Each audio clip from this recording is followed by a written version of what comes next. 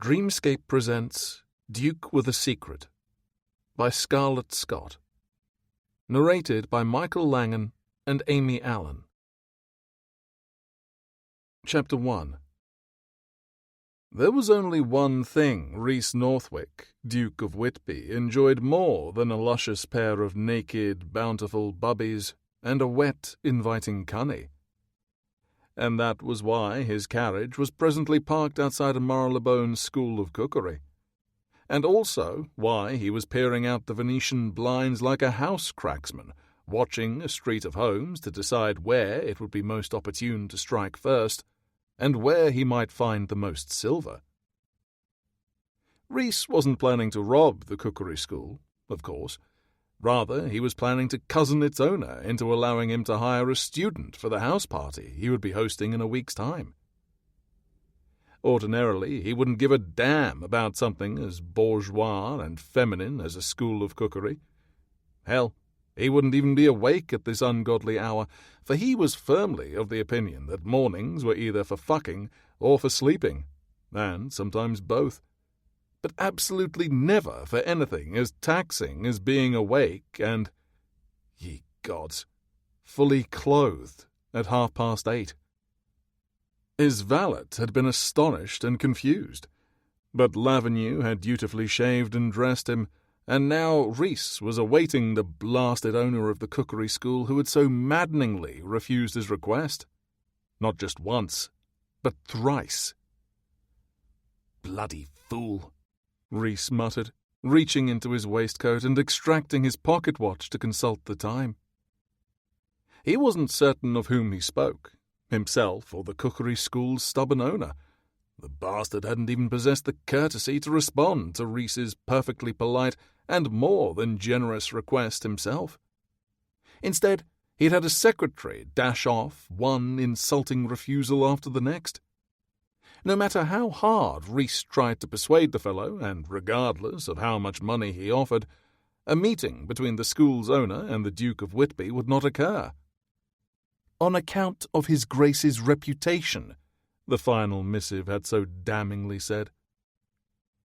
Rhys had ripped that particular epistle in two, and then he had thrown both halves into the fire, delighting in watching them catch flame and curl into grey ash. He had also decided that enough was enough. The arrogant arse would see him, today, and he would also give Rhys exactly what he wanted. Or else. A carriage drew up to the cookery school, coming to a halt before Rhys's equipage. Hastily, he stuffed his pocket watch back into his waistcoat. Drumming his fingers on his thigh, he waited, watched. Yesterday he had arrived in the afternoon, at a decent time, only to be turned away because the owner had left for the day. He had demanded to know from the stammering lackey who had attended him just when the owner deigned to arrive each morning. 9 o'clock, he had been told. He had been here for 1/4 hour already, biding his time, and now his patience was about to pay him dividends. He would not give up until he had what he wanted. The carriage door swung open. Rhys held his breath and watched as the owner of the cookery school emerged. A pair of dainty, embroidered boots first, a flash of stockings, and then the hems of a pale grey day gown, a wrap draped over small shoulders, a bonnet atop her head. What was this? An early student? He knew well enough that classes did not begin until 10 o'clock. What was the woman doing here now? Realization descended. Surely the owner of the school of cookery couldn't be a woman. Her profile was proud, head held high as she descended from her carriage. She cast a frowning look in the direction of his conveyance before she hastily walked up the front steps with the self-assured posture of a woman who knew her place in the world. And despite himself, he was intrigued. Perhaps the owner could be a woman. A vexing, maddening woman who was about to be stunningly routed in this little war of theirs. He slid off the Moroccan leather squabs and flung open his carriage door, leaping to the pavements and ignoring the steps. She was almost inside now, and he wasn't about to let her escape him. "Madam," he called. She stopped, glancing over her shoulder, too far away for him to see the details of her countenance. Her hair was a sleek ebony, confined at her nape beneath her millinery. From here, she looked vaguely familiar to him, but then he had met and bedded more than his fair share of women. It wasn't impossible that their paths had crossed somewhere along the way. She cocked her head at him, rather in the fashion of a curious bird. "Sir?" He approached her, his long-limbed strides closing the distance between them easily. She was lovely, he realized, taking her in.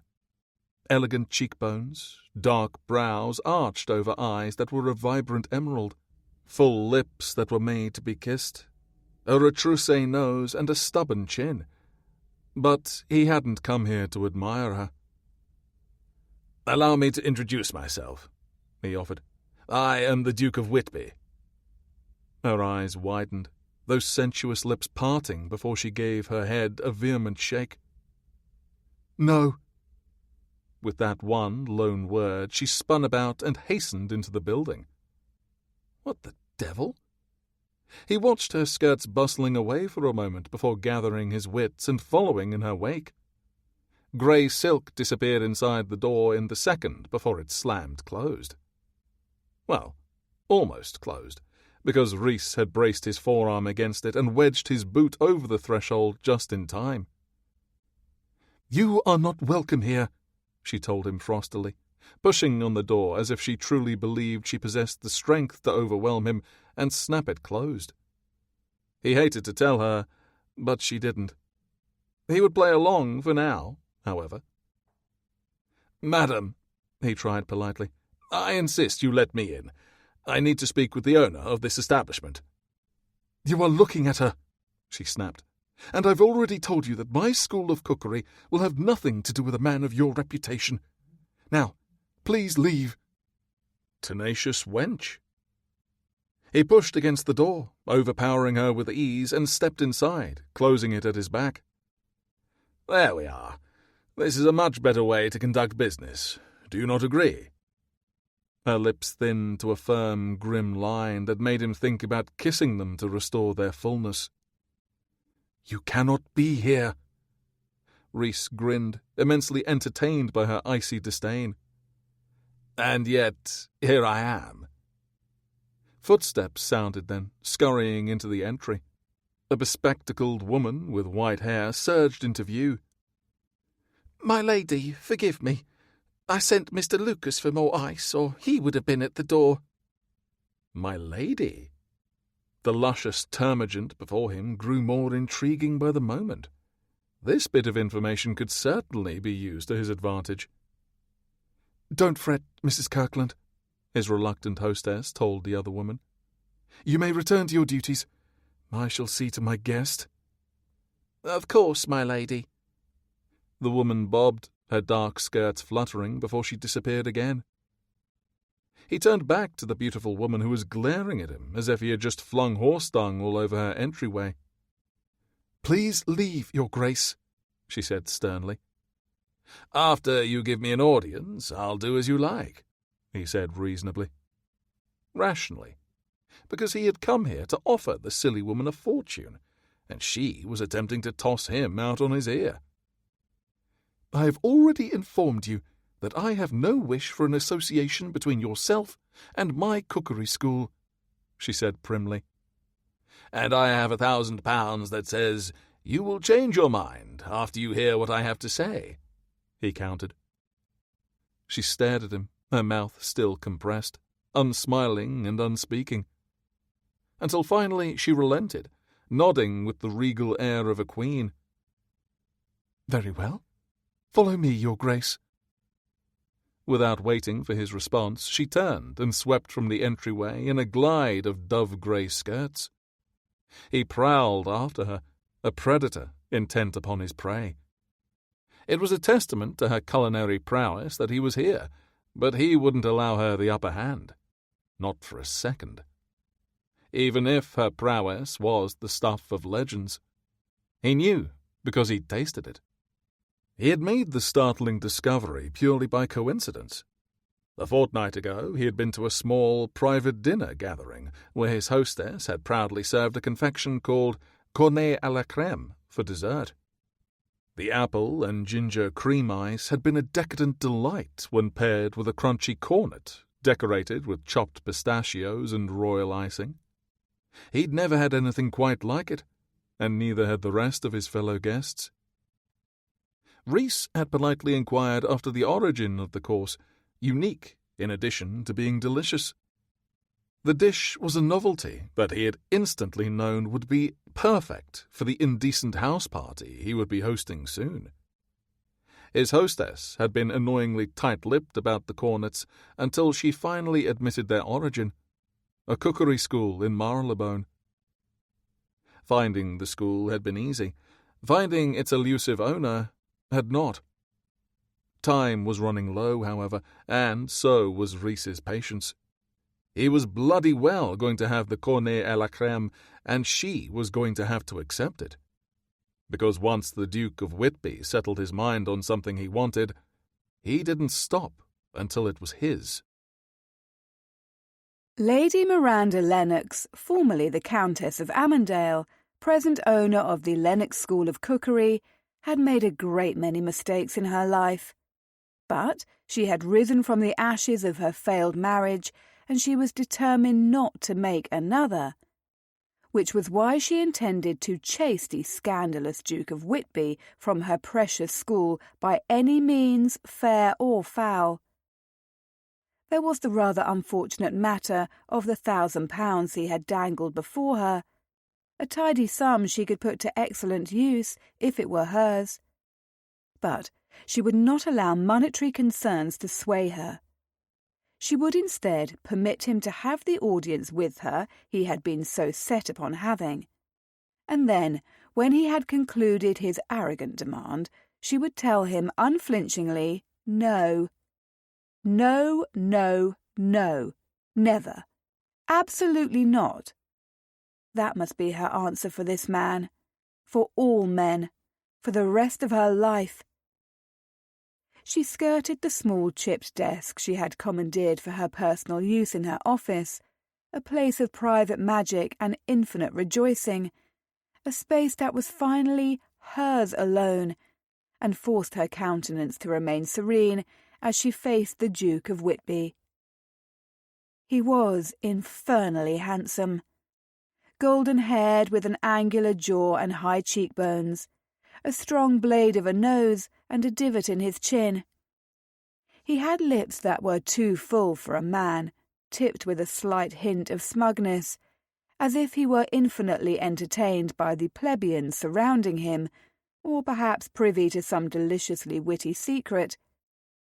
His shoulders were broad, his waist lean, and he was taller than Miranda, which was impressive, since she had forever mourned her unladylike height. But she mustn't spend too much time inspecting him. She needed to entertain his whims and then send him on his way, never to return and plague her with his scandalous presence. Miranda clasped her hands at her waist and refused to sit, not wanting him to make himself comfortable for this interview. "Please, Your Grace, relay whatever message you are intent on delivering." His gaze was a striking dark shade of blue that reminded her of a summer sky after a storm had passed, and it was settled upon her now, inspecting her in a way that felt far too familiar. "You are a lady," he said, ignoring her request. Not truly. She had surrendered her titles, her marriage, and most of her respectability, all for the chance to escape Amandale and begin anew. "I am the owner of this establishment," she said primly, instead of directly answering the unspoken question in his observation. "And a lady," he pressed. "The servant woman in the entry called you my lady just now." She exhaled, holding his stare. "Does it matter?" He stroked his jaw with ungloved fingers, drawing her attention to how nicely formed his hands were. Masculine, large, long-fingered. They weren't the pale, thin, elegant fingers of so many gentlemen in her old life. I suspect it does. I know of no other ladies in my acquaintance who are owners of cookery schools. Why was there somehow an implication of intimacy in his words? She clenched her jaw. "We are not acquainted, Your Grace." "Not well acquainted," he said agreeably, his lips turning farther upward into a sinful smile.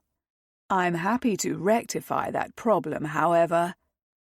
His silken words were like a caress. She forced herself to think of something dreadful. A snake slithering around her ankles, poised to strike and end her life. There, that banished the unwanted peculiar feeling rising within her. "I, however, am not, Your Grace," she informed him coolly. "Please, tell me what it is you have come here for, and I will do my best to answer." His regard warmed considerably, his smile deepening. And good heavens, why was her office so dratted overheated? Her palms were sweating. The look he gave her was nothing short of smouldering, a blatant invitation. "I begin to think I came here for more than I realized, madam," he said, arching a brow. "Please, won't you have a seat? It isn't done for a gentleman to sit in the presence of a lady, but I do so hate to conduct a private conversation while standing." She didn't mistake the sensual intent in his deep, pleasant voice. He was a wickedly handsome man, and his reputation preceded him. The Duke of Whitby was a voluptuary, but of course he was. One need only take one look at him to know he could charm a lady out of her petticoats with nothing more than a promise and a coaxing smile. Fortunately, she was immune to his charms. Snake, she thought. Hissing, vile snake. Venomous, poisonous, dangerous serpent. "I would prefer to stand," she told him, forcing a tight smile in an effort to show him just how unaffected she was by his masculine beauty and rakish wiles. He shrugged with an elegant ease, his gaze still burning into hers. "As you wish. But before we continue, perhaps you would deign to tell me your name, lovely." He had called her lovely. How achingly embarrassing it was that his compliment, meaningless and likely the same he had given to many before her, should make her feel such a deep and abiding sense of longing, should bring warmth to her cheeks and a tingle in her belly, as if a spark had settled there just waiting to burst into flame. "You may address me as Miss Lennox," she said frostily, banishing those unworthy thoughts and feelings. "Miss Lennox," he repeated, the L in her surname lingering on his tongue, as if it were something to be savoured.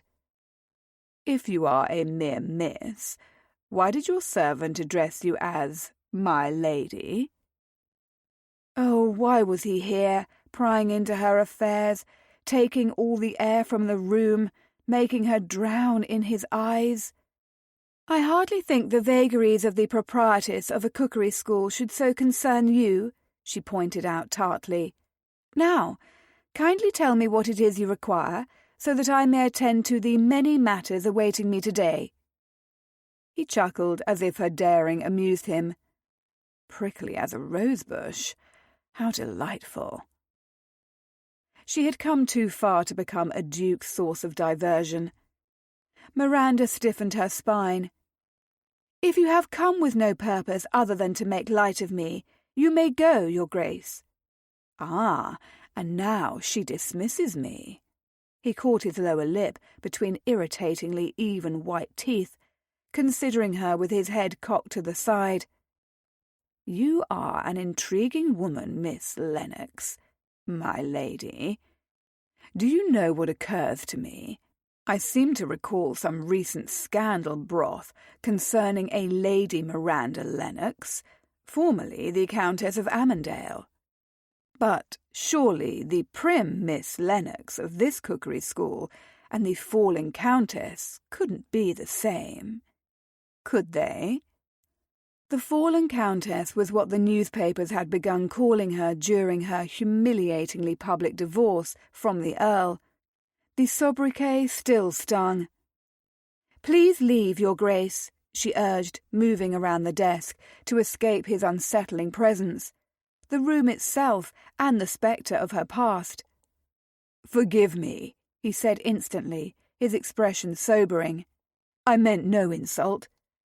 "Then you should not have repeated idle gossip." "It was badly done of me." "Yes," she agreed through clenched teeth. "It was." Bearing the mockery and scorn she had faced had been worthwhile in her estimation. Anything to escape her unhappy union.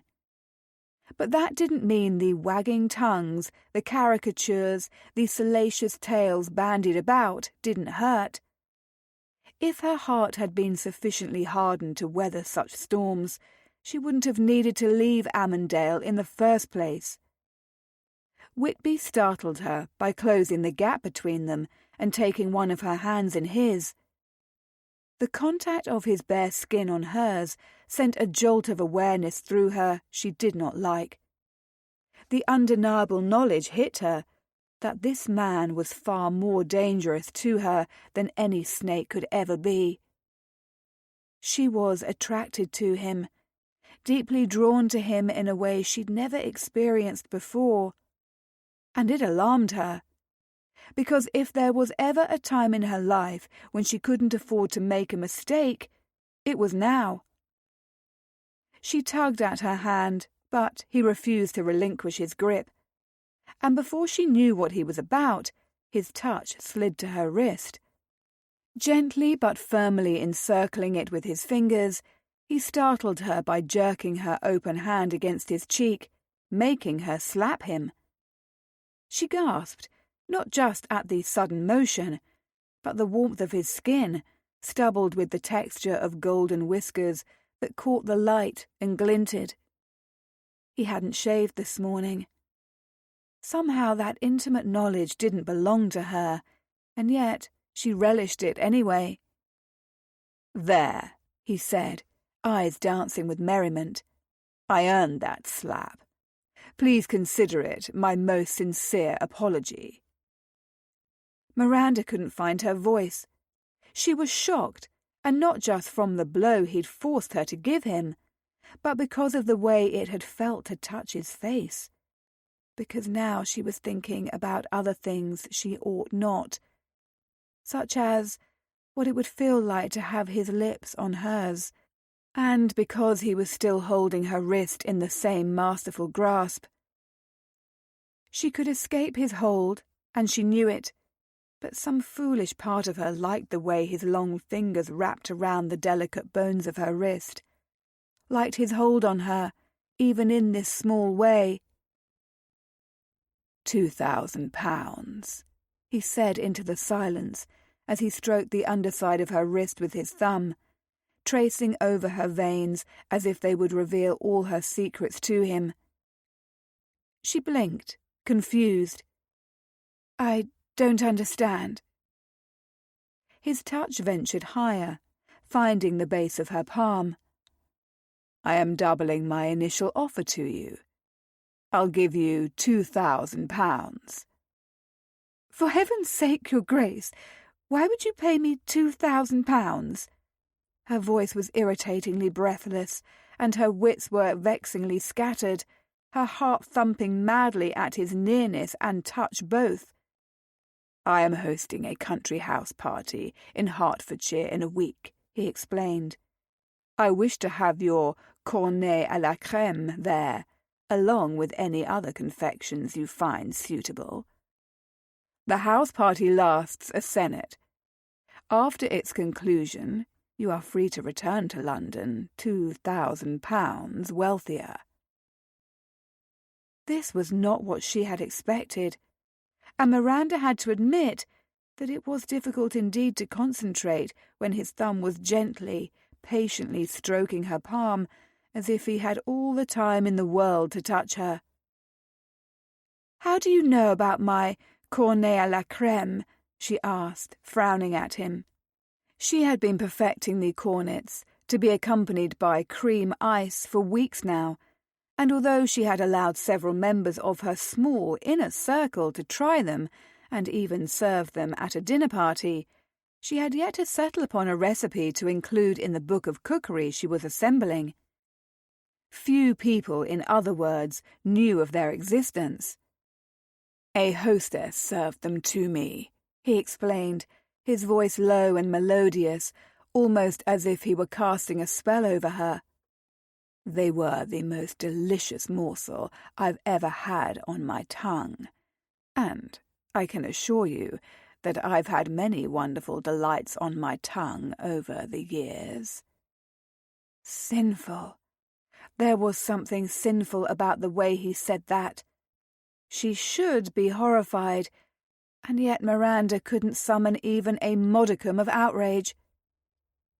"You wish me to provide your house-party guests with desserts?" she repeated, trying to keep her wits about her. It was deuced difficult when he was looking at her as he was, keeping her pinned in his dark blue stare, when he was saying such wicked things.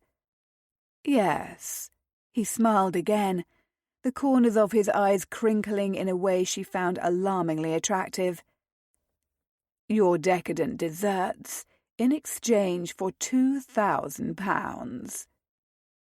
Her heart pounded faster. Such a feat could be accomplished with ease, and £2,000 could solve a host of problems currently facing her. Miranda was tempted. "I can send 2 of my most promising students to your house party," she suggested. His wandering thumb had found the centre of her palm now, and he lingered there, asserting just enough delicate pressure to give her a gentle massage. "That won't do, I'm afraid." "Why not?" Belatedly, she pulled her hand from his grasp. "Because I want you, Miss Lennox," he said, his smile fading. "No replacements shall be suitable." "I want you." Her stomach flipped. Her response was instant. "No." But the Duke of Whitby simply shook his golden head slowly, unperturbed by her refusal. "Don't give me your answer now, lovely. Think upon it. I'll return in a day or 2 for your response." He sketched an elegant bow and, without awaiting her reply, took his leave from her office. She gaped at his retreating form, utterly stunned. The Duke of Whitby was a madman. A beautiful one, but a madman nonetheless. And whenever he returned to her school of cookery, her answer would remain unchanged. Chapter 2.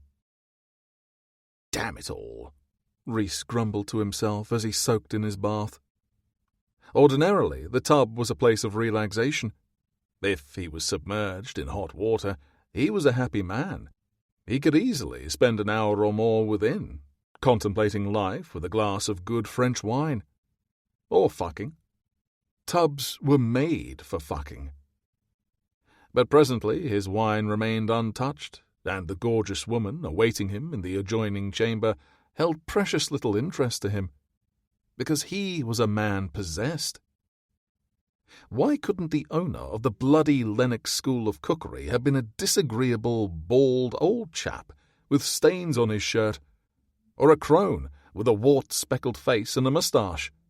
It would have made Rhys's life so much easier. But no. She had to be exquisite. It was a sin her raven hair had been swept into an unforgiving knot at her nape. A woman as lushly beautiful as Lady Miranda Lennox, or Miss Lennox as she oddly preferred to be styled, should always wear her long locks cascading down her back, preferably naked. Naturally, she'd been anything but, demurely covered in her unadorned grey gown, buttoned up to her creamy throat. But Rhys had a discerning eye, and there was no denying the lush, full breasts and curved waist hiding beneath her silk. The fallen countess, who'd had an affair with the Marquis of Waring, leading to a scandalous divorce that had been the talk of town for some time, no longer appeared to be particularly wicked or indecent. Instead, she was hiding herself away in a cookery school, of all places, creating confections that tasted as if they had been ripped from the heavens themselves, and masquerading as a lowly miss. Mystery surrounded Miranda Lennox, and Rhys couldn't deny he found it intriguing. But he was also drawn to her. Her skin had been soft and smooth and warm. She smelled of roses and orange blossoms, and he had no doubt that the woman herself was every bit as decadent and delicious as one of her culinary creations. Now he didn't just want those blasted coronets of hers. No, he wanted her. He wanted her naked and beneath him, moaning and riding him. He wanted her in this tub, bare-breasted, her hard nipples above the water so he could see if they matched her berry-pink lips before he sucked them. He wanted the water sloshing around them as he fucked her. Rhys groaned and allowed his eyes to close as his head fell back against the rim of the tub, the scene he had been inventing in his mind ever since their morning meeting, returning. His cock, already hard, stirred and lengthened beneath the warm water. He grasped himself at the base, then stroked firmly, pretending it was her dainty hand on his prick instead of his own. Speaking of scandalous, he was almost ready to come. He'd scarcely even touched himself, and yet the memory of Miranda Lennox's fluttering pulse and wide eyes, the heat of her skin burning into him, was enough. His hand moved faster, his hips undulating in mindless thrusts as he imagined her hot pussy gliding down on his cock, tightening and welcoming him deep. As he imagined, suckling her breasts and licking those pretty nipples and nibbling on her shoulders, threading his fingers through her long, dark hair and filling her with his spend. If he breathed deeply enough, he could almost discern her scent. His breaths were faster now, ragged. His need was boiling, an ache deep in his bollocks telling him he was close. But then the scent grew stronger, and it wasn't his imagination, but it was all wrong. It was roses and ambergris instead of orange blossom, and a throaty chuckle cut through the silence as a feminine hand closed over his beneath the water.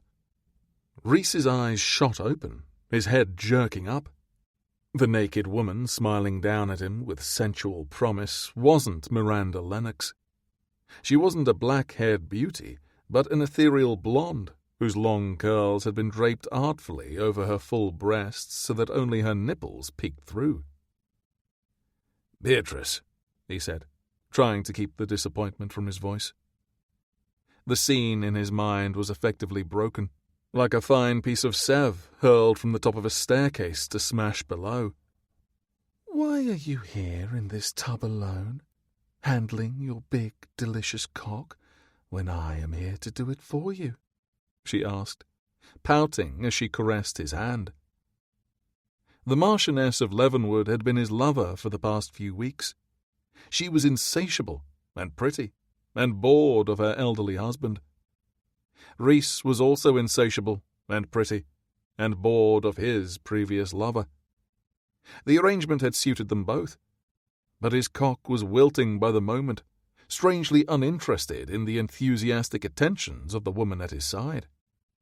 He released his softening shaft and gently drew her hand above water, bringing it to his lips for a kiss. "I was washing," he lied. "Why don't you wait for me? I'll be finished with my bath soon." What he truly meant was that he would be finished taking himself in hand to the thoughts of the sharp-tongued beauty he had clashed with earlier that day. The notion of bedding Beatrice when all he wanted was Miranda left him feeling cold. He couldn't do it. And that was a problem in itself. When had the Duke of Whitby ever turned down a beautiful woman who wanted him? Never. "Let me bathe you," Beatrice invited, undeterred as she dangled her bountiful bubbies in his face. Rhys adored breasts. The bigger the better. He loved women with rounded rumps and curved waists and soft bellies. He could write odes to sweetly seductive feminine forms. Beatrice would put any Venus to shame, and yet as he stared at the creamy flesh offered to him, he felt nothing, not even a stirring of desire. His raging cock-stand had gone utterly soft. "Perhaps another evening, my dear," he denied smoothly. "The day has been a long one." But Beatrice was determined. She licked her lips. "Do you want my mouth?" He thoroughly enjoyed a woman sucking his cock, and yet, again, his stubborn prick refused to so much as twitch. This was damned out of the ordinary. "Not tonight, sweeting." She plumped up her breasts, cupping them in her hands, and shook her head so that her hair fell enticingly down her back, baring herself to him entirely. "Do you want to fuck my bubbies?" He glanced at her ripe breasts, pressed together just as he liked, but all he could think about was the enigmatic former countess in her tepid gown, those dainty hands capable of crafting such divine delights, that pretty pink mouth firmed into a disapproving line. What he wouldn't give to kiss the condemnation from her lips. Unfortunately, it wasn't Miranda Lennox offering herself to him just now, however. It was Beatrice, awaiting his response, her sultry gaze assured that his answer would be yes. "I'm afraid that I'm quite tiresome and poor company tonight. As tempting as your offer is, all I want is a bath and some sleep," he told her gently, the same feeling of finality settling in his chest that he inevitably reached when he had tired of his lover of the moment. As beautiful as Beatrice was, as enjoyable as he found her company, and as talented as she was in the bedchamber, she had become a shadow in the face of a blazing, burning sun. She frowned, her expression stunned. "You don't want to bed me?" He couldn't blame her. Their time together had been enthusiastically passionate, but he did not keep two lovers at the same time. Rhys was a rake, but he did have compunction, and whilst he was with one woman, he was loyal to her. "It isn't that," he reassured her gently. "Of course I want to bed you. You're unutterably lovely." Her eyes narrowed. "It's someone else, isn't it? Who is she?" He wasn't going to answer those questions. A pang of guilt sliced through him. It wasn't his intention to hurt Beatrice's feelings, but every association ran its course. This one was done. He felt it in his bones. "Tomorrow, pay a call to Edwards & Co., he told her softly. "I'll inform them in the morning that you will be visiting their establishment. Choose whatever piece of jewellery pleases you." Understanding dawned on her face, joining the shock. Beatrice had always been calm. He had enjoyed that quality in her.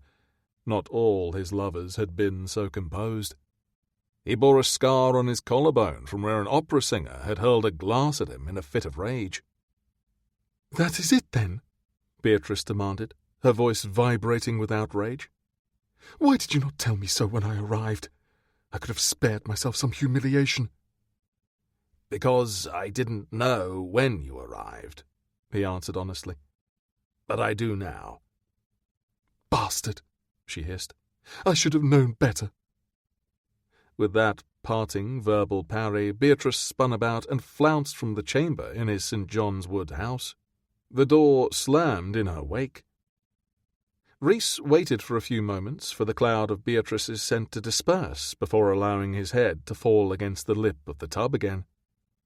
With a heavy sigh, he closed his eyes and saw emerald eyes fringed with long, sooty lashes, a mouth he couldn't wait to possess, and the promise of full, heavy breasts hidden beneath her modest bodice.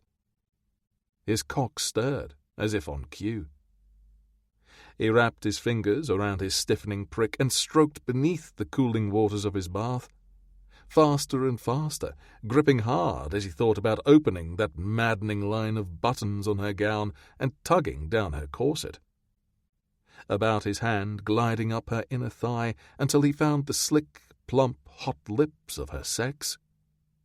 He would part her folds and seek her pearl, play with her until she cried out his name, lift her skirts and sink deep inside her pussy while he sucked her sweet nipples. It was too much. Not enough. Need roared through him, and he held his breath, working his cock until he came with a low groan, his seed jetting into the water to thoughts of making her his. His breathing was ragged, his heart thundering in his chest, and he'd just had one of his best orgasms in recent memory, but he hadn't even touched her yet. There was no denying it. He wanted Miranda Lennox, and he was damned well going to have her, and her cornets and cream ice too. She wasn't going to surrender to temptation. Miranda inwardly reminded herself with stern determination for at least the 10th time that morning as she pored over the ledgers for the school. One thing was becoming increasingly apparent. The funds she had managed to scrape together to begin the Lennox School of Cookery were thinning with more haste than she had supposed they would. She needed more pupils. With each day, her advertisements appeared in every daily newspaper she could find, from the Morning Post to the Times. She needed that £2,000. No, she muttered to herself as she finished a column of sums and settled her pen back in its glass holder. I do not need his £2,000. That was a lie, however, and the glaring obviousness on the ledger page before her told her so. Yesterday they had lost more fish and other ingredients that were unable to be kept for more than a day to a lack of pupils present to prepare the dishes. This pattern could not continue, or her fledgling school would be at the end before it had even completed its first 3 months. Amandale would no doubt revel in her abject failure. Securing the building had been her greatest expense, but then there was the men and women in her employ, the supplies, the endless need to pay for placements in newspapers. So much was reliant upon her success and her ability not just to attract new pupils and income for the school, but to publish her cookbooks and to grow her employment agency. All of it in the name of giving women the means of securing their own futures instead of relying upon the men in their lives. Freedom. It was what Miranda had now, finally, at long last for the first time in her life. She hadn't realized just how costly that liberation would prove, and in every way. A subtle knock at her office door interrupted Miranda's frustrated musings. "Come," she called, straightening her spine and pinning a sunny smile to her lips. Mrs. Kirkland appeared at the threshold, frowning. "My lady, forgive me for interrupting, but His Grace the Duke of Whitby is demanding to see you." He was here. Warmth coursed through her, something deep within her fluttering to life. She swallowed hard. "I must see to the lesson on savouries today. Please tell His Grace that he may call another day." "Of course, my lady." Mrs. Kirkland dipped into a curtsy in a show of deference Miranda had already told the other woman she didn't require. But she had been one of the few members of her old life whose loyalty had been strong. Mrs. Kirkland continued to observe the strict societal deference that had existed upon their first meeting 6 years ago when Miranda had been a shy young bride, terrified of ruling over her husband's household. Miranda couldn't lie. There had been something inherently satisfying about taking Amandale's prized housekeeper with her. She had been able to offer a more appealing situation. overseeing the school to Mrs. Kirkland, and now she was relying upon Miranda just like so many others. "How disappointing." The deep masculine drawl had her jolting in her seat as she glanced up to find a familiar, elegant gentleman hovering just behind the unsuspecting Mrs. Kirkland. "Your Grace," she greeted grimly. "I'm afraid I haven't the time to speak with you just now. I have a lesson to teach and pupils awaiting me." In truth, the classes were not set to begin for another hour. But Whitby didn't need to know that. What he needed to do was take his handsome self back to wherever he had come from, to stay away from her, to no longer tempt her with either his presence or the impressive sum he had offered for her services. "I promise not to keep you for long," he said, unmoved by her plea. It was clear he was a man who was accustomed to having his way in all matters. His kingly air of potent command was overwhelming. Mrs. Kirkland cast a fretful look in Miranda's direction. What could she do? Have a row with him before the faithful retainer who had followed her from Amandale's employ? No, she must remain circumspect. Miranda smiled at the former housekeeper. "Thank you, Mrs. Kirkland. I shall see to his Grace's concerns and then proceed to today's lesson." "Of course, my lady." Mrs. Kirkland dipped into a curtsy and hastened from Miranda's office. Leaving her alone with the Duke, who prowled into the chamber with leonine grace and a complete lack of contrition for his interruption to the serenity of her day. "What is today's lesson?" he asked as he seated himself in a chair opposite her desk. "Hot and cold savouries," she answered, taken aback by his question and familiarity, settling in as if he belonged here. He grinned. "Are your lessons open to gentlemen?" And dear heavens, but something inside her was melting faster than cream ice in the sun. The Duke of Whitby was far too handsome, and when those summer storm eyes of his twinkled with devilish merriment, she couldn't help but want to smile back at him. But she wouldn't, because his reputation was notorious, and because if she caused even the slightest hint of further scandal, the fledgling business she had managed to build would disintegrate into the ethers, and she would be left with nothing. "No," she blurted, then straightened her spine. "The School of Cookery is not for gentlemen. I'm afraid you would be most unwelcome." "Pity." Idly he drummed his long fingers on the arm of his chair. "How many pupils do you have, Miss Lennox?"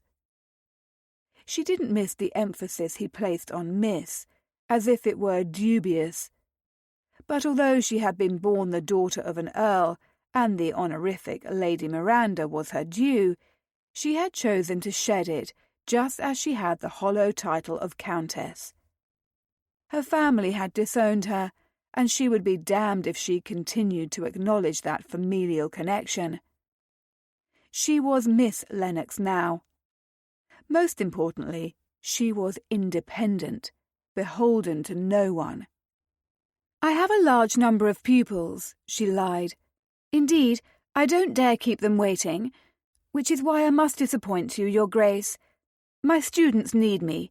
I must refuse your generous offer." Proud of her control in issuing the pronouncement, she rose with as much stateliness as she could muster, given her present discomfiture. The Duke of Whitby left her flustered and hot and uncomfortably aware of his blazing masculinity. He made her feel vulnerable in a way she hadn't in some time. "Sit," he instructed, his tone languorous, as if they had all day to conduct a tete-a-tete and suit his whims. "I am not a dog, Your Grace, nor am I your servant," she informed him with icy reserve. "You cannot command me." "Of course you are neither," he gestured implacably. Do sit down, lovely Miss Lennox." It was the second time he had referred to her as lovely, and whilst she had once felt quite pretty, her bitter marriage had left her without vanity. She hadn't even thought about her appearance, other than to make certain she was properly dressed. The weakest part of her could not help but warm to his praise, to long for more of it. Ruthlessly she banished such ridiculous feelings. "As I said, my pupils await me," she countered, refusing to obey him and seat herself again. The less time she spent in this magnetic duke's presence, the better. "If you shall not sit, then I reckon I must rise," he said, standing. "Pupils, you say?" "Yes." She held his gaze, hoping he couldn't read the desperation in her eyes. "They are the reason my school can continue to exist." He stroked his jaw, his expression turning thoughtful. "It is interesting indeed to me that a handful of pupils are able to keep such an establishment flush in funds." She stiffened. "I have more than a handful, Your Grace." He sauntered around her desk, drawing dangerously near, invading her personal territory. "That is not what I've heard from your neighbours." "My neighbours?" She was astonished. Had he been conducting interviews? The sheer nerve. "Those whom I was fortunate to speak with," he said, propping his hip on the end of her desk in an indolent pose and trapping her neatly where she was. She could not flee this corner of her office without moving past him, and she could not bear to do so, lest she touch any part of his person. Miranda crossed her arms over her chest. "And what tales have my neighbours been telling?" "Only that the trail of students into your still relatively new Lennox School of Cookery has been a trickle at best." He paused, his gaze dipping to her folded arms, and curse him, if she didn't feel the heat of his gaze to her toes. If it didn't make her breasts tingle and her nipples tighten to hard points. "Some think you shall fail within the next few months, given the expense of upkeep. Fresh ingredients daily that are never used, fish, butter, eggs, to say nothing of the fruits and all that ice." He shook his head. "A terrible shame, according to the fellow across the street." Her pride forced her to carry on, even if what Whitby said was not entirely wrong. "Any excess is sent to the orphanages who welcome it. Nothing goes to waste." "Generous of you, to be sure, madam. But can your coffers withstand such largesse?"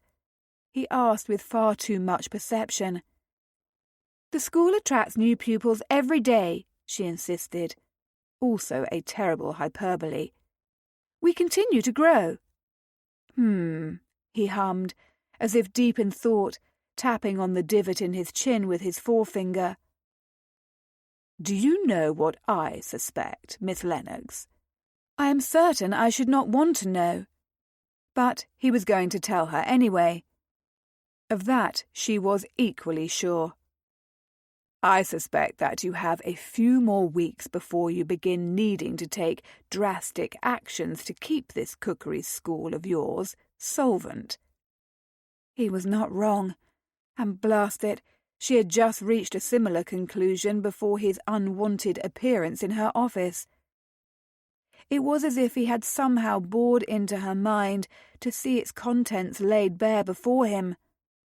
Either that, or her dire straits were painfully plain for everyone to see. Her last futile hope was about to be ruthlessly dashed. "How amusing, Your Grace," she said tightly. "I do so hate to disappoint you, but your suppositions are all wrong." "Prove it to me, then." He was unrelenting and nettlesome. Her chin went up. "I need not prove anything to you." "So I am correct." "You are not correct." She glared at him, huffing with indignation she had no right to feel. "You are decidedly wrong." "Is it your pride that stops you from accepting my offer, Miss Lennox?" He cocked his head, studying her with an intensity that made her long to shield herself from him. What did this glorious rake see when he looked upon her? Some foolish part of Miranda was desperate to know, and terrified at the prospect of what she would discover just the same. "Accepting your offer would be disastrous," she told him firmly. "My reputation has sustained enough damage, and I cannot afford to place myself in an unseemly position at a house party hosted by a notorious rake." "Am I notorious? I confess I didn't know." He smiled, looking amused again. "You assume anyone would know you were present at the house party. I can assure you that every guest in attendance adheres to a strict policy of secrecy." "You may wish to believe so, Your Grace, but no one knows better than I do how swiftly, eagerly, and viciously tongues wag." His levity faded, his countenance turning serious. "My guests do not dare breathe a word of what happens at my house parties, or who is present. When I tell you that your reputation will be unblemished by attending, it is not an empty promise." "I have been promised a great many things before, and all of them were lies. You must forgive my reticence." Miranda couldn't keep the bitterness from her voice. Some old wounds were slow to heal. Perhaps they never would. "Not by me, however." He straightened, his pose no longer languid, but instead alert as he loomed over her. "I pride myself upon being a man of my word." She wanted to believe him. He seemed earnest enough. But the past had taught her to trust almost no one. And anyway, it did not signify. She couldn't accept his offer. Didn't dare. Miranda forced a polite smile, trying not to note his proximity, or the way his scent, amber, musk, and forest, curled around her like a loving embrace. "Nonetheless, I am afraid that my answer must be no." "If £2,000 does not persuade you, then perhaps 3,000 will," he said, shocking her. £3,000. It was a veritable fortune in terms of what it could do to support her school. It would give her the ability to publish her cookbook on her own. It would grant her the means to do so much, without the crushing dread that her debts would forever outweigh her ability to pay them. "Just think how £3,000 could comfortably keep you and your school of cookery afloat," Whitby added in his low melodic voice. His voice was an invitation to sin. So was his face, everything about him. She should refuse his offer yet again. "When is this house party of yours?" she found herself asking instead. "I do believe you mentioned it yesterday, but it has flitted from my mind." "In 6 days. Ah, yes, he had told her a week yesterday. Scarcely any time to prepare herself. Oh, what was she thinking? Surely she was not truly entertaining this outrageous proposal of his, was she? "You must be mad to spend £3,000 for dessert courses," she said, which was decidedly not the denial she needed, and would scarcely further her cause if she were indeed considering his proposition, which, of course, she wasn't. His sensual lips curved upward again. "I spend far more on considerably less." There had been a period of Miranda's life when money had not concerned her. She had been cosseted as an earl's daughter, and then she had been a countess. Not cosseted, certainly, but Amandale had been wealthy. Gowns, jewels, a carriage, and a house filled with domestics had all been without price. Her life had altered considerably.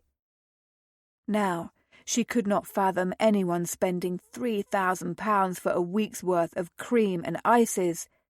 But if he was willing to outlay that greater sum, then why should she not ask for more? "Taking a week away from my pupils would cost the school lost revenue," she countered. He chuckled, the sound low and decadent. "The business woman emerges. You and I both know that you haven't enough pupils to earn £100 in a week, let alone 3,000. However, I have a further proposition for you." He was all silken persuasion. Miranda longed to press her back into the corner, to put some distance between herself and the tempting Duke. However, she knew that doing so would only show her vulnerability. So she remained where she was, near enough to touch him, to breathe him in, to find herself yearning, impossibly, for more than she could ever dare. She swallowed against an insidious rush of longing. "What is your further proposition?" "It involves something more than dessert." His stormy blue gaze swept down her form, making her feel as if he could see beneath her modest gown. "Danger," warned a voice within her. "Nothing but danger lurks ahead. Save yourself before it is too late." But she had already ventured this far. She raised a brow. "Oh?" "And something more than £3,000, he added.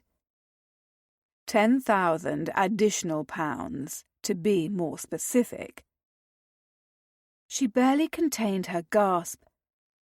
"Your Grace, if you are suggesting something depraved—" "Hardly depraved," he interrupted smoothly, his gaze burning into hers. "What I propose is a bargain, Miss Lennox. For £3,000, come to Hertfordshire and provide my guests with your unparalleled creations. By the week's end, you will be free to return to your school and your pupils. If, however, you are amenable at the end of the week, I will give you an additional £10,000 for a full month of your time." Her eyes narrowed. A full month's worth of desserts in exchange for £10,000? No one would make such an extravagant and ludicrous bargain, not unless he wanted something more. And whilst Whitby had not explicitly stated what he expected of her, she was no innocent miss. He reached for her then, nothing more than a lone brush of his forefinger along her jaw, as if he drew a line there on her bare skin. The touch was so fleeting, she might have believed she had imagined it, if not for the trail of fire he left in his wake and the accompanying burst of desire. Stupid desire, fruitless desire, dangerous desire. "A month of your time," he repeated. Outrage warred with something else. Interest. She pinned him with a glare. "You said you weren't suggesting something depraved." But Whitby only smiled, a devilish smile, a knowing one. "I suppose that depends upon your definition of depraved. I promise you that it would be a very enjoyable month, Miss Lennox. Or may I call you Miranda?" "You may call me Miss Lennox," she said crisply, her fingers clenching in her skirts. "I'll be honest with you, Miss Lennox," he said, taking his time on her name and drawing it out. "I desire you, but I want you to desire me as well. If at the week's end you find yourself uninterested in pursuing an association between the two of us, you will be free to leave £3,000 wealthier. However, if you should desire to continue, in a discreet fashion of course, you will receive £10,000 in return for 1 month.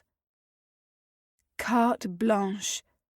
The Duke of Whitby was asking her to be his mistress, was offering her money to share his bed. What would that make her? A kept woman? No, she bit out. I will not be paid to be your strumpet. You would hardly be that, he said with a small smile. But either way, I don't want your answer to the latter portion of my offer now. Save it for the house party's end. For today, all I require is your answer concerning the £3,000 and your heavenly cream ices and cornets. He thought her cream ice and cornets heavenly. Miranda couldn't deny the notion pleased her. For all her life, her true passions and aspirations had been repressed. Ladies did not toil in kitchens.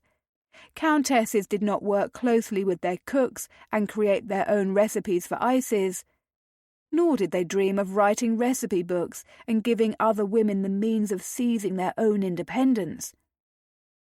A flush stole over her cheeks as he continued to regard her in that thorough, frankly sensual way.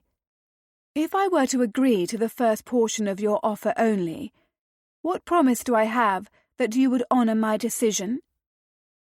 He took one step closer, bringing their bodies nearly flush, and leaned down to murmur in her ear, I only bed willing women. Her knees trembled. His breath was hot and sweetly scented of mint. Her body's reaction was instant, longing unfurling deep within her. Her marriage with Amandale had been a cold one, but that didn't mean she didn't remember what longing had felt like, nor did it make her incapable of feeling now. She jerked her head back, nearly cracking her skull on the plaster behind her. Then I need not fear you will go back on your word. Do you agree to delight the guests of my house party with your exceptional ices and desserts? He asked, clasping his hands behind his back. Her common sense told her to cry out a denial and charge out of the room, to run far and run fast.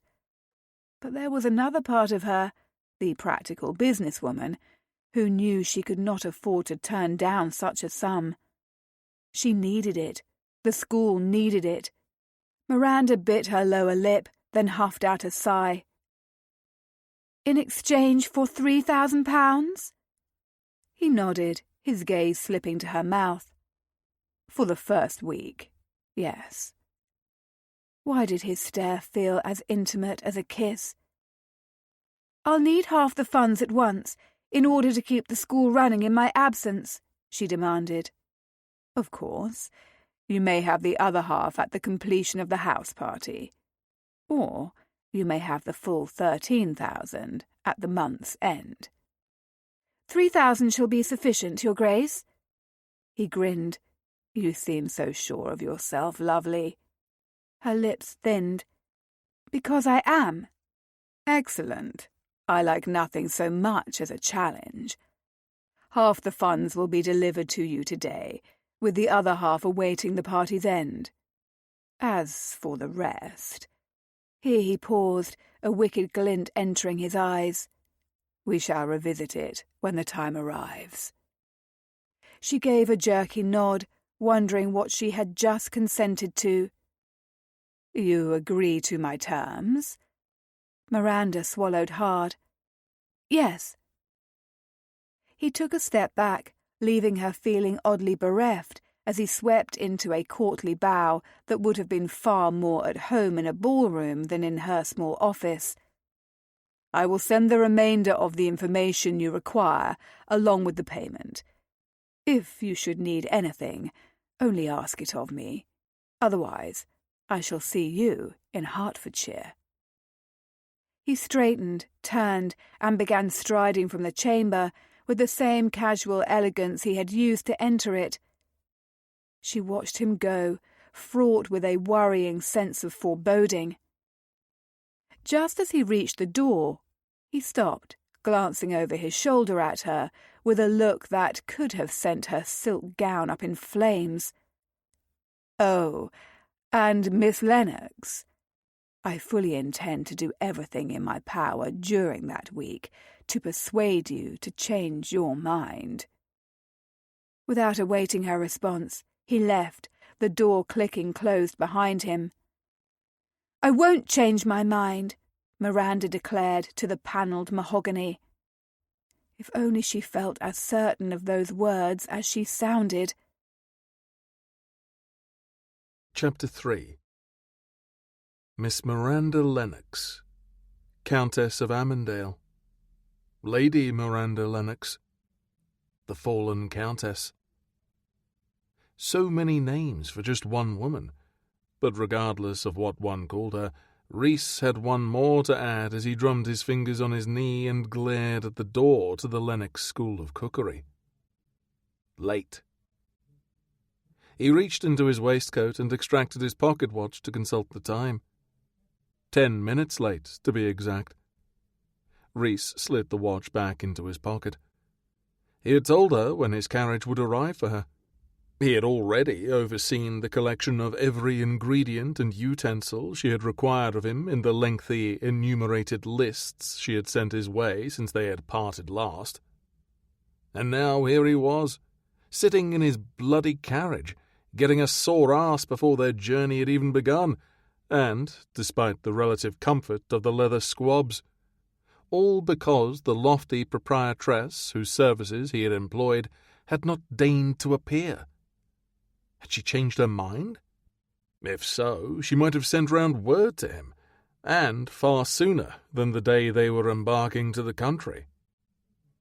He had done everything she required of him, even using an unmarked conveyance to meet at her place of business so as to maintain strict secrecy and professionalism. Of course, she couldn't know, and she didn't need to know, that this little display of decorum for her benefit would end the moment she entered this carriage.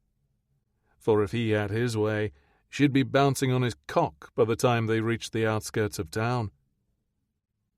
As Rhys was no fool, he very much doubted he would have his way. His Miranda was quite firm in her belief that she could remain impervious to his rakish charm.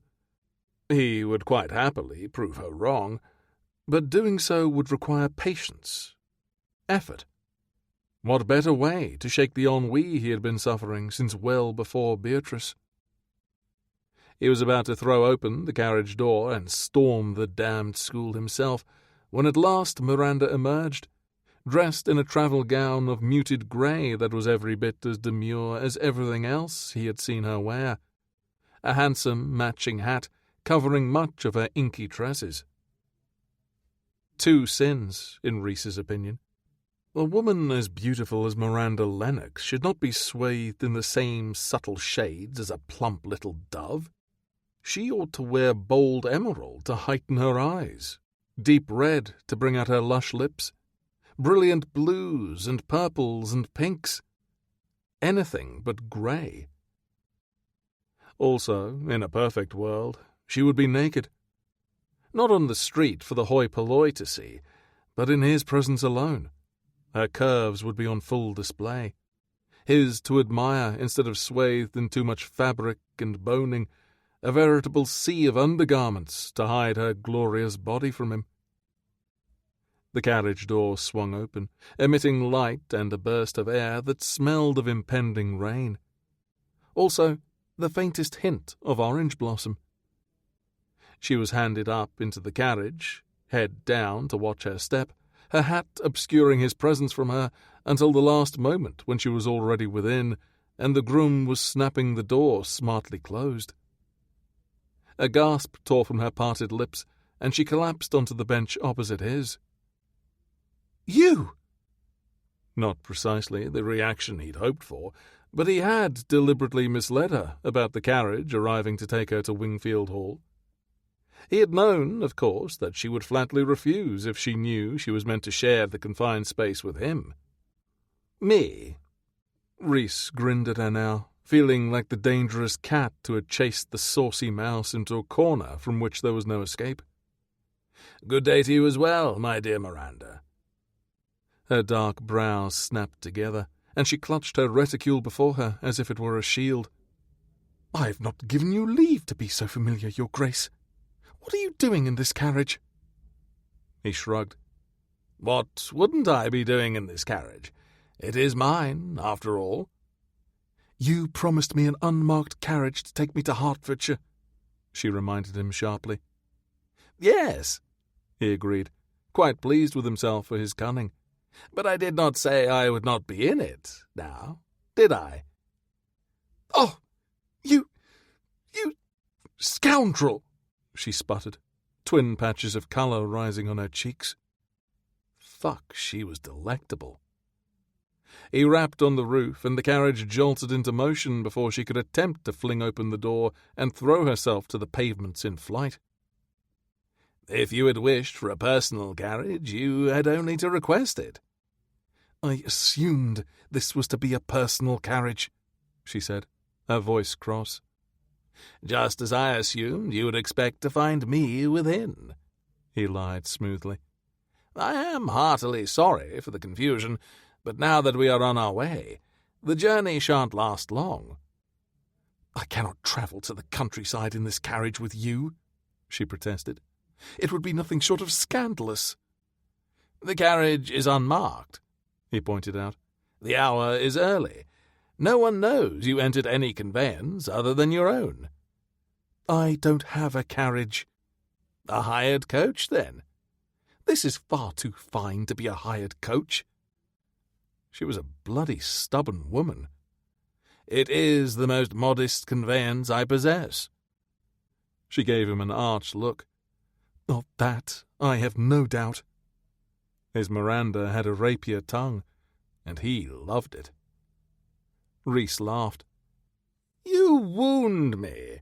Do you mean to imply I am a vainglorious gentleman?" "I mean to imply that you lied to me about the carriage that would take me to the house party," she said pointedly, apparently not about to be distracted from her original source of displeasure with him. "Lied is a strong and ugly word. As we already agreed, the travel arrangements were a mere misunderstanding," he said magnanimously. "One that is in your favour." He allowed his gaze to slip to her tempting, pouting lips for a moment, before meeting her disapproving stare once more. "It could be in yours as well, if you but allow it, my dear Miranda." "Miss Lennox," she corrected icily. "No, I do think it shall be Miranda when we are alone," Reese decided. "Which will be as often as I can possibly manage," he kept to himself. "This was a mistake," she pronounced, sliding to the edge of her seat. "Please take me back to the school. I have changed my mind." His sweet purveyor of decadent cream ices. She wasn't so naive that she believed he was going to turn the carriage around and deliver her back to the haven of her school, was she? "You cannot change your mind," he reminded her. "I have already furnished you with £1,500. The colour fled her cheeks. "You also said that you prefer women who are willing, Your Grace." Well, sweet God, what did she think he was going to do? Tear her gown off and fuck her on the Moroccan leather? That hasn't changed. And she would be more than willing. If there was anything Reese knew, it was how to seduce a woman. Judging from the palpable attraction crackling between them like roaring flames, said conquest would prove easy, despite her determination to cling to her prim facade. There was a passionate woman hiding in the depths of her eyes, and he would find her. "Then you cannot insist upon seducing me in this carriage," Miranda bit out, looking flustered. "What an imagination you have! I'm planning nothing of the sort, I promise." Her eyes narrowed. "You aren't?" "Of course not." He beamed at her. "Since you required 2 carriages of provisions to be sent ahead, this was the only vehicle remaining in my stables. Short of having the 2 of us travel with the cookery, fruits, and ice, this is the best I can provide." A lie. Reese had more carriages at his disposal, but he hadn't been about to lose this opportunity to be alone with her for the duration of the journey to Wingfield Hall. "You did manage to find everything I requested?" she asked, her agile mind now going to the task awaiting her. A suitable distraction for the moment, at least until it was truly too late to turn around and deliver her back to safety. "My servants are unparalleled," he told her. "I cannot accept the praise that is due them. All I did was provide them with your intricately detailed list." She nodded. "Yes, that is quite good. And as for the items I needed from my school? My ice caves?" Reese still didn't know what the bloody hell an ice cave was, but he didn't want to ask. "Naturally." Another nod. "Thank you, Your Grace." She paused, frowning. "But you must see how inappropriate it is for me to travel anywhere with you." "If it is up to me, you should be doing far more interesting things with me than travelling in a boring carriage to Hertfordshire before our association is done," he said. Her raven eyebrows winged upward, her emerald eyes widening. "I have already told you. Anything improper is out of the question." "On the contrary, nothing is out of the question." He decided to relent, not wanting to push her too far. They had time aplenty. "However, I will accept your refusal of my suit." Her shoulders stiffened, the pose of a warrior goddess going into battle. "I would hardly call making me your mistress pressing your suit. You are not courting me. There is nothing proper about this set of circumstances." "I don't court, my dear Miranda. I fuck." She gasped. "Your Grace!" Well, blast. There went his attempt at trying not to push her too far. And so soon. Still, it was worth it to watch the colour creeping back into her cheeks, the flush travelling up her creamy throat beyond the maddening set of buttons bisecting her bodice. Her allure was so potent he could practically taste it on his tongue. He couldn't recall ever wanting a woman more. "Forgive me," he winked at her. "I am sometimes too forthright for my own good, I'm told." Her gloved fingers were twisting on her reticule, worrying it. Her lush lips tightened. "I will not. I have no intention of. You may do whatever it is you like with someone else. This is a business arrangement. I am providing your guests with desserts for a week. That is all." Watching her attempt to avoid repeating what he had just said made his cock twitch. If only she knew how tempting she was, she would likely pitch herself from the conveyance here and now. The danger to herself be damned. "Of course," he agreed. "Unless you change your mind, that is." "I shan't." Reese smiled. "As you wish." "You say that in a tone of disbelief, or perhaps mockery, as if I could not possibly refuse you." "To be fair, no woman has." Her nostrils flared as she sucked in air. "Then I shall be the first." Reese said nothing, merely continued smiling. She could keep telling herself that all she liked. They both knew it wouldn't be true. She was trapped in a hell of her own foolish making. Trapped in a carriage with the Duke of Whitby, who was unfairly dashing this morning, his hat settled on the squabs at his side to reveal his blonde hair. Sunlight was presently streaming through the slats of the Venetian blinds, making his wavy locks glint as if they were fashioned of spun gold. His long legs were stretched out, his ankles crossed, his trousers brushing her skirts with each sway of the carriage over the roads carrying them farther from London. Farther from sanity as well, it seemed. This was her fault.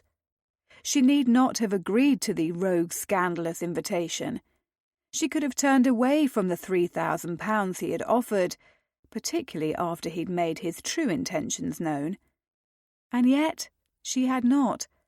She had believed herself capable of remaining unaffected by his handsome face, his charm, and his every heated, rakish look, that suggested they ought to adjourn to a bedroom at once. Digging into her reticule, she fished out a fan. Heavens, she was overheating. With a snap of her wrist, it opened, and she proceeded to wave the stagnant air in an attempt to cool herself. But that was all wrong, because the air smelled of him, and he smelled despicably inviting. Like a forbidden forest tinged with musk and sin. It didn't help that he was so elegant, so sure of himself, so quick-witted and confident, everything she could not resist. And then there were his words, his wicked, wicked words. "I don't court, my dear Miranda. I fuck." She went even hotter just thinking about them again. How would she survive this week? How would she resist him? He was like the sun, burning hot and bright, dangerous to look upon for too long. At the moment, resistance was not her problem, at least, because the Duke of Whitby was sound asleep. Head tipped back to reveal the sturdy column of his throat, his Adam's apple a prominent bulge, his lips parted, his breathing even, those storm-filled eyes thankfully closed. How could he sleep at a time like this? He had cozened her into sharing a carriage with him, said all manner of sinful, wrong things, had scorched her with his words, with his stare, with his blatant intent to seduce her. And her body had a mind of its own, still reeling, still filled with unbearable, unwanted desire. She was not meant to be a creature of passion. She was meant to remain stoic, to cling to her honour. She needed her reputation. She was beyond discomforted. She was bothered. She was overheated. Miranda shifted on her seat, pressing her thighs together to stave off the unsettling ache between them. But it was no use. The longing just persisted, if anything, growing stronger. And meanwhile, her fellow passenger was blissfully asleep. Why couldn't he snore? Or drool? Why did he have to be so unfairly breathtaking and elegant and handsome, even in slumber? She huffed an irritated sigh and fussed with her skirts to distract herself. "Are you uncomfortable, Miranda?" The velvet-soft question had her gaze jolting back to Whitby, whose eyes were still closed. "I thought you were asleep." His lips curved upward in a slight smile. "Merely resting. Do you know I had to wake despicably early today? Yea, gods, I dare say it was even before the sun rose. A terrible travesty, really. Travel can be so tiresome." "I have been awake for hours already," she told him pointedly. "Rising with the sun is good for one's constitution." He opened his eyes, nary a hint of drowsiness in their glittering depths. "I would beg to differ. Of course, it would not be done for a duke to rise early. Waking at dawn was for lower classes. But Miranda now found herself in a curious world where she no longer belonged anywhere.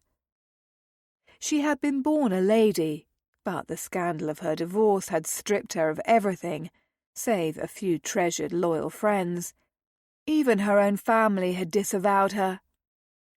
But she mustn't dwell on such unpleasantness, for the Duke of Whitby was watching her again, seeing too much, she feared.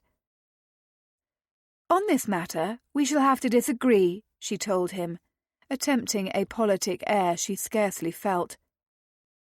"I might be persuaded of the merits of rising early, given the right reason," he drawled. There was no mistaking the underlying implications in his smooth baritone, or in his frank gaze. He was challenging her. She whipped her fan back and forth, thinking she would need to gird herself for his full assault over the coming days. The Duke of Whitby was like a cavalry brigade charging determinedly across an open field, and she wasn't certain she possessed the defences to stay the enemy racing toward her. "A dog?" she ventured. His golden brows drew together. "I beg your pardon? What did you say?" "I said that if you require early morning persuasion, you ought to get a dog. I had one as a girl, and she was remarkably adept at urging me from slumber each day." He chuckled. "Somehow, I find the notion of a little Miranda being awakened by a hound ridiculously endearing." There was an open warmth in his smile, in his voice, that had been absent from her life in the wake of the scandal. But even before her divorce from Amandale, it had been far too long since a gentleman had looked at her or spoken to her with such intense regard. Perhaps not ever. Her debut and the beau who had gallantly courted her seemed a lifetime ago now. The closest she had come to male affection had been her dear friend, the Marquis of Waring, but their relationship had been strictly platonic. Either way, she mustn't be charmed, just as she must not lower her guard. "Miss Lennox," she reminded the Duke primly. "Yes, but you were not Miss Lennox then, were you? Rather, you were Lady Miranda." "You still are, despite your insistence to the contrary." "I have chosen to eschew all honorifics," she said, plucking at the fall of her skirt as the familiar knife's edge of sorrow burrowed itself between her ribs. "Why?" No one had questioned her on the matter before, and Mrs. Kirkland had chosen to continue referring to her as my lady out of habit, one Miranda had not bothered to correct. Her friends had accepted her decision, not wanting, she expected, to pry. She decided to answer him honestly. "I am no longer the Countess of Amandale, and I have no wish to hold on to that courtesy title any more than I desired to remain married to the Earl. And when my family refused to acknowledge our connection following my scandalous divorce, I decided to follow suit." His jaw tightened. "Your family has disavowed you?" "Are they to be blamed? The scandal was tremendous." Secretly, she did blame them. Their defection cut deeply. But she could understand. Divorce was exceedingly rare, for good reason. She had been forced to obtain hers by resorting to extreme, disgraceful measures. With the aid of Waring, she had feigned adultery, a sin that only the two of them knew had never been committed. In the wake of the scandal, Waring had left for America. Miranda would be forever grateful to him for the sacrifice he had made to his own reputation so she could secure her freedom. "Yes, I do think they are to be blamed," Whitby said, surprising her. "You are family, are you not? Blood ought to be thick enough to weather any gossip." She had thought so as well. How wrong she had been. She could still recall Mother's countenance when she had informed Miranda that she was no longer welcome. "On account of your sisters," her mother had added, "you cannot expect Daisy and Elizabeth to suffer because of your actions." Her actions. As if she were solely to blame for the misery of the marriage her parents had selected for her. She had never wanted to wed Amandale. It had been Father who had arranged the match with the Earl's sire. Father who had urged her to marry in such haste when she had been naive and young and eager to please. "It proved considerably thin," she said at last, her voice irritatingly thick with old emotion. Miranda did her best to keep her thoughts from straying to hurtful happenings she was incapable of changing. "Is that why you started your school?" Whitby asked softly. "You have no other means of sustaining yourself?" Her cheeks went hot. "That is none of your concern, Your Grace." "Reese." She was lost. I beg your pardon?" He smiled, and this time there was far less of the suave rake in his countenance than genuine tenderness, taking her aback. "My given name. It is Rhys. When we are alone, I hope you might call me by it. Your Grace is so dreadfully formal. Do you not agree?" Formality was what she must cling to where he was concerned. Much to her dismay, she found herself wanting to try his name, wanting that familiarity between them. She stiffened, casting such treacherous notions away. "No, Your Grace, I very much do not agree. In this situation you are my employer. We are not equals, nor are we even friends." "But of course we are equals. You are the daughter of an earl. I am the son of a duke." And a duke in his own right. A gorgeous temptation. Sin incarnate. A peril to her future in every way, lest she surrender to her attraction to him as he wished. He held all the power in this game of theirs.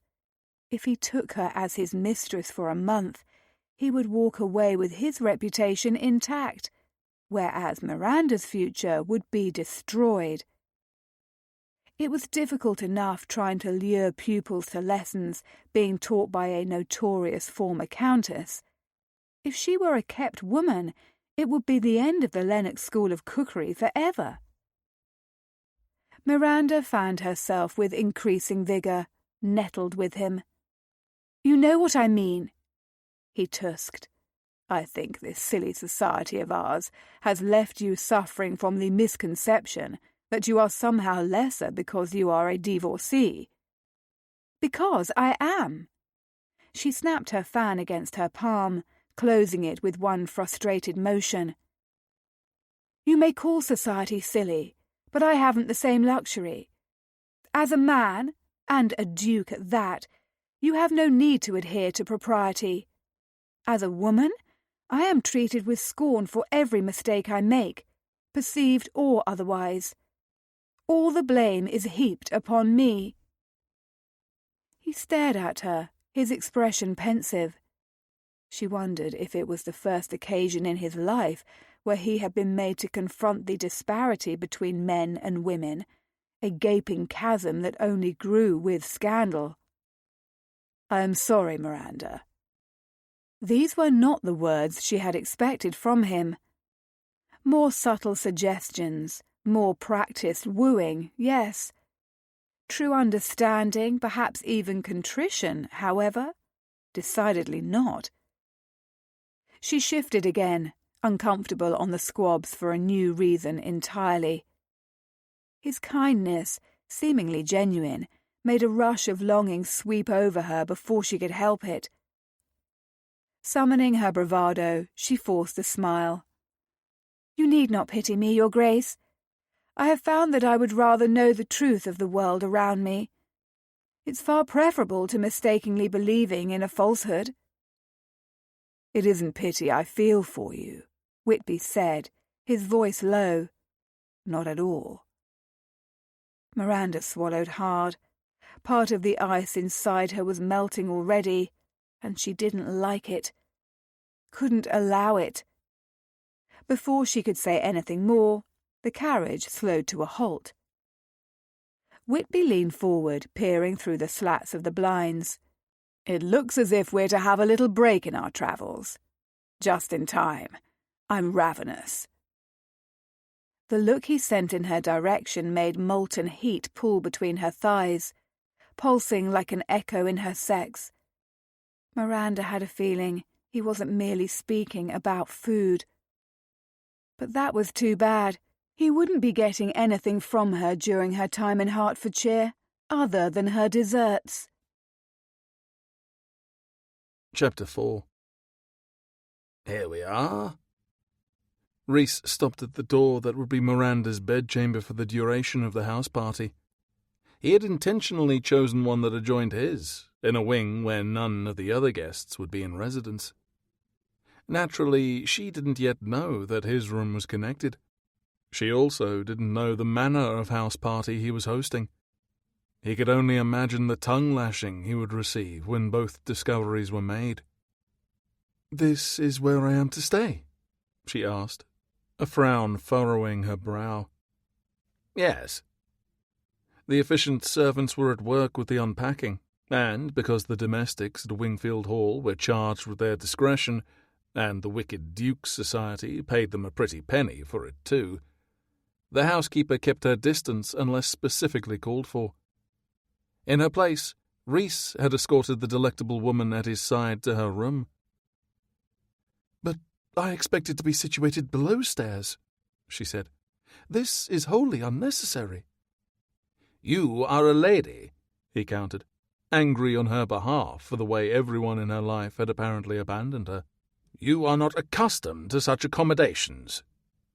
"I am a lady no longer," she countered briskly.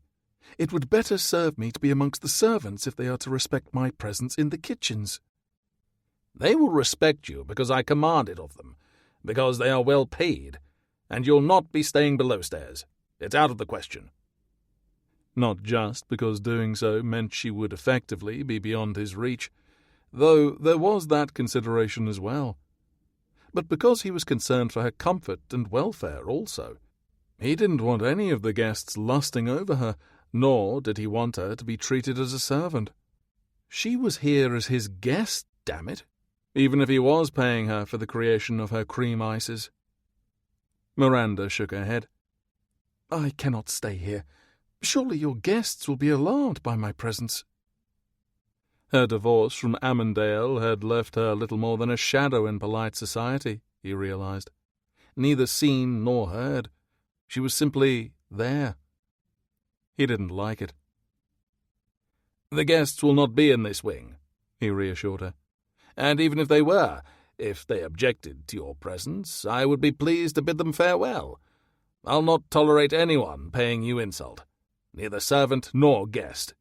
You are to tell me at once if anything is amiss. Is that clear?"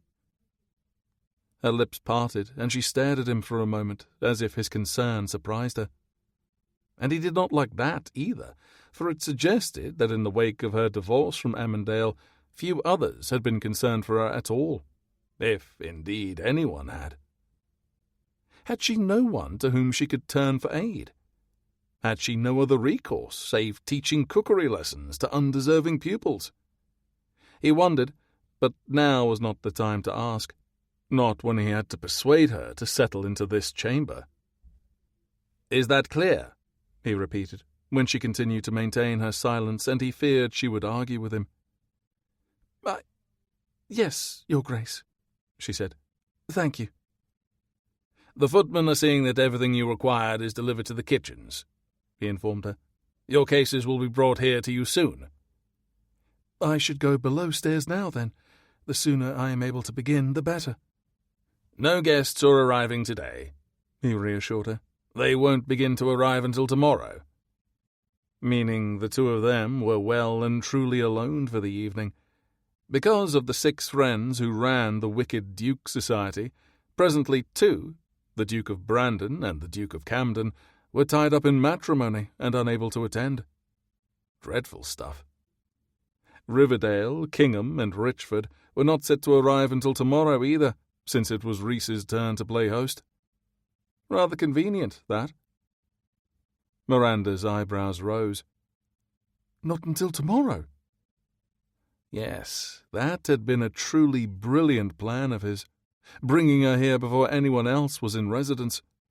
He had her all to himself tonight, and Rhys couldn't be more pleased about the prospect.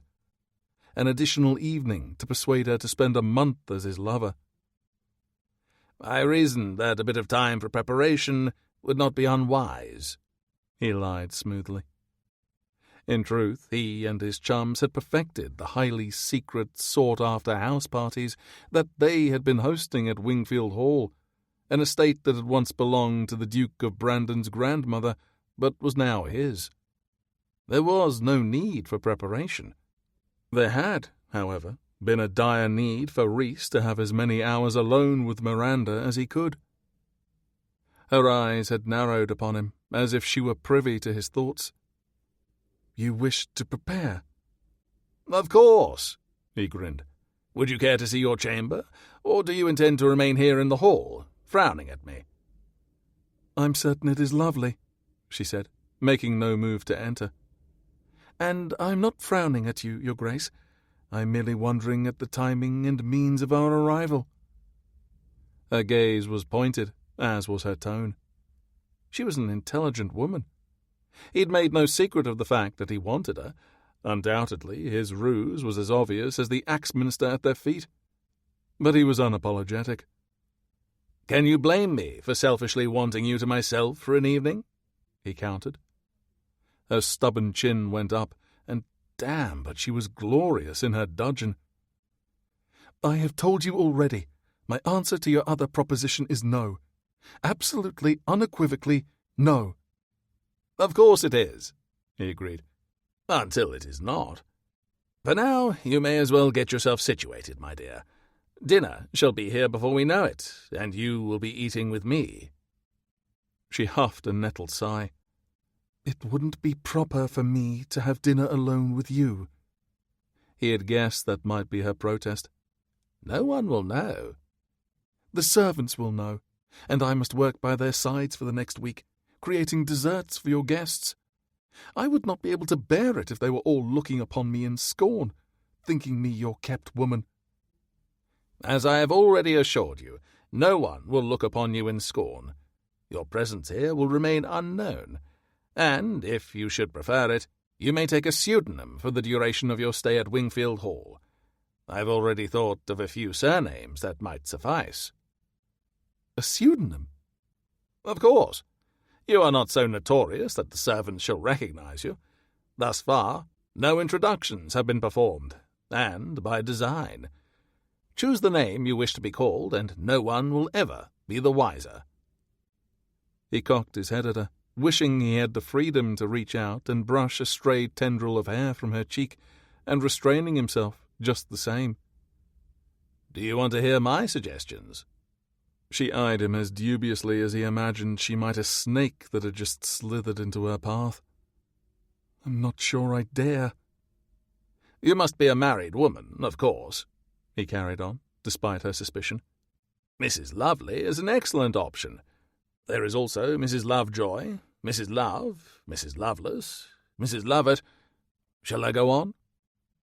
"No," she denied, giving him a shrewd look. "I begin to sense a certain theme.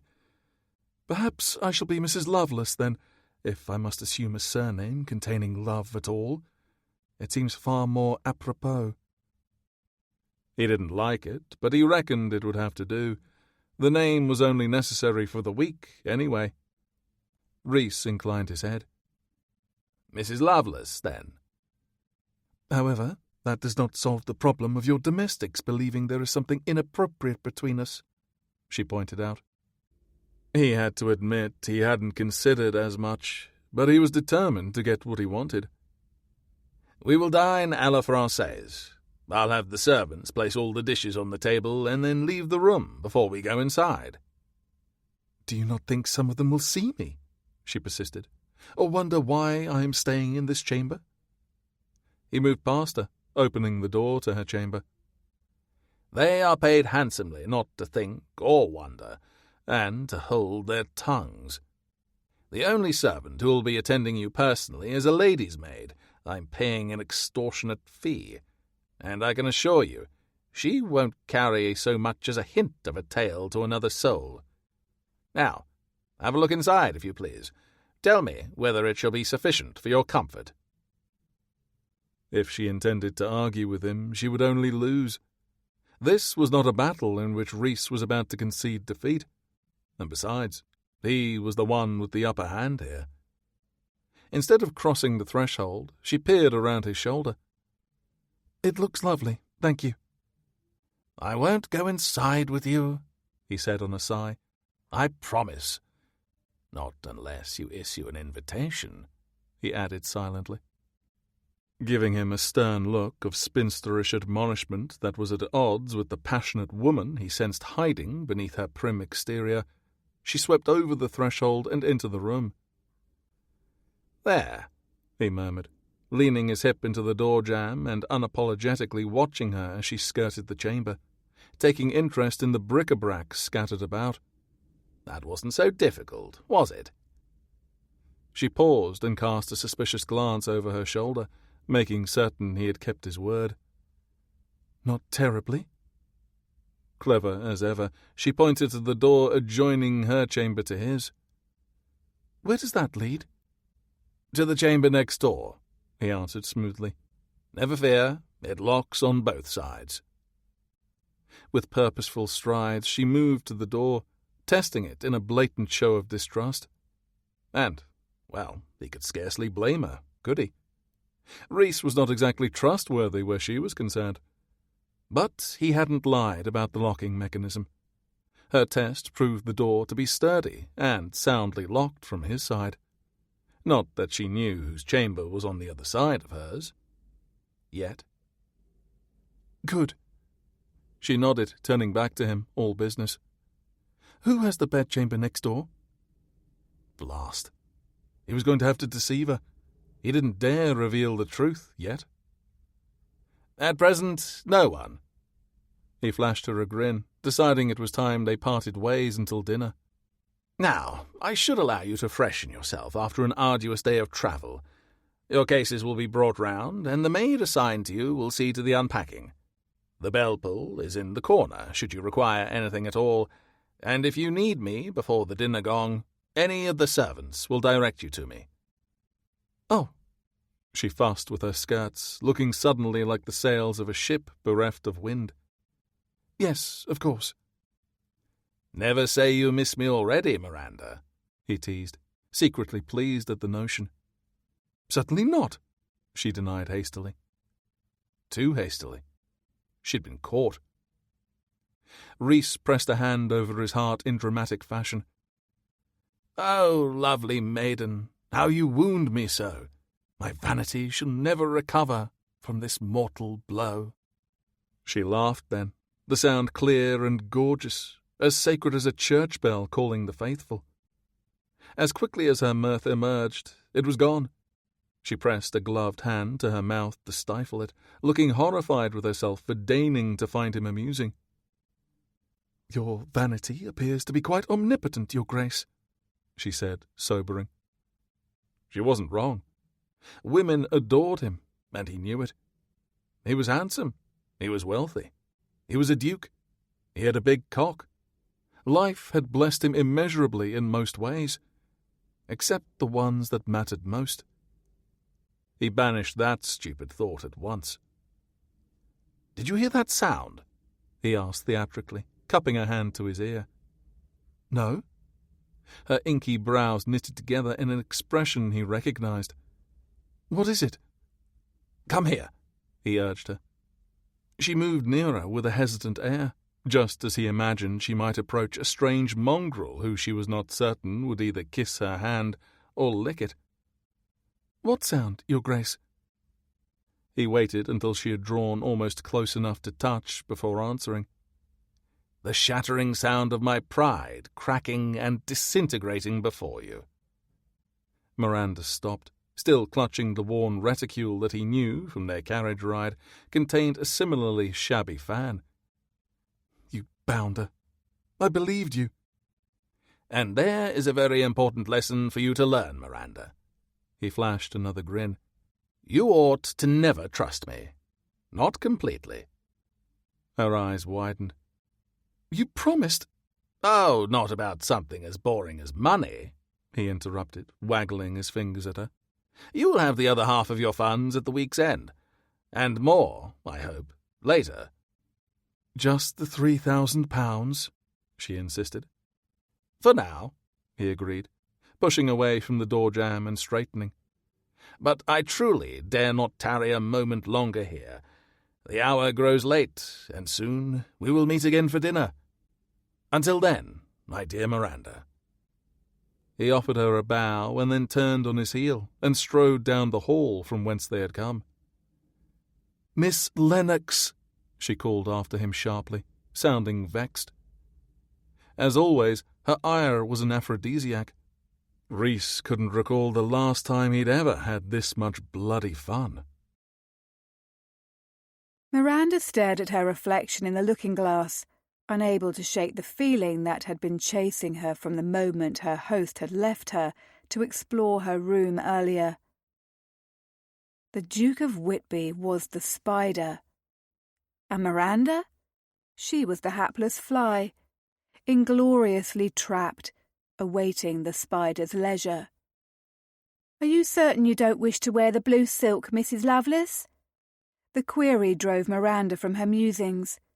She turned to the lady's maid who had been assigned her for an extortionate fee, if Whitby was to be believed, a girl with a round friendly visage and the seemingly endless cheer of the young and unjaded. Along with Miranda's cases, a particularly suspicious trunk of gowns had arrived, gowns that did not belong to her. Which meant that the Duke of Whitby had somehow procured a small wardrobe for Miranda during the last week. Naturally, she had decided to eschew the dubious gift, opting instead to don another of her non-nonsense grey gowns. She may be the fly, but she still had wings. "This gown shall suffice, Green," she reassured the younger woman. The lady's maid gave Miranda's toilette a sombre look over her shoulder. "Of course, madam. The grey does complement your eyes well." They both knew that was a lie. Grey was not a becoming hue on Miranda. With her black hair and pale skin, she looked like an apparition risen from a grave. But she didn't wish to look her finest this evening. Far from it. Moreover, the gown also buttoned to the throat, unlike the daring bodice on the blue silk evening gown. Yes, it would suit admirably for her purpose. "Thank you," she told her lady's maid. "Do you know when the other guests will be arriving?" "Tomorrow, Mrs. Lovelace." Green frowned at Miranda. "Are you certain I can't help with your hair? I know a lovely Grecian braid." At least Whitby had not been deceiving her about a house party then. From the moment they had arrived to an empty estate, with no other guests set to arrive that day, Miranda had been suspicious. Miranda's hair was scraped into a severe chignon, wound so tightly at her nape that it was already beginning to give her a headache. "Thank you, Green, but that won't be necessary." "Of course, Mrs. Lovelace. Will you require anything else from me?" The name felt strange. Miranda only hoped she could remind herself to continue answering to it for the duration of her time in Hertfordshire. She forced a smile she didn't feel, a liquid sense of anticipation settling in her stomach. "That will be all." The lady's maid dipped into a curtsy, but before she could leave, a muffled sound from the chamber next door cut through the quiet of the room. "Green," she called, spinning away from the mirror. The younger woman halted. "Yes, madam? Is someone staying in the chamber adjoining mine?" Fresh pink suffused the girl's cheeks and throat. "Yes, Mrs. Lovelace." It would seem Miranda would have to pry information she wanted from the lady's maid. "May I ask who?" Green cleared her throat, casting her eyes to the Axminster. "It is his Grace, of course, madam." The scoundrel! He had settled her into the bedchamber beside his, as if he were already anticipating her capitulation. As if she were his mistress, joining him for the week's revelries. As if they were as familiar with each other as man and woman could be. Green's ill-concealed embarrassment made sudden, awful sense. She believed Miranda was a woman of ill repute. "I see," she forced out, struggling to keep her expression unconcerned. "Tell me, Green, is this sort of arrangement customary for the Duke?" The lady's maid squirmed. "I couldn't say, Mrs. Lovelace. I'm new to Wingfield Hall, I am. Was brought on to be a lady's maid just 3 days ago. It doesn't show, does it? I was happy to take this situation, I was. That also explained the girl's desire to please. It would seem that the Duke of Whitby had hired Green specifically to be her lady's maid, just as he had procured a small yet costly wardrobe for Miranda. Just as he had cleverly manoeuvred himself into the chamber next door to hers. Of course not, Green, she reassured the younger woman. I would have suspected you had years of experience. Green beamed, dipping into another curtsy. Oh, thank you, madam. Please know I'll have discretion in all that transpires. I will bid you good evening. With that she disappeared, leaving Miranda alone with her thoughts. All that transpires, indeed, she thought with a nettled sigh. Whitby's earlier words returned, echoing in her mind. You ought to never trust me. Not completely. Well, he certainly hadn't been wrong about that. She was fast learning she had underestimated her opponent. Like any good chess player, the Duke had swiftly and cunningly manoeuvred her into a position of great danger. But this would not be checkmate, she vowed. She would simply have to prove to him she was not a woman who could easily be wooed. Because she wasn't. Her disastrous marriage and the scandal of her divorce had left her without choice. She could not indulge in an affair with the seductively handsome Duke of Whitby. The unwise urges that boiled to the surface whenever she was in his presence could and would be controlled. Her tenuous future depended upon it. Chapter 5. With a deep breath, Miranda emerged from her room, half expecting Whitby to be awaiting her there. But the hall was empty, not even a servant in sight, which made Miranda painfully aware of the fact that she didn't know her way around Wingfield Hall. Good heavens, she wasn't even certain she could find her way to the dining room. At least she knew how to reach the staircase. She made haste in moving in that direction, but a familiar voice at her back had her halting. Going somewhere? She turned to find the Duke sauntering toward her in a leisurely prowl that was at once both smug and elegant. He had the unhurried gait of a man who knew he commanded the attention of every eye in the room. In this case, hers, and not just because he had called out, staying her progress, but because he was the most compelling man she had ever beheld. He was dressed in evening black, interrupted only by the slash of a crisp white shirt and matching necktie. His golden hair shone in the lamplight, looking soft, the waves falling naturally over his brow, as if he had run his fingers through the strands. Oddly, her own fingers itched to run through his hair too. Your Grace, she forced herself to greet him, clinging to formality in sheer desperation. Good evening to you. I was attempting to find dinner. I see my timing is excellent, then. He executed a bow that felt somehow like the prelude to something far more intimate than what next ensued as the Duke strode forward, offering his arm. I shall be pleased to escort you there. She eyed his proffered elbow dubiously. You need not squire me about as if I'm a lady. He raised a brow at that.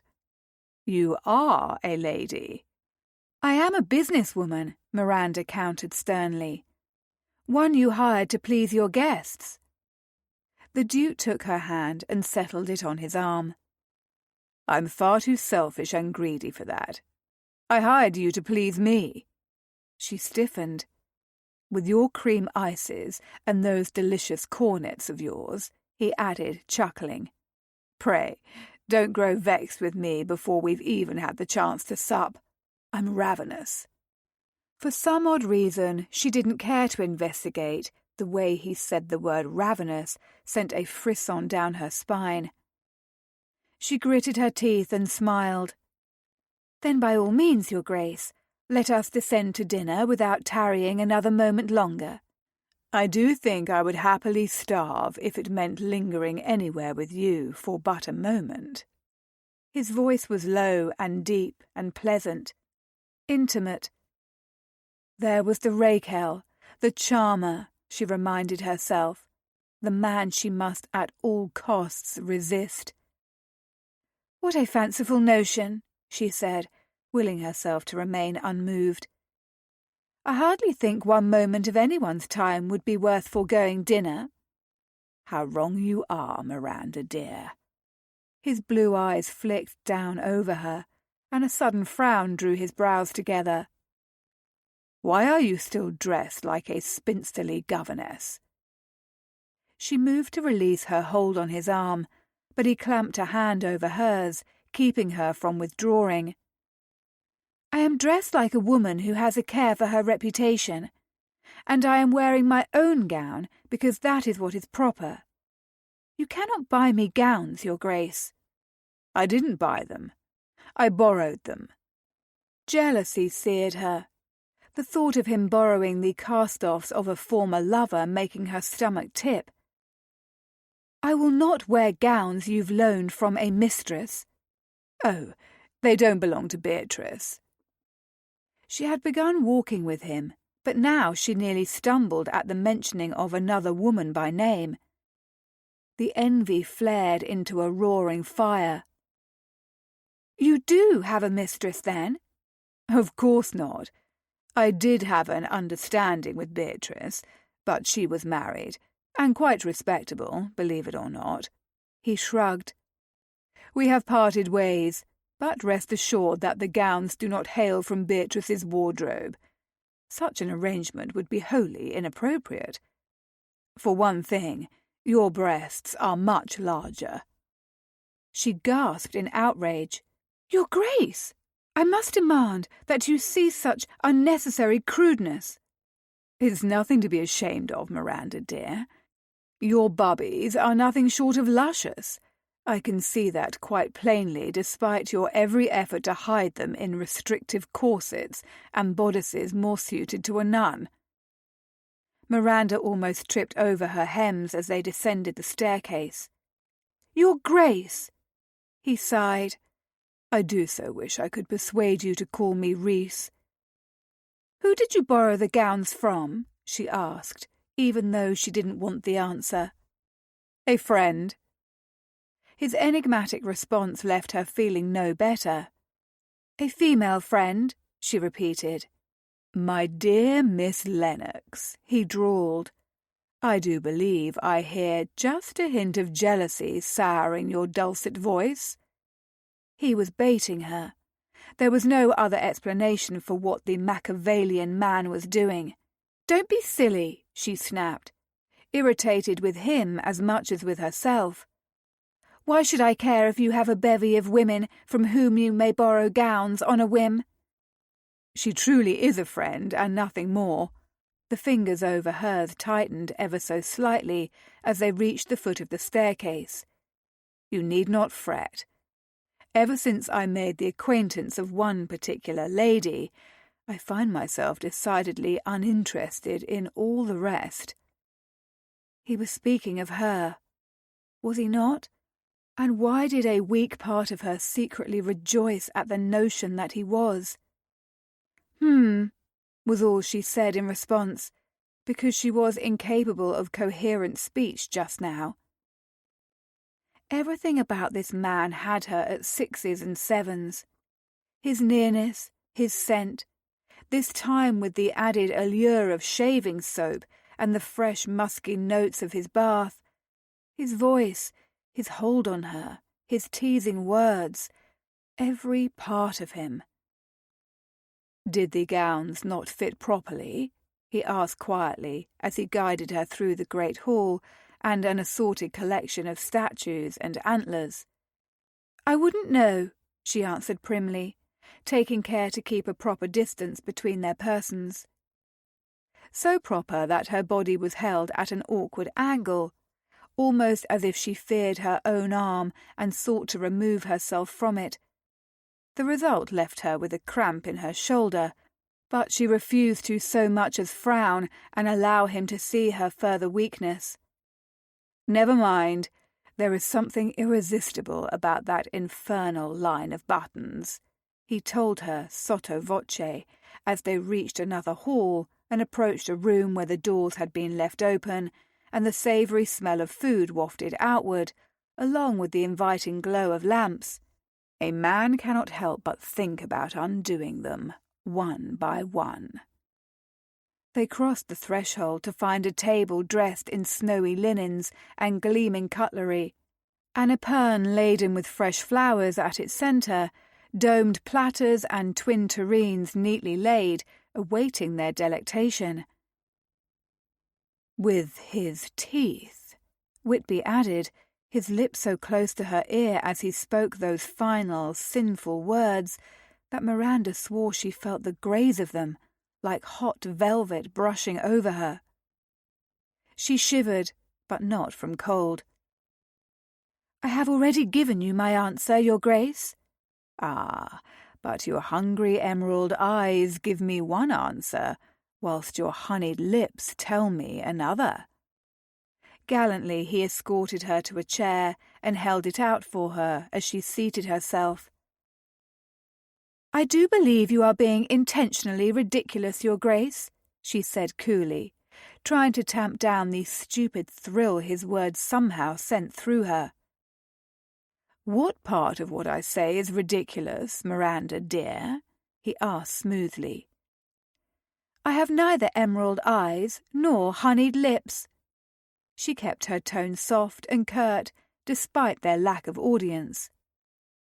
True to his words, the room was bereft of servants, as if the entire affair had been arranged with one courtly wave of his hand. She knew he could not have timed their arrival with such perfection. Perhaps the food awaiting them had been standing for several minutes already, but the silver domes, etched with engraving and placed neatly over each dish, served to keep them warm. "On that we agree." He seated himself at the place-setting opposite her. "Your eyes are bolder and more brilliant than emeralds. Likewise your lips, one must imagine, are sweeter than any honey." Miranda was determined to remain unaffected by his effusive charm. "How do you utter such claptrap with a bland expression?" "Wine?" he asked, holding up a bottle. "It's Une Grande Année, Château Margaux, 1864. She eyed the bottle, then the Duke. "I cannot think it wise." He tipped the bottle and poured a handsome amount into her glass. "Wisdom is boring." She swallowed, watching as he filled his own glass, trying not to admire the strength of his jaw or the way his hair curled under his ears, too unruly to be tamed, just like the rest of him. "Having been the recipient of far too much upheaval, I can assure you that there is nothing wrong at all with boring. Boring is safe." He raised his glass to her, regarding Miranda with a solemnity she found disconcerting.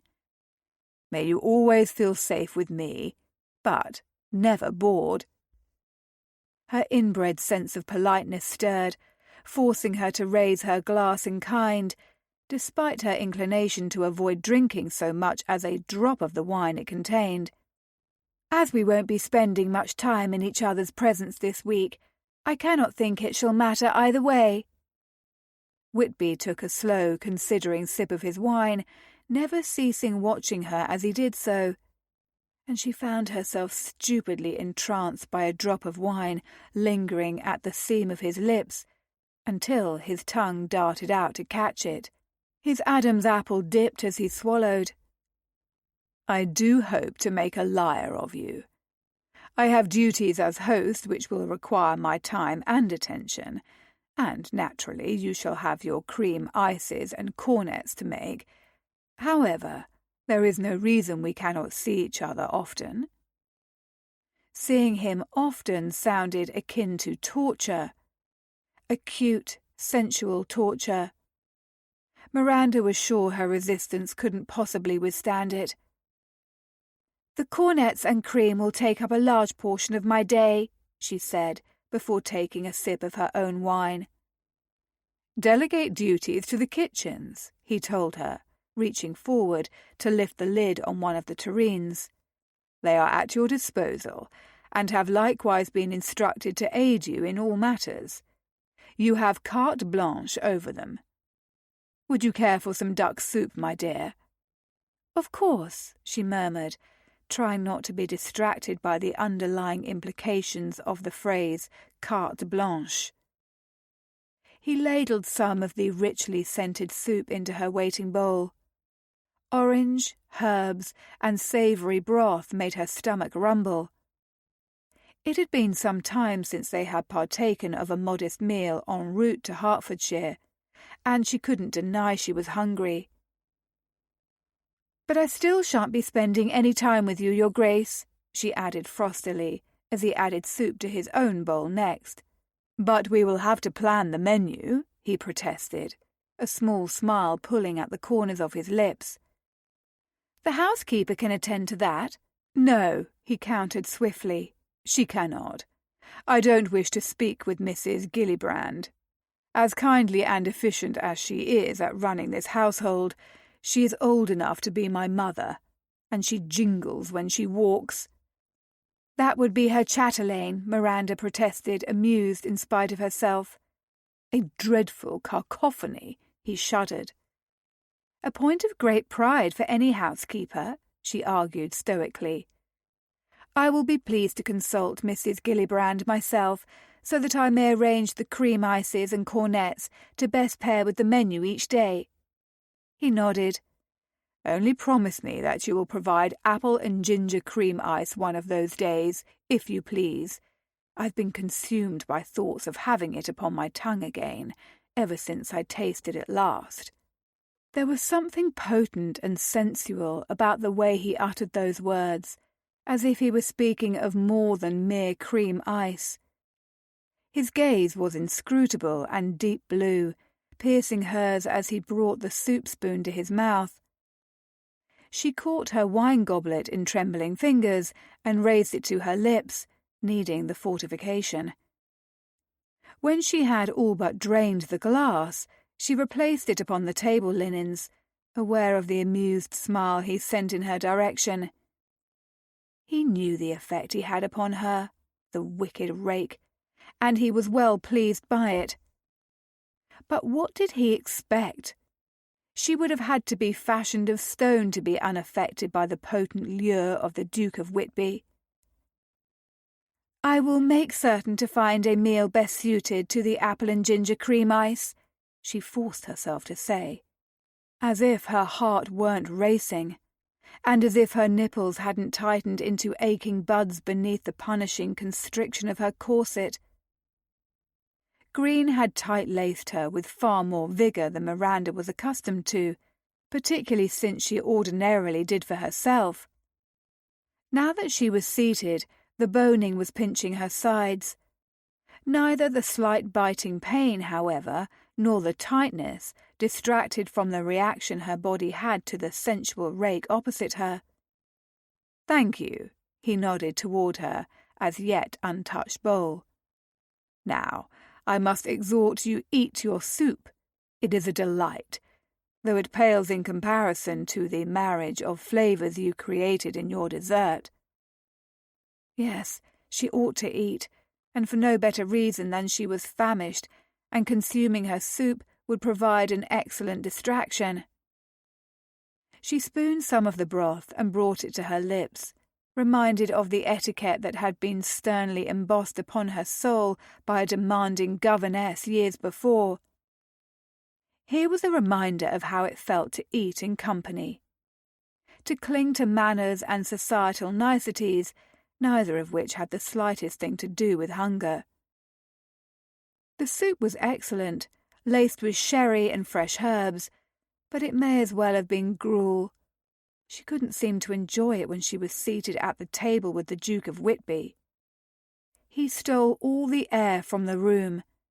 His golden, seductive presence denied her the simple pleasure of enjoying the fine meal laid before her. She consumed her bowl, trying not to look at him.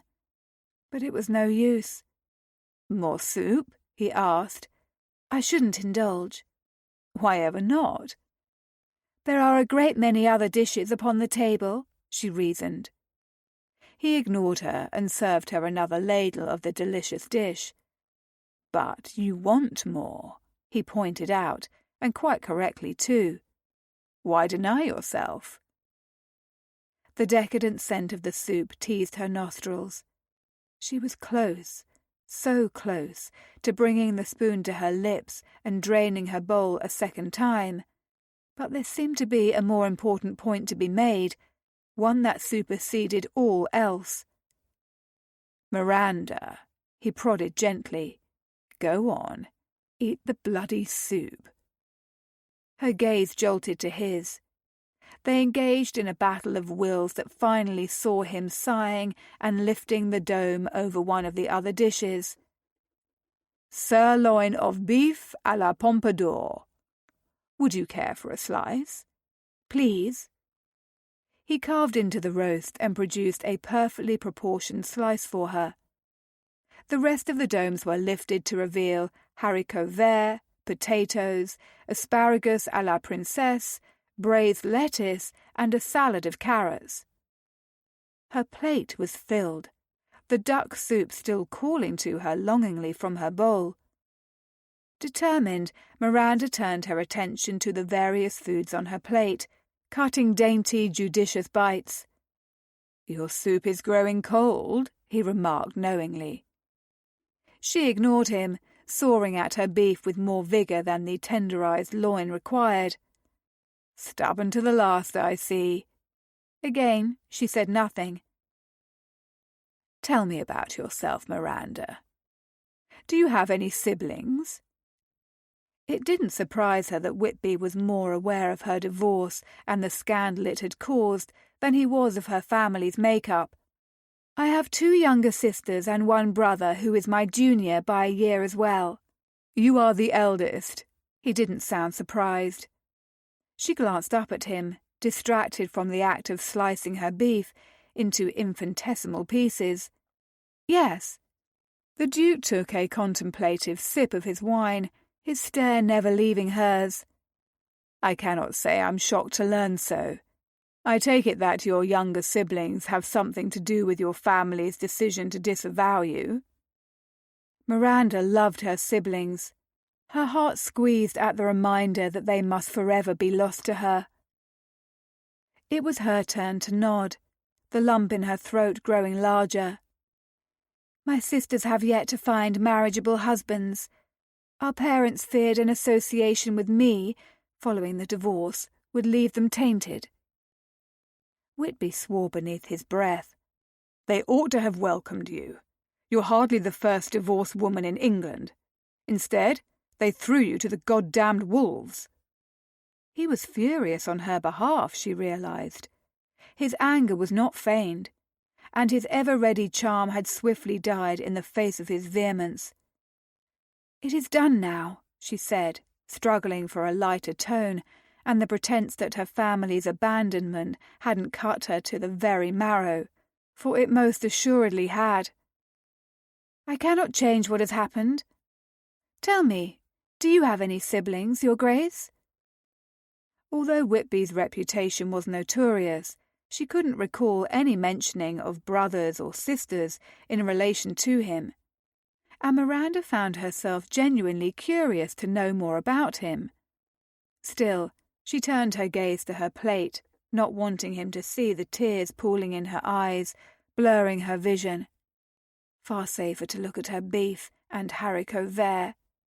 "You may seek to change the subject all you like, but it shan't make what they've done to you right." She blinked, holding her eyes closed for a moment. To her humiliation, a hot tear rolled free of her lashes, coasting down her cheek. "Please, let us speak of something else. You didn't answer my question. Have you any brothers or sisters of your own?" There was a lengthy pause, during which she blinked furiously, trying to clear the tears from her eyes and restore her composure. "I have one sister," he said at last. "Rhiannon is a hellion." His voice was tender, a smile lingering in it. It was plain he doted upon his sibling. Miranda drained the remainder of her wine-glass, continuing to avoid his gaze. "Tell me about her." "She is 10 years younger than I, and she's bold and fearless, and is forever finding herself in one scrape after the next. Woe be the man who one day takes her to wife. Rhiannon is a bit like fireworks, bright, loud, and unpredictable." At last, Miranda ventured a glance in his direction again, finding that his expression had softened, taking on an almost boyish air as he spoke of his sister with unrepentant fondness. "The two of you are close, then?" she surmised, unable to quell the pang of envy deep in her heart. She missed her siblings, missed her family and the seemingly unbreakable bonds that had once tied them. "We are," he smiled. "I would protect her with everything I have, and I would never forsake her, not even if she caused the biggest scandal in all England." His words were a pointed barb aimed at her family, and she knew it. But she was also grateful he had heeded her plea and hadn't directly spoken of the rift with her siblings and parents again. "You are a good brother to her." "I try to be." His smile turned self-deprecating. "Our father was a horse's arse and ignored her because she was a daughter instead of the spare he so desperately wanted." Miranda took note of the bitterness that had suddenly entered his voice. "How dreadful for Lady Rhiannon." "It was by far not the worst of our sire's cruelties, but yet another for which I'll never forgive him." Whitby refilled his wine-glass and added a bit more to hers. "But enough of all such unpleasant subjects. Let's leave the past where it belongs, shall we?" Miranda had her own healing wounds from the past, so she didn't argue. "Yes, let's." She took another sip of her wine, thinking she would need it for fortification if she had a prayer of continuing to remain unmoved by the Duke's dashing charm. The fire was crackling low in the grate of the library at Wingfield Hall. Reese's left arm had fallen asleep approximately an hour ago, and was presently numb. Despite this, he hesitated to move the sleeping woman at his side. She was soft and warm, all the starch and stiffness leached from her, her head leaning against his shoulder, the gentle gusts of her sleep-breathing a pleasant rhythm, only occasionally interrupted by a small feminine snore. No doubt about it, Miranda Lennox was foxed, adorably, utterly soused. Too much French wine at dinner, he reckoned. Getting her drunk had certainly not been his intent. No, the rake in him had been determined to press his suit, to woo her, win her, to seduce her. But as they had decamped from the dining-room and she had accepted his offer of a cordial in the library, it had become increasingly apparent that his Miranda was not in any state for wooing. Instead, they had sat together before the ornate marble fireplace, chatting about everything from cream ices to poetry to art, until she had abruptly gone silent. She had fallen asleep sitting up, her head tilted back and her lips parted. "Poor lamb," he had murmured, settling her into a more comfortable position against his side. And there she had remained, not even waking when he had shifted her so she might use his person as a pillow. There was presently a fine patch of drool darkening the black of his coat, and he didn't even care. From the little she had shared with him about her divorce and the ensuing scandal, and her family's severing of ties with her, he could glean that she had been through the fiery flames of hell. Somehow she had emerged from it all a businesswoman, determined to see her school of cookery thrive and succeed. She had earned this rest, and he couldn't deny there was something pleasing about the way she had trustingly melted against him, the way she had burrowed into his shoulder and slumbered. He had never, in all his days, dreamt that the act of a woman falling asleep upon him would make him feel as he did now. Strangely warm in the darkest cockles of his heart he had believed long dead and cold. A searing sense of rightness lodged behind his collarbone. That last was most concerning of all. Hell, perhaps he was in his cups as well, and he just didn't know it. Surely that was the reason a seasoned, jaded rake such as himself would remain as he was, listening to Miranda's sleep-breathing, her perfume coiling around him like a rope. His cock wasn't even hard.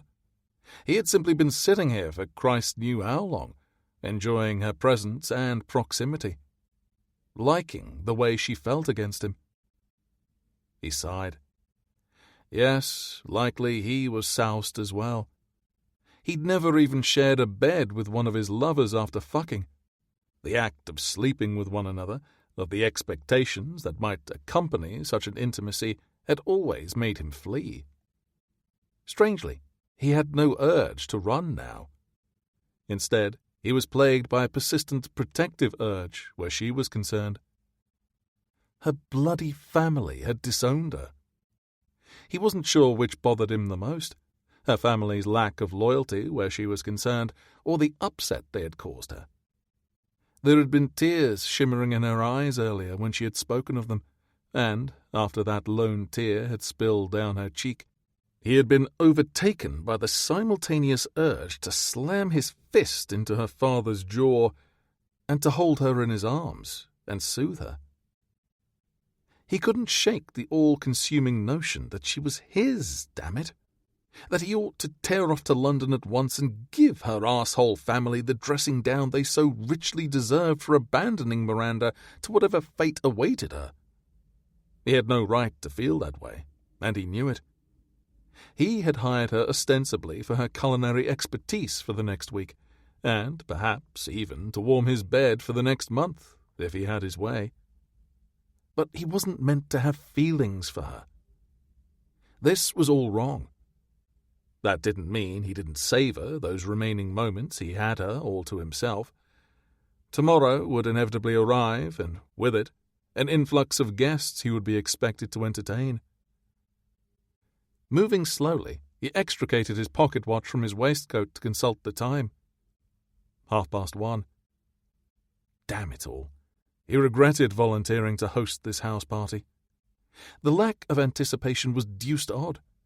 Ordinarily, he looked forward to the debauchery that inevitably happened at the wicked Duke's Society house parties. The members of their club paid a small fortune to be assured of both secrecy and carnal abandon in equal measure. Rhys had always enjoyed the revelries. But now, in the shadows of the night, the glow of the fire dancing on the walls, he wished he had spirited Miranda to his own country seat instead. They wouldn't have been interrupted.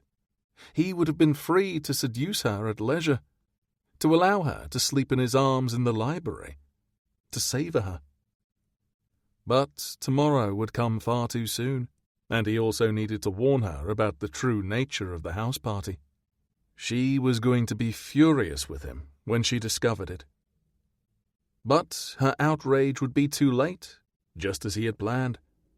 She was already in Hertfordshire, where he wanted her, the £1,500 he had paid her having been applied to her cookery school's debts.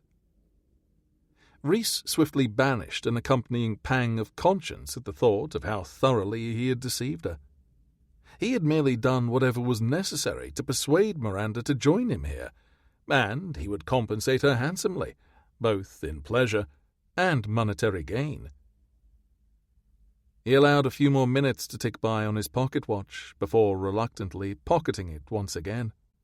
He knew he could not continue delaying the inevitable. Gently, Rhys stroked a wisp of hair from her cheek that had worked itself free of the unforgiving knot at her nape. Miranda, sweeting. She mumbled something he couldn't identify, and then nestled closer, like a kitten seeking solace from its mother. Only Miranda was no kitten, and he was decidedly not her mother. "Miranda," he tried again, his voice a bit louder this time. She murmured, eyes still closed. "Better than my favourite cream ice." "What is?" he asked, curious, even though he knew she was still half asleep. She gave an indelicate snort and smacked her lips. Reese stifled a chuckle. Dear God, she was nothing short of delectable. A fresh wave of something built in his chest, strong and forceful, something that felt remarkably like tenderness. But no, surely that was wrong.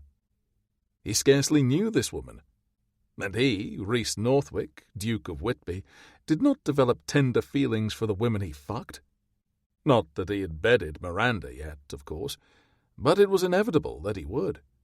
Their attraction was palpable, and the only present obstacle to having her naked and beneath him was her damnable sense of pride. "Miranda, sweeting," he tried again, giving her shoulder a gentle shake. "The hour is late, and we should both find our way to our beds so that we can get some sleep tonight."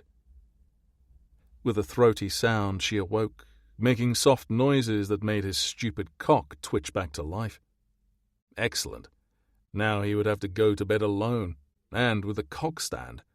Apparently he was just as depraved as he'd always been, after all. Her eyes fluttered open, her long, dark lashes parting to reveal the brilliance of that shocking, verdant gaze. "Whitby?" "Reese," he reminded her, hoping that her sleep and wine-dazed mind may be persuaded to eschew her infernal insistence upon adhering to formality. A V had formed between her brows. "Where am I?" "In the library," he reminded her, tamping down the rising, raging urge to kiss her. "You accompanied me here after dinner, and I fear the journey left you wearier than I had realized. You fell asleep." "Oh, dear." Pink crept up her throat, and he longed to undo some of her buttons to see just where her flush began. "I fell asleep." "Indeed." He grinned down at her. "You snore adorably, you know." "I snored?" Her frown deepened, lucidity returning to her eyes and her voice now as sleep rapidly fled. "And I fell asleep on you. Good heavens! On you!" As if he were fashioned of flame, she jolted away from him on the Grecian couch, sliding hastily to the opposite end. "You also drooled on me," he added, amused by her reaction. Clearly her body felt more at home with him than her mind did. Her face flamed. "I'm certain I did no such thing." Still grinning, he tapped on the damp spot on his left lapel. "Right here." "I must beg your pardon." "You must, indeed," he said with mock levity. "You see, it isn't every day that a woman falls asleep on me. My pride is unutterably destroyed." "I thought it had already cracked and disintegrated earlier," she pointed out, that rapier-sharp wit and tongue of hers returning. "It is remarkably adept at restoring itself," he quipped, enjoying himself far too much. He would happily stay here with her all night, trading barbs and nothing more. The realization was both astonishing and alarming. "Of course it is. You are a duke, after all." "What does that have to do with pride?" A small, sad smile tipped the corners of her lips upwards. "You are important. A well-titled, wealthy, handsome gentleman. I have no doubt that legions of women chase after you daily." His mind caught on only a fraction of what she had said, because her lips were glistening and full, and he very much wanted to feel them against his.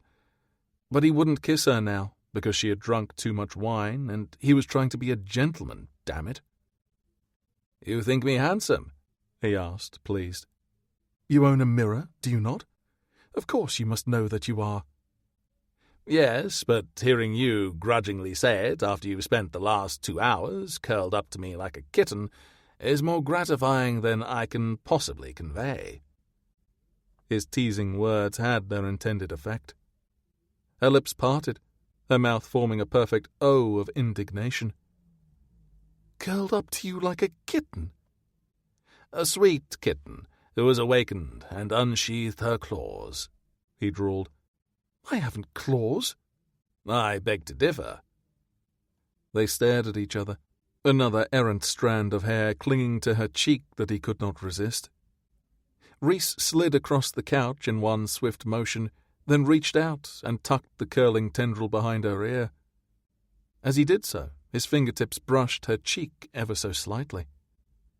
She trembled, her eyes widening, her pupils going black in her brilliant green eyes. "What are you doing, Your Grace?"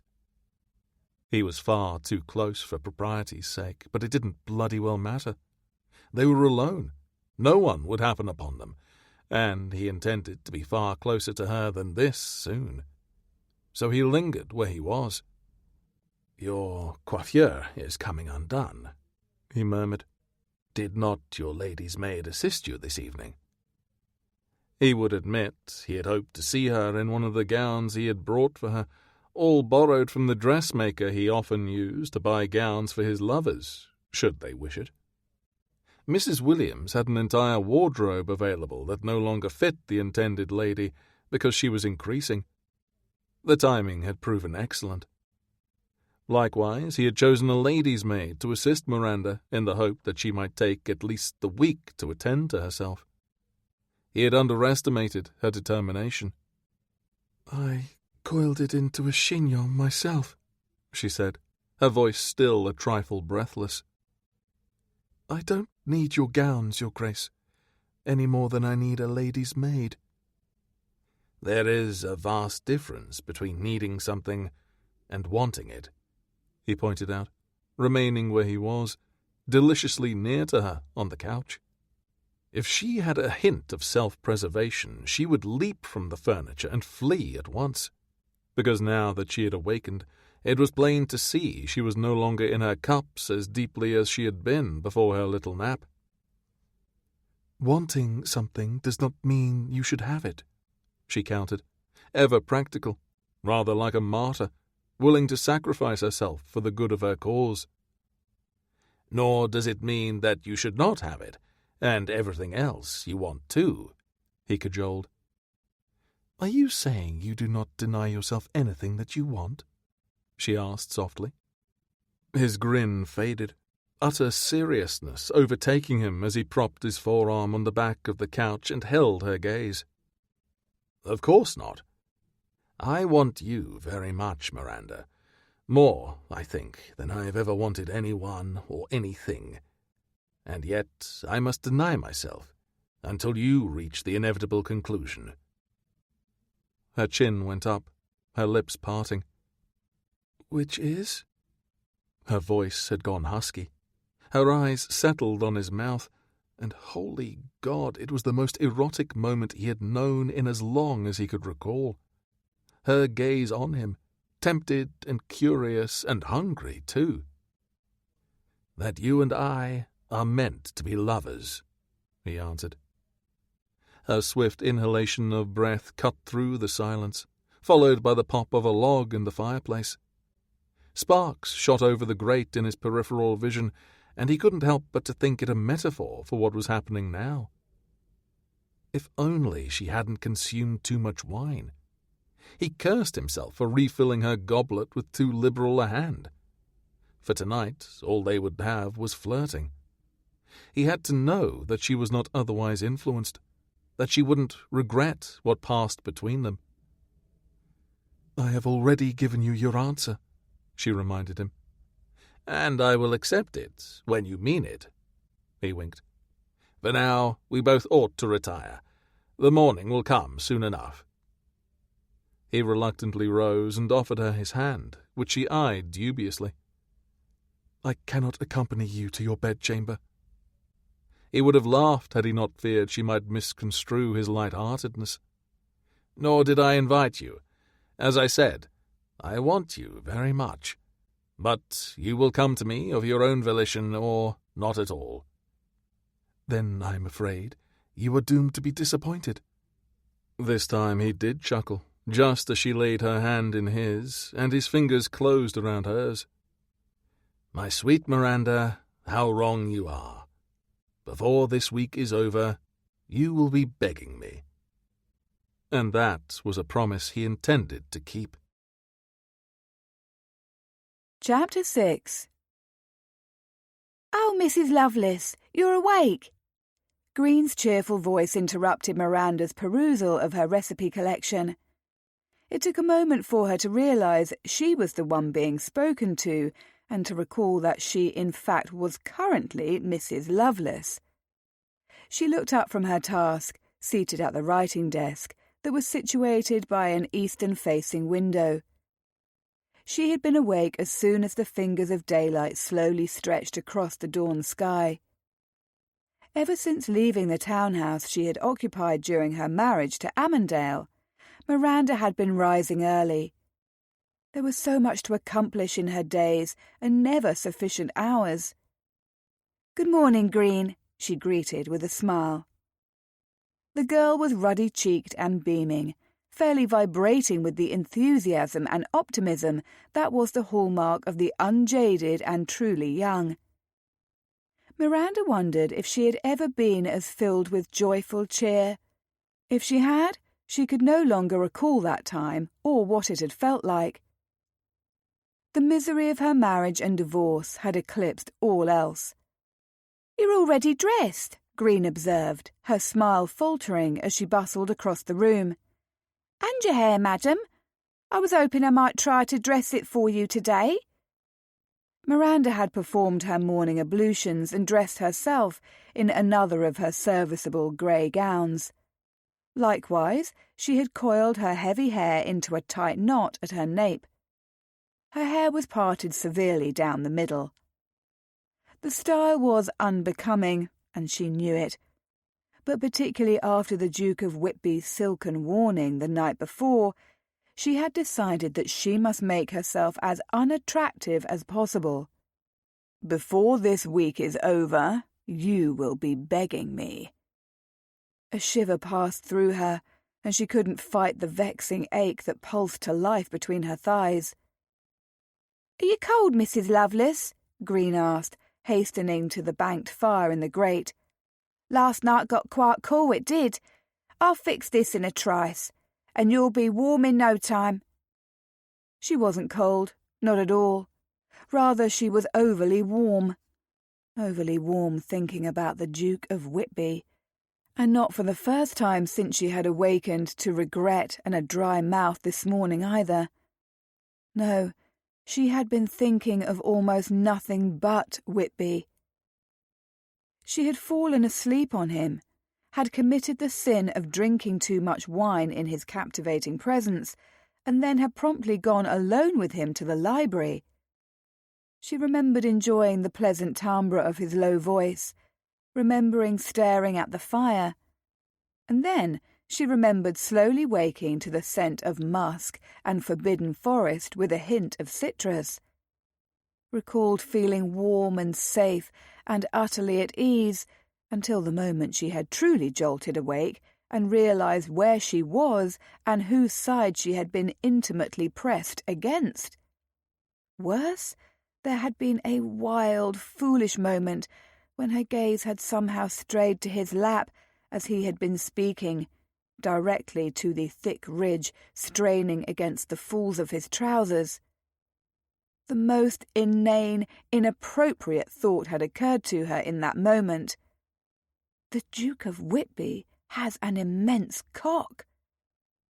Shame filled her anew now as her mind played over that realization.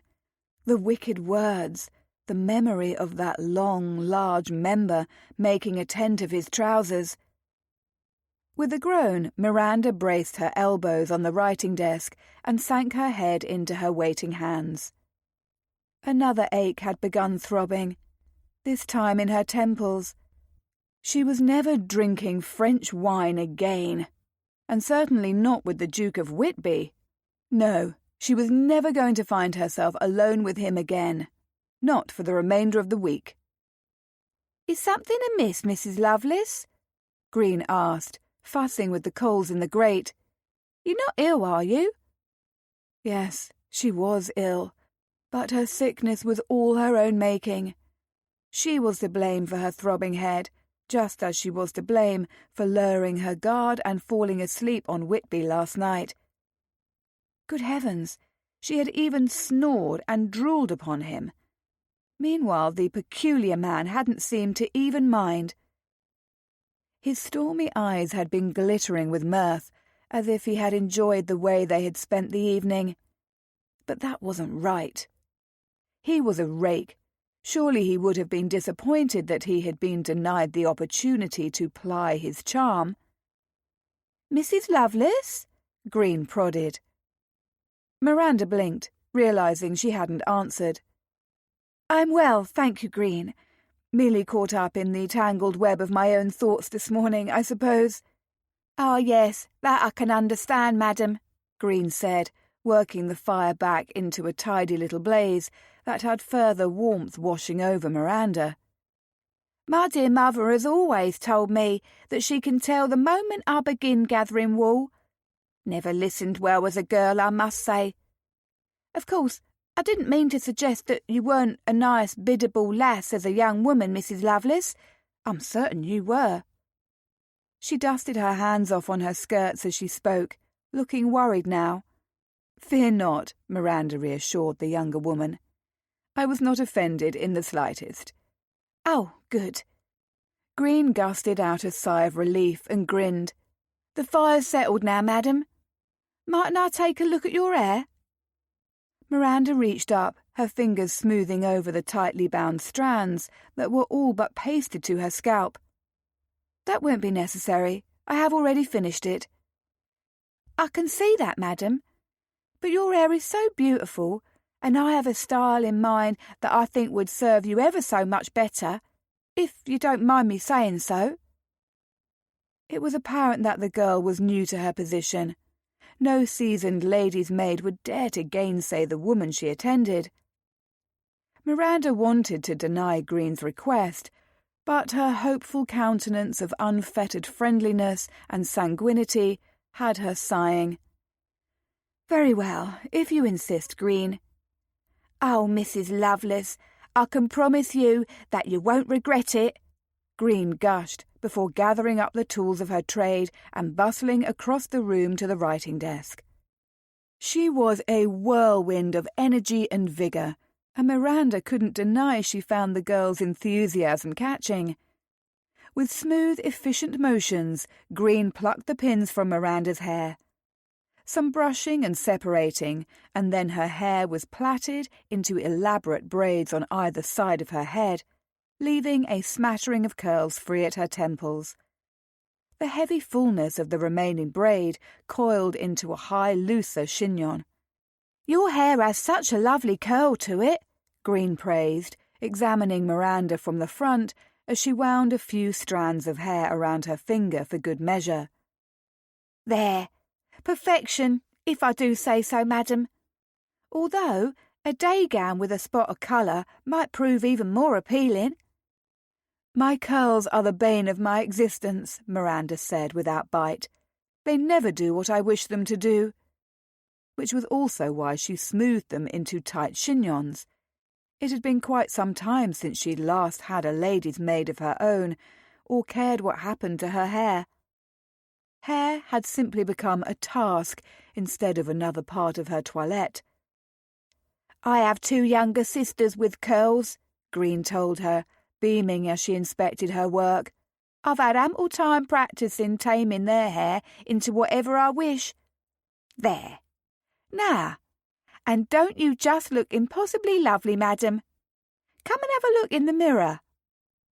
Solely to pacify the excited lady's maid, Miranda rose and crossed the chamber to inspect her new coiffure. She couldn't deny that Green was a dab hand at dressing hair. She had fashioned Miranda's stubborn curls into an elegant and feminine style that was quite becoming. "What do you think?" Green asked, fairly bouncing on her toes in her eagerness.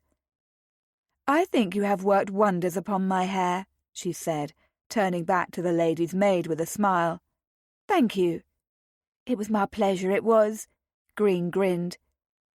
"Is there all else you'll be needing from me this morning, madam?" "That will be all," she said, before rethinking mid-sentence. "Unless you might ring for a tray of breakfast. I am famished, and I have some work awaiting me this morning." She gestured back to her recipes still laid out neatly on the writing desk and in need of review. Perhaps with some food to fortify her constitution, she would be able to concentrate upon the task at hand instead of dwelling on the maddening Duke of Whitby. Green's countenance suddenly turned sheepish. "I'm sorry, Mrs. Lovelace. I almost forgot to tell you that His Grace is wanting your presence in the breakfast room this morning." Anticipation coiled in her belly, along with something else, something she refused to acknowledge for how perilous it was. "Have any of the guests begun to arrive yet?" she asked her lady's maid hopefully. "Not until this afternoon, I believe, madam," Green informed her. Miranda forced a tight smile. "I suppose I shall descend to the breakfast room then. Until later, Green." Abandoning the recipe she had scarcely been able to concentrate upon, and the safe haven of her room, Miranda descended to the dining room. The absence of servants was once again notable. Not a hint of a maid or footman to be seen, not even a flurry of movement out of the corner of her eye. It was as if Wingfield Hall had been left empty. Had Whitby truly kept the servants from view specifically for her? It hardly mattered, Miranda told herself, as she hastened toward the room where they had dined the night before. "There you are." The all-too-familiar voice had her breaking her stride and turning to find the Duke approaching her. Dressed this morning in country tweed that made his golden mane even more pronounced, his blue eyes twinkling with their customary mischief as he sauntered toward her. She remembered herself, dipping into a hasty curtsy. "Good morning, Your Grace." "Good morning to you as well, my dear." He offered her an elegant bow in return. "I was beginning to fear you were avoiding me." Mortification made heat climb up her throat. "I must apologize again for my lack of restraint yesterday." For falling asleep on him, for snoring, for drooling upon his coat. Heavens! By day her shame was not any less stinging than it had been the night before. But he just grinned, as gorgeous and unperturbed as ever. "You needn't apologize. I'm pleased that you feel comfortable enough with me to lower your guard, Miranda." That wasn't what she felt, was it? "I was soused," she pointed out, her voice sharper than she had intended. "My fault, no doubt. Too much Chateau Margaux." He offered her his arm. "May I escort you to breakfast?" "When are your guests arriving?" she asked, eyeing his arm dubiously. "When am I to consult the menu with your housekeeper? I need to prepare." "Later today," he said smoothly, his gaze lingering on her lips in a hot look she felt like a touch. "And you may consult the menu at your leisure. I was selfishly hoping you might conjure your cream ices for dinner. I would also be honoured if you joined us there." How tempted she was to accept his invitation, to forget who she was and what she must be. Miranda shook her head. "You know I cannot." "As I said, my guests are sworn to secrecy. Nothing that happens within these walls leaves Wingfield Hall." "That sounds rather ominous," she observed, as she at last settled her hand in the crook of his elbow. He began guiding her from the main hall.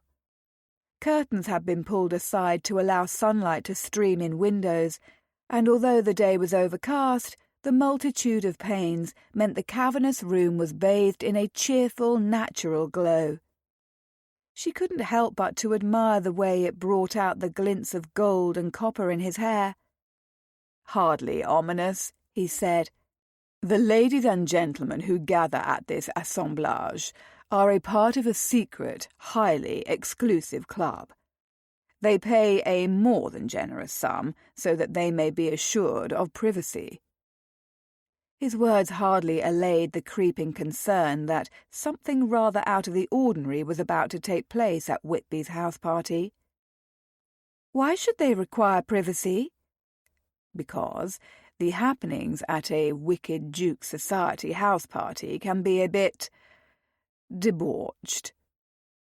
The deep rumble of his voice sent a frisson through her. Wicked Duke society? She was unfamiliar with such a club. Yes. They reached the dining room where breakfast had been laid out in the same fashion as dinner the previous evening, à la Française, no hint of servants about. "I'm beginning to think all the domestics here are wraiths," she quipped as they stopped before her chair. "Not wraiths, I assure you." He offered her a dashing smile as he pulled the chair out for her.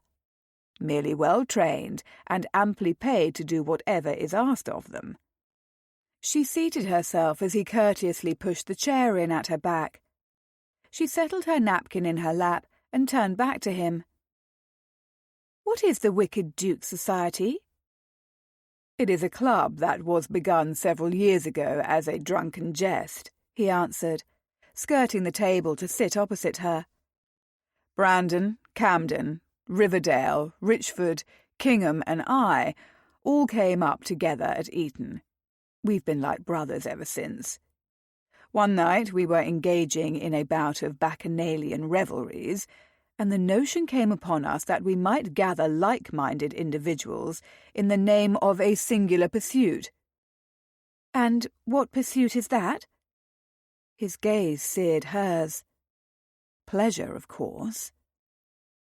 Something naughty unfurled in her belly. Was it the word? The way he said it? His voice, his eyes, his nearness? She ought to be appalled. She was appalled. "Pleasure?" she repeated. He nodded. "Indeed. Being venal souls, we also decided that membership in our society would come with a substantial fee. The members pay a small fortune. Their secrets are secured, and they are free to do whatever it is they wish, within reason, of course." "Do you mean to tell me that you have lured me to some manner of orgy?" she demanded. His grin deepened, making crinkles edge his sparkling eyes. Oh, he was almost too beautiful when he smiled like that. Her breath caught in spite of her. "Miranda, dear," he drawled, "you quite astound me. Speaking of orgies, and we have yet to break our fast. Do you mind if I take my eggs and a bit of coffee before we reach such a prodigious part of the morning's conversation?" The urge to box his ears rose within her. "I wasn't speaking of orgies," she snapped. "You were." "I'm afraid I wasn't.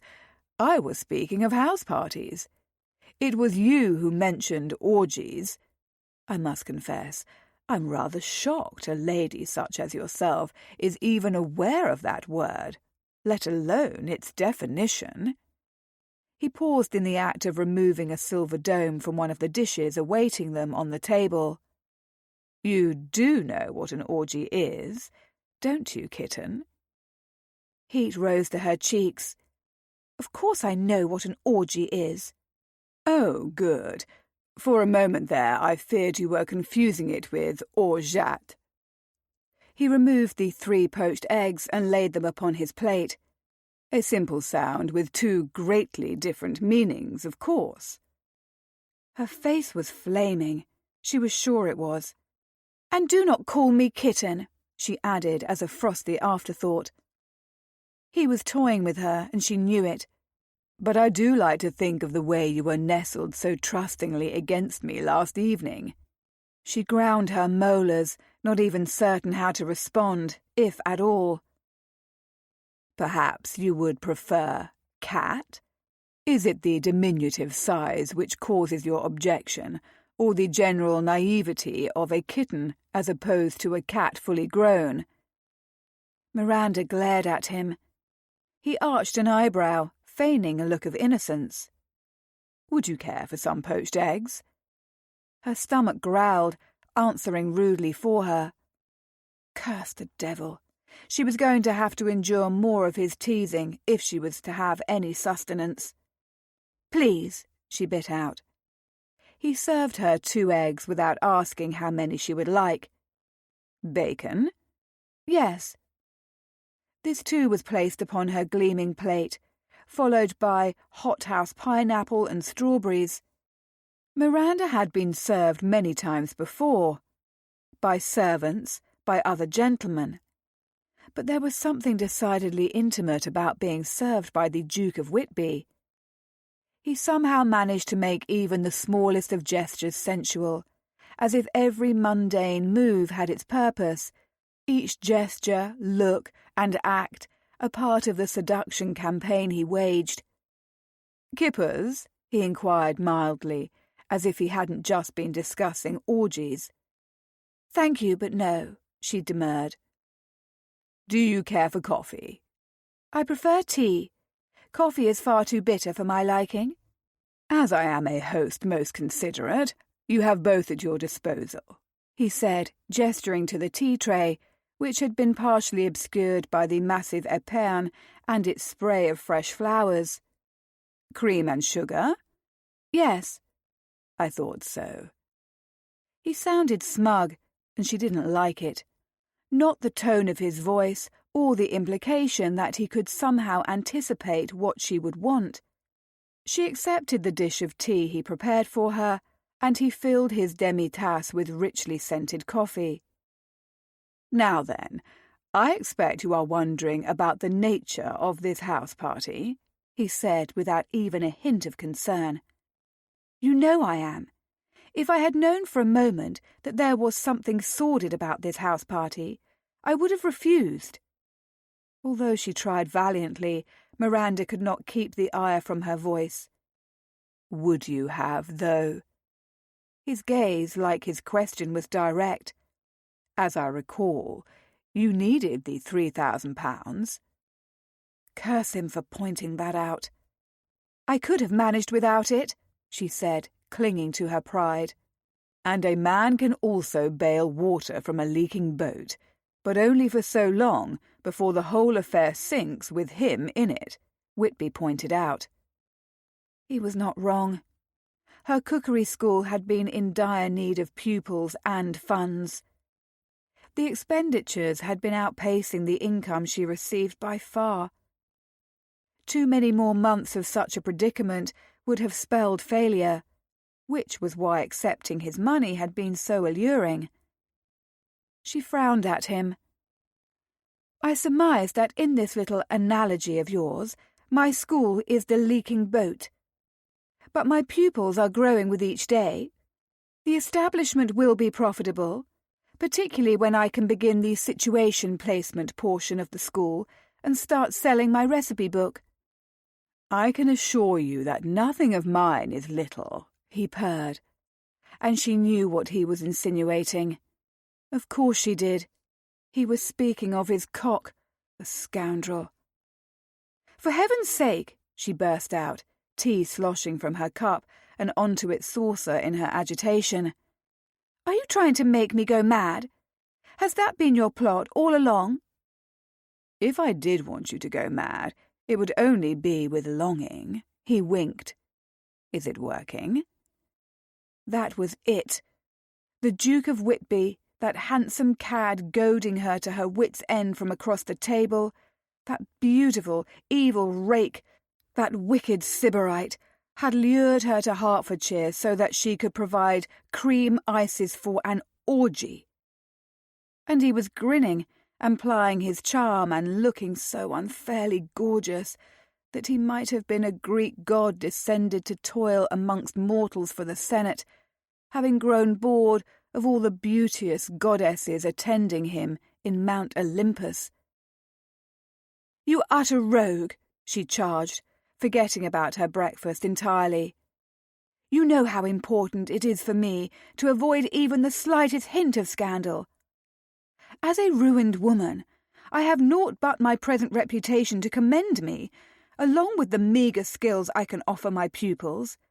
And yet you have brought me here to this den of sin, knowing the grave peril it would place me in." He frowned at her, his teasing air vanishing. "There is nothing meagre about your talent. I've never eaten anything as refined and delicious as your cornets and cream." His praise sailed past her ire and tickled her pride, but she would not allow him to scale her walls of defence so easily. "I thank you for your compliment," she managed, her voice trembling from the force of the emotions coursing through her. "However, it does nothing to assuage my fury for your selfish recklessness with my reputation and my school." Whitby stared at her, silence descending after her outraged pronouncement. "I promise that no harm will come to your reputation by your presence here," he said softly. His countenance was so earnest, his stare holding hers, that she wanted to believe him. But she was also a practical-minded woman, one who had scrabbled and clawed to regain her freedom, despite the tremendous cost. "That is something you cannot promise me," she countered. "Tongues wag. I am not unknown amongst polite society. All I need is one person to see me and carry the tale." "No one will recognize you, because most guests in attendance for the week will be masked," he said. "I can see that several are delivered to your chamber for your use as well." His assertion quelled some of the fear roiling within her, though not all. "You have ladies' masks lying about?" The notion of him collecting masks from his various paramours made her stomach tighten into a jealous knot, and she didn't know why. She had no claims upon him. Heavens, she could not dally with him even if she wished to, which she decidedly did not. "I always make certain to bring extra sundries to our revelries." He took a sip of his coffee, and she couldn't help but watch the movement of his lips, the dip of his Adam's apple. "It is the host's duty to make certain that all his guests are well entertained and provided for." There was something about his assertion she didn't like any more than his previous admission. "And how do you entertain and provide for your guests, your grace?" she asked with just a trace too much bitterness. "I'll not lie to you, Miranda. In the past, I have enjoyed partaking in any number of revelries." He settled his demi-tasse back upon the table linens. Of course he had enjoyed participating in his orgies, she thought grimly. Why else would he host them? She stood abruptly, the notion of remaining here whilst he cavorted with any number of ladies who would be in attendance, making her stomach twist violently. She didn't think she could bear it. He was on his feet, his long legs taking him around the table before she could flee.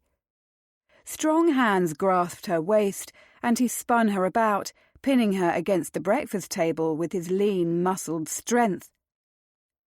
"Not this time, however," he rasped, his gaze hot and hard on hers. "This time, all I want is you." The charm had been stripped from his voice, his face. Here was the cunning seducer in the raw, the practised rake free of his smooth drawls and effortlessly affected mien. It was as if a wall had fallen away, and she was seeing him, the true Duke of Whitby, for the first time. Her breath caught in her throat. "I didn't come here for a dalliance." He tightened his fingers on her waist and dipped his head. "You may tell yourself so, but deep inside, you know the truth." She stared at him, shock making her go completely still, making her incapable of doing anything. She could not even move, because in this wild moment all pretenses were gone. They were man and woman, their heated bodies pressed together, their breaths melding, and she recognized the veracity of his words in her very marrow. She had told herself that she had accepted his offer because she needed the funds. That was not wrong, but there was another reason as well, a reason that was glaring and dangerous. The wickedest part of her wanted the Duke of Whitby as her lover, wanted to strip him of his tweed, to feed her hands the sensation of his broad shoulders bereft of fabric, to explore the taut bands of his abdomen, to rake her nails along the strong plane of his back, and then to move lower, to find the waistband of his trousers, to undo the tempting buttons at his falls, to reach inside the slit of his drawers and pull his big, hard cock free of all polite restraints. The animal in her wanted to lie on the breakfast table and lift her skirts, to urge him between her spread thighs and to beg him, just as he had warned her she would do. She wanted him to mount her, to thrust himself inside her so deep that it felt as if he would never leave. She wanted the taste of him on her tongue, the pounding of his heart against her bare breast. "You know it," he repeated softly, almost triumphantly, one of the hands at her waist lifting to cup her cheek. "Go on, and say that you don't. Lie to me." His thumb stroked lightly along her jaw as he spoke, the touch so exquisite she almost moaned aloud. His hand opened, his other fingers splaying hot and possessive against her throat, curling around her nape. Try as she might, she couldn't say it, couldn't mean it, couldn't feel it. "Whitby?" she protested weakly, instead, her voice annoyingly breathless. "You can't, can you?" He smiled slowly. Not a practiced smile, and not a rakish grin, but something else entirely. A smile that felt as if it were meant for her alone. She wanted to deny him, but the words would not come. "I'm a man of my word," he murmured, his head dipping nearer, their lips perilously close. "Your presence here will have no bearing upon your reputation or your school. I vow it upon my life. Do you believe me? Do you trust me?" No. It was on the tip of her tongue. She knew better than to trust a man like him, better than to trust any man. But as she searched his stormy eyes, she read what felt like sincerity there, and she heard it in his voice, in his promise.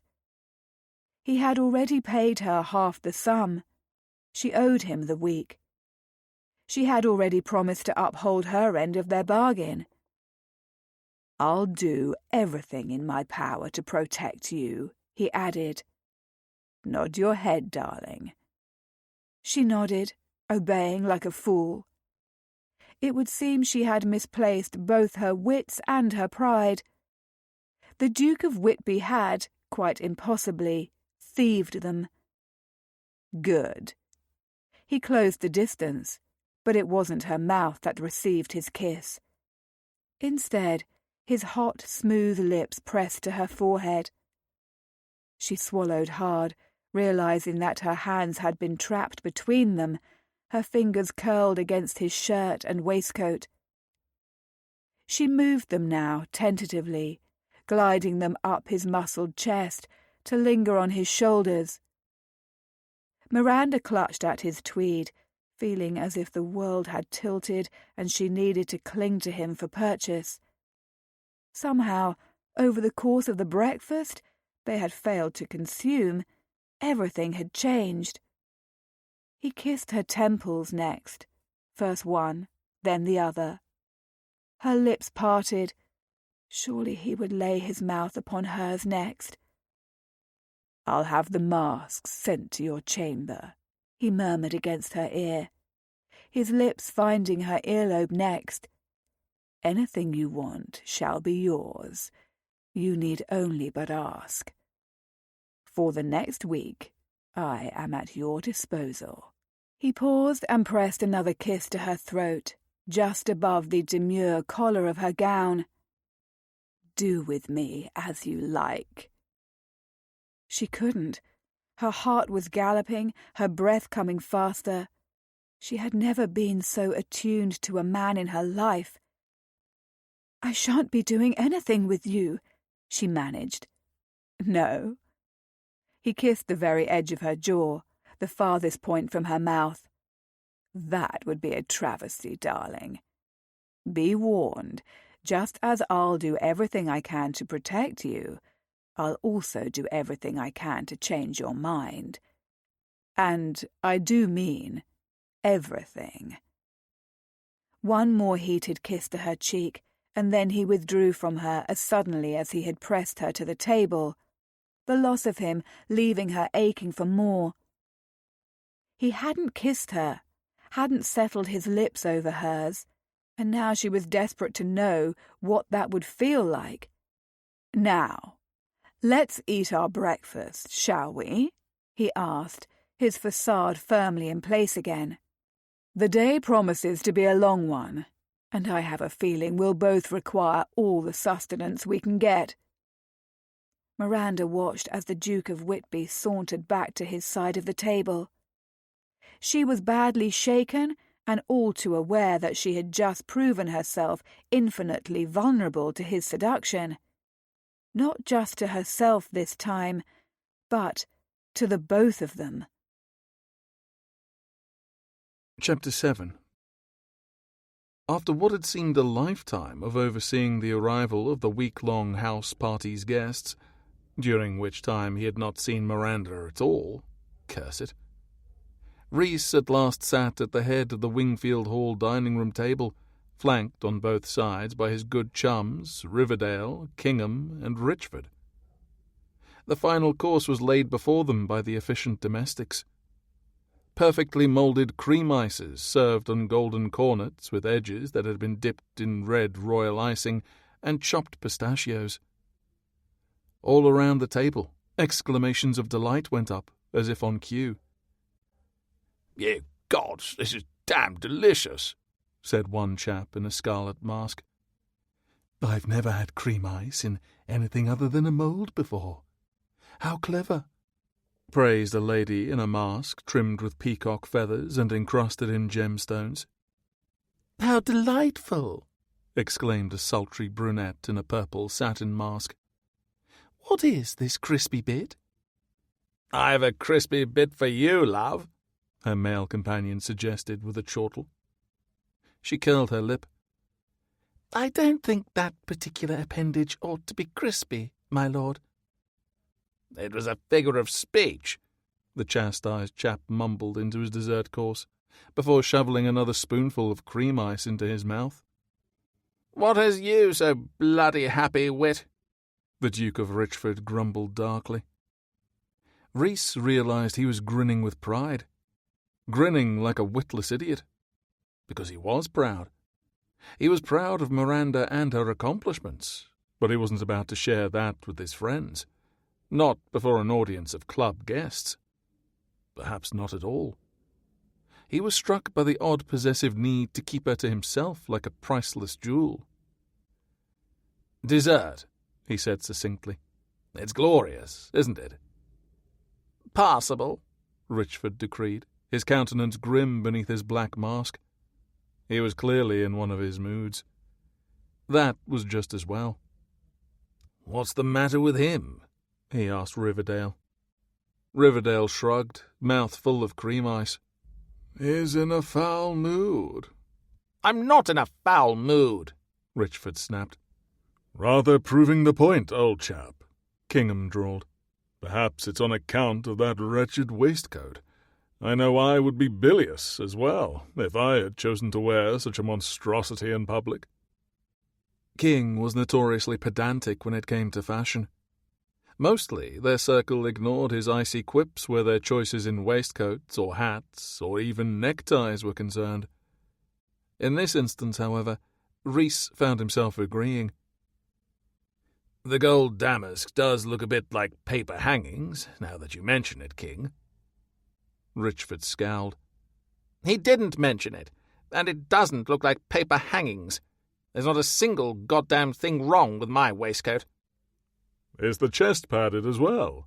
King asked, grinning like the devil he was, unmoved by Richford's sullen response. Looks more like the middle is padded, if you ask me, Riverdale interjected, having already eaten his cream ice and cornet. No one did ask you, Richford pointed out acidly. Perhaps it was implied, Riverdale offered mildly. I say, you don't pad your waistcoats, do you? I have no need to pad them, Richford growled. Except I am perhaps too lean in the waist, unlike certain cream ice vultures I might name. Their insults were not heated any more than they were accurate. Riverdale was built like a prizefighter, muscled and massive, and Richford had a smaller, though similarly brawny build. Riverdale could only chuckle, amused. Richford needs one of your potions, King. No doubt that will improve his spirits. Richford did appear to be remarkably cantankerous, even by his standards. Rhys found himself wondering at the reason. Does this have something to do with a woman? He asked gently. No, Richford bit out quickly. Too quickly. Rhys, King, and Riverdale exchanged knowing glances. The reason for their friend's mood was obvious. Who is she? King asked. Stubble it, Richford snapped with a glare. Has she thrown you over? Riverdale wanted to know. Judging from the thunderous expression on his face, the lady has, Rhys offered. No, she hasn't, Richford snarled. Because there is no woman. His glare was that of a wounded wild animal, cornered and prepared to fight to the death. Rhys sighed. Apparently their friend's mood was even worse than any of them had supposed. Perhaps you ought to get some rest, old chap, he suggested, taking pity on Richford. You look weary. Tell me, Richford, did you commission that waistcoat out of one of your grandmother's dresses? King asked slyly. Richford's only response was to bare his teeth, rather in the fashion of a dog hell-bent upon protecting his bone. Christ, King muttered, shaking his head. You need a drink, old chum. I need 4 drinks, Richford said. Enough to render me insensate. That bad, is it? Riverdale shook his head in commiseration. Rhys scraped up the last bite of cream ice and cornet, savouring the creamy delicacy on his tongue. Damn, but it was glorious, and he was momentarily distracted by the wicked thought of smearing it all over Miranda's nipples and then licking it off. Not the cornets, of course, no need for crumbs, but the cream ice. The cold would make her nipples stiffen into taut pink buds. He'd swirl his tongue over the peaks, lick up the ginger and apple, and then suck. Fuck. He had to stop himself, for his cock was growing hard and insistent in his trousers, and he was surrounded by his friends and the club members. Are you well, Wit? Riverdale's voice interrupted Rhys's sordid musings. He flashed a smile.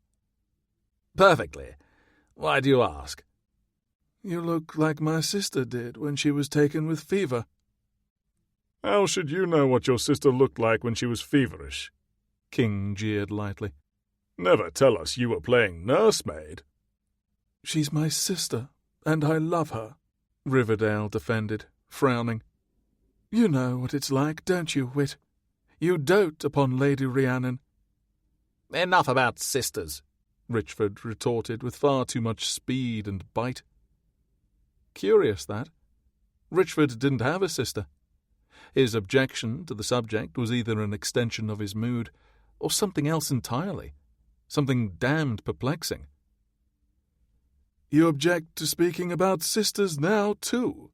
Riverdale demanded. "Is there anything you've deemed a suitable topic of conversation this evening, sire?" Don't be an arse, Richford scowled. King sighed. "Fortunately, I brought several of my potions along with me. It looks like a restorative will be just the thing." "Let's play a game of naughty charades," announced the woman in the peacock mask, her voice loud enough to carry through the cavernous dining room. A chorus of agreement rose up. He thought of Miranda's assertion that he was hosting an orgy. He wasn't, not strictly, but naughty charades could often lead to a lack of clothes and all manner of sin. Ultimately, the revellers would find their way to bed, their own or each other's. The prospect only left him feeling hollow. He had no interest in playing games that once might have amused him. All he wanted now was her. "What say you?" Riverdale asked Rhys, King, and Richford. The drawing-room would do nicely for such a purpose, Rhys suggested. Dishes were being removed by the assiduous domestics. The hour was growing late. The wine had been flowing freely enough that, coupled with King's potions, Rhys was beginning to hope no one would notice if he were to slip away from the festivities and go off in search of Miranda. "I bloody hate charades," King complained, taking care to keep his voice from carrying. "Bring your potions," Riverdale said, grinning. "I have no doubt they'll make anything interesting." I'll join you there soon enough, Richford said, his lip curling in distaste. There is something I must do first, however. Rhys cleared his throat. I fear I'm too tired for such festivities. Preparing for this house party was exhausting. I'll see you all in the morning. Don't drink too much of King's potions, and if you do, stay away from rooftops, swords, and fireplaces. They all chuckled, but the warning was only partly a sally. With that, he excused himself and escaped from the dining room, his mission clear. An idea had occurred to him over the course of dinner earlier, one he hoped Miranda might approve of. Either way, it would prove an excellent excuse to speak with her again tonight. Because he missed her. It had been hours since they had parted ways at breakfast, damn it. The intervening time may as well have been an eternity. He hoped he had left her as desperately wanting as he felt. Hoped that those taunting, teasing kisses he had delivered everywhere but to her lips had made her ache for more. He had vowed he would make her beg, but he had also come to the grim realization that his restraint would only last for so long. If she didn't ask him to kiss her soon, he would be the one begging. Miranda's lower back ached and her feet were sore, but she was also happily bathed and clad in a dressing gown when the knock sounded at the door connecting her bedroom to the Duke of Whitby's. For a moment, she simply stared, pausing mid-stroke of her brush through damp hair. Surely she had imagined the sound, she thought. Perhaps it had been a thump somewhere else in the manor house that she had mistaken for a knock. After all, the house was fairly crawling with guests by now. She had seen the arrival of carriages heralding the true beginning of the house party earlier. She could not lie. She had taken in the presence of others with half relief, half dismay, all for the same reason. She would no longer have the Duke to herself. It would be good for her ability to resist him. However, another part of her, one she was determined to ignore, loathed the notion of him carrying on with an untold number of women below. Giving them his heated glances, his sultry teasing, his lips ghosting over feminine faces and forms, leaving behind a heady path of fire. No, these were foolish, dangerous, sinful thoughts she couldn't bear to entertain. Doing so would be nothing short of ruinous. She resumed brushing, trying to ignore the hint of disappointment that came with the realization she hadn't heard anyone at the door after all.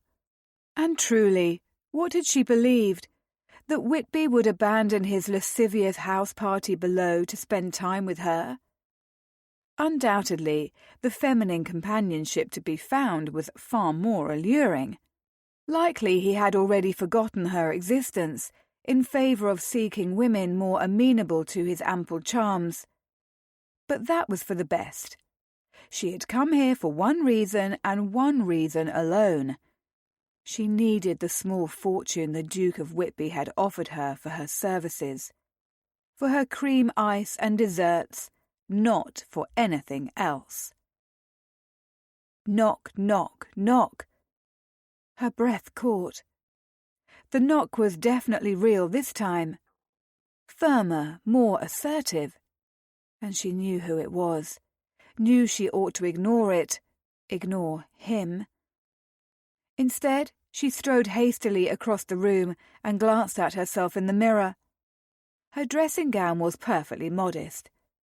She had on a night rail beneath it, but her feet were bare, her hair was unbound, curls falling down her back and spilling over her shoulders. It felt wrong for him to see her thus, although she was no stranger to the intimacies that inevitably followed a marriage, even one as cold and passionless as hers had been. "Miranda?" Whitby's voice reached her, muffled by the closed door, low and decadent and far too alluring. "Just a moment," she managed, sounding vexingly breathless. It was too late for her to sweep her hair into a chignon. Coiling and pinning the heavy mass took concerted effort and a great deal of time. With a deep breath, she rushed across the room to the door, hesitating as her hand hovered over the latch. If she didn't open the door, he would think she didn't trust herself to be alone with him. At the same time, she very much didn't trust herself to be alone with him. In the end, her pride had her lifting the latch on her side and trying the door. It clicked open, swinging toward her to reveal Whitby standing there, still dressed in his evening finery of stark blacks and whites. His golden hair was tousled as if he had sifted his fingers through it, and his stormy eyes burned into hers. "Your Grace," she greeted. "Is something amiss?" "Of course not." His gaze travelled lower, dipping to her dressing gown.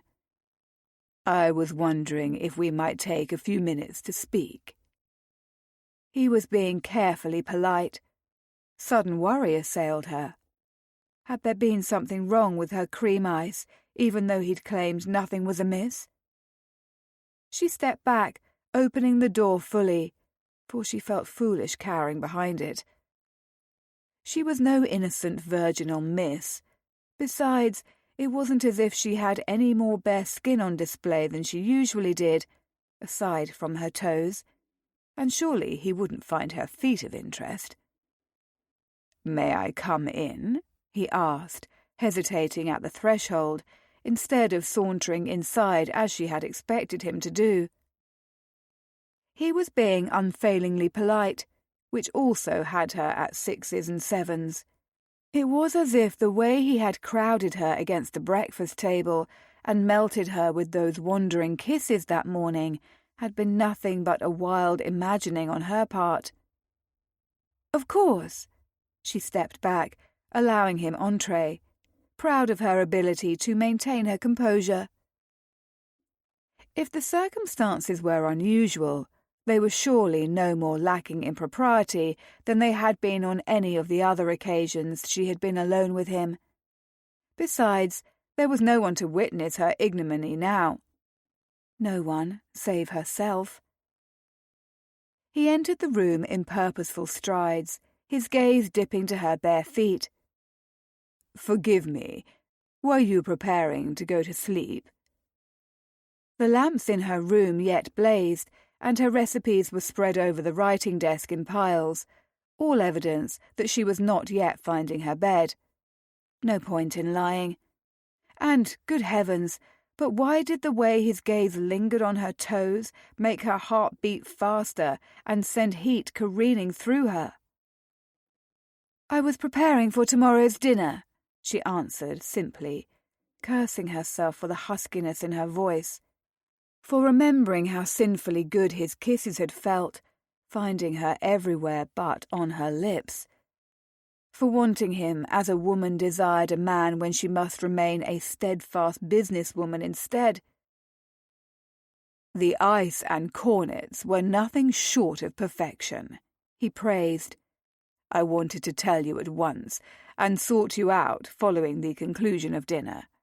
The guests were all well pleased." Ah, so that explained his dress. He would return to his revelries. What had she expected? For him to go to sleep before midnight and without a bevy of beauties in his bed? Good heavens, what if he brought a lover to his chamber this very eve? And what if she could hear them? Her stomach flipped. "I am glad to hear it," she forced herself to say, seeking distraction by moving across the room to the writing desk, putting some necessary distance between them. "It's fortunate that you are here. I did wish to speak with you concerning my idea for tomorrow's ices." "You needn't run from me," he said behind her, his tone amused. That had her stopping mid-stride and whirling to face him. "I'm hardly running, Your Grace. I'm merely going to fetch my recipe papers. I have the most darling notion for a basket made of nougat and chocolate ice mushrooms within. The interior of the basket will be filled with chocolate and raspberry cream ice, but the whole of it will be made to look quite realistic, all edible." She realised she was rambling because she was nervous. Surely the Duke of Whitby need not know the particular details of the cream ices she would be serving at tomorrow's orgy. Orgy? Though he had teased her about it, the mere word made her ill.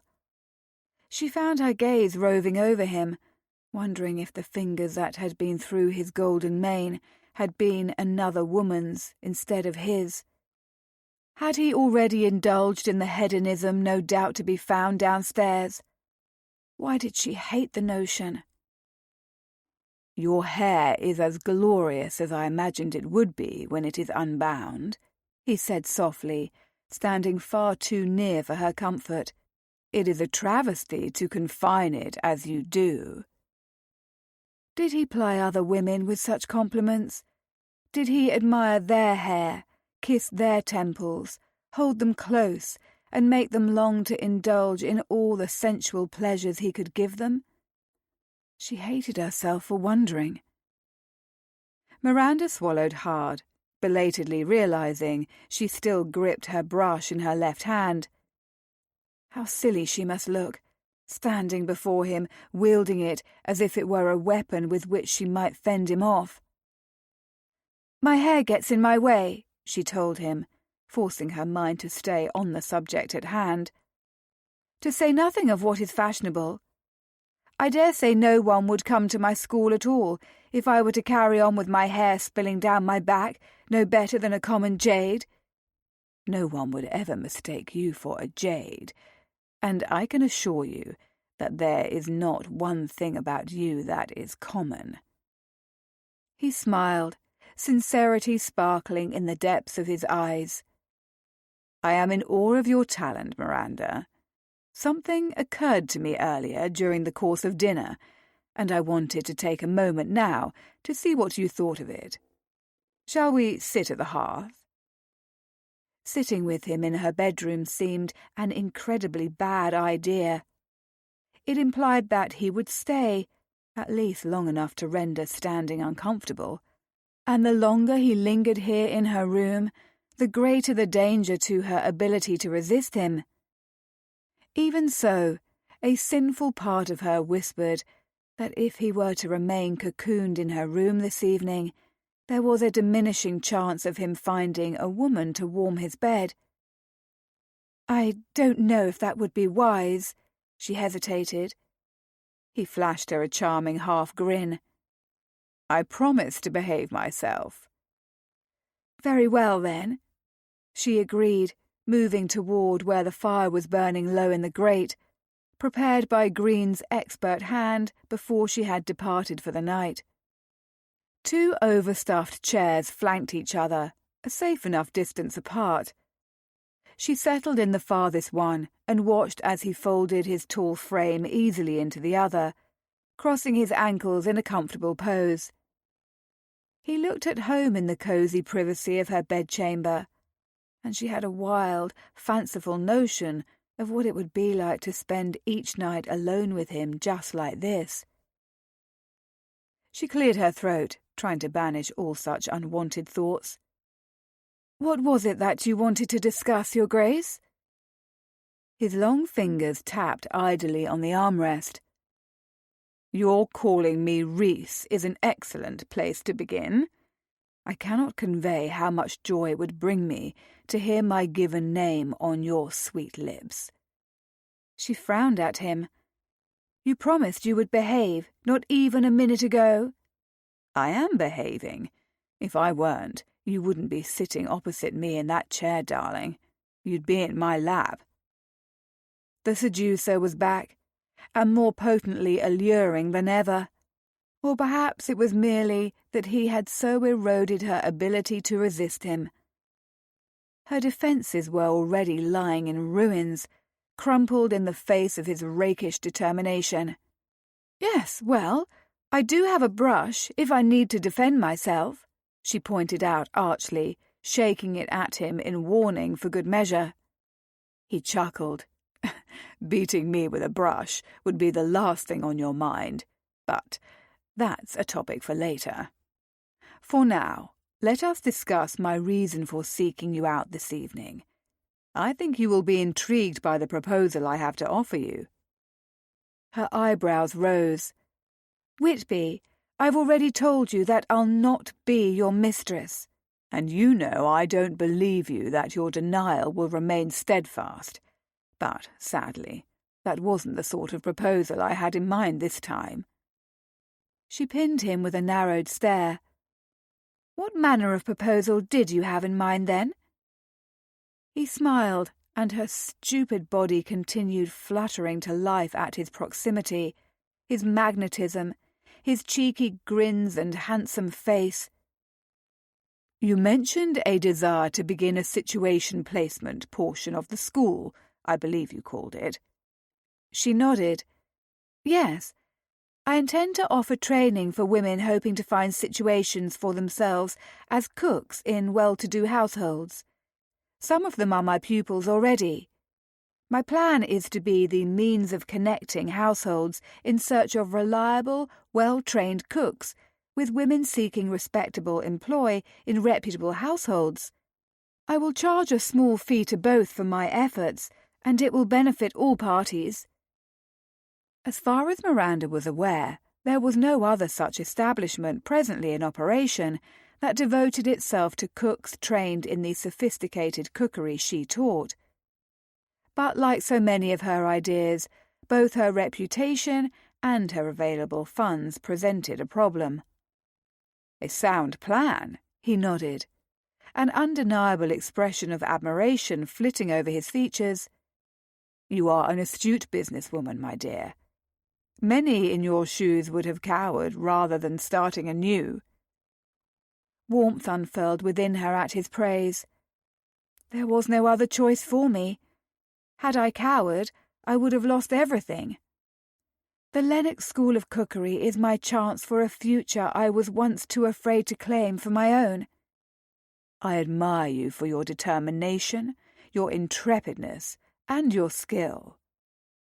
His frank words and his gaze held her trapped for a moment. He had said so much, and it wasn't empty, rakish flattery either. He was praising her for her abilities she was desperately proud of, because embracing them had meant leaving a life that was familiar and comfortable. She had been raised to be a gently bred lady, to become the wife of a peer one day, to sacrifice her own hopes, wants and needs for a greater good that had turned out to be neither great nor good. "Thank you," she managed, inclining her head. "Allow me to act as a testimonial for your services, if you will." Everyone in attendance at dinner this evening was utterly enthralled with your cream ice and cornets. You should have heard their exclamations. One would have thought they were in the midst of coital delight. His words made her frown at him anew. "I fail to see what your guests have to do with my intentions of creating a placement service for domestics. I will make it known to them, individually, of course, that all of the week's most divine creations hail from your school. I'll let them know you have begun teaching cooks in your methods, but that this service is exclusive, and quite naturally comes at a dear price. That they should be the first to hire from your well-trained cooks. Naturally, they would not know you are in residence. I would tell them that one of your students is visiting Wingfield Hall at my behest to avoid any hint of scandal. By the week's end, you'll have dozens of ladies begging you to find them a domestic capable of crafting incredible ices and other marvels." She bit her lip, tempted by the description of his plan. But it was almost too lovely to be true. "Why would you wish to help me in this way?" He grinned again, displaying neat, even teeth. "Because I like you, Miranda." His words should not take her breath, make her heart stutter, and yet they did. She shook herself from his thrall. "Because you want to bed me, you mean?" Whitby winked, unrepentant. "Of course, but that isn't why I want to help you." "What would you gain from such an arrangement?" she pressed, unconvinced. "The satisfaction of knowing a woman I admire very much, and who deserves to succeed, will do so." It sounded far too noble for a man like him. She eyed him warily. "You cannot expect me to believe that." "I'm crushed, darling." He pressed a hand over his heart. "Indeed, I am wounded to the very marrow at your poor opinion of me." A laugh escaped her before she could suppress it. Just one. He was amusing, the Duke of Whitby, and despite all the reasons she should not, she liked him very much. "You cannot blame me for my suspicions," she pointed out, very near to accepting his offer. "Naturally not. My own reputation is hardly sterling, and I'll admit to being quite greedy and selfish. Think upon it, Miranda." Suddenly he rose. "Now, I should leave you to your rest. You must be weary, and I have guests awaiting me." She shot to her feet as well, feeling already strangely bereft when he had not even gone yet. "Wait," she said before she could hold her tongue. "Don't go just yet." Because if he left, he would seek someone else. Surely he would. Another woman who would know his lips, would taste him, touch him. She didn't want that. She wanted him all to herself. Had been sitting here, agonizing at the thought of him downstairs, hosting countless other women. And Miranda could not even blame this mad, wild desire rushing through her upon too much wine. She hadn't consumed a blessed drop when she'd finally taken a tray in her room earlier. No, it was purely the way her body reacted to his, the way the Duke of Whitby made her feel.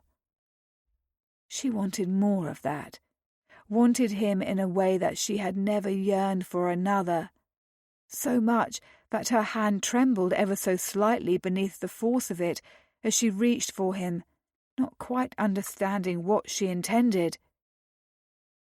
Perhaps it was the lateness of the hour that spurred her, or the hushed air of the night. the loneliness that had never been far since the day she had first left her home and family to become the Earl of Armandale's wife. The desperate need she had tried so hard to banish. The jealousy seething within her at the notion of another woman taking her place on Whitby.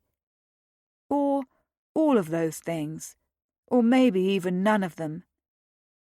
Maybe she just desired the Duke, and they were alone with no one to witness her folly. Maybe she was taking what she wanted for the first time in her life, eschewing duty and obligation and flinging caution to the wind. Miranda closed the distance separating them, her bare feet padding over the thick Axminster. And then she was in his arms, her brush falling, forgotten, to the floor. Chapter 8. She hadn't begged, but it didn't matter now. Nothing else did, except for Miranda, his beautiful, capable, independent Miranda. Her hands were on his shoulders, her pale face turned up to his, the lamplight flickering lovingly over her features, dancing in her emerald eyes and glinting off her obsidian hair. The faint floral scent of her bath clung to her skin. Her lush curves were, for once, not constrained by unforgiving stays and layers of ghastly grey silk and buttons, and her dressing gown had parted ever so slightly at the top to reveal more of her bountiful breasts than she likely realized. His mouth was dry, his heart hammering harder than a blacksmith on an anvil. He'd never had such forceful reaction to a woman throwing herself into his arms before. Hell, he'd never had such a forceful reaction to any woman. Her berry-pink lips parted. "I accept your offer." For a moment, a keening thrill of elation soared through him, but then she hastened to clarify. "To help me with my placement services," Miranda elaborated, a flush creeping over her cheekbones. "I don't need further time to think it over. I'll accept your help." Ah, he should have known. Stubborn woman. Fondness rose, mingling with the desire. He smiled, his hands still lightly on her waist where they had landed, instinctively, when she had rushed toward him. "Good. I'm glad you've decided to accept." He didn't want to let go of her. Not now. Not yet. "Not ever," whispered something within him. Miranda stared at him for a moment, seeming to wage an inner battle before nodding. "I like you too, you know," she said softly, her countenance strained as if she were torn between what she wanted to do and what she ought to do. "More than I should, I fear." His cock, which had been hard the moment she had opened the door to reveal herself, went positively rigid. "You're right about that. You shouldn't like me at all, because I don't have a shred of honour where you're concerned." It was decidedly against his best interest in seducing her to warn her away from him, but Rhys knew Miranda Lennox was far better than he was. Far better than he deserved, even. And some small bit of his conscience had loosened his stupid tongue. He'd simply have to bite it from now on. Or put it to better uses. She caught the fullness of her lower lip in her teeth. Do you have a woman awaiting you downstairs? Or more than one, perchance?" Dare he hope she was jealous of the lady members of the club below?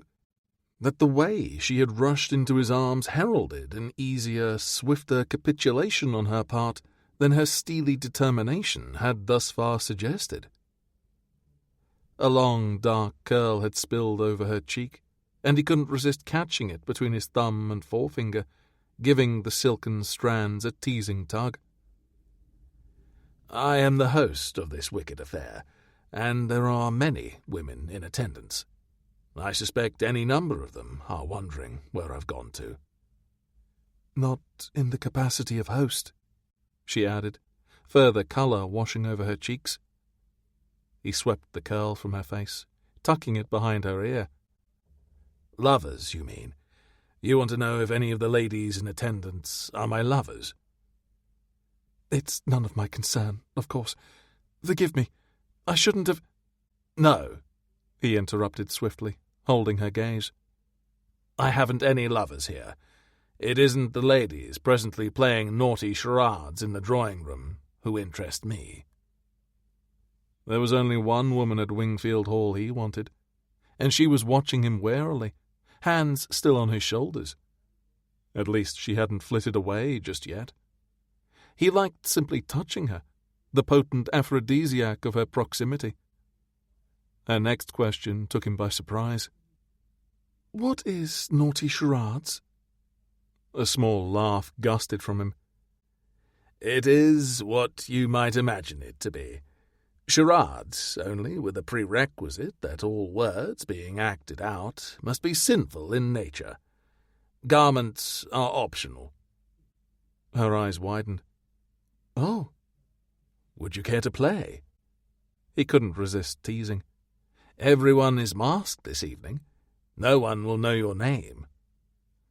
Charades in the nude? I dare say not. Or we could play here together, he suggested devilishly. Just the two of us. I have it on good authority that I'm quite adept at charades. And other sport as well. Her lips compressed in her best imitation of a scandalized governess. We will be doing nothing of the sort. Rhys didn't bother to point out that she was presently in his arms, clad in nothing more than a dressing gown, in her bedroom. Doing so would only send her from him, and he wanted her close. As close as possible. And preferably without the impediment of her dressing gown and his bloody evening suit in the way. Perhaps we might do this instead, then, he suggested, sliding his hand around to cup her nape beneath the heavy curtain of her hair. Lowering his head, he placed a delicate kiss on her cheekbone. Her skin was as smooth and warm as he had recalled from that morning. He wanted to kiss every sweet inch of her, to throw her over his shoulder and carry her to the bed and make love to her all night long. He heard her inhale sharply, felt her fingertips tightening on his coat.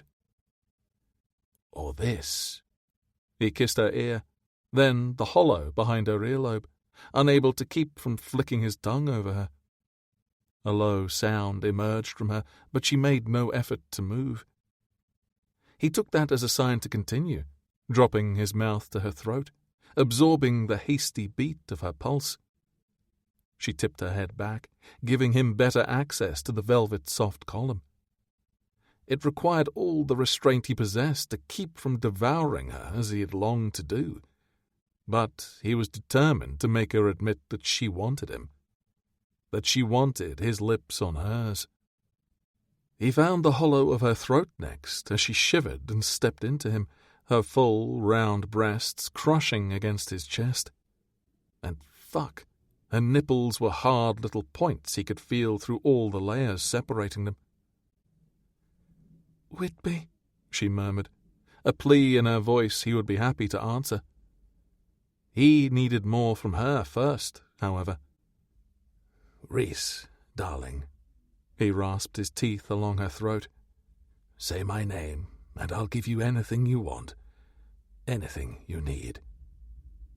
Still she was stubborn. The silence was interrupted only by her ragged breaths and dainty inhalations as he flicked his tongue over her pulse.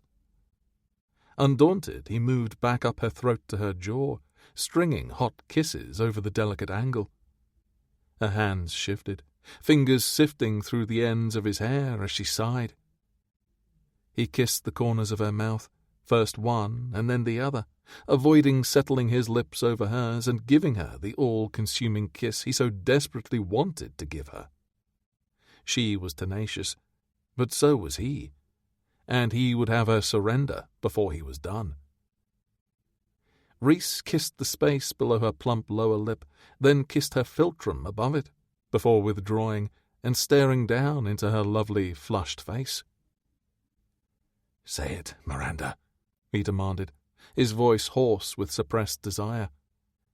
"Say my name, and I'll give you my mouth, like you want." But she bloody well wouldn't. Rhys slid the hand at her waist higher, then slipped it over her dressing gown, cupping her luscious, full breast. Her hard nipple studded his palm through the fabric. "Your Grace," she countered, just before stepping away from him as if he had burned her.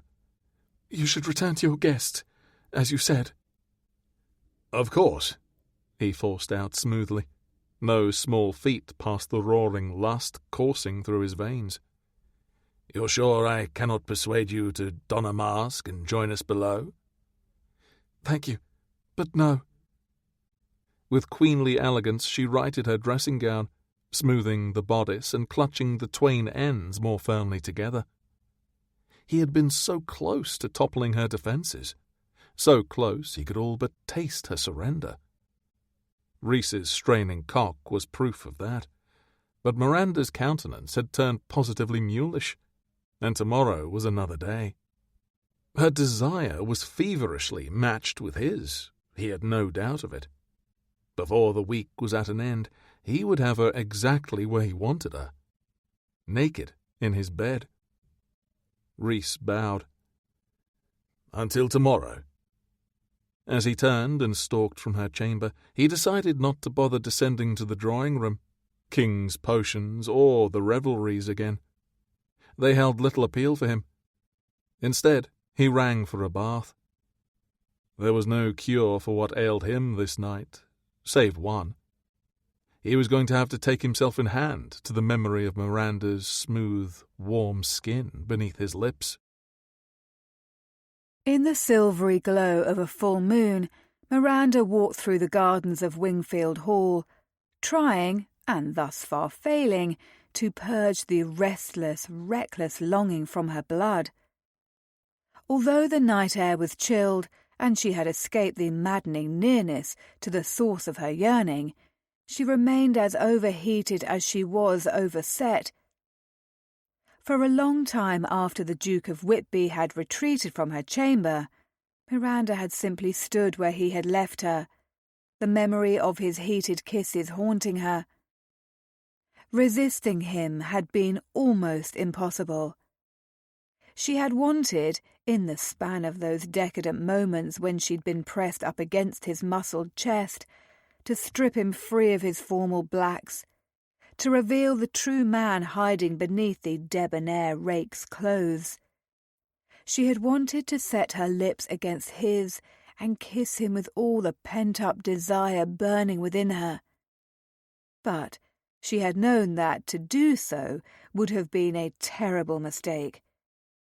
After the scandal she had caused in divorcing Amandale, she needed to remain as circumspect as possible for the sake of her cookery school. And being circumspect, whilst taking a notorious rake as a lover, was simply impossible. The Duke of Whitby was a risk she couldn't afford to take. A risk that had haunted her when she had heard the undeniable sound of a bath being prepared next door. He hadn't returned to the game of naughty charades or his guests at all.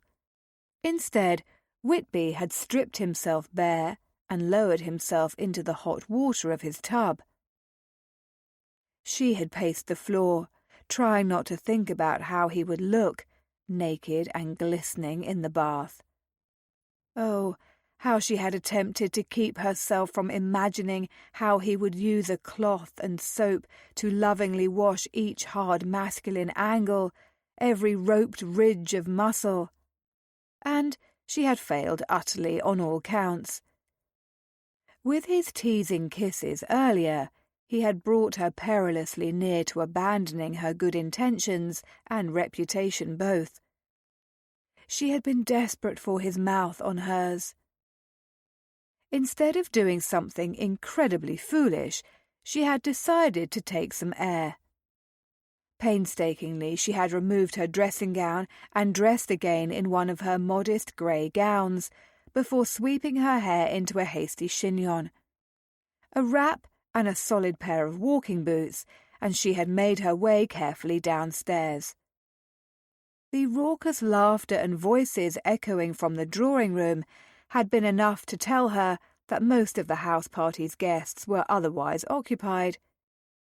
She slipped out a door and into the gardens, alone with her thoughts. And yet, though she must have been pacing the gravel paths for at least the last hour, and despite the cool nip in the air, she hadn't been able to outrun the troubling thoughts whirling in her mind. Perhaps it was the full moon at work, beguiling her and bringing devilry upon them all. As she rounded a bend in the path, the scent of cigar smoke reached her, warning her that she was not alone in the moments before the tall figure of a man emerged from the distant shadows. She froze, heart thudding in her chest as she realized that in her haste to flee her chamber, she had forgotten to don a mask before venturing from the haven of her room. The bright illumination of the full moon made it appear as though a silver lantern had been hung aloft, brightening the nightscape with unnatural intensity. If she didn't hide, the man approaching her would see her face. She attempted to skirt a massive rosebush, but in her haste she passed too near, and the thorns snagged in her silk, catching her there. It was either rip her dress or remain as she was, a hare trapped neatly, awaiting the hound. "What have we here?" the man asked, moving toward her with purposeful strides. Frantically, she tugged at her gown, trying to free herself from the clutches of the roses. The sound of silk tearing made her freeze anew. "It looks as if we've a little bird caught in the roses," the unfamiliar man drawled. She gave another frantic jerk at her skirts and finally managed to reclaim them. Too late. The interloper was almost upon her, and there was no denying the damage to her silk. One less gown in her wardrobe now, unless she could somehow manage to wield a needle and repair the destruction without it being noticeable. She very much doubted so. Miranda had never been skilled at embroidery. She hadn't the patience for it. All thumbs, as her mother had often regretfully said. "I am freed now," she managed with far more cheer than she felt, attempting to keep her face averted so that the man wouldn't see her. As he approached, she saw that most of his countenance was obscured by a dark mask. She had no notion of who he was or what he might want with her, and foolishly she had wandered into the gardens without anyone the wiser of her whereabouts. "So I see." He stopped and offered a formal bow. "Pity. I do so enjoy rescuing damsels in distress, particularly when the risk is more than worth the reward." Miranda kept her head ducked toward the ground as she dipped into a polite curtsy. If she was lucky, the man would think her an errant servant wandering in the gardens where she didn't belong and simply leave her to return to her room. "As you can see, there is no need for either rescue or reward, sir," she offered in a quiet voice, her chin tucked firmly to her chest. "As I said, it's a pity. I do think I would have enjoyed taking you into my arms to pull you free," the man said before taking a puff on his cigar. "I fear you've mistaken me for one of the revellers," she began, careful to keep her face in the shadows as best as she was able. "However, I am merely a guest who lost her way and is eager to return to her chamber for the evening." "I'll offer you my escort," he was quick to say. "That won't be necessary. Thank you, but I prefer solitude. I'll just be going." But as she made to skirt around the man, a hand shot out boldly, capturing her elbow. "Not so quickly, my dear." Her heart jolted. "It would seem I've caught my little bird after all," he crooned, refusing to release her. "What shall I do with her, She didn't like the tone of his voice or the barely veiled suggestion in his words. Perhaps the man thought she was a seasoned member of the wicked club in attendance, and that she was playing some manner of game with him. However, she decidedly was not. All she wanted to do was get back to her room and hopefully garner some much-needed slumber without the endless temptation of hearing the Duke of Whitby at his bath. Surely he would be finished by now. She chose to ignore the pang of disappointment deep within her at the realization, trying to keep her mind firmly upon the situation at hand. "What you shall do is release me, sir," she said coolly, forgetting herself and tilting up her head to frown at him with displeasure. "I have already told you that I prefer my own company to that of others, and that I'm not a part of your club. I haven't come here for the reasons you undoubtedly have. Now please, let me go." "I know you," the man said, his voice taking on a contemplative air. Heavens, what was she thinking, exposing her face to this stranger's scrutiny? She turned her head as fast as a whip, giving him her profile. The brilliant light of the moon rendered remaining in the shadows virtually impossible. "You do not know me, sir," she denied, a new sense of dread, heavy and sharp, overtaking her. What if he did know her? There was something perhaps vaguely familiar about him, though hidden behind his mask he remained very much a mystery.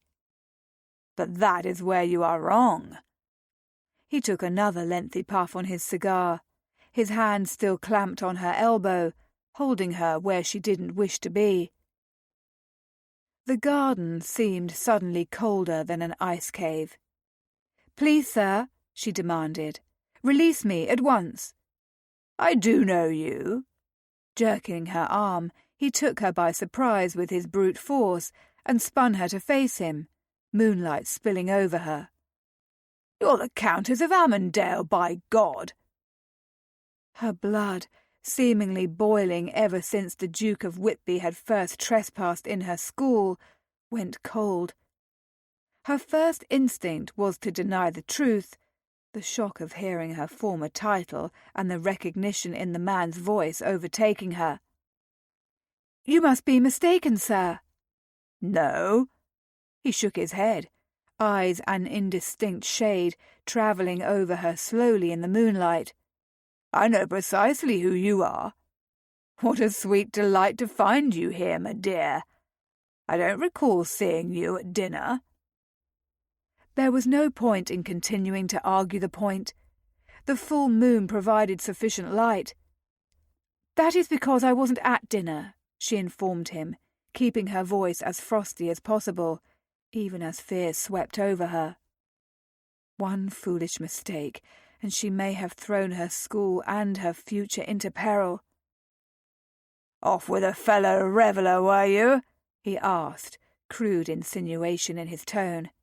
"Can't say I blame you. Dinner was a deadly dull affair. No doubt it would have been much more interesting, however, if the fallen Countess had been there. Unless... Christ, I should have known. Are the Dukes keeping you for themselves, then? Hiding you away so that the rest of us haven't a chance to sample your lovely charms?" Good heavens! He believed she was dallying with all the Dukes, as if she were a Cyprian at their disposal. She didn't know which she longed to do more, stomp on his foot, punch him in the nose, or box his ears. Miranda settled for yanking her elbow free of him instead. "No one is keeping me. I keep myself. Now I must bid you good evening, sir. The hour grows late." She moved past him, heart in her throat, as she waited for him to waylay her again. "Countess!" She paused, casting a wary glance over her shoulder at him, where he calmly smoked his cigar. "Sir?" I don't reckon Amandale would be pleased to discover you're a member of the Wicked Duke Society, even if you aren't his wife any longer. I confess, I thought you'd disappeared from London after the ignominy of your divorce, that you'd run off with Waring." There was an ominous edge to the man's voice now, a threat-wrapped warning. It was not Amandale's ire that concerned her, however. It was the impact such a scandalous on Dee as her presence at a wicked house party would make upon her school. She didn't dare allow her trepidation to show, however. She recognized the stranger's thought instantly. If he scented blood, he would only become determined to ruin her, or otherwise have the upper hand over her. "I'm sure I don't care what Amandale thinks of anything I do," she told him coolly. "I wouldn't be as certain, my dear," he said, silken menace in his tone. "No doubt my silence is worth something. Perhaps we can arrange for a mutually beneficial exchange. I hold my tongue to Amandale, and you grant me a favour in return." Her fingers curled into fists, nails biting into her palms. "Are you threatening me, sir?" "I wouldn't say that." He moved toward her, bringing the scent of tobacco smoke with him. "I was merely suggesting that we may find some way to entertain each other. A way that ensures an equal bargain for the both of us." Her stomach lurched. "There will be no such bargain between us." The sick sense of fear made the knot of dread deep inside her tighten even more. Oh, how thoughtless she had been to run from her bedroom and into the night, unprotected by a mask or anything she might use to defend herself. If the man were to attempt to force his attentions upon her, all she had was her sturdy walking boots to ward him off. "Why not?" he asked. "I could make it worth your while." "I think not, sir." Miranda grasped her ruined skirts and lifted them, deciding it was time to retreat before the man in the gardens attempted to do more than blackmail her. She set off at a brisk pace across the gravel path, retracing her steps. "Come back, Countess," the man called after her, the crunching of stone behind her a warning that he was in pursuit. Her heart hammering against her chest, she broke into a run. Miranda raced as fast as she could around the curved, meandering path until she rounded a bend where a boxwood hedge stood and promptly slammed into the unforgiving form of yet another man. The wind was knocked out of her lungs, and she would have fallen to her rump had it not been for the man's hands clamping onto her waist, holding her steady. But she had no wish to be caught. Her instincts took control, her palms landing on the man's chest, pummeling him. He grunted. "Dash it, Miranda, it's me." "Whitby," she breathed, instantly stopping the blows, relief washing over her. She felt inexplicably safe with him. "What's wrong, darling?" he demanded, frowning down at her in the moonlight, concern in his voice, etched on his countenance. "There's a man," she managed, breathless from her flight and the fear gripping her. "I came across him in the gardens, and he recognized me. He was trying to blackmail me into keeping my presence here a secret. He implied that he wanted favours from me." Whitby stiffened, resembling nothing so much as a guard dog ready to attack. "Who is he?" he growled. "I'll beat him to a bloody pulp, and then banish him from both the club and Wingfield Hall when I'm finished." She shook her head, still struggling to catch her breath. "I don't know who he is. He was wearing a mask that covers most of his face." "Where is the scoundrel?" "He was in the gardens with me. He was following me. Just behind me, I think. Round that bend." "Stay here," he ordered, his voice grim. Before she could protest, he broke away from her, storming around the corner down the path in search of the man who had recognized her. She remained where she was for a few frantic moments, fretting over Whitby putting himself in danger. What if the man hurt him? It would be all her fault. Grasping her skirts again, Miranda hastened after him. The Duke's legs were longer, however, and he had rage on his side. He had already disappeared from view by the time she rushed down the path. Gasping for breath, she rounded another curve in the gardens and was greeted by the dull sound of a fist connecting with flesh, followed by a groan of pain, and then another thud.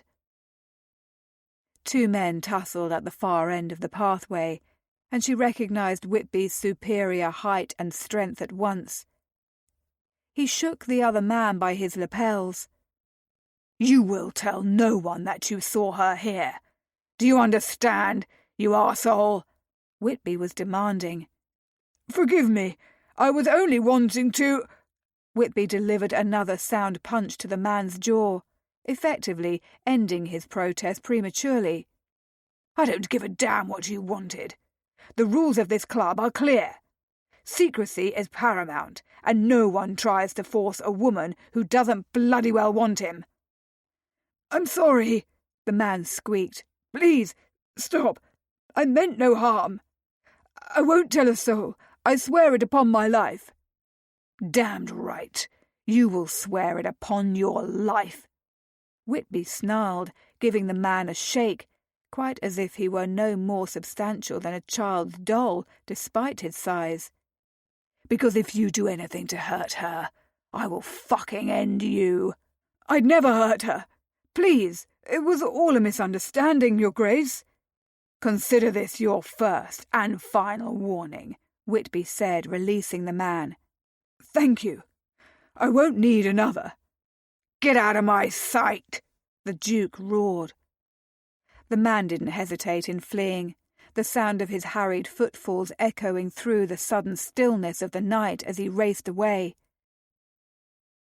Whitby turned to where Miranda stood and held out his hand. "Come." Chapter 9. "You're bleeding." In the glowing lamplight of his bedchamber, Rhys flexed the fingers of his right hand. They were stiff and they ached, but they hadn't cracked open.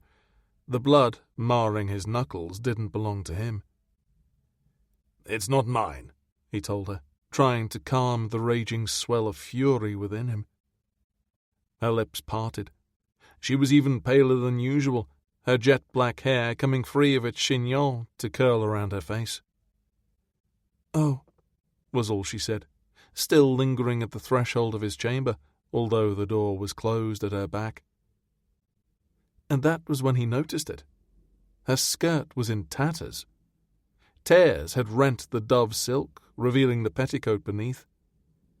Fury ignited in his blood anew. If Viscount Roberts had torn her skirts, he was going to die this night after all. "Did he touch you?" he demanded. Yes, but nothing more than his hand on my arm." She glanced down, following his gaze to her ruined gown. "I caught the silk in rose bushes. I was trying to get away from him, and my skirts tore." "He's damned lucky." He inhaled slowly, trying to force some of the anger roiling within him to abate, and failing. Right now, there was nothing he wanted to do more than break off Lord Roberts's arms and beat him with them for daring to waylay Miranda in the gardens, for presuming to blackmail her, for making her so fearful that she had been running like a spooked mare when she had slammed into his chest rounding that bloody corner on the path, for perhaps doing far worse to her, if given the chance. Thank Christ Rhys had found her when he had.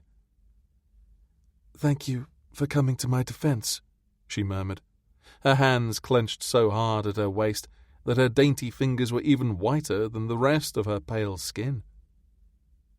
A tremor shuddered through her, and he wanted nothing more than to take her in his arms and reassure her that she was safe now, and that no further harm would come to her. But he was also keenly aware she had just been propositioned and threatened by Roberts in the garden. Also, he still had the bastard's blood on his hand.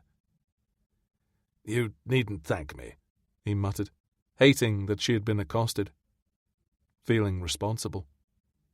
"It should never have happened." He stalked across the chamber to a pitcher and bowl.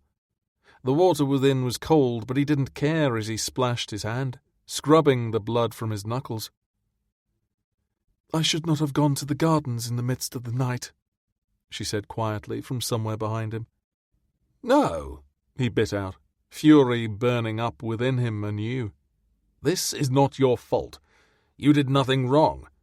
You should have been able to take the night air without some horse's arse threatening to make problems for you and trying to get you into his bed." He still had no notion of why she'd been wandering in the moonlit gardens. When they had parted ways, she had looked as if she were exhausted and ready for bed, clad in her dressing gown and bare feet. Somewhere along the way she had donned her familiar armour of sturdy walking boots and grey gown, her hair neatly pinned up once more. The sad, tattered state of her skirts suggested she was going to have one hideous sack less to hide her ample curves within. Rhys did not mourn its loss, but he despised the source of the damage to her dress. "I should never have left my room," she protested. "At the very least, I ought to have worn one of the masks you provided. I wouldn't have been so easily recognized if I had, and then, I dare say, he would have left me alone."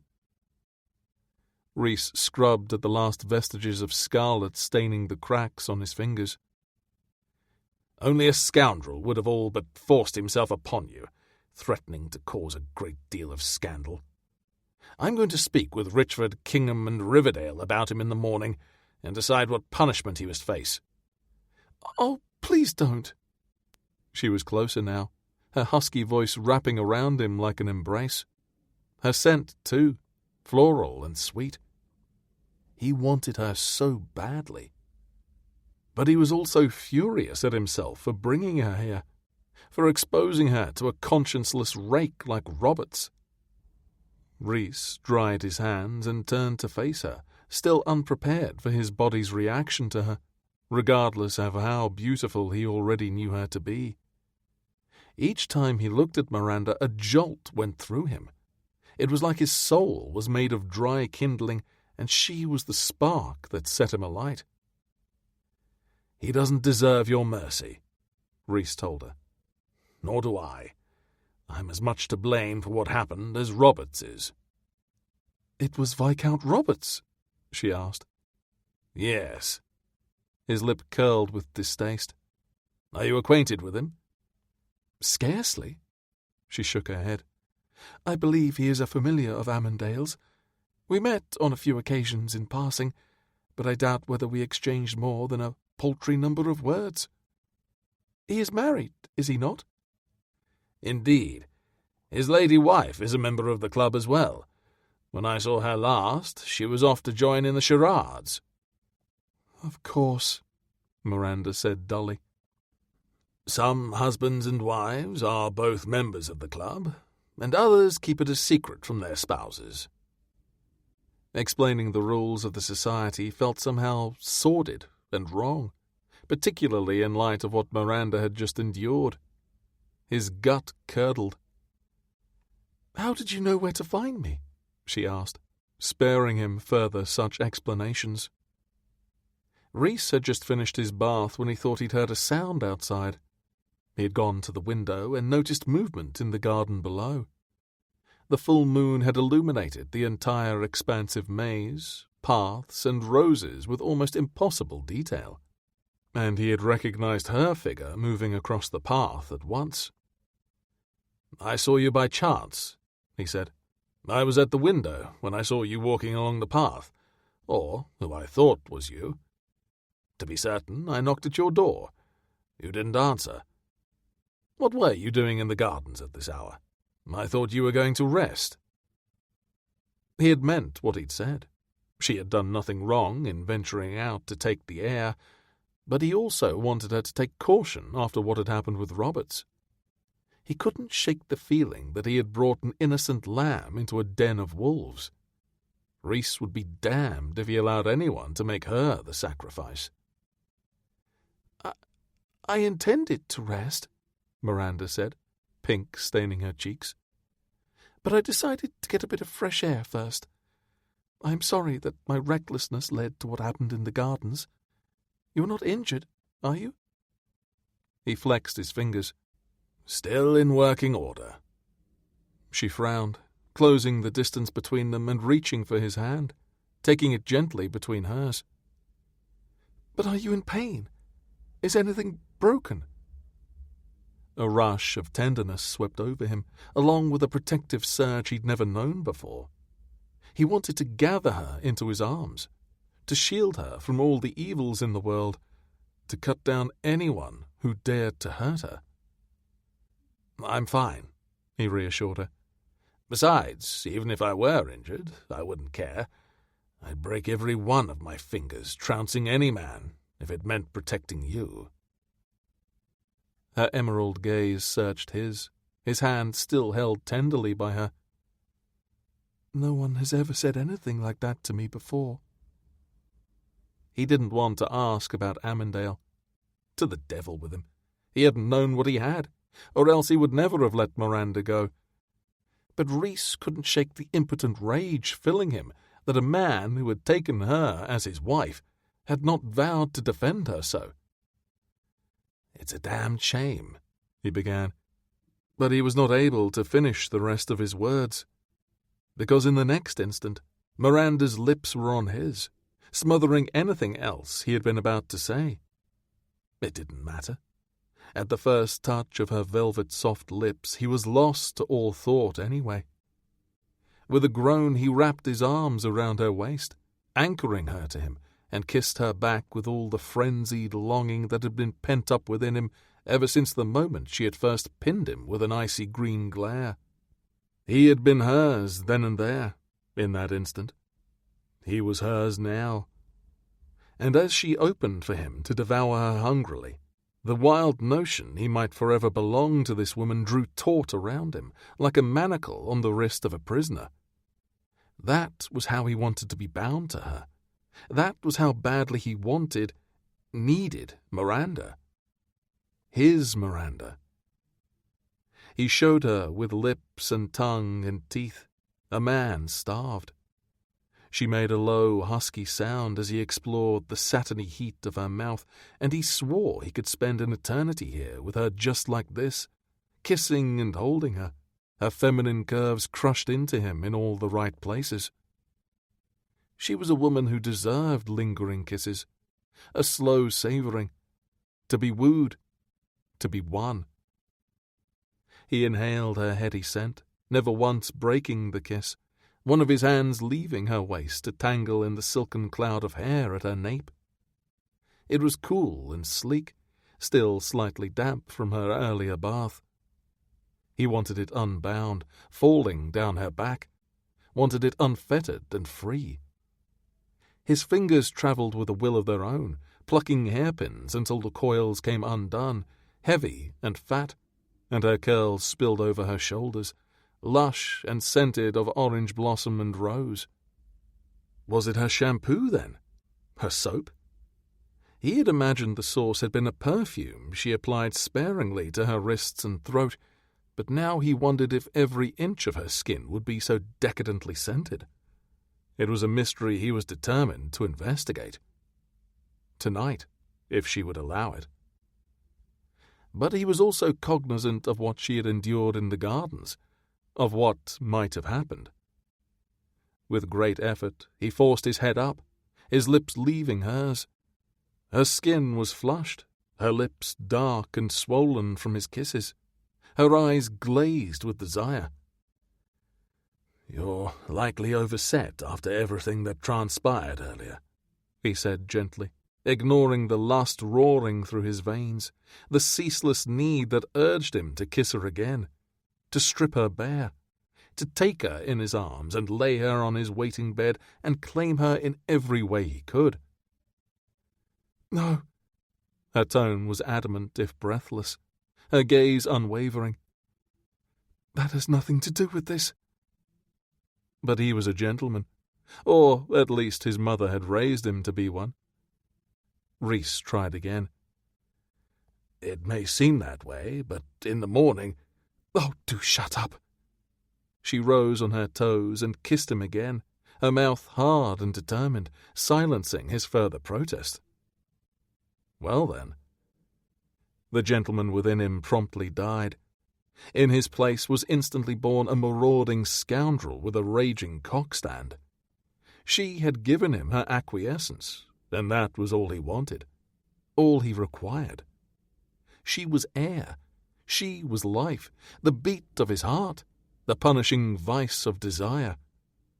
His tongue plundered her mouth, and she sucked, drawing him in, welcoming his invasion. He groaned, deepening the kiss as he walked them as one toward the bed inhabiting the far wall of the bedchamber. Rhys kissed her with every step, their breaths mingling and their tongues tangling. Their hands roved over each other's bodies in mutual exploration. More hairpins dropped. They kicked away their footwear, leaving it abandoned and jumbled on the floor. She fought with his coat, pulling it down his shoulders and off his arms. His fingers found that interminable line of buttons. There must have been 500 of the little mother-of-pearl beggars keeping him from what he wanted. He unhooked 2, then fumbled and struggled with a third. Too many of them, to be sure. With a growl, he began tearing. Buttons rained to the Axminster, joining the scattered hairpins. Fabric rent. She jerked her lips from his, breathing hard. "You'll ruin my gown." "It's already ruined." He kissed her hard before withdrawing. "I'll pay you 12 more." She stared at him, flushed and beautiful, a wanton goddess he could not wait to get naked. "Do it." With great satisfaction, Rhys grasped the twain ends of her modest grey bodice and tore them in 2. Buttons popped away, silk ripped, and then he was treated to the most erotic sight he'd ever beheld. Her pale blue corset was revealed, cinched at her waist and pushing her full breasts high. Bits of blonde lace and cream ribbons adorned the feminine confection, which was so at odds with the bland, uninspiring gowns she wore each day. Here was the heart of her, the true Miranda, hidden away from the unforgiving eyes of the world.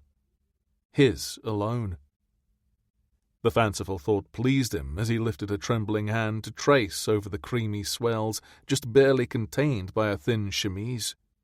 He flattened his palm over her racing heart. "Beautiful." The praise fell from his lips as he smoothed his touch higher, over the silken heat of her bare skin, the delicate ridge of her collarbone, then up her throat, watching the dichotomy of his sun-gilded hand on her pale skin. His hand was large, so large he could wrap it halfway around her neck in a tender hold, his thumb sweeping over her jaw as he simply drank in the sight of her. Her kiss-plumped lips parted on a sigh, her lashes going low. "Help me out of my bodice." Fuck. She didn't have to tell him twice. In a blur of leaden desire and blinding need, he worked her from her bodice first, then her ravaged skirts and the petticoats beneath. Her padded bustle fell to the floor with a thump, and then she was there, in stockings, chemise, and corset only, while he was still mostly fully clothed. Miranda seemed to settle upon that problem in the same moment, for her verdant gaze seared his. "Take off your waistcoat and shirt." Holding her stare, he tore at the buttons on his waistcoat before shrugging it to the floor. His necktie and white evening shirt met the same fate until he was bare-chested. Her hungry eyes travelled over him, and he felt the effect of her womanly curiosity as if it were a touch. He stood still, allowing her to look her fill, his cock hard as marble, straining against the placket of his trousers. And then her gaze was back on his, and she was reaching behind her back, the action thrusting her breasts forward. Her arms worked, the lacing of her corset slackening and draping down over her bottom. The undergarment thus loosened, Miranda brought her hands forward, her nimble fingers removing each hook from its eye as he watched. The last hook was freed, and the blue satin fell away. Through the filthy chemise he could see her hard nipples jutting outward, the perfect pink circles of areolas. He swallowed hard against a violent rush of need, his bollocks already drawn tight. He wanted her so desperately he thought it might be possible he would explode before he was even inside her. "Slowly," he cautioned himself. "Take your time, you randy arsehole." But then she spoke again, and all the caution he had been urging splintered like his restraint. "Take off your trousers."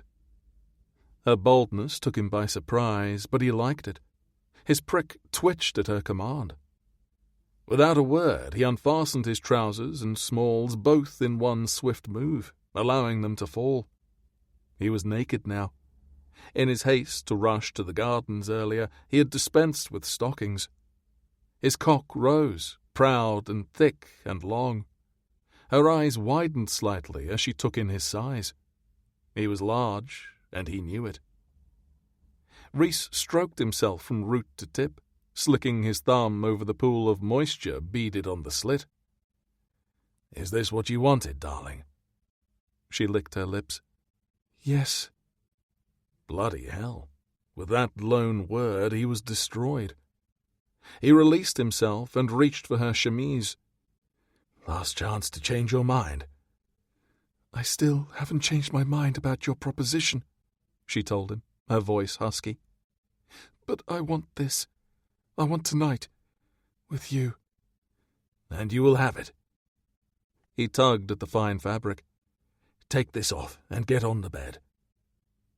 Miranda grasped twin handfuls of linen and pulled the chemise over her head in one elegant movement, sending it sailing to the floor. By God, she was glorious. For a moment he could do nothing but stand there and stare. Her inky hair flowed loose down her back. Her breasts were round and high, her nipples puckered buds that begged for his mouth, her waist deliciously curved, her hips wide and lush. Perfection. That was what she was. A living, breathing goddess.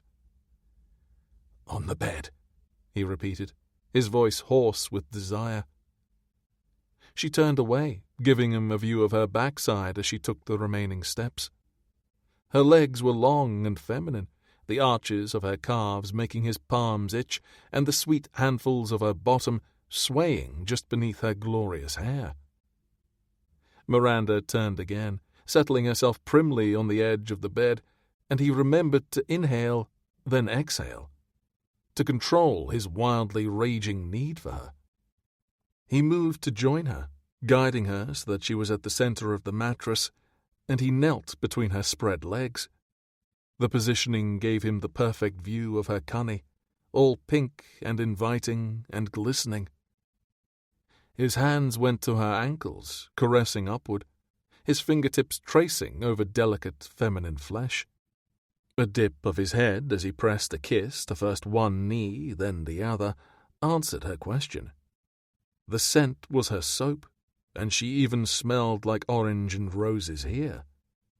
A growl sounded deep in his chest as he dragged his mouth higher, his hands leading the way as they traversed over the smooth, hot skin of her thighs. He heard her gasp as if she had come from far away, just above the roaring of lust pounding through him. Perhaps it was eagerness, or perhaps this delight was one she was accustomed to enjoying. Either way, Rhys couldn't resist kissing along her sensitive inner thigh, to where orange and rose melded with the musky scent of her. He inhaled deeply, his cock thickening as he pressed it into the bed to stave off his rampaging desire. He kissed higher, planting his hands on her legs and widening them.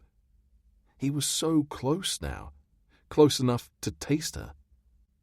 He kissed the place where her thigh met her mound, cradling her outer hip with a hand.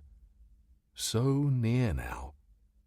He nuzzled her humid flesh, finding her sleek and wanting, her dew coating his cheek and jaw. She jerked, hips pumping, not in the frantic rhythm for more, but as if she were shying away. "What are you doing?" she wanted to know, a new tone of almost panic in her voice. Rhys soothed her with slow caresses, remaining as he was, even though denying them both his mouth on her was utter torment. "Pleasuring you, darling." But how?" Her befuddlement was evident, not just in her helpless query, but her wrinkled brow. Christ! He had his answer, and it didn't surprise him. Amandale was a frigid prig. But she'd taken other lovers as well, for that had been the source of the acrimonious divorce. Surely one of them would have shown her such pleasures. Unless they were selfish arses. "By using my mouth and tongue on you," he elaborated, "until you come." Her lips parted, but no sound emerged. "Ah." He tried to ignore the primitive surge of elation within him at the realization that he would be the first man to introduce her to the sensual art. "Your past lovers were inattentive clods, then. You will enjoy it very much, I promise. Just relax and let me demonstrate." Are you certain?" In all his years as a devoted sybarite and rake, he had never once had to convince a woman to let him lick her cunny. This was a first, and it made him strangely hard. Not just because he would be the first to make love to her thus, but also because he would glory in making his prim Miranda come thoroughly undone. He wasn't going to stop until she had spent at least twice on his tongue, until she was arching her back and crying out his name to the heavens. He smiled at her in reassurance and kissed the soft patch of skin nearest his lips. "I'm certain. I'll go slowly.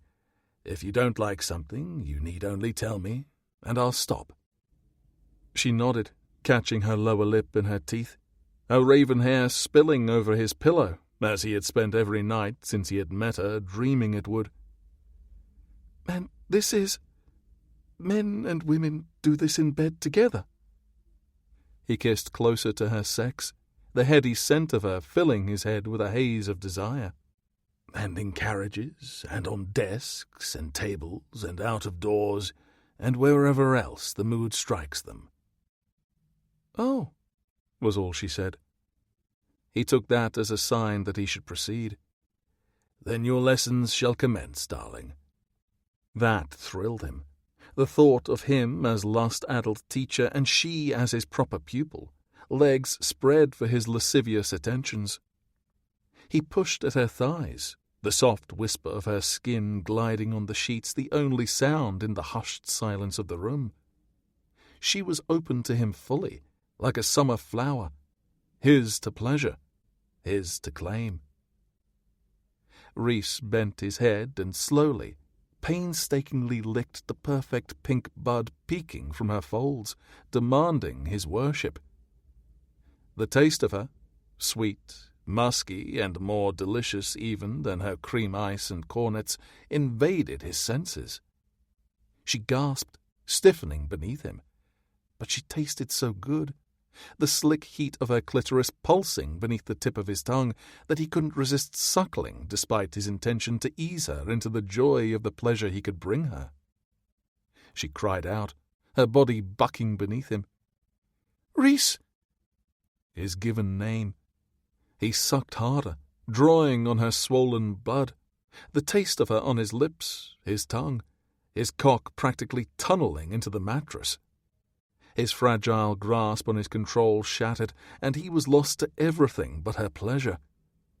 He worried her with his teeth, the light abrasion earning him a lusty moan and another jolt of her hips. This time it wasn't surprise that moved her, he knew. He burrowed his face deeper into her folds, using his jaw and the prickles of his whiskers, rubbing his face on her sex so that she coated him in her scent, her slick juices, and she was writhing beneath him, legs moving restlessly on the sheets as she angled her body to accept more. He would wear the perfume of her pussy on his face all night long and wake in the morning to it. By God, he wouldn't allow his valet to shave him, not until the scent had faded, just in case he would never be able to bury his face in her cunny again, just in case the icy Miss Lennox made a return, bringing with her regret and a renewed determination to resurrect her defences against him. No, he must not let that happen. He couldn't. He wouldn't. He would please her so well tonight that she would have no choice but to agree to another month. Although, now that she was gasping and beneath him, her cunny hot and demanding against his lips, Rhys couldn't possibly fathom 1 month with Miranda ever being sufficient. He toyed with her pearl, flicking his tongue over her and then sucking before licking down her seam to her entrance. Unable to resist, he drove his tongue into her again and again, the silken glide of her hot entrance and the scent of her clouding his mind with pure animal lust. Still not enough. He replaced his tongue with his finger, first one and then another, the hungry grip of her cunny so damned good. She was hot and wet, her grip on his fingers tight, the fluttering of her walls telling him she was almost where he wanted her to be. His lips settled over her swollen nub, and he alternated between sucks and licks, simultaneously sinking his fingers deep and curling them forward, finding a place that he knew would take her over the edge. With a strangled cry she came, trembling beneath him as her cunny contracted around his fingers. He stayed with her, continuing to thrust in and out as she drenched him, flicking his tongue over her clitoris in gentle strokes. But she wasn't finished yet. She owed him another spend, and he intended to have it. The Duke of Whitby's tongue was a revelation. Miranda was beyond capacity for thought or speech, and so, as the intense sensation that had overcome her gradually ebbed, she remained as she was, naked in his bed, his head pressed between her spread thighs, his tongue tracing hot, wet patterns over her throbbing sex. And his fingers, heaven have mercy! His long fingers were inside her, moving in a sinuous glide in time to his sinful mouth. He lapped at her, played with her, teased her. Everything seemed so beautifully heightened, everything golden, his golden head so sinfully lodged between her legs, the golden lamplight playing over their bare skin, the feeling rolling over her, through her. She was limp and sated, and yet somehow she still wanted, still needed. Rhys had shattered all her restraint. She was a creature of pleasure, receiving all he could give her and still selfishly yearning for more. Her hips were moving of their own accord, chasing the pressure of his mouth. Deep within her core, that same acute ache was building anew. Perhaps it had never truly left. And all the while he continued to thrust in and out of her, those knowing fingers gliding through so much shocking wetness she ought to be ashamed. Curiously, she was not. Her reaction to Rhys was natural, elemental. It was something that simply was, and she could not change it, nor did she wish to. Not now, not in this moment. And he seemed to revel in it, in her. He groaned into her, licking and sucking as if he could not get enough of her, using his teeth to elicit bursts of bliss so sharp she couldn't keep herself from moaning. It was agony. It was ecstasy, and she was dangerously close to losing control again. As if he sensed her thoughts, Rhys lifted his head, giving her a smouldering look over the expanse of her bare body. "I want you to come again for me, darling. Give me your cream on my tongue." Another merciless drive of his fingers, stimulating that excruciatingly sensitive place within her again as he sucked her clitoris. And it was all she could bear. Miranda spent, head arching back into the pillow as a gasp tore from her lips, eyes closing, and everything was golden once more, stars sprinkling her vision as her second pinnacle roared through her. The force of it was so tremendous that there was a ringing in her ears for a moment, and she struggled to come back to herself. Miranda simply lay there, heart pounding, breathing ragged, body awash in the glow of the attentions he had visited upon her. She hadn't known it was possible, such pleasure. And now that she knew, how could she go on without it? She had been living for others for so long, first for her parents, then for her husband, and now for her school, always driven by the desperate need to please everyone but herself. But this new knowledge was as much a gift as it was a sword, because wanting more was perilous, and yet how could she not risk everything in pursuing it, in pursuing him? Perhaps she was selfish and wanton and every bit as wicked as the scandal-mongers would have everyone believe. "You're so perfect, so lovely, and you taste so bloody good," Rhys praised, caressing her hips and dropping a wet kiss on her inner thigh. He was still planted between her legs as if she were an altar at which he worshipped.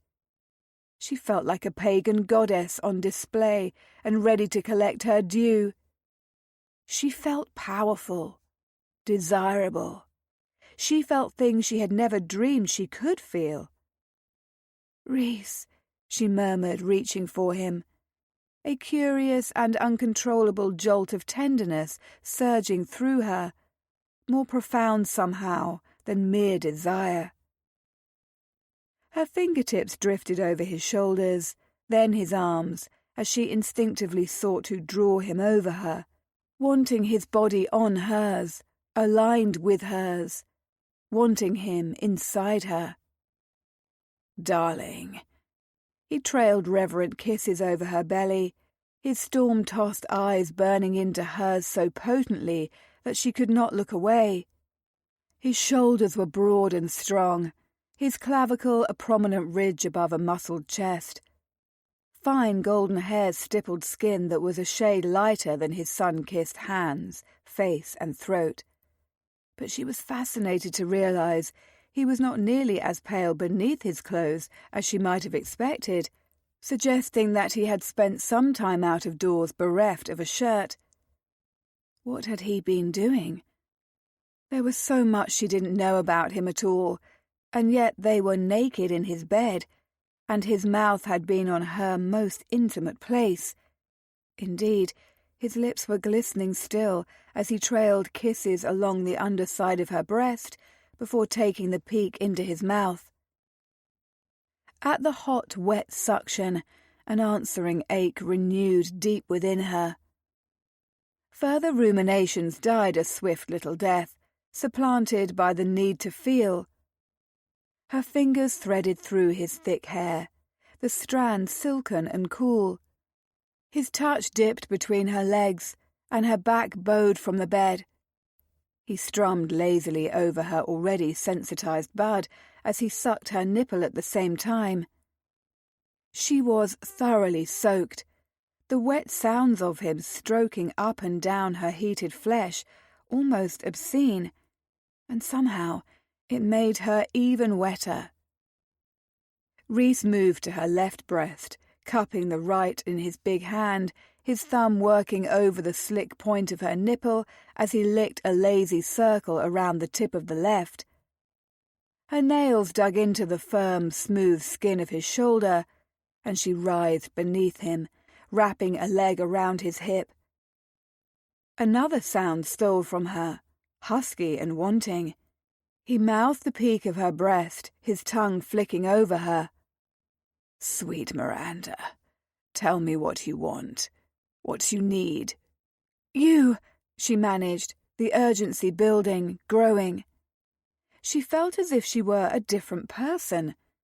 Congress with Amandale had been an unpleasant, pleasureless duty, but now she understood the sentiments in the bawdy books she had secretly read in private, the feverish yearnings she had so sternly repressed for so many years.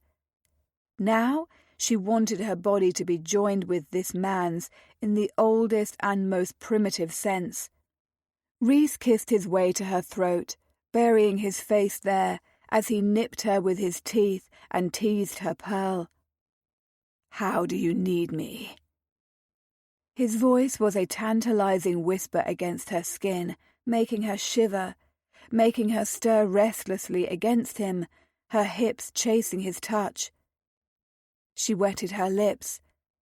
"I need you inside me." She wanted him more than she wanted her next breath, wanted the reassuring weight of him atop her, the brand of his bare skin on hers, the fullness of his cock entering her. Rhys strung a line of kisses along her jaw, and then his mouth was on hers, firm and possessive and insistent as he fed her the taste of herself. He deepened the kiss, his tongue tangling with hers as he settled himself more firmly between her thighs. She moaned as he slicked the blunt head of his cock up and down her seam before notching himself at her entrance. He broke the kiss, propping himself up on a lone forearm as his gaze seared hers. "Are you ready for me, darling?" No, she wasn't, and yes, she was, all at once. It was tonight or never. Here was her chance to seize what she wanted, even though it would have to be fleeting. Tonight and never again. No one need ever know but the two of them. "Yes," she told him, bringing his lips back down to hers and kissing him with all the desire raging inside her. With a hum of approval, he slanted his mouth over hers, deepening the kiss. His movements between their bodies were hasty, almost jerky, decidedly lacking in the smooth elegance he ordinarily displayed, and she savoured the evidence that he, the experienced Raquel, was every bit as affected as she was. The blunt tip of his cock pressed, seeking. She tensed, preparing herself for what would come. He seemed to sense her reticence, breaking the kiss to murmur reassuring words to her. Soft words, sweet words. He kissed the corner of her mouth. "Relax for me, darling. Let me in." She inhaled slowly, the scent of him, masculine and decadent, flooding her senses, her hard nipples grazing his chest. Yes, she thought, reminding herself it was Rhys lying atop her, Rhys who was about to make love to her, the man who had so thoroughly pleasured her beforehand that she had briefly lost all ability to think, move, or speak. It was Rhys, a man she desired, a man who didn't disdain and resent her, a man who wanted her every bit as much as she wanted him. And she relaxed, the tension draining from her body as she waited. His touch returned to her sex, slicking over her sensitive bud, and he eased forward, gliding into her as if he had been fashioned specifically for her, as if their two bodies had always been meant to join as one. Another thrust, and he filled her, and she gasped at the surprising rightness of it, at the feeling of her stretched around him, his cock buried within her. But, oh heavens, that wasn't all. He moved again, deeper still. She gasped as sensation washed over her, her inner walls clenching on him in welcome, and he lowered his forehead to hers, his ragged breath ghosting over her mouth. "How is this?" he asked softly, such tenderness and caring in his voice. "Yes," was all she could bite out. Then, Belatedly realizing she hadn't provided the correct response for his question, she added, "Lovely." "Lovely, He kissed her cheek, and she could feel his lips curved in a smile. "I'll have to do better then." She wasn't sure he could. Miranda opened her mouth to tell him so, but in that next instant he shifted, leveraging himself over her again as he withdrew from her almost entirely, only to sink within her again. This time she savoured the sensation, the slippery glide of his cock through her wetness. He pressed deep, even further, or so it seemed, not stopping until she was pinned to the bed, his body perfectly aligned with hers. The chords of his throat were taut, his movements careful and slow, and it seemed as if his tight grasp on his control was almost too much. She understood, because the pleasure was so intense that she felt as if she might break apart at any moment, as if pieces of her would fly into the very stars above. This was good, wondrous, better than good. It was everything she had never known she had been missing. Indeed, words failed to describe what she felt as Rhys moved in and out of her, eliciting her gasps and moans and cries, wringing bliss from her until she was sure she couldn't bear it. Until the noises hatching from her throat sounded more as if they belonged to an animal than a refined lady. She wrapped her legs around Rhys, matching his rhythm. Her nails raked down his back as she met him thrust for thrust, and then everything within her seized and she was coming again, contracting on him in uncontrollable spasms as a gush of wetness sluiced from her. He pushed into her again, grunting, gritting his teeth, his jaw clenched. And then his movements quickened, his cock hastily sliding from her, his touch leaving her as he grasped himself in a tight hold. One stroke, and he threw his head back, a strangled cry of sheer erotic elation echoing off the chamber walls as he spilled on her belly and inner thigh. He collapsed at her side, pulling her against him, and she burrowed her face in his chest, inhaling deeply of his scent, not minding the stickiness of his seed cooling on her heated flesh. Her heart pounded hard as she wrapped her arms around him in return, holding him close. Chapter 10. Rhys woke to a hard, aching cock and a disappointingly empty bed. Miranda was gone.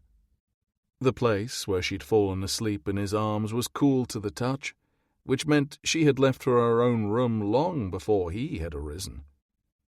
And it was the devil of a thing, that discovery. Not just because he was always the first to leave a lover's bed. Clinging women were tedious, and maudlin sentiments more so, but because he realized, as he absently swept his hand over the slight indentation on her pillow, that he hadn't wanted her to go.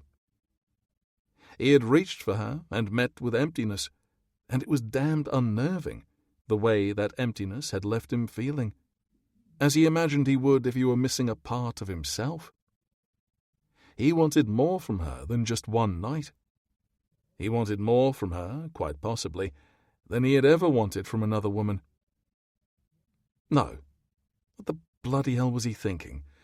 Likely it was his randy prick guiding him, he reassured himself, as he lay back in the bed that still smelled faintly of sexual congress and her sweet scent. He would take himself in hand, and then he would begin his morning, facing this first full day of the house party, and whatever it brought with his customary sang-froid. He had bedded Miranda. He wanted to bed her again. It was a normal, usual, red-blooded response. That was it. That was all. Closing his eyes, Rhys reached beneath the sheet and grabbed his rigid length. He thought about Miranda holding her delicious breasts together for him and begging him to fuck her. of thrusting his cock between her full, bountiful breasts while she plumped them up for him. Would he spend on her breasts? Damn it all, he was harder than hard, a bead of metal seeping from his tip. With his thumb he slicked it over his crown, remembering what she had tasted like, how she had writhed and moaned when he had tongued her pussy. And then he had his answer. Miranda would ask him to take her mouth, and he would have no choice but to give her what she wanted. She would part her berry-pink lips, and he would guide his erection over her waiting tongue. She would suck him so good, so hard, moaning around his cock, and— "Fuck," he muttered, spilling into his sheets like a randy lad. For a moment he lay there, his breathing ragged as he returned to the world and the still dismaying absence of Miranda. And he wasn't satisfied. He wanted her here, but not just so he could persuade her to let him show her the joys of morning bedchamber romps, not just so he could have his release, but because he wanted to see what she looked like, sleepy-eyed and with rumpled hair. He wanted to watch her while she slept, to kiss her awake, to hold her close to him as the sun rose. He wanted her naked and curled trustingly against him. What a bloody idiot. Wincing, Rhys tossed back the bedclothes and stalked to a pitcher and basin, performing some cursory ablutions before ringing for a bath. He needed a thorough soak this morning. Perhaps that would prove the restorative he required, a necessary return to sanity. But not even submerging himself in hot, pleasant-scented water, which ordinarily cured whatever ailed him, sufficed. He washed and abandoned his still warm bathwater in favour of dressing and receiving a quick morning shave from his valet, Lavenue, whose presence rendered a trip next door to Miranda impossible.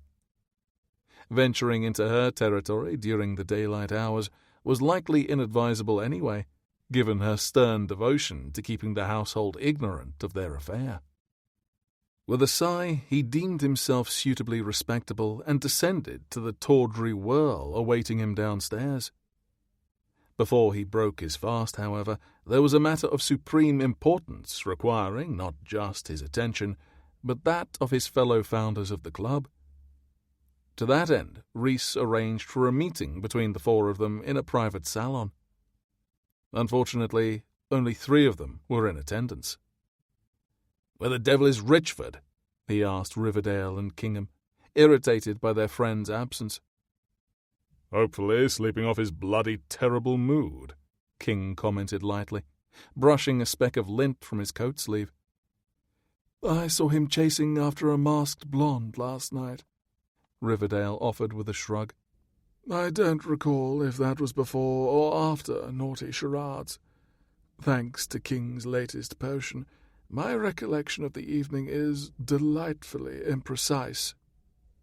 "Lovely," Rhys muttered, annoyed. "We arrange a meeting of tremendous importance, and Richford is off bedding some wench." He was more than aware of his own hypocrisy, for he had spent the night with a woman as well. But Miranda was different. She wasn't a mere drunken tryst at a wicked Duke's society house party. "I do so hate to argue finer points," King drawled, "but we haven't arranged a meeting. You have, and I have yet to eat breakfast, so this better be damned good." "I ate an hour ago, and I've already gone for a ride." Riverdale grinned cheekily. "Lazy bastards, the lot of you." Rhys wasn't in the mood for light-hearted banter. He was in the mood to blacken Lord Roberts's eye. "We may as well proceed without Richford," he decided. "The matter cannot wait until he has decided he's finished emptying his bollocks." King made a gagging sound and shuddered. "If you don't mind, I would prefer not to think about Richford's bollocks before 10:30 in the morning." "How about after 10:30?" Riverdale asked. King pretended to contemplate the question, stroking his jaw. "No, I dare say not then either. 10:30 just seemed a proper sort of time. Lord help me, Rhys muttered. Would the two of you cease nattering like a pair of dowager biddies at the edge of a ballroom? I have something serious I need to discuss with you. Why didn't you say so, old chap? King asked, blinking innocently. He glared at his friend. I did say so.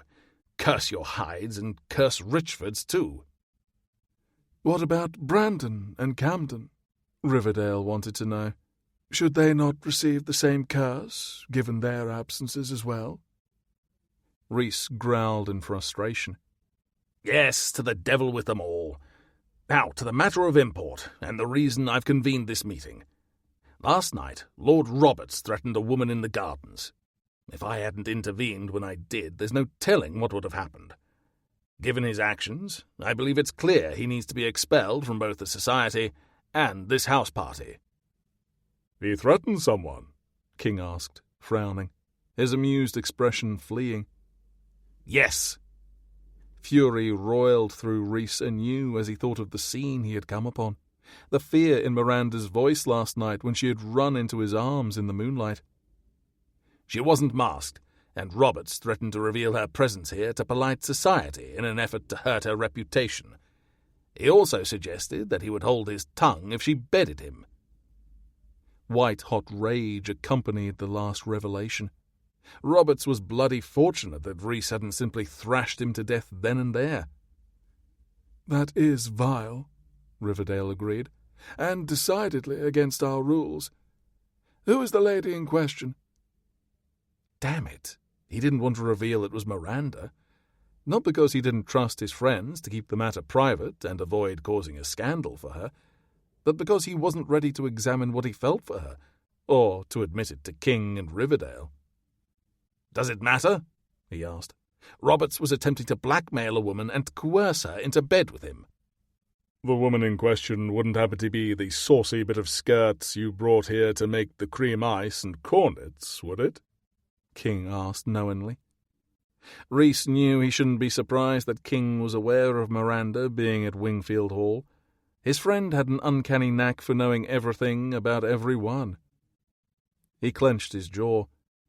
She has a name, and I'll thank you to refrain from referring to her as a saucy bit of skirts. King grinned. But I do so enjoy watching how nettled you get over the mere mentioning of her, I must admit. What is she calling herself now? Lady Miranda, Miss Lennox, or Lady Amandale? Bloody hell. Either King was omniscient, or he had a spy in the ranks. Neither would surprise Rhys. It is Miss Lennox, he ground out. But the lady is rightfully protective of her reputation. Her presence here is not to become common knowledge. As far as the guests are to know, she has sent a pupil trained by her to delight us with her culinary confections. No one can know the lady herself is staying here at Wingfield Hall. Given the nature of the house party and her divorce being fodder for the gossips, she is concerned that further scandal should fall upon her. You ought to have a sword, playing the knight as you are, Riverdale said, shaking his head as if he despaired of Rhys. He raised a brow, feeling rather murderous at the moment and positively medieval. To run Roberts through? I wouldn't turn it down. King whistled. I don't believe I've ever seen you so taken with a woman wit. He ground his molars until his jaw ached. I'm not taken. But was that true? Rhys didn't want to think about it. Not now. Not after he had made love to Miranda just last night. Not when she had disappeared before morning, flitting away like a seductive, elusive phantom. Not when he had to make certain Roberts would never breathe a word about Miranda again.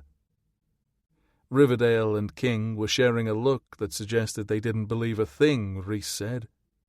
Before he could tell either of them to go to the devil, the door to the salon opened, and Richford stalked over the threshold, resembling nothing so much as a thundercloud brazening his way across an otherwise faultless blue sky. Is something wrong? He bit out. Clearly his mood had not improved since the day before. Rhys found himself wondering whatever or whoever it was that had Richford in such high dudgeon. But that discovery would have to wait.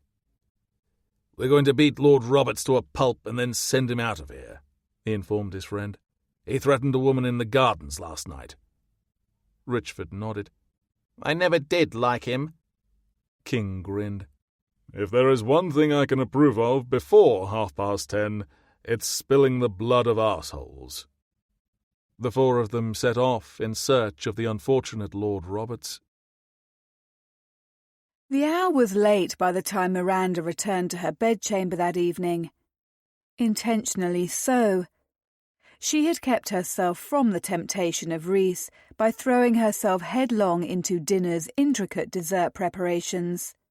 Of course, keeping her hands busy had not prevented her mind from wandering inevitably to thoughts of him, to thoughts of what had happened between them the night before, and thoughts of what must never, ever happen again.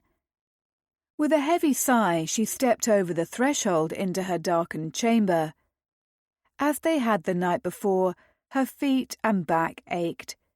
She had spent a great many hours in her preparations for the delicate mushrooms she had created. The door closed at her back, and she found herself grateful for a low light that Green must have kept lit for her.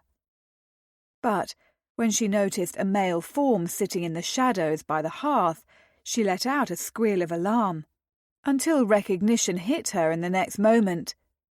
"Hush!" Rhys was on his feet, moving toward her. "It's only me, darling." "Oh, heavens!" She pressed a hand over her pounding heart. "You gave me a fright." He reached her, and she noted he was dressed formally, as if he had fled dinner to be here with her. "Forgive me, that wasn't my intention." Goodness, he was handsome. She knew he was, of course, as surely as she knew the sky was blue. And yet it seemed that each time she saw him, whether in shadows or moonlight, by dawn or full sun, she took note of new facets, rather like a terrain she was learning day by day.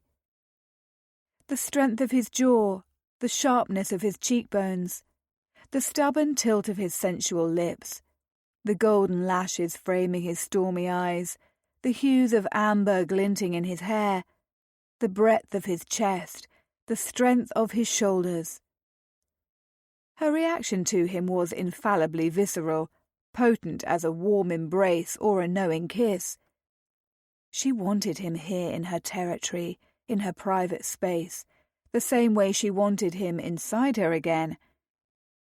But despite those irreverent yearnings, her rational mind was aware of the consequences should she simply fling herself into his arms and bed yet again.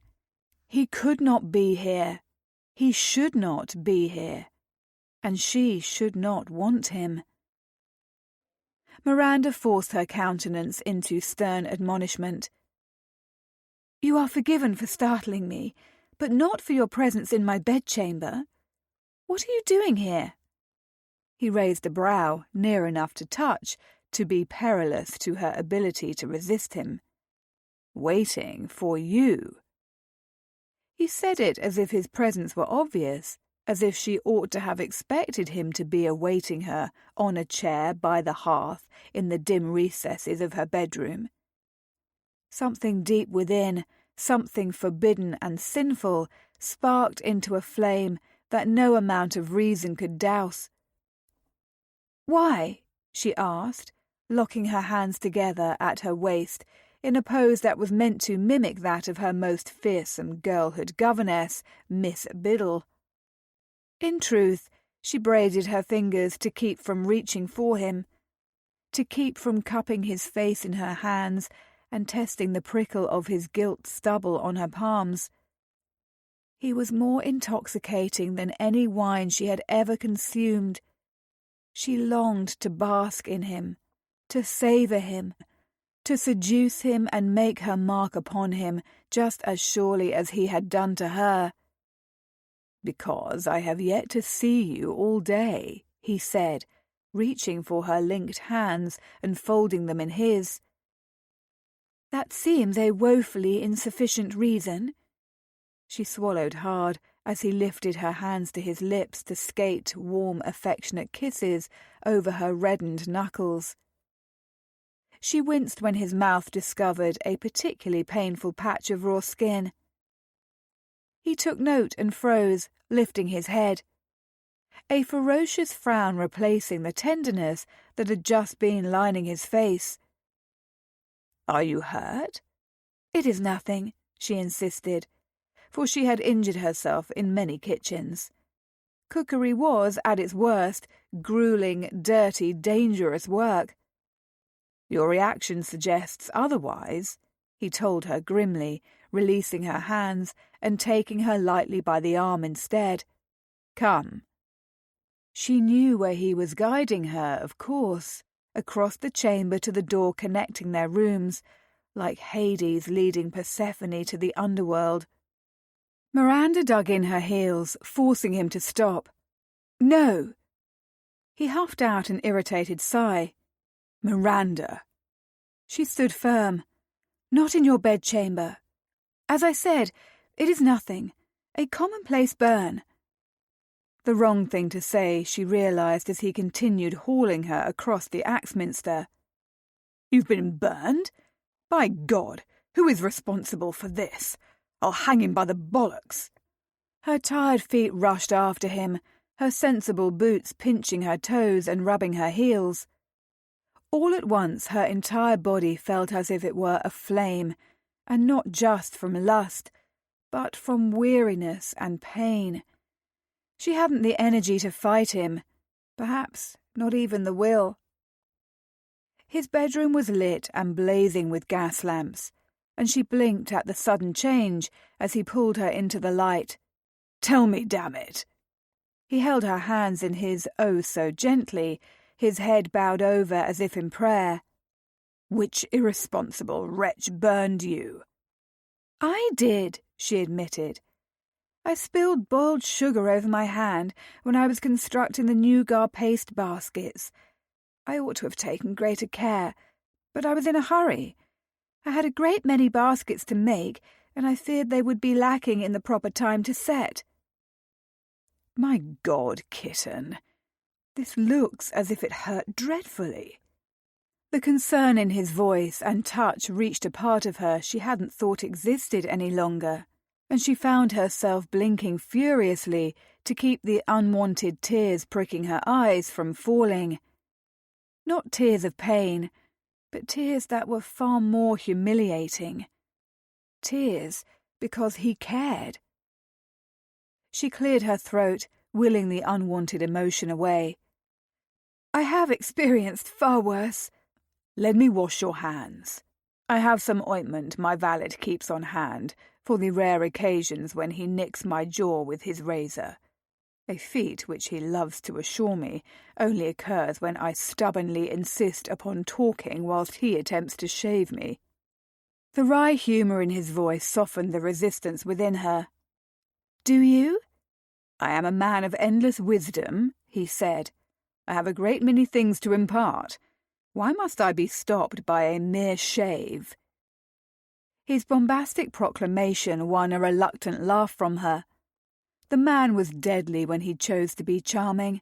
Look at how easily he had lured her into his lair, and now she was allowing him to lead her to a pitcher and basin on the opposite end of the room, despite her insistence that the burn was a minor one. "You needn't tend to me," she protested lightly, though in truth she liked his touch, his concern too. It made her feel things. Complicated, wondrous, utterly stupid things. Things she would be better never, ever feeling, especially not for a dazzling rake-owl like the Duke of Whitby, who presided over a licentious club and hosted orgies without a hint of contrition. "On the contrary, I fear I must." He guided her injured hand over the basin and, lifting the pitcher, sluiced cool, clean water over it. She hissed in a breath as the water washed over the burn.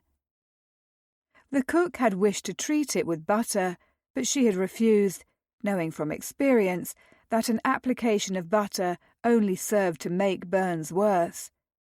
"I'm sorry, darling," he said softly, lathering soap on a small cloth before gently dabbing at the burn. "I don't want to hurt you." "I know."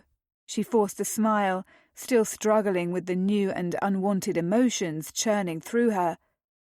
"But truly, I have experienced far worse, and I shall again." He rinsed the suds from her skin with care. "Why do you toil like this? You make the finest creations I've ever tasted, but surely not even your divine confections are sufficient reason for subjecting yourself to injury." She was grateful for the root of his concern, which was for her and her welfare, not for the fact that her culinary aspirations were beneath her station. Amandale had been disgusted by her propensity toward being a servant, as he had so disdainfully phrased her dream of running her own cookery school. "Because I enjoy it," she explained, permitting Rhys to delicately towel her hand dry. "I've always been entranced by the art of cookery, for as long as I can remember. When I was a girl, I would steal into the kitchens and watch our cook, Mrs. Simpson, begging her to share her recipes with me. My nursemaid didn't mind having one less child to look after, so she never breathed a word of where I spent so much time. But as I grew older and had a governess, she told my mother where I was. My mother was horrified that any daughter of hers should have spent so much time in the kitchens, a place that, in her mind, belonged to servants alone." She stopped before she revealed even more, aware that she was rambling. Rhys's proximity wreaked havoc upon her, but his gaze, focused and intense as he cradled her injured hand in his, was every bit as potent. "You must think me silly," she said, suddenly feeling foolish for sharing so much. "Not at all." He shook his head, lowering the towel and releasing her hands. "I think you incredible." Miranda couldn't quite contain her bitter laugh. "You are the only person of that opinion." "Surely not," he frowned. "Stay where you are. I'll fetch the ointment." "Amandale was disgusted by my interest in cookery," she said, watching as Rhys prowled to a nearby piece of furniture and extracted a tin from the drawer. "He said he wanted a countess, not a servant. He forbade me from visiting the kitchens or speaking with our cook." "So, he was an autocratic bastard, in addition to being a notoriously small-pricked bore," Rhys said as he returned to her. This time her laugh wasn't bitter. "You are outrageous, sir!" He grinned. "And you love it." She smiled back at him, trying to cling to her determination to keep her desire for this man at bay, and failing. "Conceited as well," she commented archly. "Your hand, madam," he requested with a gallant air. She dutifully held it out, allowing him to tend to her. Enjoying it even.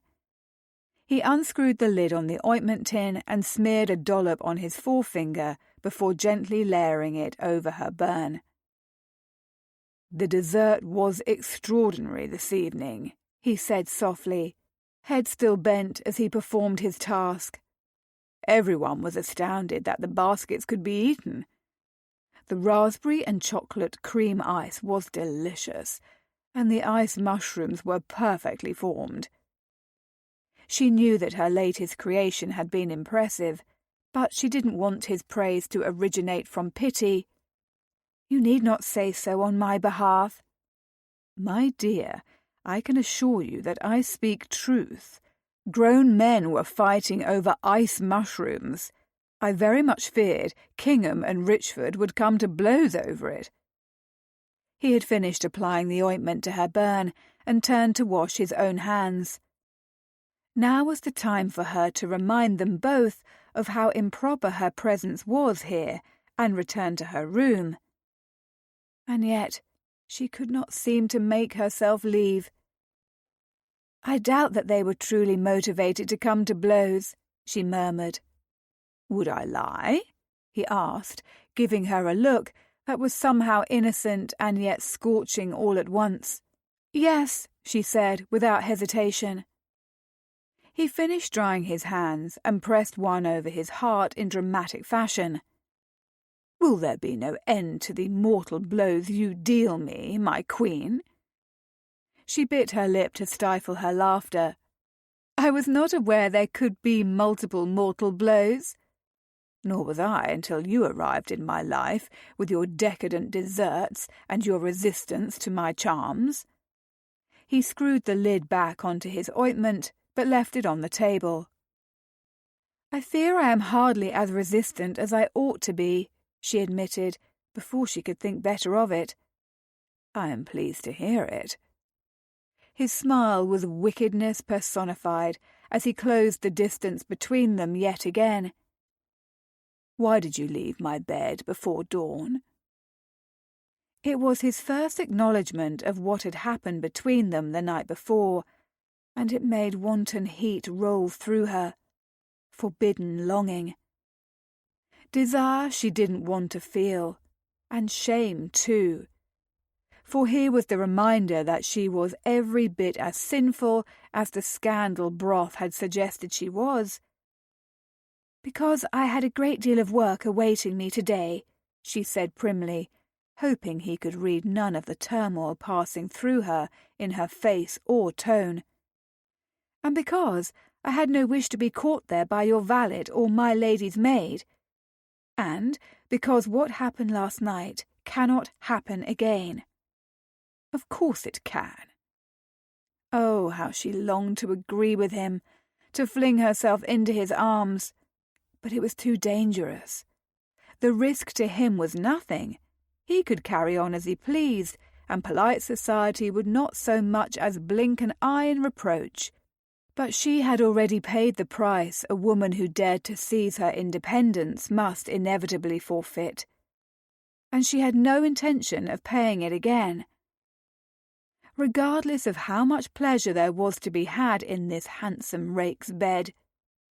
No, she told him firmly, pleased with herself for the conviction in her voice. It cannot. Surely I have proven that you need not fear scandal. Lord Roberts has been removed from Wingfield Hall and the society both. Kingham, Richford, Riverdale, and I have ensured that he won't breathe a word about your presence here, if he wants to keep his teeth. His grim pronouncement should not have brought more warmth to her cold and icy heart, but it did. You need not have further taken up the matter with him on my behalf. Yes, I bloody well needed to, he growled, rubbing at his jaw with an irritated expression on his handsome face. Any man who thinks to cause harm to you answers to me. He was being deadly earnest, all the levity and teasing gone from his countenance. No man had ever been so caring, with the exception of Waring, who had been a steadfast source of comfort in her life until he had left for America in the wake of the scandal following her. She felt a pang of guilt anew at being the reason for Waring's absence from England, for which she was entirely at fault. It had been Waring's idea to pose as lovers and force Amandale into granting her the divorce, but the price he had paid had been every bit as high as the one Miranda had. I appreciate your protectiveness during this week, she told Rhys. I'm not just speaking of this week. After this week, our association will be at an end, she reminded him. And herself too. Yes, she needed to recall that this was all temporary, fleeting, finite. It could never be more than this lone week, which would pass in a flurry and then be forever gone. You know that need not be the case, he said, frowning. Nor can you deny how right it is between us. Rhys, she protested, trying to cling to her fortitude, to summon all her strength. You want me." His hand settled on her waist in a possessive hold she knew she could escape with ease if she wanted. And still she remained where she was, content to stay for just a few moments longer, to linger in his captivating presence, to breathe in his intoxicating masculine scent, to fool herself into believing there could ever be more for her than one night of passion in his arms. She licked her lips. "I also want cake for breakfast, luncheon, and dinner, but that yearning is not any more practical." "My pride objects to any and all comparisons between my cock and cake," he drawled, his head dipping toward hers. He was going to kiss her, and he was shameless, sinful. He said words like cock and prick without compunction, and stared at her mouth as if he spent all day thinking about kissing her. He cared about her burned hand and listened to her dreams without disparaging them. He protected her.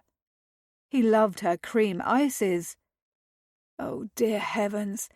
She was falling under this alluring rake's wicked, wicked spell.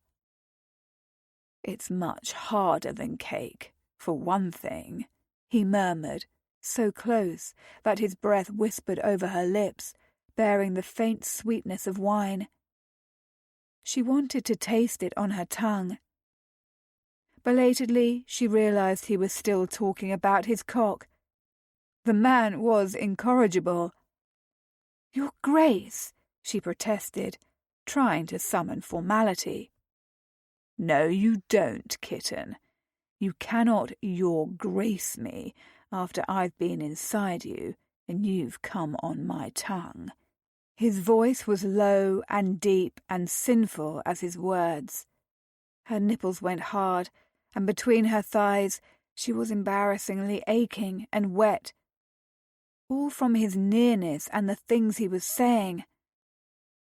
"Run, Miranda," she urged herself sternly. "Run before you do something you shall regret." But that would be the practical, reasonable action to take. Just as never giving in and coming to Wingfield Hall would have been after he made his intentions known. And as she had proven just last night, being reasonable and practical were not nearly as enjoyable as their alternatives. They were alone in the lamplight and the night. No servants. His hands on her felt like a gift she must not refuse, lest she never again be presented with it. Sometimes chances were worth taking. Divorcing Amandale had been, starting her school had been, and this magical, sensual bond that existed between herself and Rhys, it seemed like a chance worth taking too.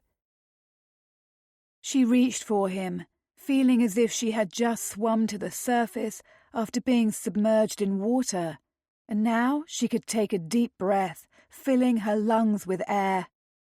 Her fingers caught in his white necktie, and she jerked him the rest of the way, pulling his mouth to hers. Chapter 11. She was kissing him, and ye gods, when Miranda Lennox wanted to kiss, she bloody well kissed. Her soft lips were firm and demanding, her sharp little tongue bold and insistent, and the dainty fingers grasping his tie and pulling him to her were a dominant touch he hadn't known would make his prick as rigid as a fire poker. Until now. Now he knew. He liked her urgency, her fire, her wild abandon. Not just because a carefree Miranda was such a rarity, though, to be sure, it was. She wore responsibility the way some women wore their jewels, but because he knew what it meant, her unfettered reaction to him. He knew he had chipped away at her walls. It meant her defences were lying in shattered ruins at her yet booted feet. Which reminded him, He needed to get her out of her plain grey gown and hideous ankle boots more suited to a sombre housekeeper than a woman of such passion. She tasted like chocolate and sugar with a hint of cream, and something else that was as mysterious as it was indefinably hers. Bloody delicious. That was what she tasted like. Like tonight and tomorrow and 100 nights afterward. Like his. Like something scarce and indefinable. Something he never wanted to forget or be without. And that in itself should trouble him. But somehow it didn't. Her tongue tangled with his, stroking, sliding sinuously, and he groaned, gliding a hand from her waist up the small of her back. The boning of her corset grazed his palm, reminding him anew of all the layers he must strip away to have her naked and utterly at his mercy. He was taking nothing for granted, of course. His Miranda was as skittish as a newborn foal. She needed coaxing and tenderness and persuasion. Rightly so, after all she must have endured at her oafish husband's hands. Rhys couldn't simply begin to tear away at hooks and laces and tapes, regardless of how much he longed to do so. No, he would have to woo her and win her, to savour her and pleasure her, to show her just how much she meant to him, which seemed, in this moment, her lips sweet and demanding upon his, more than he could have fathomed. But he was ever cognizant of her reticence, the fact that she told him she could not stay with him tonight. Reluctantly he broke the kiss, moving his other hand from her waist to cup her cheek, holding her still so he could meet her eyes and search her gaze for the mysteries he longed to unlock. "Stay with me tonight," he said. "Please." Her kiss-swollen lips parted, and he feared she was preparing to deny him, to deny them both. So he pressed his thumb gently over her mouth. "Don't say you cannot. Not until you hear what I have to say." Her dark lashes fanned over her cheeks for a moment, long and sooty. And then they rose on emerald eyes that never failed to take his breath, regardless of how many times he fell into them. She nodded. "There is a reason I have placed us in this wing of the manor house. Have you not noticed that there are no other guests but the two of us?" He was revealing his rakish plotting to her, and he knew he ought to be ashamed, but part of him hoped his actions might actually work in his favour. "Yes, but—" "No," he interrupted, pressing her full lower lip firmly to the top, keeping her from continuing. "I haven't finished yet, darling. I placed us here so that we would be assured of privacy. I also made certain that the only servants about are loyal and trustworthy." "But Green—" "Green is being paid handsomely for a young lady of no experience. And beyond that, her family is being well provided for. All I ask in exchange is loyalty and discretion." "Bribery?" She sounded indignant, despite the way his thumb muffled the word. "Hardly. Merely making certain that I am prepared in all ways." He lowered his forehead to hers. "Which I clearly am not. Prepared, that is. I am persuaded that nothing in the world could have prepared me for you." He meant that. Yes, he was bombastic and ridiculous, and he used his charm and his tongue and his good looks to woo the fairer sex into giving him what he wanted. He had been doing so since he'd been a wet-behind-the-ears lad of 15, when he realized he could use his face and family name to his advantage. But that wasn't what he was doing here with Miranda. With her, it was as if he were bereft of all artifice, stripped bare and vulnerable. He'd never experienced anything quite like it. Her nostrils flared as she inhaled deeply, clearly waging war with herself. "You are a notorious rake. Surely you've had ample practice at seducing women into doing whatever it is you wish of them." "Not with you." It was all he could bring himself to say. Maudlin confessions were not in him. He took the ugliness and worst of life and made a jest of it. He buried his feelings so deep that they could never be resurrected. The lad who had been ruthlessly beaten by the former duke to remove all hints of weakness had learned his lessons well. Except for the woman in his arms. Her eyebrows rose. "And that matters?" "You matter." His voice was so raw with emotion that it was hoarse. "I've made certain to protect you and your reputation. No one shall ever be the wiser." "I will." He hadn't expected that response from her, nor the stricken expression on her lovely face. He longed to kiss her, but he denied himself. The moment was too serious for that. "Are you saying you regret what happened between us last night, Miranda?" he asked, needing to know. Because if she did, he would be done. Despite how much it would bloody well kill him to walk away from her, he would. She had been through enough. "No," she whispered, closing her eyes again as she struggled with herself. "I don't regret it at all. And that is the problem." Her answer was all he needed. Fierce, potent need shot through him as one. Rhys leaned into her, pressing his lips to her ear. "If I lifted your gown and touched you right now, would you be wet for me?" A breathless sound escaped her, and she clung to him, as if without his support she would fall to the axe-minister at his feet. "Rhys, please." "Please what, kitten?" He licked the wall of her ear, desperate for a taste of her, then nuzzled the floral-scented hair at her temple. "I'm afraid you're going to have to tell me yourself. Please kiss me. Please lift my skirts and see if my cunny is slick and wet. Please take me to bed. Please give me your—" She moaned, cutting off the rest of his words, and startled him by cupping his face in her hands and bringing his mouth to hers, for a kiss that was nothing short of ferocious. He kissed her back, giving her his tongue as he moved them toward the bed awaiting them, the bed she should never have slipped out of in the dark night, leaving him alone. The bed where she belonged. Because at his side, with him, beneath him, atop him, that was where Miranda Lennox was meant to be. He broke the kiss. "Stay with me." She closed her eyes, her expression tortured. "Miranda," he pressed, brushing his lips over hers with tender strokes. "Say you'll let me make love to you tonight."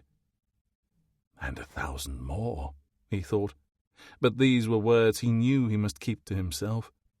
Hell, they were words that frightened even him with their intensity and the way he felt them to his marrow. "Yes," she whispered at last. Elation soared through him, desire not far behind.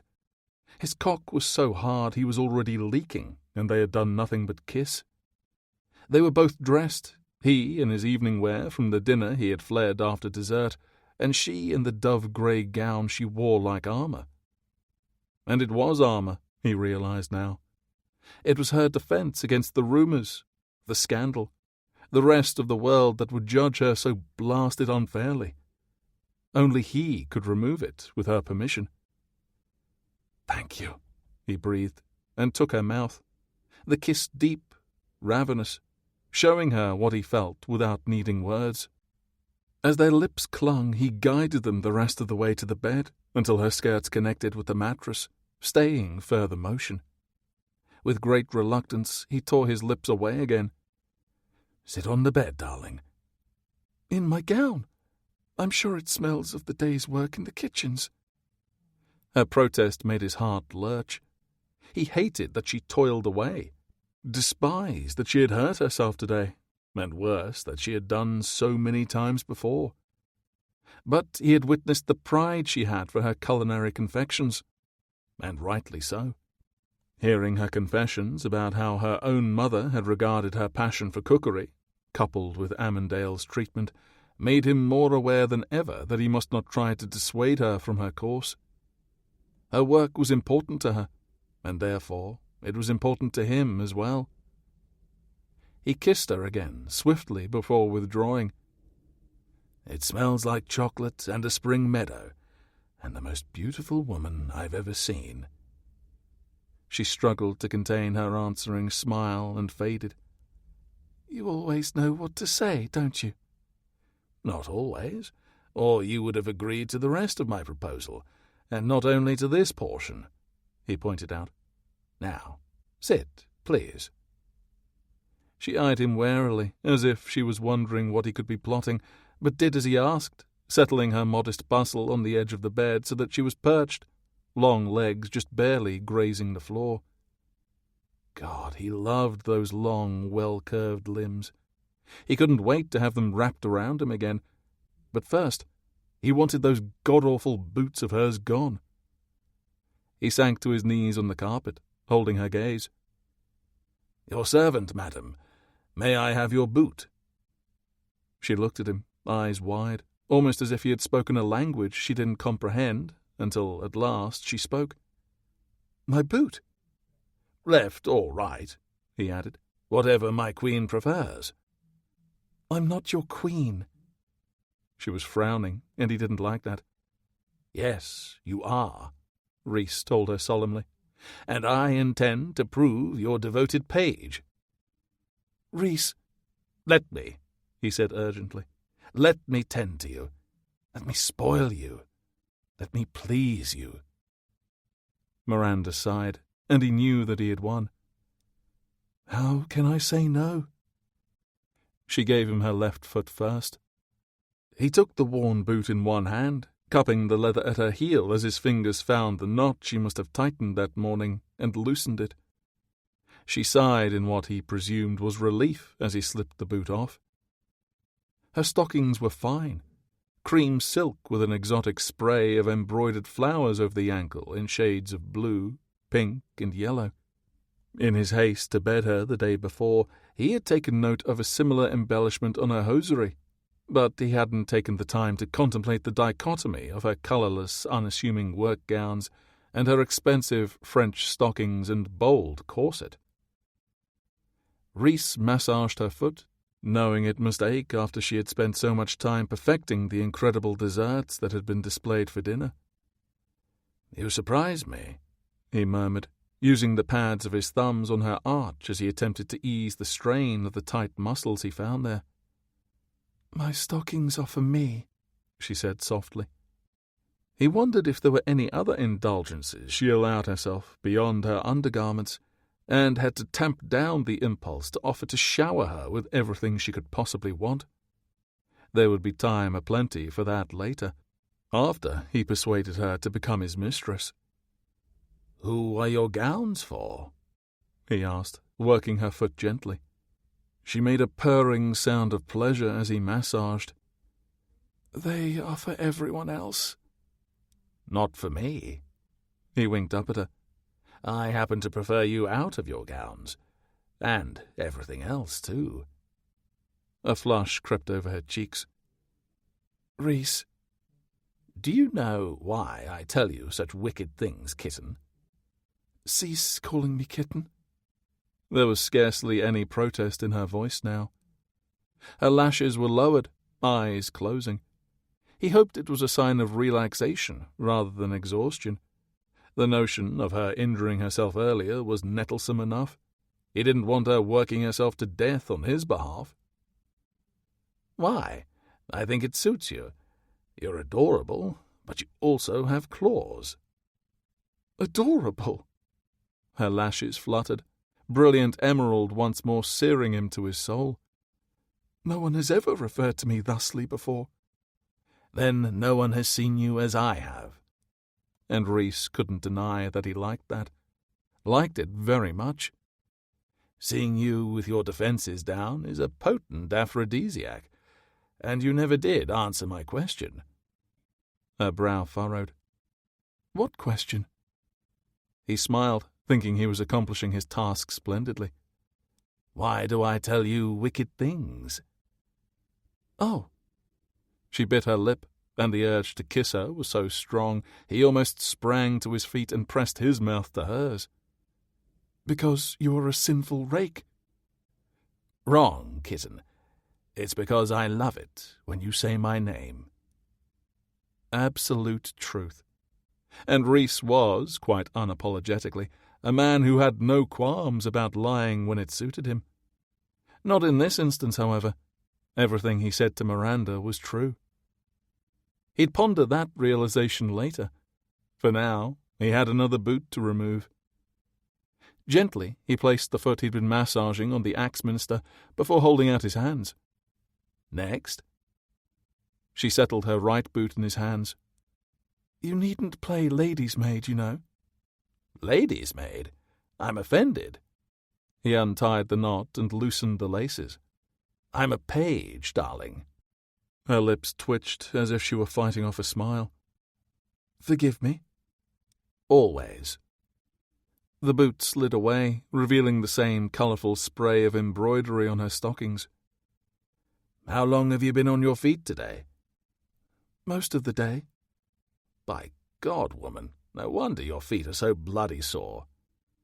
He pressed his thumbs into her arch, the same tenseness that he'd found in her other foot greeting him. "What about when you ate dinner? Did you not sit then?" "I didn't eat dinner. I was too busy arranging the mushroom baskets to my liking." He paused, looking up at her. "You've had nothing to eat since luncheon." "I'm not hungry." "I hired you to make cream ice, not to starve yourself." He placed her stockinged foot on the carpet and rose, determined to rectify this grievous wrong at once. "Where are you going?" she demanded to know. Rhys stalked to the bell pull. "To order something for you to eat." "No, you cannot." She flew from the bed, rushing across the room, and caught him just before he reached the cord. "Please, Rhys, it would be ruinous. You cannot request a tray of food for me to be delivered to your bedchamber." Hell, she wasn't wrong about that.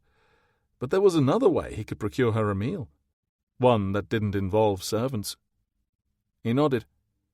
"I'll fetch a tray for you myself, then." Her eyes went wide. "That would be an even greater disaster. Everyone below stairs will know why you're procuring food for me." "It's none of their concern who the food is for," he growled. "They're paid handsomely to have no opinion on such matters. But if they ask, I'll tell them it's for me." "I'm truly not hungry," she protested. "There's no need for you to go to the kitchens and fetch me dinner. I can wait until the morning without perishing, I assure you. I often get so caught up in my work that I skip the evening meal." But Rhys's mind was already made. "There will be no skipping of dinners whilst you are under my care," he informed her. "I'll go and fetch you a tray, and you are to wait here until I return. Understood?" Her expression turned mulish, and he could tell she didn't like the way he had taken command of the situation. But, quite likely, she was also hungry, despite her protestations otherwise. "I'm not asking for your permission in this, Miranda," he added sternly. "You need to eat." As if on cue, her stomach issued an angry growl. She flattened a hand over her midriff, looking mortified by her body's indecorous reaction to the promise of sustenance. "Very well, if you insist." "I do." He drew her to him and kissed her swiftly. "Now please, sit and relax. I'll be back in a few minutes." As he slipped from his bedroom, leaving Miranda behind, part of him wondered if she would do as he asked, or if she would steal back to her own chamber. "Stubborn woman," he said under his breath as he stalked down the empty hall. It was only when he reached the kitchen that he realized he'd been grinning like a fool the whole way there. "Would you like anything more?" Rhys asked from where he was reclined in a pile of pillows by the hearth. "There is plenty remaining on the tray."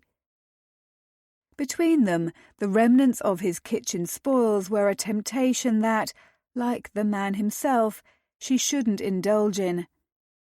Miranda's stomach was full. He had somehow ransacked the kitchens and emerged with a veritable feast for her, which he had brought on a large tray, just as he had promised. No servants, no one the wiser, even if she did wonder if the domestics hadn't found the sight of a duke, both obtaining and delivering his own food, a bit eccentric. She shook her head. Not another bite. Wine?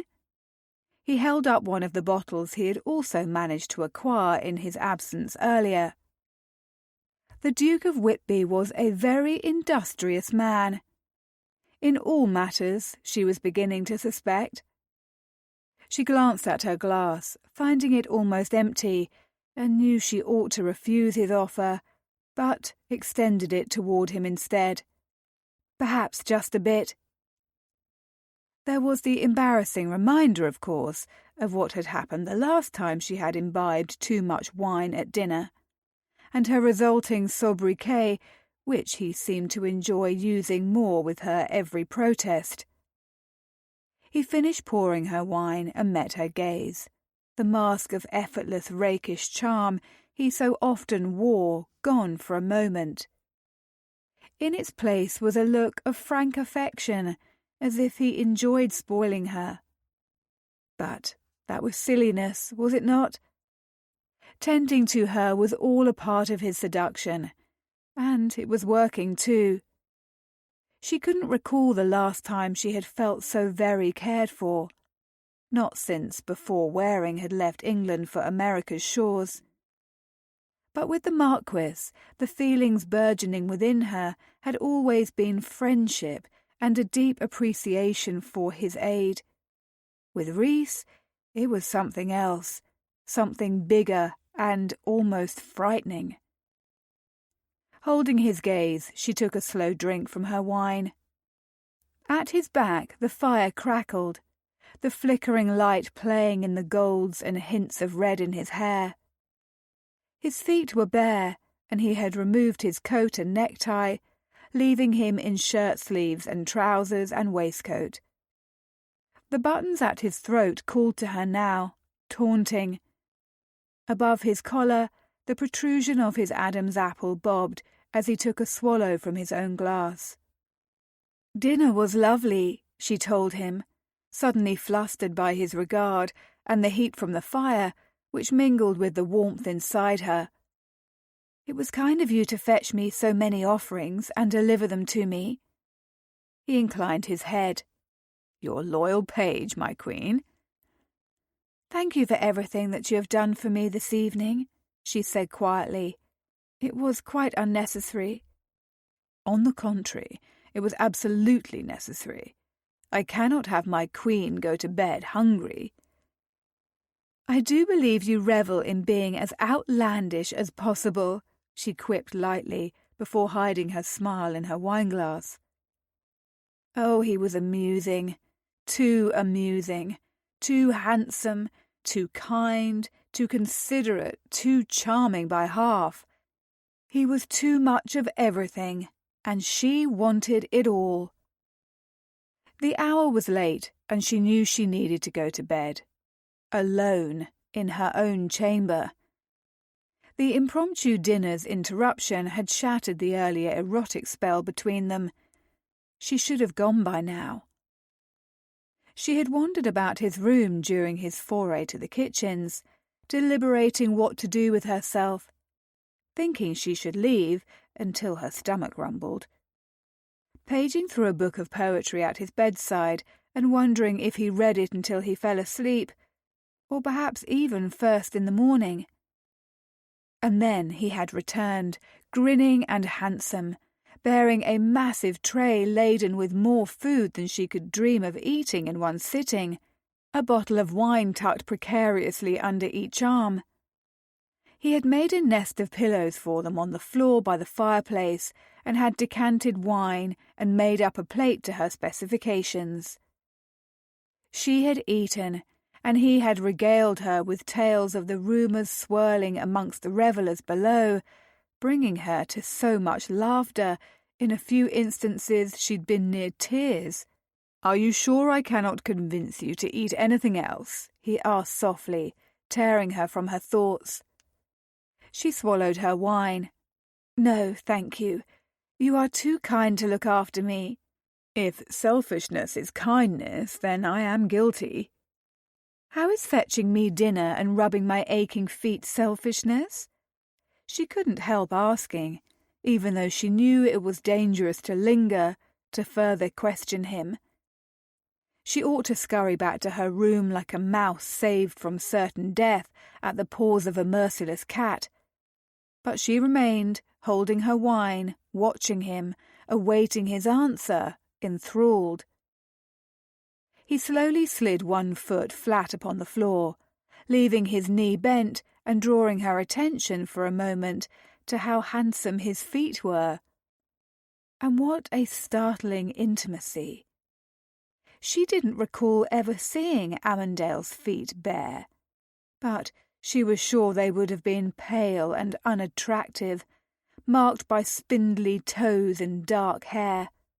The very notion of her former husband's feet made her grimace, so she took another sip of wine.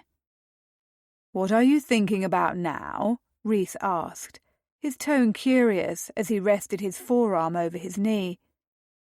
She swallowed hard, nearly choking. Good heavens, what was she to tell him? That she had been ogling his feet, of all things? Comparing his to Amandale's? No, she couldn't bear such a mortifying confession. "Nothing," she lied, offering him a bright smile she hoped would fool him. "Hardly nothing, I think. You're blushing." She bit her lip, wishing she didn't like him so much, wishing he hadn't proven himself to be considerate and kind, silly and whimsical, intelligent and protective. Little wonder his eyes were the colour of a sky after a storm. The man himself was a storm, fierce and powerful, capable of changing everything in his wake. "And now you're biting your lip," he observed. "I do so hate when you torture your pretty mouth so." Miranda stared at him, drinking in his masculine beauty and smooth charm. There was something so lovely and domestic about this arrangement on the floor, bolstered by several bedrooms' worth of pillows he had pilfered. Although she had lain with him, she found something more potently intimate about this moment, about the lamplight glistening in his eyes and the boyish pose he affected for her benefit. The food he had brought her on the tray between them, her stockinged feet facing the dwindling flames in the hearth. It was, in fact, the most intimate moment she'd shared with any man, and that realization was terrifying, because it made her understand she wanted more of it. A perilous desire, that. He was an unrepentant rake, the sort of man who wanted her as his mistress, and she was a divorcee, a scandalous woman who needed to retain her faultless reputation if she was to survive.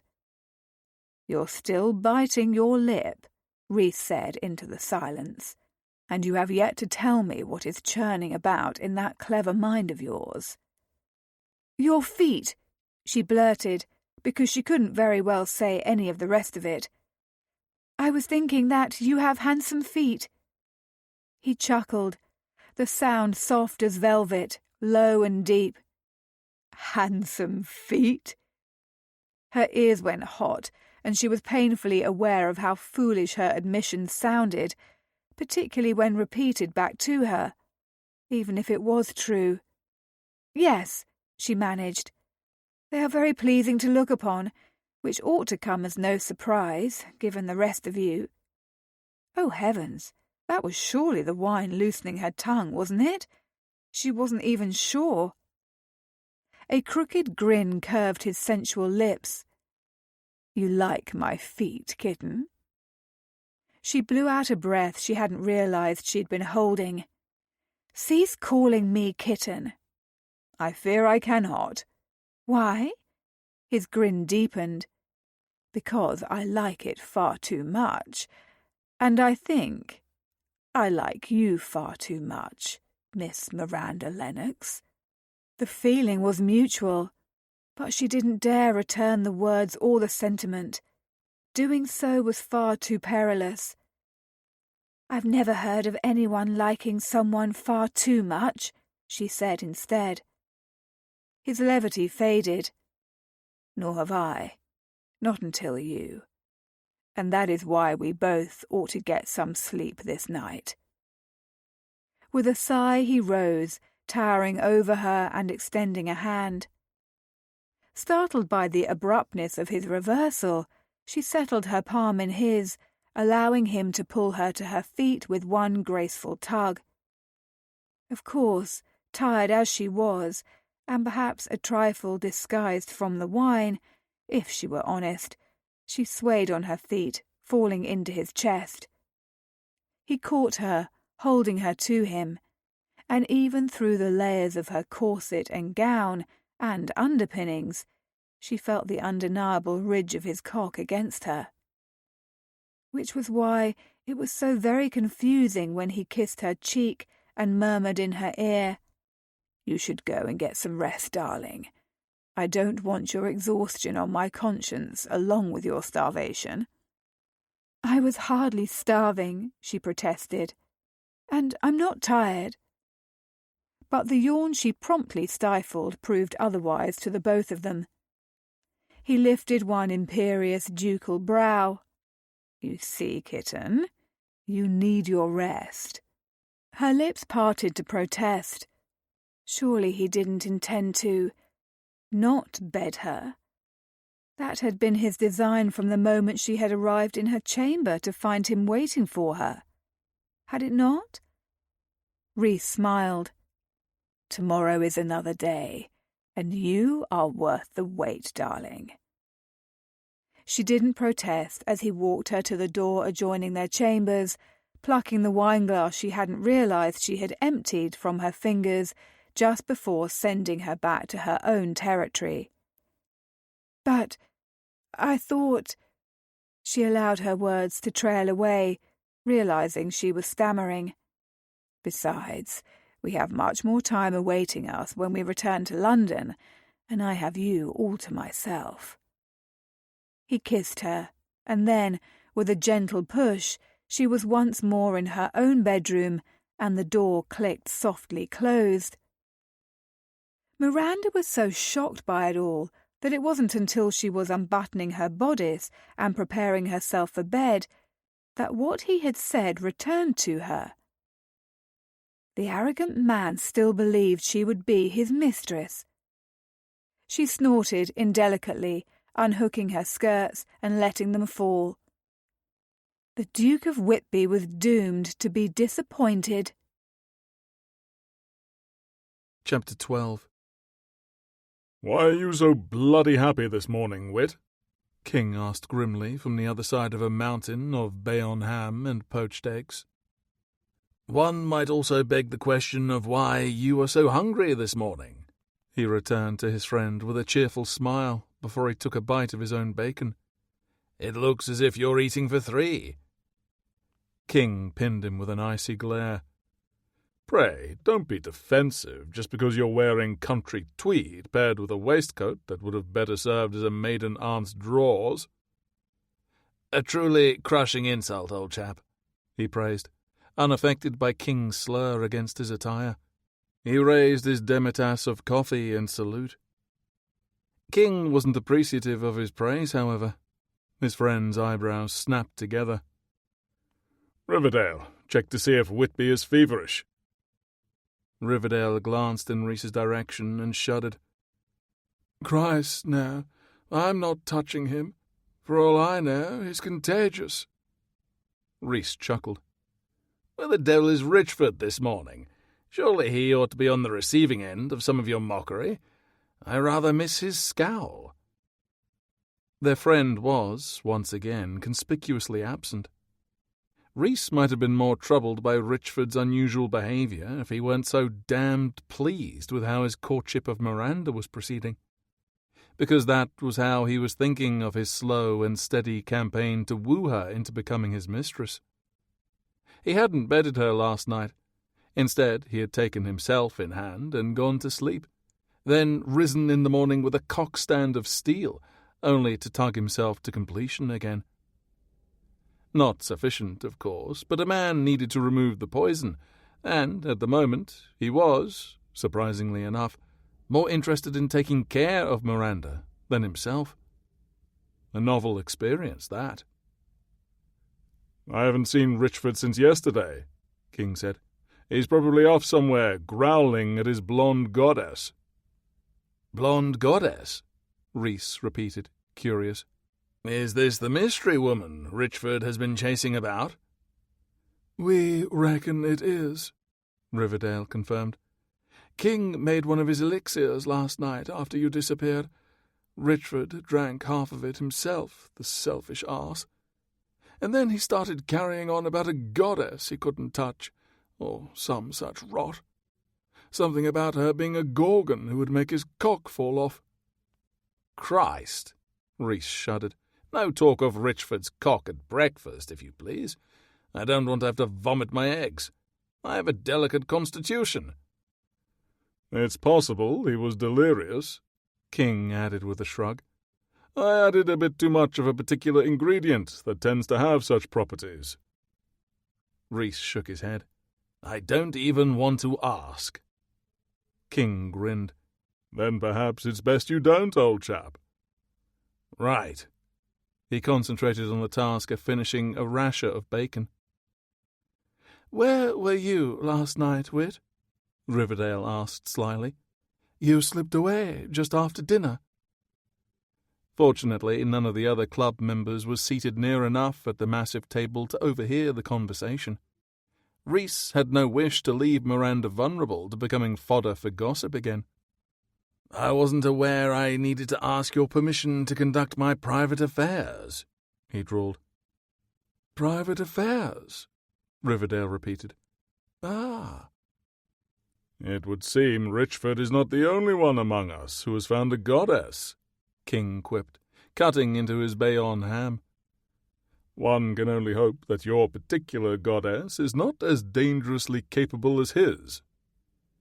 Quite, Rhys said, grateful his friend hadn't mentioned cocks falling off again. How terribly grim.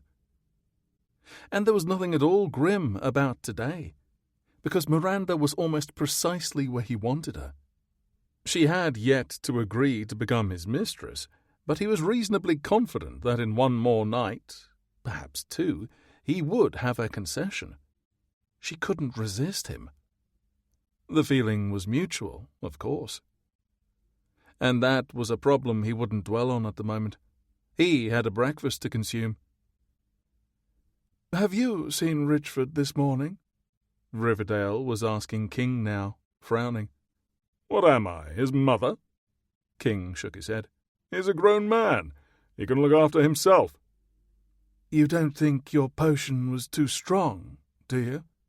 Riverdale pressed. It wasn't fashioned of arsenic, you know. What was it made of? Riverdale countered. If I told you, it would no longer be a secret, King said patiently, in the tone he might have used for a very small child. Riverdale responded by taking up a forkful of poached egg and launching it at King from across the table. The soft yolk landed with a thud upon King's coat, and their friend's reaction was the same, Rhys imagined, as it might have been had Riverdale challenged him to pistols at dawn. Did you just throw egg at me? He demanded, incredulous. Yes, Riverdale said, grinning. I do believe I did. King used his napkin to wipe the egg piece away with a flick of his wrist. That's an act of treason, you know. Wet egg yolk is despicably difficult to remove from fine silk. Is it? Riverdale asked innocently. I was rather thinking it made an excellent brooch. King glowered. I don't wear brooches, you arse. The two of you are little better than squabbling children, Rhys commented lightly, still utterly unaffected by the vignette unfolding before him. King responded by hurling a hunk of Bayonne ham at Riverdale. The piece hit him in the temple with a resounding thwack. Their friend's astonishment was comical. Shock, followed by an icy calm. You do know what this means, do you not? Riverdale asked. I'm sure I don't, King said mildly, returning his attention to his plate. War, Riverdale declared. And then the egg and ham began to sail through the air. The ices for this evening's glace à la Dudley were in their moulds and would spend the next 2.5 hours in their ice caves. Miranda had devoted the morning and most of the afternoon to making both a cream ice and water ice, the latter of which had been quite rigorous. She had pounded bananas, juiced oranges and a lemon, chopped pistachios and preserved ginger, and added the perfect combination of carmine and apricot yellow to form the water ice. For the cream ice, she had blended rosewater, cream, vanilla, and kirsch syrup before colouring the roses in her moulds with more carmine and sap green. Whilst the ices and moulds were chilling, Miranda slipped from the kitchens, pleased with her creations, and yet oddly on edge. With a heavy sigh, she meandered through the labyrinth of servants' halls to the stairs, mounting them swiftly on sore, tired feet, trying not to think about the Duke of Whitby, and failing utterly. Not wanting to risk herself by venturing to the gardens for air again, she made her way instead to her room, knowing Rhys would be playing host to his guests. She intended to throw herself into the task of planning tomorrow's dessert, to be paired with salmon fillets, quail à la chaponnaise, an assortment of potatoes, and asparagus in hollandaise as the entrees and relevés. Perhaps her Monte Carlo violet ice would make a nice accompaniment, she thought, or nougatine with almond cream. There was the princess basket as well, which always looked lovely filled with an assortment of ices formed to resemble fruit. Then again, she had offered nougat baskets yesterday with her chocolate mushroom-shaped ices. Miranda reached the ordinarily deserted hall where her chamber was located and was surprised to see another woman bustling toward her. A lovely woman with golden hair and a pink silk gown that proved she was no servant. Who was she, and what was she doing in this largely deserted wing of the manor house? Frowning, she drew up short. Was it someone looking for Rhys, perhaps a former lover or admirer? Regardless of who this woman was, she looked as startled to see Miranda as Miranda was to find her there. The woman came to a halt, her skirt swaying as she pressed a hand over her heart. "Good heavens, you gave me quite a fright." "Forgive me," Miranda apologised, taking note that the unexpected woman appeared a bit younger in age, with brilliant blue eyes and something about her countenance that was vaguely familiar. "Oh, I didn't mean to suggest the fault was yours," the woman said, smiling warmly. "I simply meant that I wasn't expecting anyone to be in this wing of the manor house." "Nor was I," Miranda offered, thinking belatedly that she ought to have donned a mask, for although the other woman appeared friendly, it was possible she might be a gossip.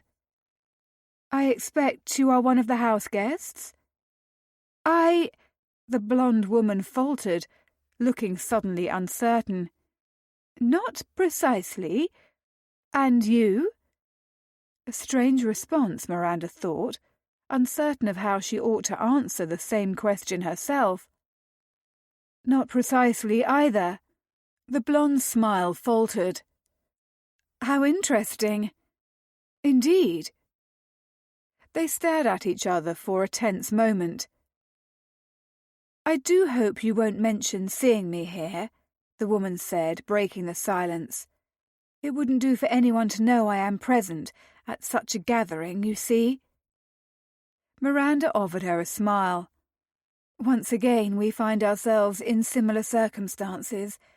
I would appreciate your secrecy as well." "That is easily promised. I haven't any notion of who you are." "Nor I you." "Well then," the woman beamed at her, "I shall forget our paths ever crossed, and you may do the same for me." Miranda inclined her head. "Of course." The blonde made to move past her in the hall, but hesitated, suddenly biting her lip. "Are you—" Staying in this wing of the manor house? This was dangerous territory. Miranda wasn't certain how she ought to answer. The woman had yet to explain who she was or why she was wandering in this particular hall herself. "You need not answer," the woman hastened to say. "Curiosity is one of my downfalls, or so I've recently been told by a very overbearing and frustrating arrogant oaf." There was such a feeling in those words that Miranda found her own curiosity heightened in turn. For the second time, she wondered just who was this beautiful young lady, who claimed to be not precisely a house guest. "You sound quite provoked by the gentleman in question," Miranda observed politely, instead of asking the questions she yearned to blurt. It was no business of hers. Even if the woman had come in search of Rhys, what hold did Miranda have upon him? She had no intention of becoming his mistress, and last night he had returned her to her own room as if he were a kindly guardian tending to a wayward ward. He had rubbed her feet, fed her dinner, and closed the door in her face. The reminder was rather luring, and just what she needed. "Dukes are the most conceited, smug, supercilious beings," the blonde was saying with an air of authority that Miranda thought newly perplexing, "particularly when they think they know better than you do, even if the opposite is true." "I cannot say I would argue with the smugness," Miranda commiserated, thinking of Rhys and his insistence that he would have what he wanted from her. As if her agreeing to be his mistress were a foregone conclusion. "You must know, the other woman began, and then paused, seemingly correcting herself as she continued, "the Duke of Whitby." Even more odd. What had she been about to say? And how could Miranda answer without implicating herself? She was weighing her response when the blonde's blue eyes suddenly went wide. "Oh, heavens, what a silly goose I am! I've forgotten something that's very important. If you will excuse me." The mysterious lady didn't even await Miranda's response, and, adding to her complexing behaviour, she whirled on her heel and rushed past, disappearing down the servants' stairs. In the next breath, Rhys rounded a bend in the hall, grinning broadly when he saw her. "If it isn't just the lady I was looking for," he announced, sounding pleased with himself. Miranda had failed to hear his arrival, but now she couldn't help but wonder if the woman in the hall had, and if that had been the reason for her hasty retreat. If so, that certainly made the mysterious blonde's behaviour even more curious. But what did it prove? "Were you looking for me?" she asked, trying to tamp down the unwanted surge of desire that overtook her as he neared, bringing with him his potent masculine allure and his decadent scent. How she longed to throw herself into his arms and kiss him, regardless of all the reasons she must not. And even if the lovely woman in the pink silk had been attempting to seek him out. "You are an elusive woman to find," he told her, grinning in a way that called attention to the charming divot in his chin. "I went looking for you in the kitchens, and was told that you had left your ices to freeze in their caves." "You shouldn't have gone looking for me in the kitchens." "Why not? I had a pressing need to confer with you regarding tonight's dessert." She instantly felt guilty for chastising him. "You do? Is something amiss?" He winked. "Of course not. That is merely what I told the cook when I went looking for you. I wasn't about to tell them that I intended to spirit you away and shag you senseless. Now was I?" She gasped. "Your Grace!" "Do you know that when you reprimand me in that outrageous governess voice of yours, it makes my cock despicably hard?" He drooled. Her face was flaming. The gentlemanly swain of the night before had disappeared, it would seem, and in his place was the grinning, reprehensible Raquel who delighted in saying all manner of wicked things. "You are a rogue, sir," she told him primly. "Was there a true reason you sought me out, or was it merely to utter such inanity at 2:30 in the afternoon?" "You like my inanity," he teased light-heartedly. "Confess, kitten. And yes, there is another reason I sought you out. However, I would have it be known that there is no better reason than spiriting you away to shag you senseless." He was outrageous, and the vexing man had called her kitten yet again. She tamped down her smile, refusing to allow him to see it. "What is the reason, then, your grace?" she asked, keeping her voice cool and polite, as if he hadn't repeated his sinful words and started a fire burning deep within her. "Luncheon," he said, surprising her yet again. "I decided to make certain you are fed today."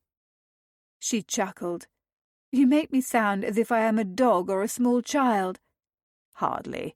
However, I have noticed that you possess a distinct ability to place everything and everyone before yourself, particularly in regard to your work. It's my solemn duty to subvert you at all costs." Miranda tried with all her might to remain impervious to him, and failed. He was looking at her expectantly, little different than her brother had as a lad, when someone had agreed to go fishing with him. Pure, unfettered delight. "I don't see any luncheon here," she pointed out, taking a glance at the empty hall surrounding them, its damask-lined walls anointed by an array of gilt-framed portraits. "We'll have it in one of the private salons downstairs," he announced, still sounding quite pleased with himself. "Downstairs?" Her alarm was instantly raised. "You know that I cannot go downstairs with you, not after what happened with Lord Roberts in the gardens." Although Roberts himself was gone, there was no guarantee they wouldn't come across someone else who recognized her as he had and sought to cause problems. "You can wear one of the masks I gave you," he countered. "I fear the masks are insufficient," she shook her head. "There's a chance I'll be recognized. The risk is far too great." "Ah, but the reward will more than outweigh it, I promise. Besides, I've made certain that all the guests are otherwise occupied in the library and the billiards room. There will be no one about to see you." "There will be servants," she pointed out. "They are familiar with me by now from my time in the kitchens, and my gowns are all grey. None of your club members would dream of going about dressed in my sensible day dresses." "You could wear one of the gowns I gave you," he suggested. Predictably so. "We have discussed this before, Whitby. I cannot wear them." "Cannot or will not?" "Both." He frowned. "You must eat, kitten. And you must cease calling me kitten." "Perhaps I shall, but only if you agree to join me for a late luncheon." She glared at him, irritated by his stubborn insistence and tempted beyond all ration and reason. "This is but a lark to you, but to me it is everything. It is my reputation, my school, my future. Without what remains of my good name, I have nothing." His gaze searched hers, presumably reading the determination there, because he sighed heavily. "It would appear we are at an impasse." She smiled, another surge of tenderness for him moving within her breast. "Thank you for your concern. You needn't worry over me, however. I can find some tea and toast to tide me over until later." "Of course I must worry over you. No one else does, and you most assuredly do not worry over yourself." She found it astonishing that this golden devil of a rake would be so bothered by whether she took luncheon. "I am a woman of independent means," she said. "I look after myself." "Woman, it is as plain as the nose upon my face that you do not look after yourself." He offered her an arm. "Now, come with me, if you please. I have a new plan, one that doesn't involve you venturing anywhere you might be spied." She wasn't sure she liked the sound of that either. Miranda narrowed her eyes at him. "What is your new plan?" He sighed. "Oh, kitten, cease looking at me as if I've just announced my intention to become a highwayman of old and go about robbing carriages and stealing family jewels." She bit her lip to keep a chuckle from escaping. He was so very expressive, and impossible, and endearing. And, her foolish heart could go on. It was steadily becoming far too fond of the Duke of Whitby, as was the rest of her. "My name is not Kitten," she reminded him pointedly. "If you had seen yourself curled against me in slumber, you would know how utterly appropriate the sobriquet is," he insisted, apparently unmoved by her irritation. He reached for her hand then, the connection of his skin on hers sending a jolt of awareness through her like a live electric spark. "Please," he added with meaningful emphasis, "trust me, Miranda. Come with me." "Tell him no," urged her inner voice of reason. And she knew she ought to do so. She knew she would be better served returning to her bedroom as planned and throwing herself headlong into the planning of the next day's cream ices. She wanted to impress the guests. The distraction would be welcome and, most of all, safe. "Please," he added softly, "you won't regret it, I vow." Miranda nodded, relenting despite all her misgivings. "Very well, then." She allowed him to lead her down the hall, the persistent suspicion she would regret her capitulation, despite his solemn promise, dogging her with every step. Chapter 13. Reese drank in the sight of Miranda at the other end of the picnic blanket he had spread for them. They were in a small clearing that was rendered private by a copse of trees at their back, just far enough from the manor house that they needn't fear being disturbed. He didn't recall ever feeling so bloody happy and content. A rarity for him, content to simply be in her presence, to eat with her, talk with her, laugh with her. He hadn't even done anything more forward than taking her hand in his earlier, and yet that didn't matter. Because she had agreed to come with him, and he had learned more about her and her passion for cooking, her students and her school. And there was something deliciously intoxicating about merely being in her presence. Having her here with him was enough. When Miranda relaxed and all the starch leached from her capable form, the tension fleeing, her beauty was even more pronounced. He thought he could happily stare at her for hours, days, years, and never grow tired of watching, of discovering new details he had heretofore missed. The woman was a masterpiece, and he'd never in his life held the slightest inclination toward taking up paint and brush, but some maudlin part of him longed to capture her thus on canvas, to preserve her forever as she was, lips reddened from the wine he'd persuaded her to drink, sunshine glinting in her raven hair. She wasn't even wearing a hat. There hadn't been time to stop for one. They had slipped out through one of several hidden passages Wingfield Hall possessed, and onto a side path that had led them to this spot. It was a place he had previously thought ideal for a seduction, but today he had put it to better use as a location for a picnic. "This truly is a lovely secluded little spot," she said, looking around at the tranquillity of the rolling grasses around them. "You see? I told you. No one knows how to steal about in secret better than I do, darling." He winked, but he very purposefully neglected to mention the reason for that. He had become adept at fleeing a bored wife's bedroom just in time to avoid an unpleasant confrontation with an irate, cuckolded husband, and, naturally, the house parties being held at Wingfield Hall had lent themselves to further investigation of the sprawling manor house. He had discovered the secret passages in short order, and used them whenever it suited him. "In this instance, you were not wrong, Your Grace," she allowed, fidgeting with the drapery of her dove-grey skirts. Her insistence upon returning to formality between them was not lost on him. It was her attempt to rebuild the walls she was so set on erecting, the walls that allowed her to tell herself she would never be his mistress, walls that were an illusion, as it happened. He would be more than happy to prove them so.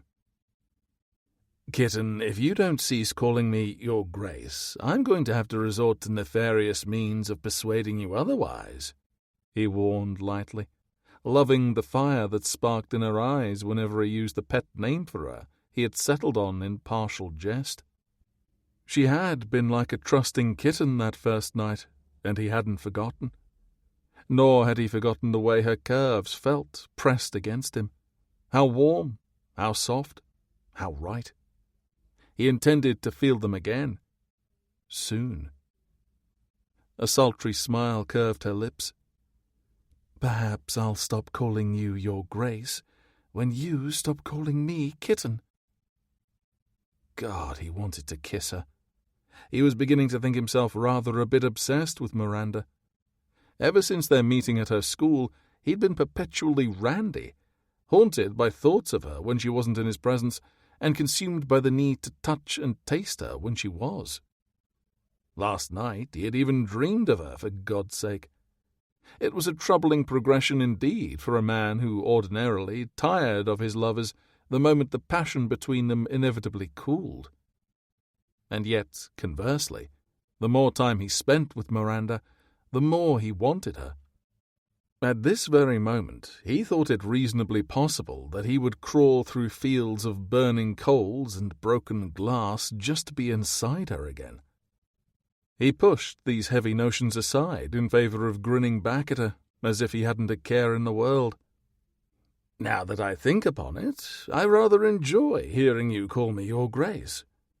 It makes me think of other circumstances in which you might say it.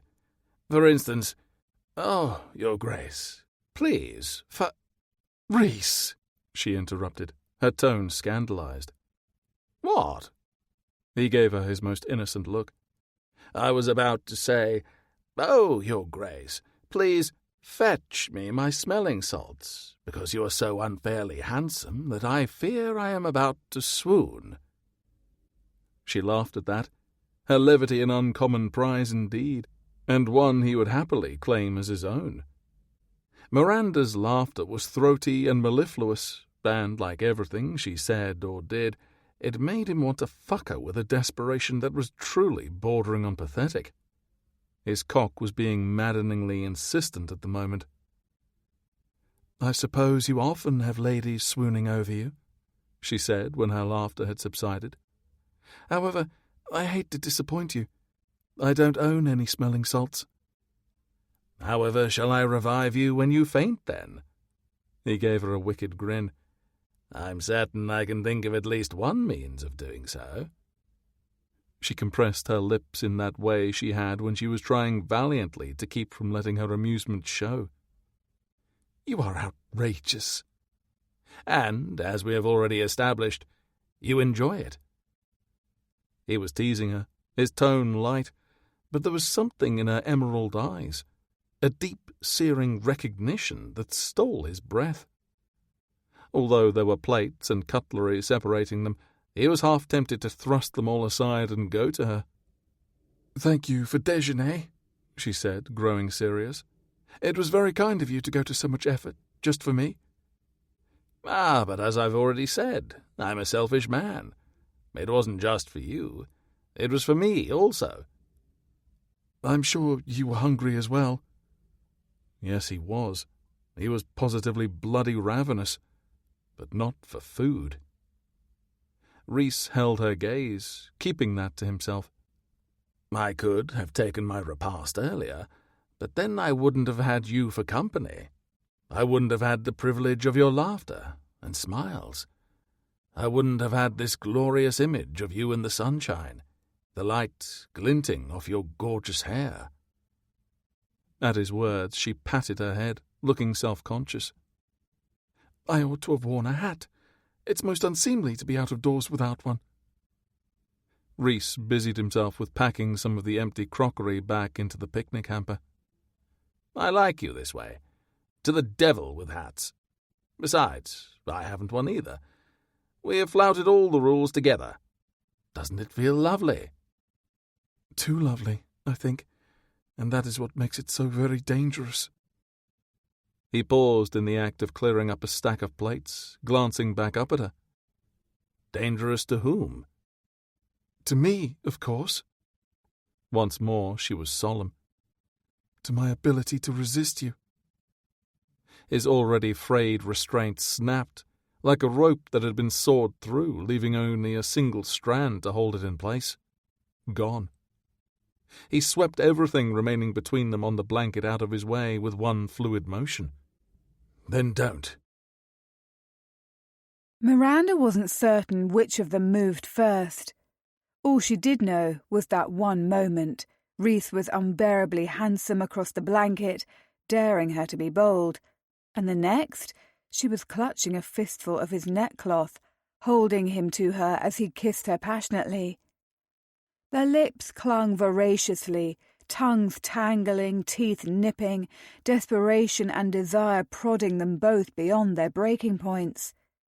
Her other hand was somehow in his hair, fingers grasping silky golden strands.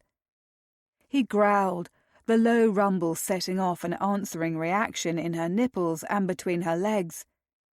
The ceaseless ache that punctuated his presence grew stronger, fiercer. Oh God, she wanted this man, wanted to take his cock deep inside her, wanted to claim him, to take her pleasure from him, to make him hers. Miranda was a creature of need only, reborn in the sunlight with the verdant grass springy and soft beneath the picnic blanket. With the scent of earth and amber, of musk, of forest and man, and helpless desire. A wildness overtook her, caution becoming dim and murky, like a language she had learned years ago and no longer used. She wanted more from him than mere kisses. Miranda took his lower lip in her teeth, biting him enough to make it sting, driven by some instinctive urge to make him come undone. He growled again, his fingers sinking into her tightly coiled chignon. Hairpins were plucked free by the handful, raining on the blanket. She didn't care. From his mouth she moved across his jaw, exploring, needing. Beneath her lips, the stern angle of bone was covered with short golden whiskers that lightly prickled as she peppered kisses everywhere her mouth travelled. The knot of his neckcloth loosened and opened, and she tore at it frantically before laying her lips over the hot male flesh she found there, the pulse of his frantically thudding heart, the protrusion of his Adam's apple. This was still somehow insufficient. She tore at his shirt, feeling the satisfying pop of buttons. He shrugged out of his coat, and then his waistcoat was gone too, as her hair fully unravelled down her back in heavy skeins. He preoccupied himself with the line of fastenings on her bodice as she pulled at his shirt, until the twain ends hung apart, revealing the muscled expanse of his chest. Inhaling deeply of his scent, she kissed along his clavicle, kissed his flat nipple, flicked her tongue over it. "Miranda," He ground out, her name part warning, part plea. She felt infinitely powerful and deliriously powerless all at once. She had this beautiful Raquel at her mercy, and yet he also had her helplessly in his thrall, captive to her own desire. Her bodice sagged. He rent the top of her chemise in two and gave her corset a swift, sudden tug that made her bare breasts spill over the top. Cool, gilded air greeted her hot, aching skin, and then his hands were on her. Big hands, knowing hands, cupping and stroking, his long fingers plucking at her nipples until she cried out against him and lifted her face to receive his kiss. This time it was a long and plundering meeting of mouths. His thumbs rolled over the peaks of her breasts, and then he pinched, sending arcs of pure, wonderful sensation shooting through her. She kissed him, giving him her tongue, suckling his. He tasted like meringue and cerise pudding from their luncheon, and sweet, heady desire. Oh, heavens! This was wondrous and foolish. Her breasts were bared to the light of day, and they had poured each other's clothing apart. They were feeding each other kisses so carnal she thought she might spend just from his hands on her breasts and his tongue in her mouth. Anyone could come upon them. Someone could find them at any moment. But somehow, wicked sinner that she was, the knowledge of this danger only served to heighten her own need, only made her want him more. As if sensing her eagerness, he squeezed her nipples harder. "I need you inside me," she murmured into his kiss. Another low rumble emerged from him, and she felt the frantic fumbling of his hand on his trousers, releasing buttons and opening the fall. He caught her lip in his teeth and tugged. "Ride me, kitten." She ought to have been irritated by his insistence upon calling her by the silly sobriquet, and yet it only made her want him more. Still kissing him, she reached between them, wrapping her fingers around the rigid thickness of his erect cock. With a moan, she stroked him up and down, loving the way he felt, so smooth and yet so firm, hot and insistent. Slicking the pad of her thumb over the head, she found his metal leaking and swirled it over him, making him groan. He was as ready for her as she was for him. But she had never made love out of doors. She didn't begin to understand the mechanics of how she was meant to ride him as he had urged. "How?" she asked hesitantly, wanting to please him more than she wanted, even to please herself. What a strange, unfamiliar feeling this was. Not just to revel in her own desire, but to revel in another's too. To experience such carnal yearning, the likes of which she hadn't imagined were even possible. "I'll show you." Gently he disengaged himself from her, sliding his cock free of her grip. Then he shifted his positioning, moving away from her and seating himself on the blanket, his long legs stretched before him. For a moment she was transfixed by the sight of him, his golden hair in disarray, his shirt hanging apart to display a delicious wedge of chest, his trousers undone to reveal his cock, stiff and ruddy, a pearlescent bead on the tip. His gaze hot on her, he grasped himself at the base, stroking. An answering ache throbbed deep. She wanted him to slide inside her, to fill her.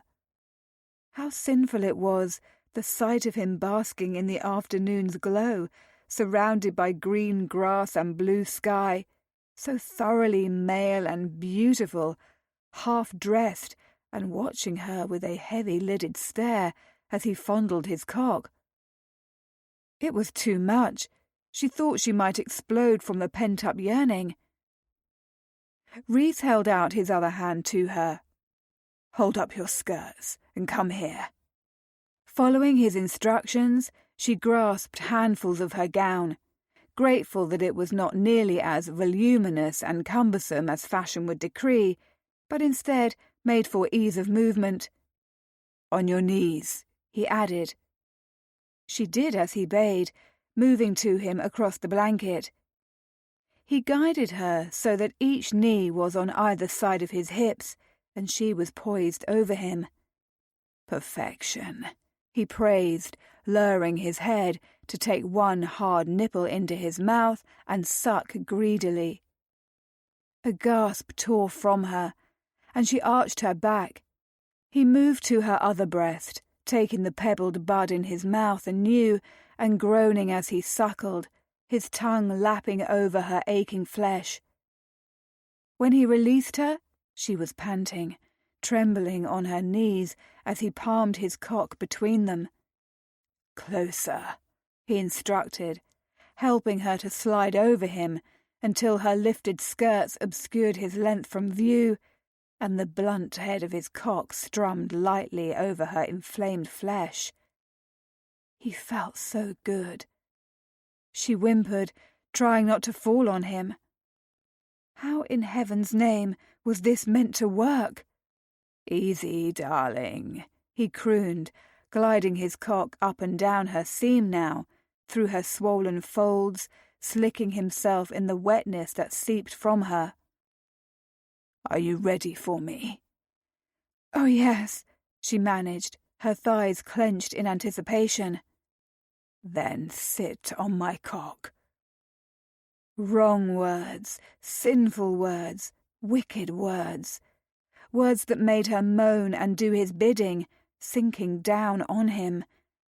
He helped her, guiding himself to her entrance as she lowered herself, and then his cock was there.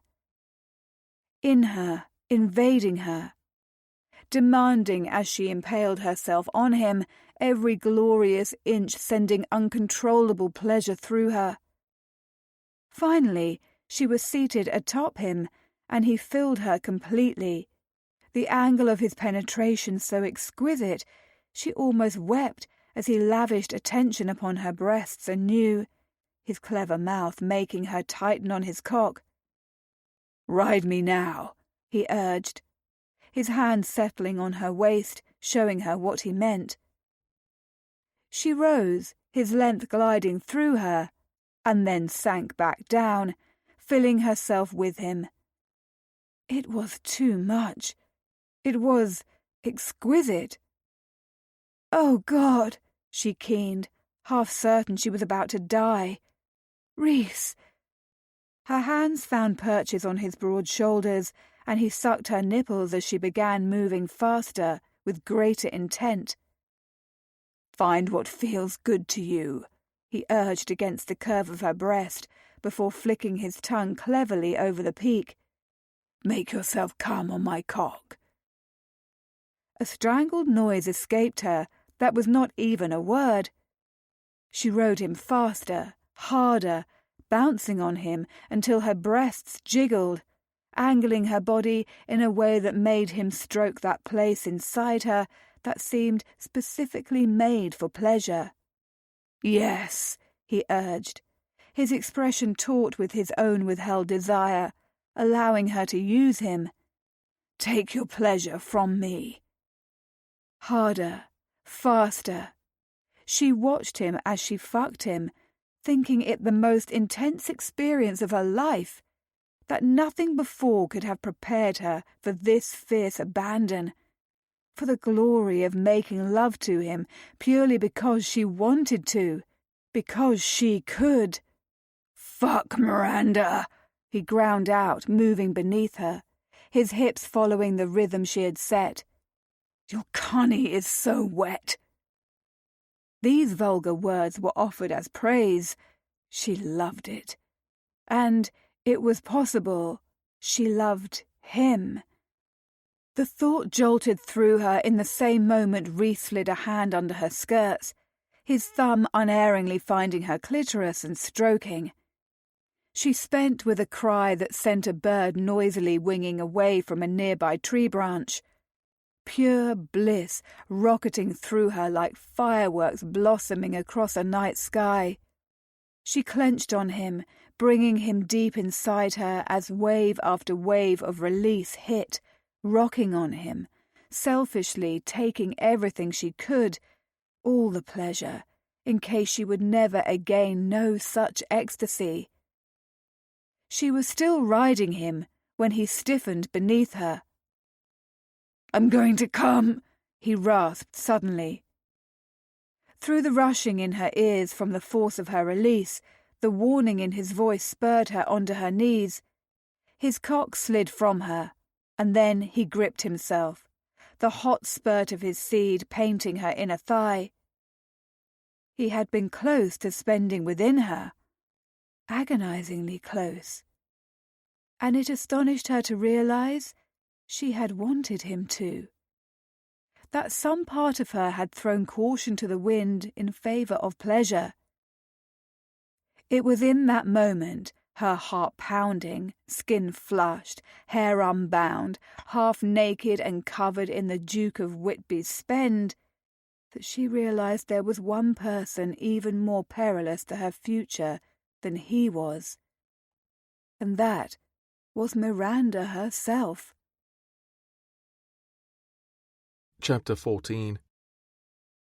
The dinner gong would be sounding in approximately an hour and a half's time. Likely, Rhys ought to be presiding over the house-party guests. There had been rumbles that morning of naughty tableaux vivants being staged. Christ knew what could have happened since breakfast, and yet he found himself entirely disinterested in revels that would have, a mere month ago, amused him. Instead, he was taking the air, pacing the garden maze, trying to gather what remained of his wits, it was true. Because earlier that afternoon, on a picnic blanket, they had been ruthlessly scattered to the wind by one beautiful, stubborn, sensual woman. Miranda had ruined him. Ruined him for wicked Duke Society house parties, ruined him for lovers. Hell, he didn't even want to play billiards or dice or cards. He didn't want a brandy and soda water or a glass of wine. He didn't even want to trade ribald jests with his closest chums, because all he wanted was her. Miranda. More Miranda. More than he'd been able to have thus far.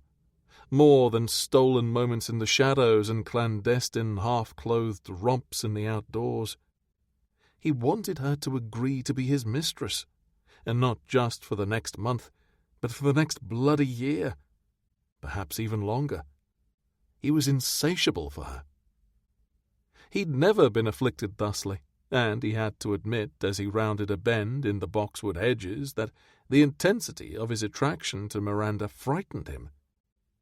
He was attuned to her, desperate for her, an utter fool for her. Since they had parted ways earlier so she could return to her moulds and inspect the progress of her ices for the evening's dessert, he had been adrift, half wild with the need to follow her to the kitchens and watch as she worked, rather like an eager pup who could not stop trailing in his mistress's wake. "Stupid," he muttered to himself. "You're so bloody stupid, Rhys." And yet no amount of inwardly issued chastisement served to abate the all-consuming need for her. He was plotting all the ways he could persuade her to agree to his madcap scheme. The promise of further funds was always an option, though not the most enjoyable one. He would far prefer to woo and seduce her into agreement. Yes, the latter would be infinitely more delightful. Perhaps he could arrange for a warm, soothing bath for her this evening. He could help her to bathe, wash her hair, and afterward he would dry her off with his tongue. Indeed, that would. His plans for seduction were abruptly interrupted by the distant sound of voices, one male and the other female, rising heatedly from somewhere within the garden maze. Not another damned contretemps in the gardens. His first thought was of Miranda. Surely she would not have ventured here after what had happened with Roberts. Would she? Frowning, he started moving, hastening his steps as he made his way through the twisting and turning maze in search of the voices. But try as he might to tread lightly, the crunching gravel beneath his soles must have alerted the couple that they were not alone. The voices suddenly stopped. Rhys continued on, determined to discover who it was and reassure himself that nothing else untoward was unfolding here at Wingfield Hall beneath his watch. If yet another woman were being accosted...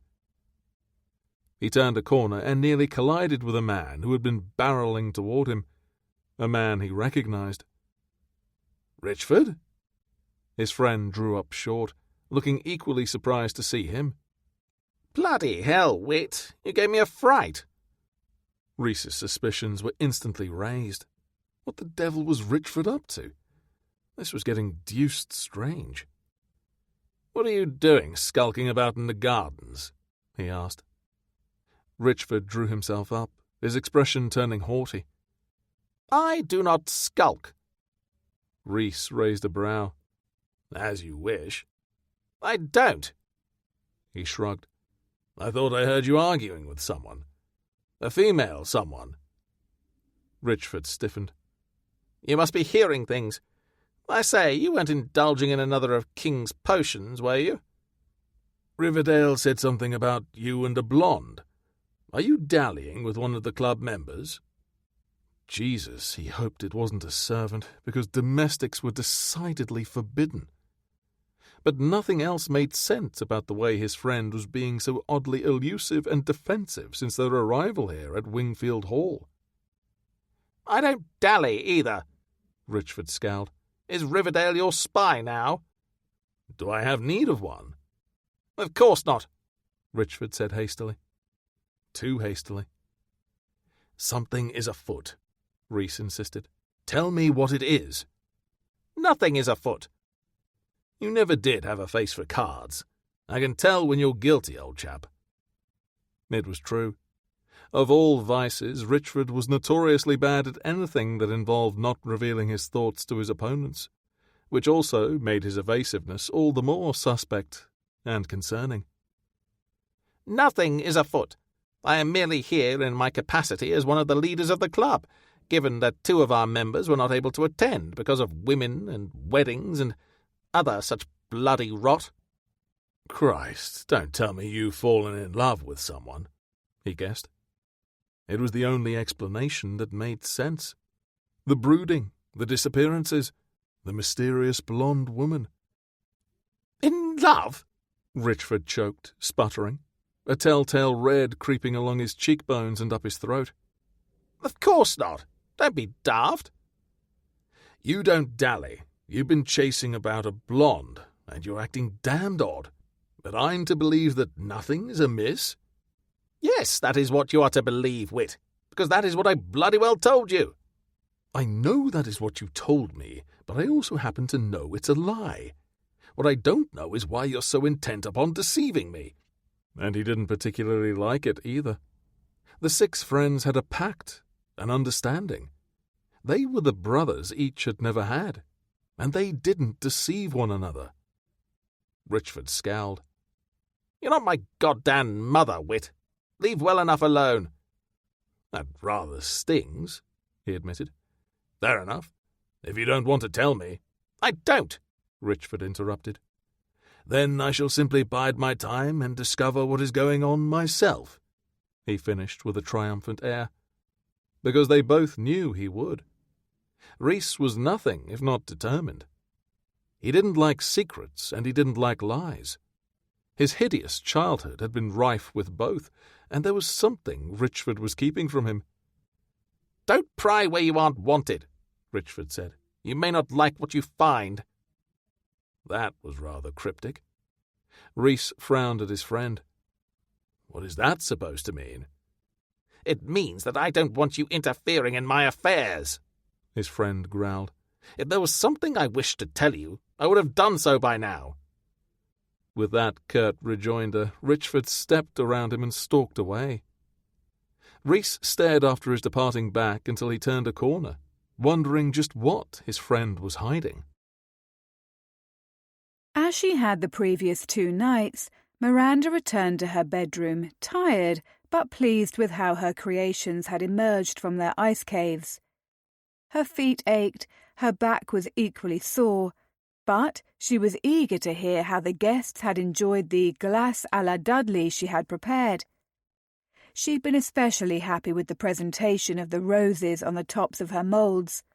And like the night before, when she entered her room, Miranda was startled to find someone awaiting her.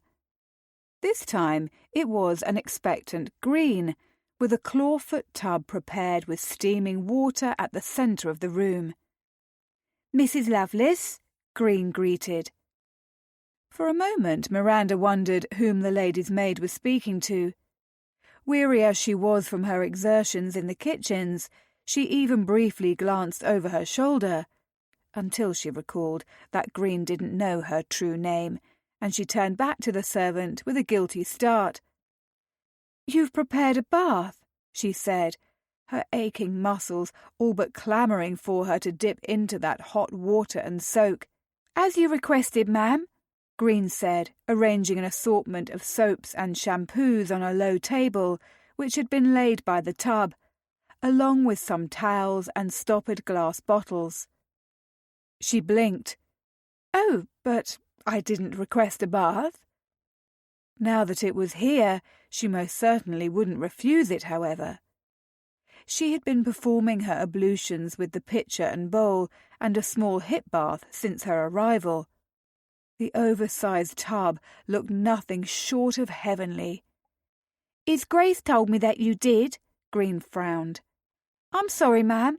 Do you wish it to be removed? I'll send for the footman who brought it here and filled it." "No," she hastened to say, heat warming her cheeks at the revelation that Rhys had made such a personal request on her behalf. It was unseemly. As unseemly as sharing adjoining chambers. "That won't be necessary, Green." Calling for the bath had been presumptuous of him. She ought to give him a proper tongue-lashing over his temerity when she saw him next. But for now, she was tired and her feet were sore, and she would like nothing better than to settle into the warmth awaiting her in the tub. "Would you care for my assistance, Mrs. Lovelace?" Green asked next. "I could wash your hair for you, if you'd like, of course." "That won't be necessary." She summoned a smile for the lady's maid's benefit. "I will ring for you when I've finished." It had been nearly a year since she had settled into her own modest rooms following the divorce from Amandale, when she had begun her life anew. She had been without a lady's maid for all that time, and Miranda had rather grown accustomed to looking after herself.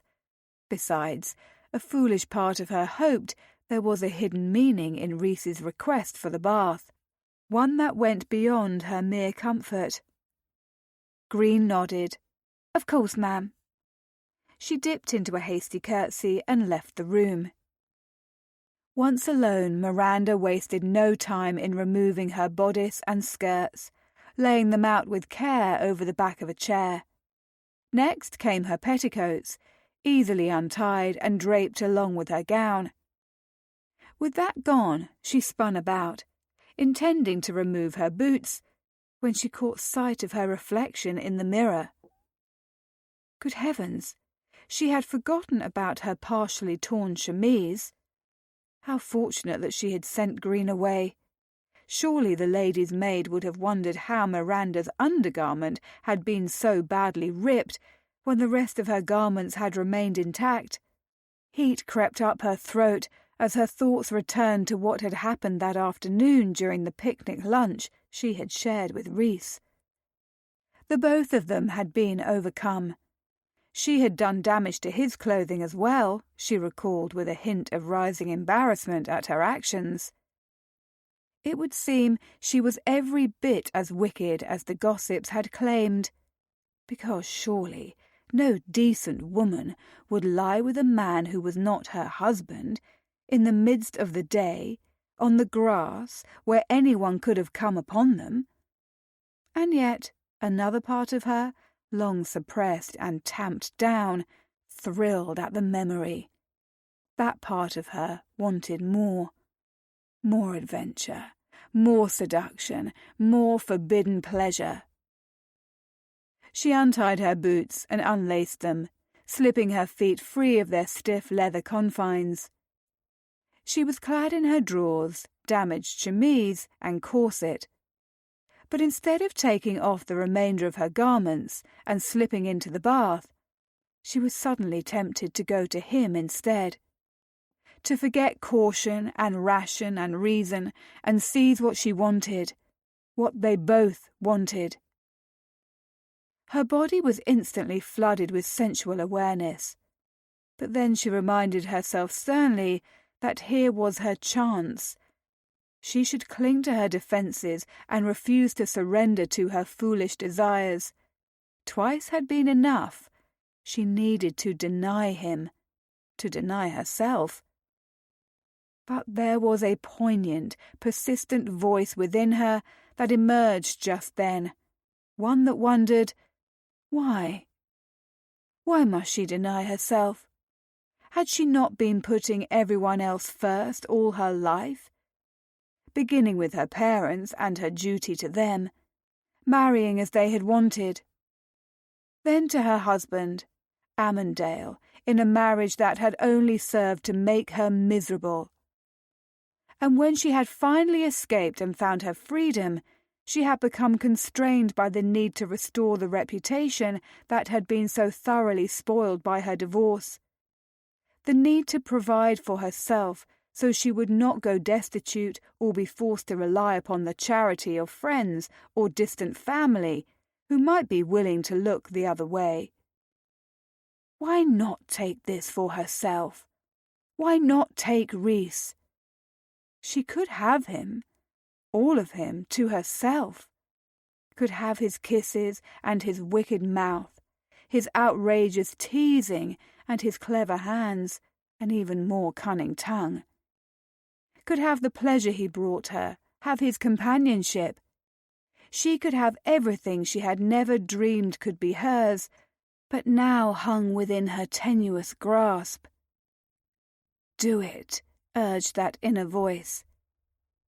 If no one ever discovered the truth, what would be the harm? 1 month of passion, and then a life afterward of penance. It suddenly occurred to her that there was a way she could spend a month with him and still retain her pride. Possibility rose inside her, joining hope for the first time in as long as she could recall. And, that quickly, her decision was made. She was going to seize this opportunity. She was going to be the Duke of Whitby's lover for the next month. And strangely, the realization didn't leave her feeling worried or fearful within. Instead, it made her feel lighter than she had felt in years. Not since well before she had walked through the church and committed herself to a lifetime of marriage with a man who had disdained her. With purposeful strides, she crossed the room, stopping at the door that adjoined her chamber to Rhys's, and knocking. Hesitantly at first, and then with greater force as she took hold of this new-found freedom. By the 4th knock, he was there, tearing the door open to tower over her as so few men did. He was clad in a dressing gown of black silk, the contrast between the dark fabric and his golden hair making him look like some sort of wicked immortal. His hair was damp at the ends, she noted, as if he too had been bathing. His stormy sky eyes met hers before flicking downward to where her ripped chemise put her breasts on display above her corset.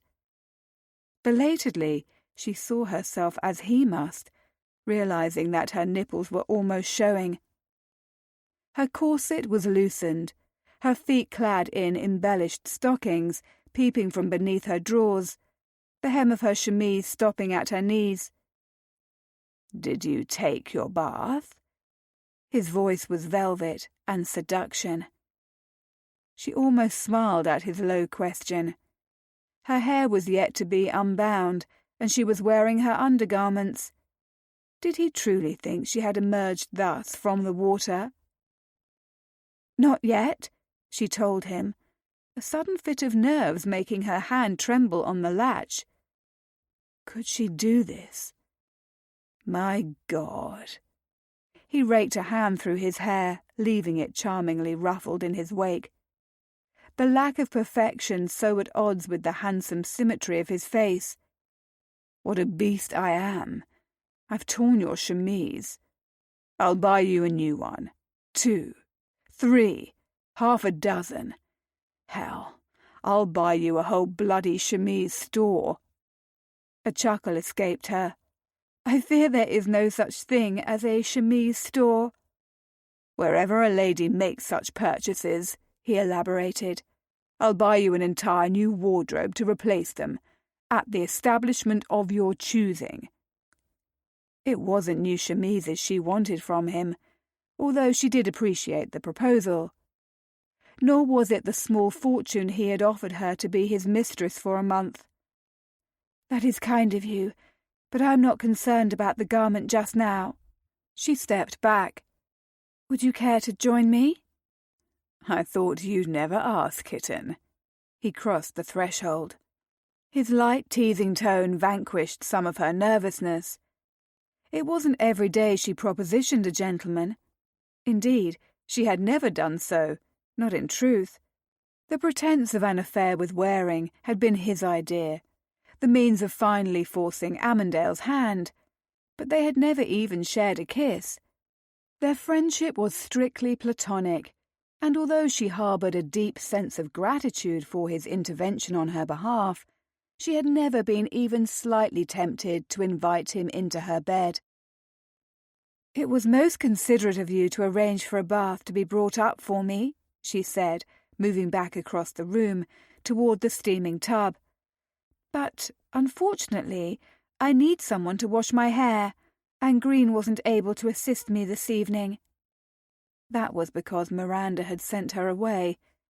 But tonight she was challenging Reese at his own game, which meant she wasn't opposed to a bit of subterfuge. And he didn't need to know the full truth. No, Miranda fully intended to taunt him and tease him as he did to her this night. She stopped before the mirror and began to pluck the pins from her hair, leaving them on a small silver tray. Miranda felt him approach, a frisson of awareness travelling up her spine to make her skin prickle. And then he stood behind her, tall and golden-haired, dropping a kiss on the nape of her neck. I would be more than happy to play lady's maid for you. It's the least I can do, as atonement for being a ravenous monster earlier and tearing your chemise. As he spoke, his hand settled on her chest, in the space between the rent ends of her undergarment, directly over her bare flesh. His fingers splayed above her madly thudding heart. She swallowed hard at a rush of longing, allowing herself to lean into his solid frame. The undeniable prod of his cock against her made an answering ache pulse to life deep within her. If she had any lingering doubts, they were banished by the rightness she felt, his warmth and strength radiating into her.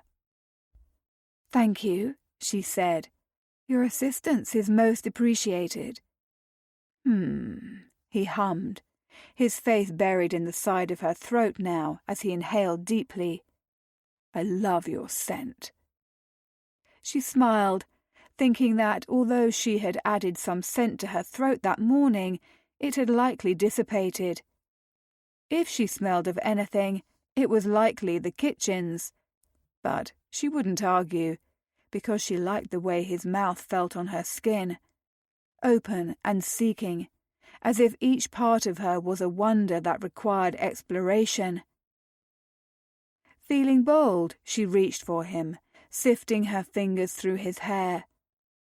There was something intimate and deeply cosy about him in her chamber. Both of them in varying states of undress, his face buried in her throat. What a luxury it was to have him here without allowing in any of the guilt that threatened, the worry, the fears.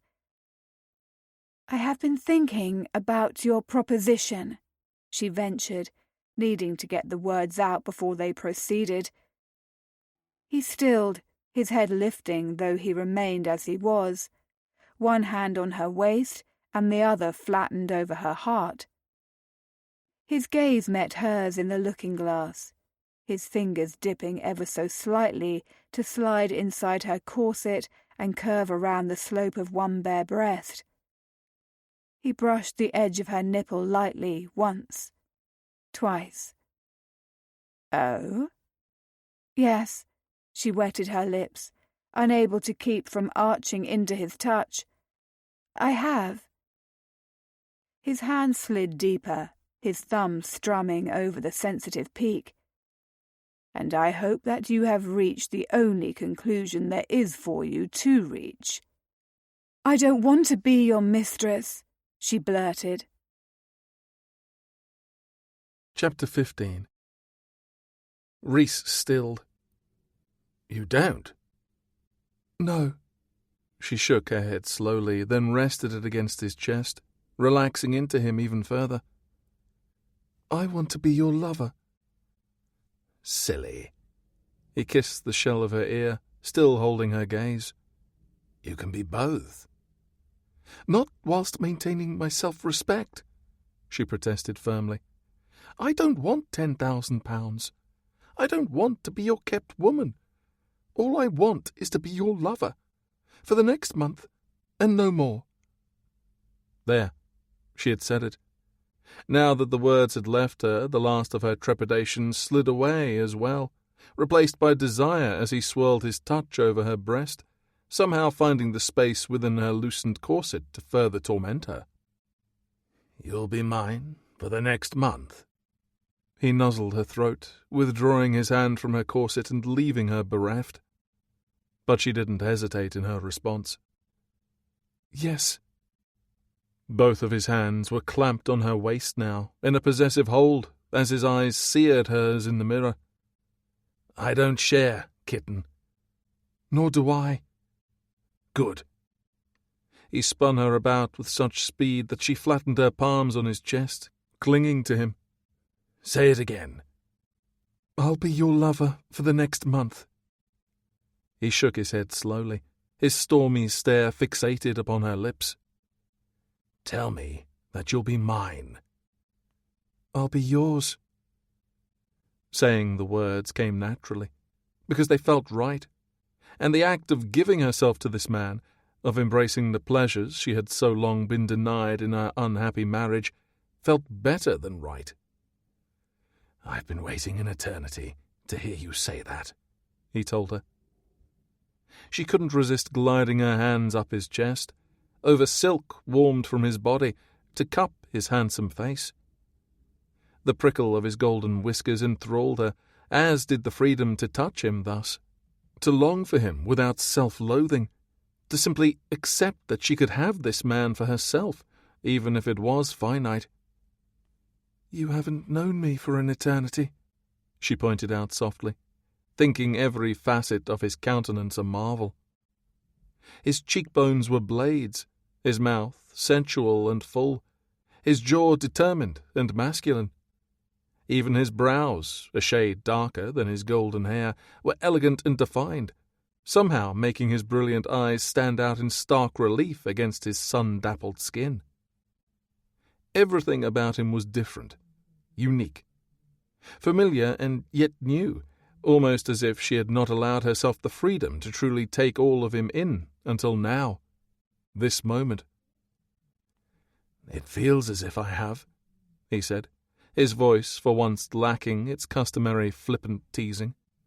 "It feels as if I've always known you, as if there is no one I want to know more."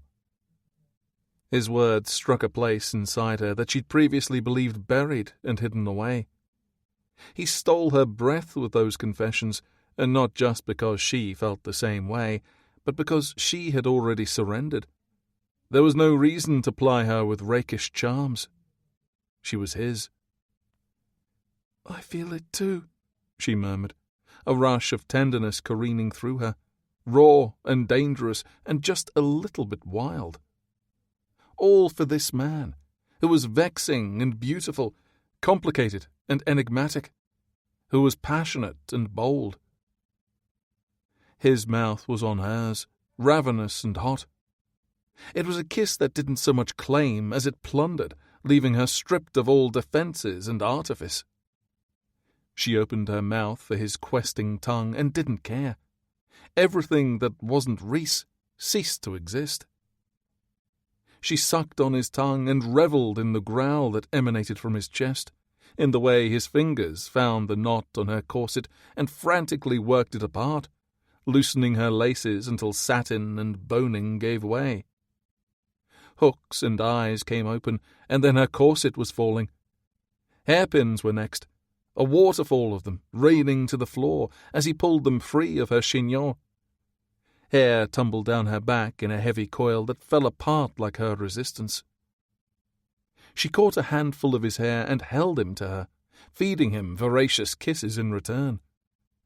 There seemed to be an undercurrent of fire between them, more intense than those that had come before, not just of desire, but of understanding, acknowledgement. There was something deeply powerful about embracing this part of herself, a part she had restrained for so long and which had been longing for release. A tearing sound filled the air, and then the kiss of cool night air whispered over her bare breasts. She broke the kiss to see that Rhys had rent her chemise the rest of the way. "It was already beyond mending," he murmured, and then cupped her breasts in his big hands, his thumbs unerringly finding her hard nipples and stroking until she was on her toes, making kittenish sounds that didn't belong to her. If she didn't soon step into the bath, she would never make it. And she very much wanted to be free of kitchen drudgery tonight. She wanted to be clean and soft and sweet-smelling for him. So she found the buttons on her drawers and plucked them free, sending them to the floor. "So beautiful," he rasped. She had never felt particularly beautiful, and less so since she had begun her new path in life. But he made her remember that old part of herself she had long since buried beneath mountains of duty and obligations.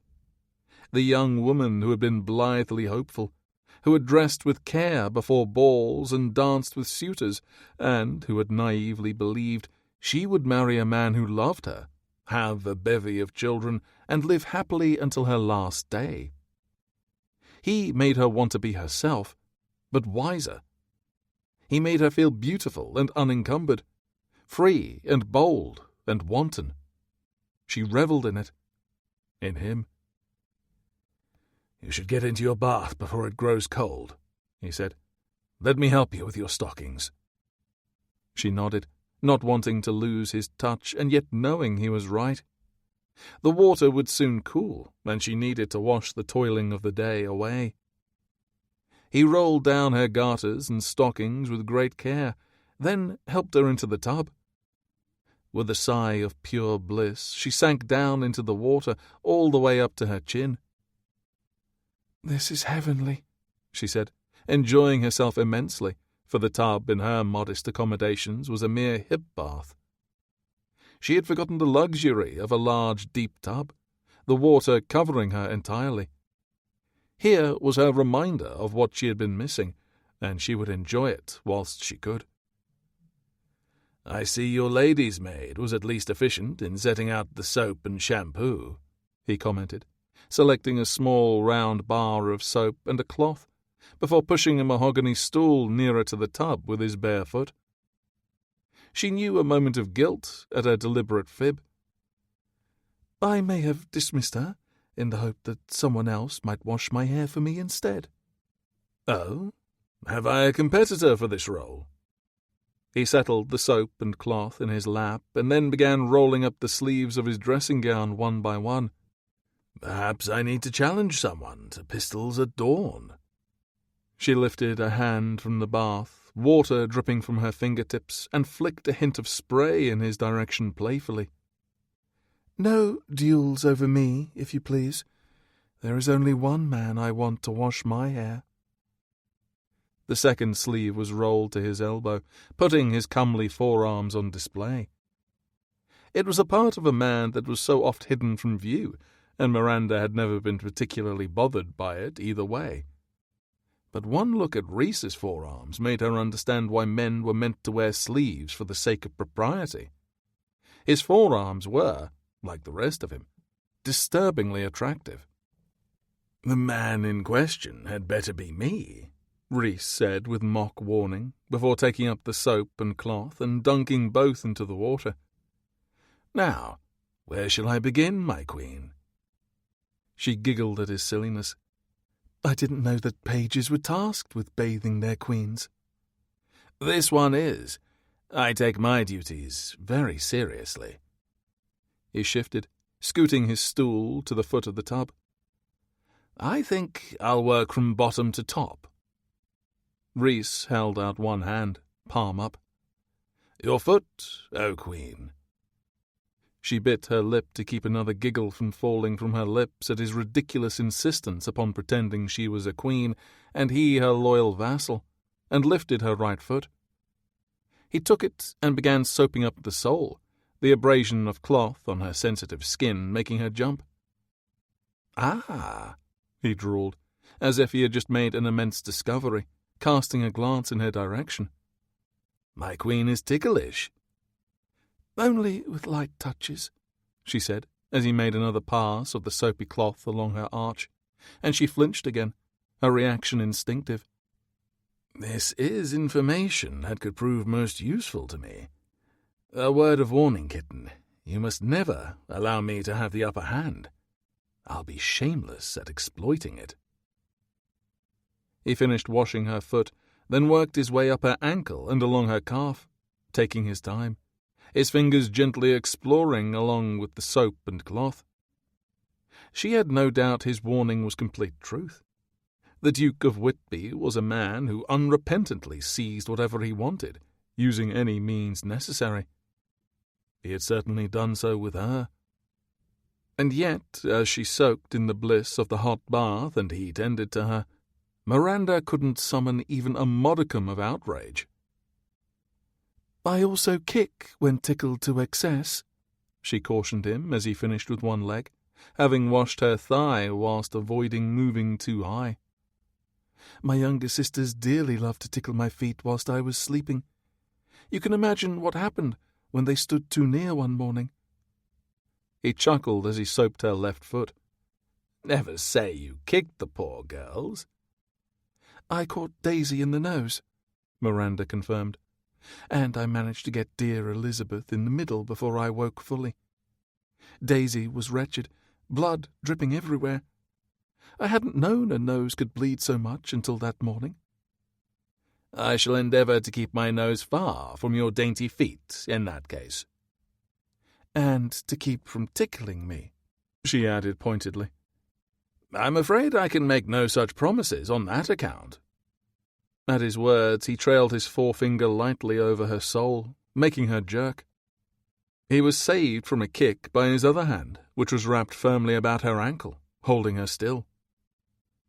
"Two can play at this game, you know." She flicked another spray of water in his direction, leaving damp spots on the black silk of his dressing gown. "I shall discover where you are ticklish, and get even." "I'm afraid you'll be doomed to failure." He worked the cloth over her shin, up to her knee, soaping as he went. "I am not ticklish in the slightest." "Nowhere?" "Not anywhere," he confirmed, sounding smug. "Vexing man," she muttered, her evil plans suitably dashed. "I pride myself upon it." Partially rising, he shuffled his stool toward the middle of the tub with one foot, the soap and cloth still in hand. "Are there any other sensitive areas of which I should be made aware, darling?" His question was wicked. He was, in fact, quite near to an extraordinarily sensitive place.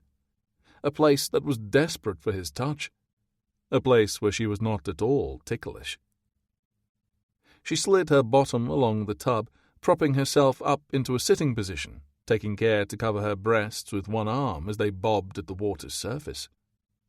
The other, she knew, extended toward him. "I can bathe myself, you know. I dare say I don't need your help." "But I want to help. I like taking care of you. Let me, Miranda." There was something so very earnest in his gaze, in his voice. He wasn't demanding, and he wasn't quite asking either, but she believed him when he said he liked taking care of her, that he wanted to do so. And she liked it too. Liked it far too much. "Very well," she relented, lowering her hand so that it was below the surface of the water again, surrounded by warmth. "You are far too capable, I think. It will be good for you to let me tend to you." Her mind whirled as she tried to think of ways he might accomplish something so astounding when they were back in London and she was once more helming her school. But no, she mustn't ruin what time she had in this idyll with him. She would fret later. "Sometimes I worry that I'm not capable enough," she admitted quietly as he continued his ministrations, plucking her hand from the water and soaping it carefully before moving to her wrist and then higher still. "What if my school is doomed to failure, even with the funds you've given me? If I cannot attract a sufficient number of pupils, I will never be able to continue when my coffers run dry. I don't know what I would do should that come to pass. For so long, I have carried on with the school as my sole objective."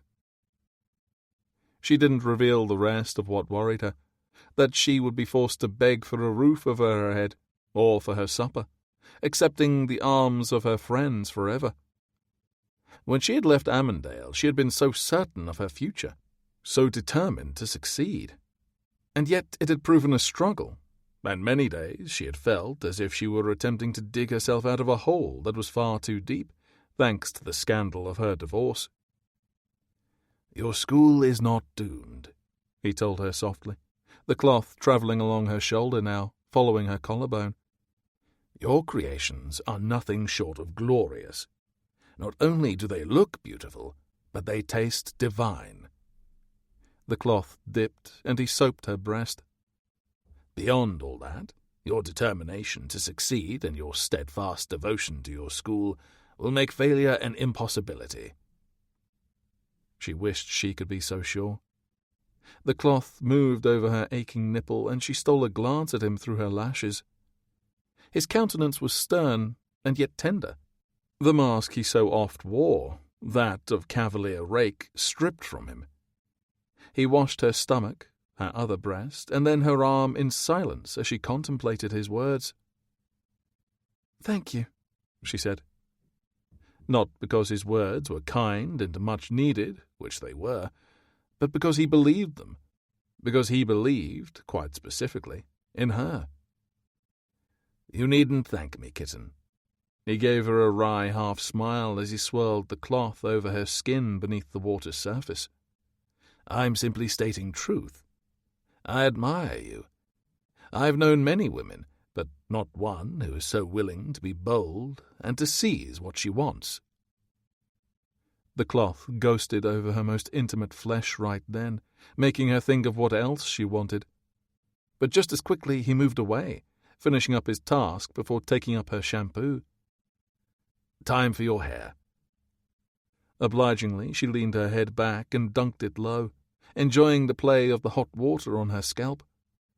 How wondrous it felt, being washed by him. She felt like a creature of pure hedonism, a wanton. And for the first time, that feeling came without shame. She could seize what she wanted. She could indulge in this secret affair. When Miranda lifted her head from the water, Rhys was already situated behind her, his hands ready with the sweet-scented shampoo. Roses and orange blossoms hung on the air. Her senses were intensely heightened, so much so that when his fingers began to massage her scalp, she purred like a cat, her eyes fluttering closed. She felt the soft graze of his lips on her forehead, as quick and light as a butterfly, so rushed she would have thought she'd imagined it if he hadn't lingered long enough to press another kiss to the bridge of her nose. Miranda opened her eyes and reached for him, not caring that her hand was wet, cupping the back of his head and holding him to her as she kissed him, open-mouthed and hungry, upside down. The sensation was novel, her upper lip fitting over the fullness of his lower. She fed him her tongue, and he suckled, his fingers pausing their massage on her scalp as he surrendered himself to the kiss. She was ravenous for him anew, twisting in the bath, her breasts rising above the surface, water splashing from the tub, soaking his dressing gown.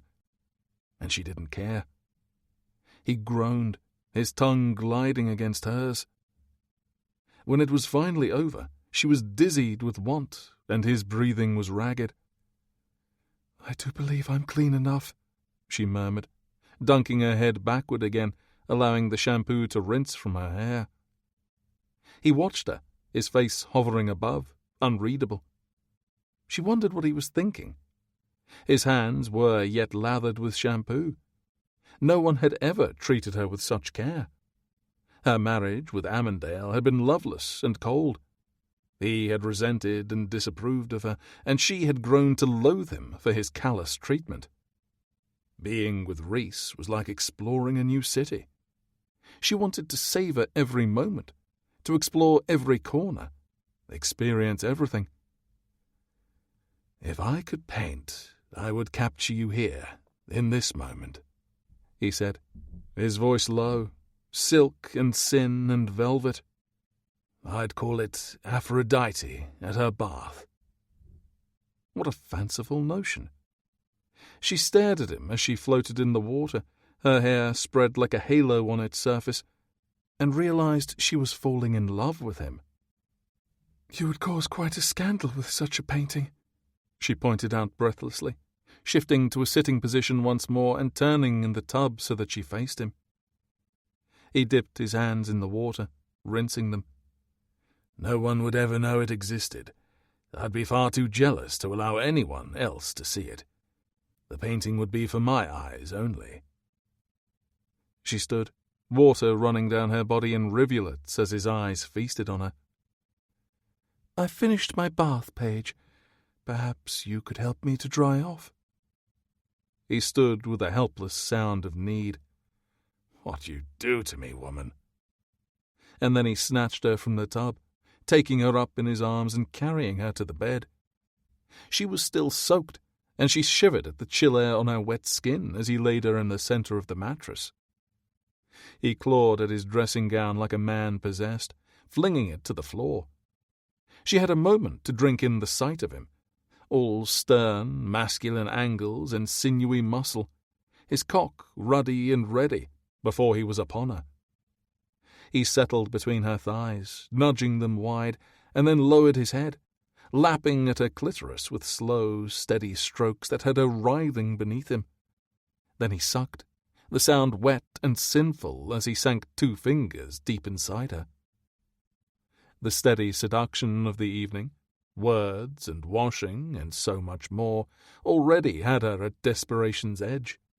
When he twisted his fingers and nipped at her simultaneously, she came apart, clenching on him as she reached her release fast and hard. "My name," he growled, his fingers still buried deep within her. "Say my name when you come." She was breathless, feeling like a new woman entirely as she said, "Make me come again, and I will." "Challenge accepted." He flicked his tongue over her in a few more wicked circles, thrusting in and out, rubbing her inner walls in a way that made her toes curl into the bedclothes.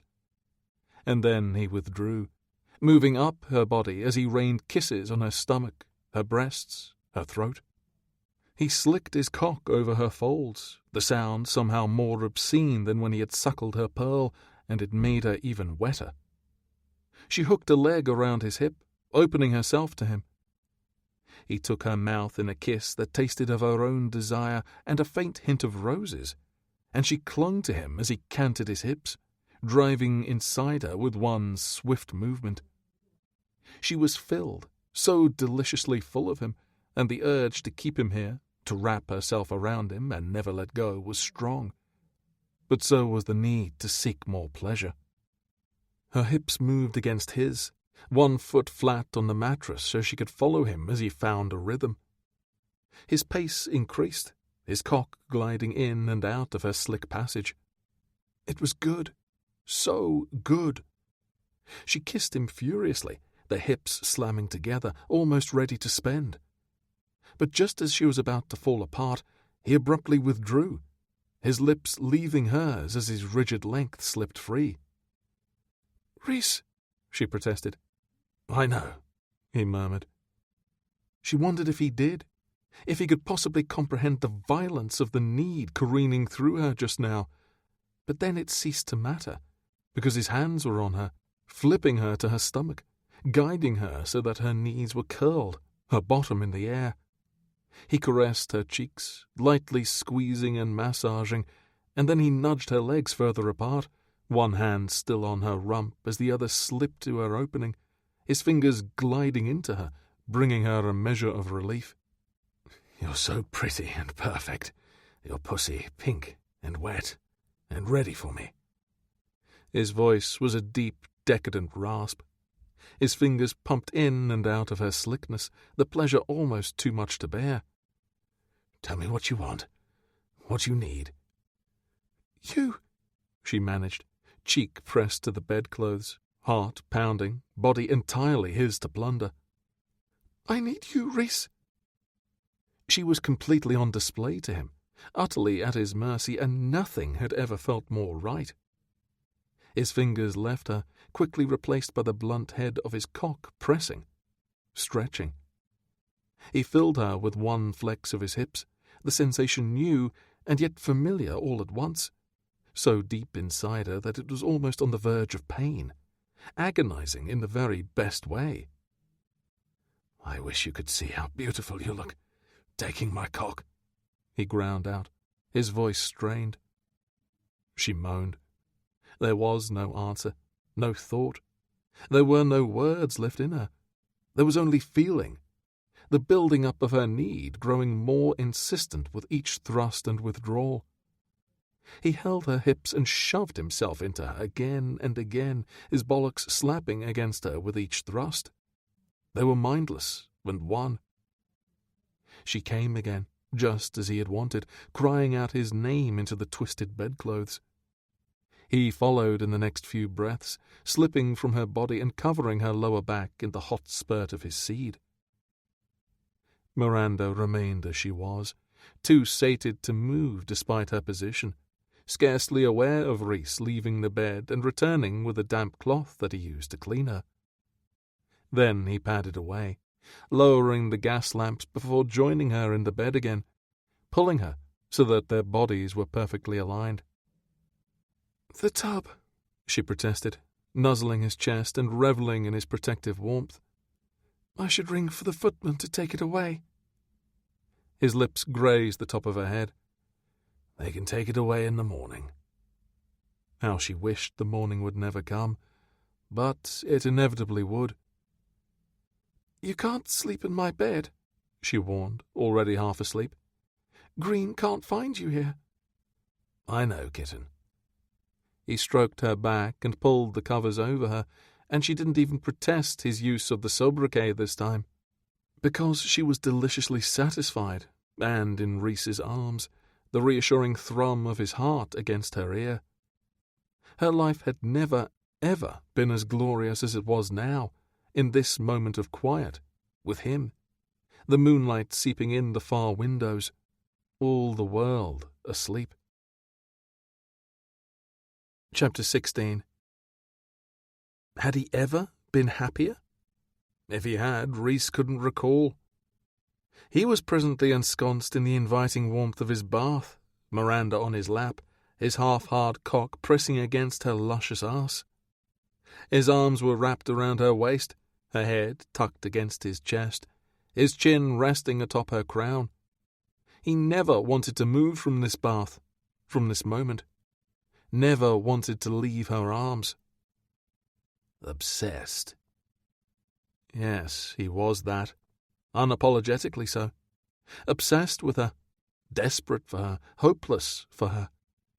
Miranda had entranced him. He had fallen beneath her spell, and he didn't even give a damn about it. The days of the house party had passed in a haze of desire and contentedness that no amount of good-natured mocking on the part of his friends had dispelled. "It's a pity we must return to London tomorrow," she said into the quiet of the bedchamber. "I've grown rather fond of it here at Wingfield Hall." He inhaled deeply, drinking in the scent of her damp hair and skin. "You've grown fond of this pile of stone, have you? Fonder than you are of me?" Her dainty fingers were idly drawing patterns on his forearms. "You know what I meant." Of course he did, but he still wanted to hear her confess it aloud. "I'm afraid I don't, kitten. Tell me." She huffed a little sigh he found endearing. "I am fond of you as well." "Oh, how my queen wounds me," he teased, shifting so that he could kiss the shell of her ear. "I should have thought you more than merely fond of me by now." "I am fonder of you than I ought to be," she said archly, turning her head to give him a meaningful look. "By far." He kissed her, unable to help himself. Her lips clung, warm and silken and delicious. "I do believe I know the feeling," he managed, when he broke away at last. "I shall miss this place," she told him again, turning her head and resting it against his chest again. He would miss it as well. Not Wingfield Hall, but what had happened between them here. Part of him feared returning to London would only further complicate their relationship. He wanted to install her in his house in St. John's Wood, buy her dresses from Paris, cover her in diamonds and emeralds the colour of her eyes. He wanted every second of each minute of her day, and all her nights too. But she had denied his every request to gift her with anything, whether funds or necklaces or Worth gowns, and neither would she agree to moving into St. John's Wood. She would meet him there in an unmarked carriage, the better to keep their secret and preserve her reputation. Rhys already hated it, but he would do anything he had to in exchange for more time with her. "We need not leave," he cajoled, thinking of how glorious it would be to frolic freely with her here for the next fortnight, at least. Hell, perhaps even the whole bloody month. "Not yet." They could linger after the others had gone. The notion held untold appeal. The estate belonged to Brandon, after all, and the next house party was 3 months away. "I haven't even shown you the grotto yet," he added, thinking of the cavernous room with its delightfully warm pool that the wicked Duke Society had made modern improvements to not long ago. But Miranda shook her head. "I don't dare. As it is, I've been gone from the school for too long, and if I were to linger, I would have no excuse for being here. We have managed to keep our liaison a secret from the servants, but what would they think if I were to remain here with you alone?" "Perhaps they would think that I've kept you on to make your glorious desserts for me alone," he tried hopefully. "They're already suspicious of me," she said. "I can feel it when I'm in the kitchens." He stiffened, his protective instincts surging to the fore.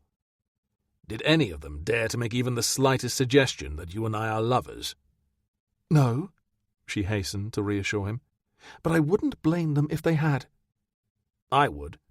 No one causes problems for you without having to answer to me." His words were vehement as they left him.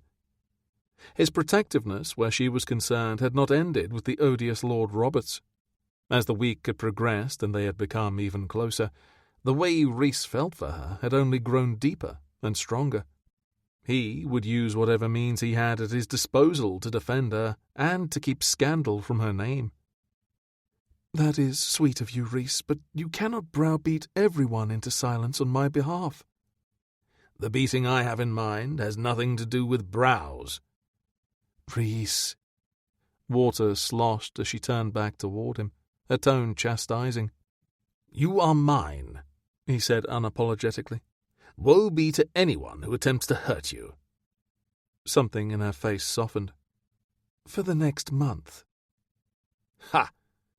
He would not tire of her in the next month. If the last week had taught him anything, it was that every second spent with her only made him long for 1,000 moments more. But he had held his tongue about that for the moment, deciding to fight one battle at a time. "We could spend the month here," he tried again. "To the demise of my reputation and my school both," she countered, using that prim tone of hers that made him want to kiss her and then bed her until she was breathless. He loved it when she disapproved of him. He was a perverse bastard, he knew, but then he loved it when she was pleased and sated, when she was laughing at something ridiculous he'd said just to make her eyes twinkle, when she was moaning his name. That last thought had his cock twitching to attention. The look she gave him said she had felt it. "Am I to be blamed?" he asked rhetorically, defending both himself and his wayward cock. "I can't help myself where you are concerned. I'm selfish." "As much as I would love to do so, we cannot stay here together." He sighed, knowing she was right. "Very well, but I do hope that if I'm forced to return to London, you will at least pacify me with your delicious confections." She turned fully in the tub, retreating to the opposite end. "What did you think of this evening's ananas glacé à la redalia?" He grinned, thinking of the pineapple-flavoured cream ice she had lovingly moulded into the shape of real pineapples, complete with pistachio cream ice for the leaves. "The pineapple was divine, but all I kept thinking about was how lovely it would be to swirl it over your pretty nipples and then lick it off." "Wicked man." She splashed him lightly, but her words had no bite. "Always." Her gaze dipped to the water, where, said pretty nipples were pert and pink and begging to be sucked. "If I behaved, I don't think you would like me very much, darling. I'd be dreadfully dull. Only think of how tiresome it would be if I wanted to recite sonnets all day, or read theological texts, or debate tedious subjects no one else cared about." She bit her lip, clearly trying to stave off a smile of her own. "You are incorrigible." He winked. "I pride myself on it." Miranda's countenance turned serious. "You truly like the redalia pineapple ice?" "God, yes. I like everything you make. And I like you, full stop." It was the closest he could bring himself to making an admission to her. Hell, it was the closest he could bring himself to making an admission to himself. He wasn't just obsessed with Miranda, he liked her. Too much. "I like you too." Her soft voice wrapped around his heart, squeezing it like a mighty fist. But he didn't want to wallow in complications like emotions. He wanted to plan the next month, at least, to make certain that nothing changed between them after they returned to London. Beneath the water he found her foot and began gently massaging.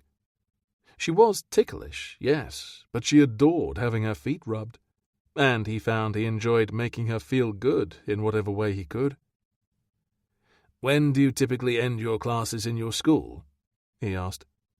"Late afternoon," she answered, making a soft sigh of contentment that sounded rather like a cat trilling her delight. "No later than 5 o'clock, usually."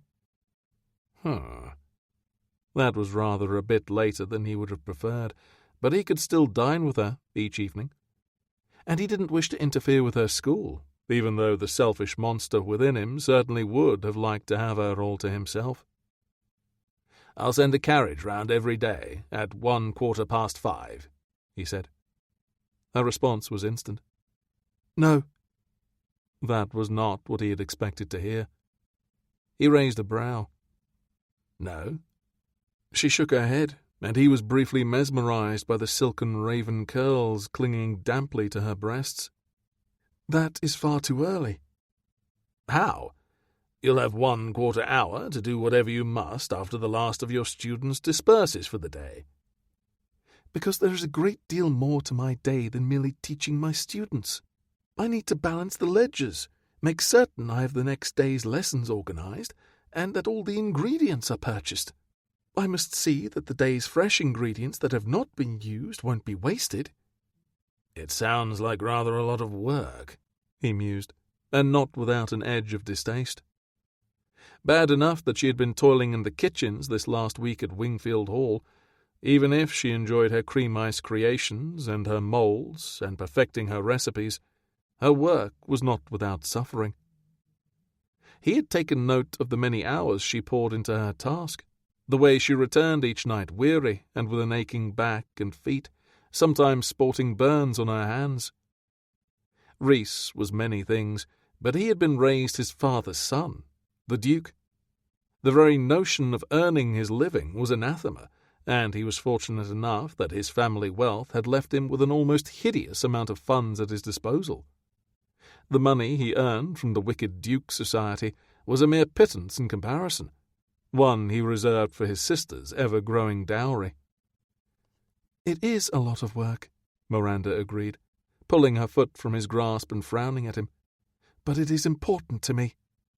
Well, Christ, that explained the hurt expression on her lovely face. "I didn't mean to suggest it isn't important," he hastened to explain.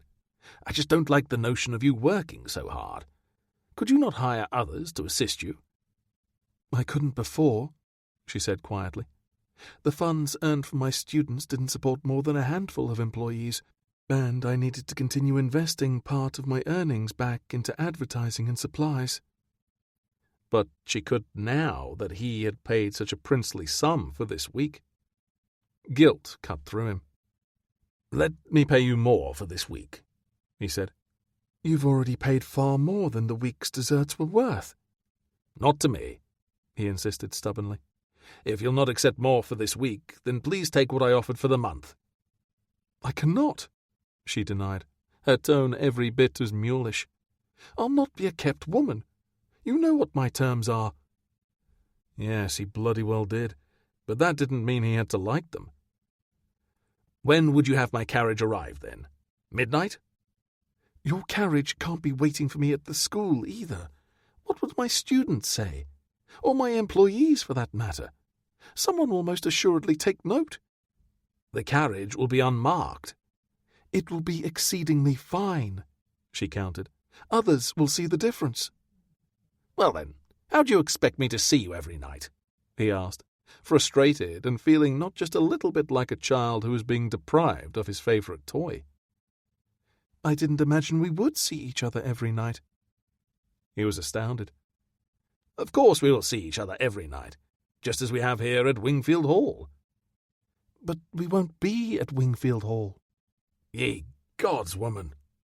Having had quite enough of this argument, before he would have his way, he was determined, he caught her waist and hauled her back onto his lap. She landed there sideways, and with a lack of grace he found utterly irresistible as water sloshed over the sides of the tub. "Rhys," she protested. "I need you," he said simply. Because it was true. He did need her. Did she not see? He needed her every waking hour. He needed her in his bed, in his arms. But he would persuade her of that later. For now he would show her how badly he needed her, here, in this moment. Her emerald eyes went wide. "In the tub?" "Oh, my innocent little kitten," he grinned, pleased at the idea of further debauching her. He had been quite remiss, and neglected to show her the joy of making love in the bath. "Is such a thing possible?" she fretted. "Quite." "But the water, surely—" He kissed her, silencing further protest, and then he reached for her hand, settling it over his straining cock. And then he proceeded to show her, in exacting detail, just how possible making love in the tub was. The carriage ambled along the same country roads she had travelled 1 week ago, but as Miranda stared out the window at the passing Hertfordshire scenery, she felt as if a lifetime had passed instead. So much had changed. If someone had warned her before she had left London that the Senate facing her would change her in a way that nothing else in her 29 years had, she would have laughed. She would have sworn it was impossible for her life to be so thoroughly upended in a mere 7 days. She would have been wrong. So very wrong. And if someone had warned her she would lose her heart to the devastatingly handsome, magnetic rake who had cozened her into making ices for a depraved house party, she would have scoffed. But here she was, on her way back to London, and a life that no longer seemed as certain as it had before she'd left. Returning was bittersweet, because it was the beginning of the end. Yes, she had fallen in love with the Duke of Whitby. Miranda could admit it to herself, if to no one else. Definitely not to him. Her embarrassingly naive mistake needed to be held closely to her bruised and battered heart. Nothing could come of it. She was content with her school. He was content to seek pleasure. His words in the tub the night before had made that clearer to her than anything else. Reese was a Sybarite. Their arrangement was temporary. He would move on to someone else, and she would throw herself into her school, her recipes, and her ice caves. She had the funding she needed to grow her businesses, and she would be content with that. Falling in love with him had been not just foolish, but futile. She knew that, of course. She was a practical woman.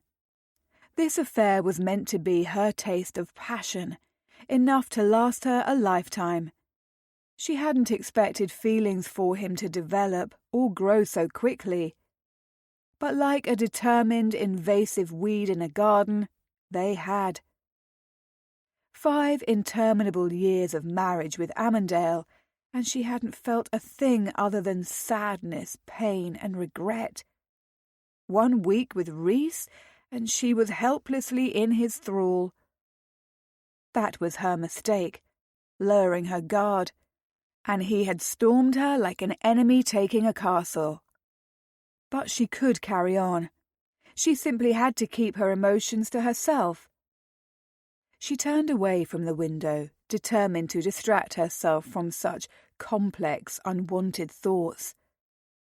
Reese was seated opposite her, his long legs elegantly sprawled before him, crossed at the ankles. His hat was on the leather squabs along with his gloves, his golden hair catching the sun filtering through the blinds and glinting. His vivid gaze was upon her, and she wondered how long he'd been studying her without her realizing. "You are quiet," she said. "Is something amiss?"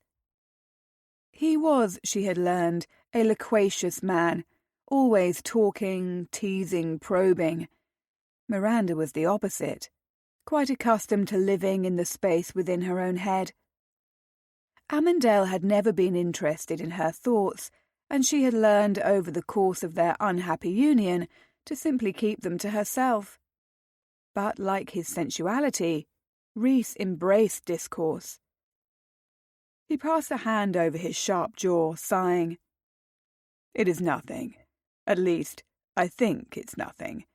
But I cannot shake the notion that there was something decidedly off about Richford this last week. He has been surlier than usual, disappearing at odd times, and I learned just this morning that he left without word yesterday. It isn't like him." The Duke of Richford was one of the 6 founding members of the Wicked Duke Society, having come up together at Eton. Reese had shared a great deal about their long-standing friendship with her, and how years ago in drunken revelry they had settled upon the idea of their club. Miranda hadn't been a part of the fast set in which Reese and his chums had run, but she had crossed paths with Richford in her old life on a handful of occasions. She recalled a handsome and forbidding man with a neat beard and dark gold hair. "Perhaps there is something in his life that is troubling him," she ventured. "Something with a family member? An illness?" He shook his head. It wouldn't be like Richford to keep such a thing secret. That was curious indeed. Miranda was grateful for the diversion. Anything to keep from thinking about how she had been imprudent enough to fall in love with Rhys. She pondered what he had said for a moment. "What do you mean when you say he has been disappearing?" Rhys scrubbed his hand over his jaw some more. "No one knew where he was. He wasn't at any of the revelries, from what King and Riverdale said. Nor had Rhys, but that had been because they had been together." "He may have been otherwise occupied," she said gently. "But with whom? None of the guests." He frowned. Understanding dawned. "Are you concerned he was dallying with one of the domestics?" "Aye, it wouldn't be like him to do so. We have strict rules that we adhere to, and refraining from bedding servants is decidedly one of them." He shook his head, looking lost in his own musings. "But Riverdale said he saw him with a lady at some point, so it certainly seems as if perhaps a woman was to blame. Still, I can't fathom who. All the guests left this morning as planned. Everyone accounted for." "That is odd," she agreed. "I suppose that when we reach London, you might seek him out and make certain all is well." The reminder that they were presently en route to London was an unwelcome reminder. How easy it had been to pretend as if their idyll at Wingfield Hall would simply never end. And yet it had, just as their month as lovers inevitably would too. "Bloody hell," Rhys muttered. "London is the last place I want to be at the moment." She felt the same, but they couldn't hide away in Hertfordshire forever, and she knew it. "It will be good in some ways to return to our routines," she said, summoning a smile for his benefit. "Will it?" He was suddenly sullen. "It hardly feels that way. I want nothing more than to turn this carriage around and spend the next month ravishing you everywhere I can, and in as many ways as possible." His words brought her desire to life, chasing the melancholy. "You can still spend the next month ravishing me," she pointed out. "Only we shall be in London." "Where you will be working yourself ragged until God knows what hour every day," he grumbled. "There will be time for us," she promised. "I'll make it so."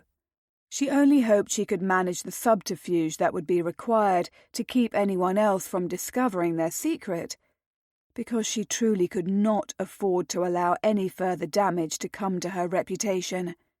Her future and her school's success depended on it. "Of course you will," he sighed heavily. "Listen to me, prattling on like an arse. I'm sorry, love. I'm in a rare mood. Don't take anything I say to heart." "You're worried about your friend. I understand. I haven't many good friends any longer after the scandal of the divorce, but I treasure those who have remained steadfastly loyal." The number of ladies she'd believed were her friends, who had faded in the wake of the wretched gossip surrounding her, had been shocking. There had been so many, when she had been Countess of Amandale, who had avowed their friendships were lifelong, only to disappear in her time of need. "Bloody hell," he frowned. "Anyone who didn't remain loyal to you wasn't worthy of your friendship." "I expected some of it, of course," she said, confiding in him about what had been a staggering loss at first, but had grown easier with time.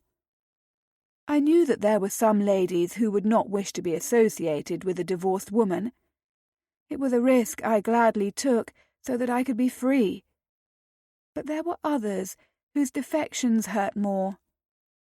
It was quite sobering to realize suddenly that someone who professed she considered me a sister had only sought my friendship for her own selfish gains, and not because she was truly my friend. Lady Clarissa Leyland had befriended Miranda for her familial connections, and she had promptly set her cap at Miranda's brother.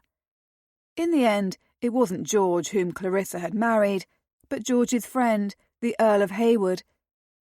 Miranda still recalled her shock upon paying a call to Clarissa and being told by a frosty butler that her ladyship was not at home.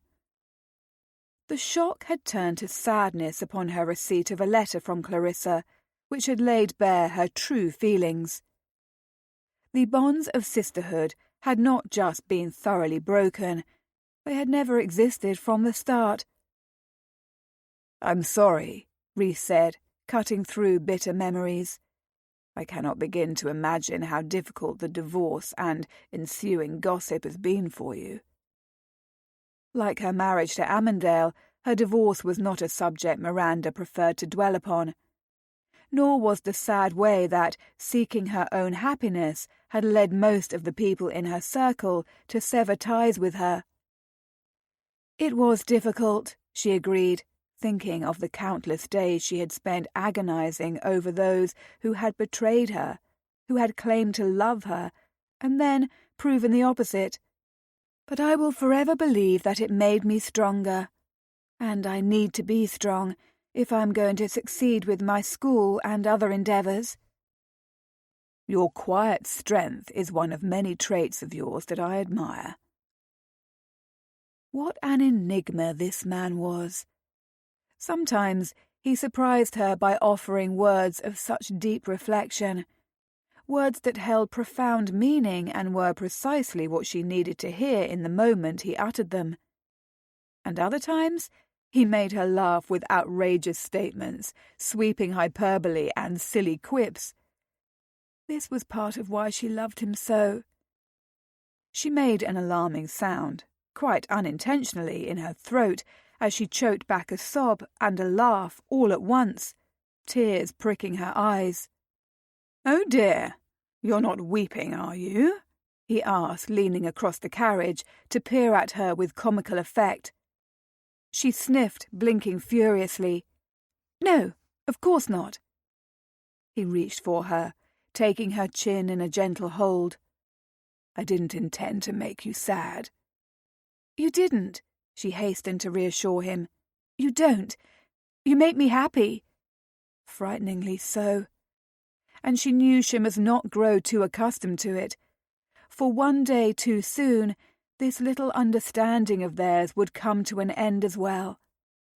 "Good, because when you get tears in your eyes, it makes me want to set fire to the very world and watch it burn to ash." She smiled. "That is very bloodthirsty of you." "I'm a bloodthirsty chap, I find, when it comes to you." He swiped his thumb along her lower lip, his stormy gaze dipping there as well. "I'm sorry about all the suffering you've endured, but I am selfishly glad that you divorced that bloody arse Amandale, because now I can have you to myself." Marriage was not what I had imagined it would be. "Oh?" His thumb traced the upper bow of her lip now, the touch light and delicate. "What did you imagine it to be?" "Happy?" she blurted. "I thought that my husband would fall in love with me, and that I would do the same with him in time. That we would laugh together and talk together. That we would attend balls and the theatre, and that one day our children would fill the nursery and our hearts." She stopped herself before she revealed more or said something she would regret. He cupped her cheek, his warmth and tenderness comforting her, his touch making desire burn to life too. "What was it instead?" Miranda found that she wanted to unburden herself to him. "He was cold and resentful toward me. I later discovered that he had wanted to marry his mistress, and his father, the Duke, had forbade the match. He never forgave me. Nothing I ever did was good enough. Nothing I said pleased him. He spent most of his time out of the house, which was a blessing at first, until I realized that his mistress was with child, and that all the time he had spent away had been with her instead." The betrayal she had felt at the knowledge had not entirely faded. How she had wanted a family of her own, and then to discover that her husband had begun one with the woman he truly loved instead. The duplicity had nearly broken her. In the end, it had been what had driven her out of the marriage. There was only so much unhappiness she had been willing to bear. "My God, Miranda, I'm so sorry." "I'm not. I'm contented now. My school gives me a sense of purpose I was missing before." She stopped herself before she said more. "And being with you makes me happier than I ever imagined it was possible to be." It had been there, almost falling from her wayward tongue. She bit her lip to keep the truth from spilling forth. "I understand the need to have something purely for yourself," he told her softly, stroking her cheek, "to find your own contentedness apart from what is expected of you. That was what the Wicked Duke Society was for me when it began. And now, over the years, it's taken the place in my life that I imagine a wife would have. My obligations and responsibilities are to the club, my mother, and my sister alone." "Did you never wish to marry or have a family?" she blurted. It was reckless, that question. Miranda had no right to ask it, and she very much feared the answer. "I prefer my life this way." He gave her a rueful grin, tucking a tendril of hair behind her ear. "Like you, I've no wish to be tied down in a marriage that will inevitably be a misery. My parents' marriage was bloody wretched. By the end, they hated each other. I have no desire to repeat their misfortune. I decided long ago never to visit that kind of agony upon myself or another." Miranda tamped down the inane disappointment within her at his response. What had she expected? There was no future for them, nor had there ever been one. She was a divorcee tainted by scandal, a woman who earned her bread. He was a voluptuary who lived his life one pleasure at a time. 1 month. That was all they had, all they could ever have, and she needed to be satisfied with it. "You're wise to feel that way," she forced out, along with what she hoped served as a carefree smile. "My own experience with matrimony persuades me that it isn't worth attempting ever again." The reminder was for herself. Her marriage with Amandale had been terrible. She had vowed never to marry again, and nothing had changed just because she had taken a lover. "Why are you on the opposite side of this damned carriage?" Rhys asked, his voice low and soft, velvet on silk. "Because there is more room if I sit here," she pointed out primly, turning her head to press a kiss to his palm. He winked. "There is room aplenty for you on my lap." She laughed, grateful for the return to light-heartedness. "I'm not sitting on your lap the whole way back to London, you rogue." A mischievous grin curved his lips. "Who said you would merely be sitting?" There was no misunderstanding the sensual intent in his voice and eyes. Her levity faded, overtaken by desire. "In a carriage?"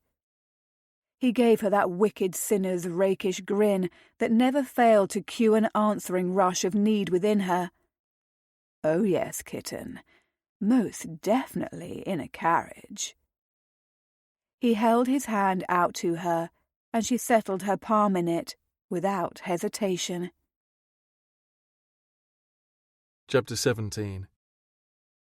Rhys pinched the bridge of his nose, trying to ward away an impending headache, and glared at his mother, who had just fluttered into the breakfast room, resembling nothing so much as an agitated owl.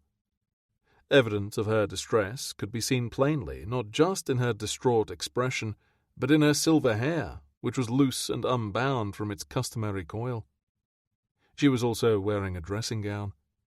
Mater never left her rooms without her hair coiffed, and she most certainly never wandered about in déshabille. Perhaps, he thought unkindly, and with a hint of disinterest, the old bird had finally gone senile. "What is the matter, madam?" he asked calmly, watching as she wrung her withered hands and blinked behind her gold-rimmed spectacles. She exclaimed something unintelligible that he swore sounded like mignon casts dreary. Her dudgeon was so very high, which was also most unlike her.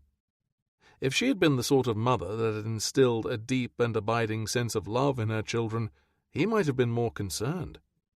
As it was, he was rather displeased to have an interruption of breakfast when he had yet to enjoy his bacon. Reese stood belatedly, recalling that he was sitting in the presence of a lady, even if said lady was perhaps mad, and someone he resented for his unhappy childhood. "Who the devil is Mignon, Mater?" "Your sister," his mother wailed. "You mean Rhiannon?"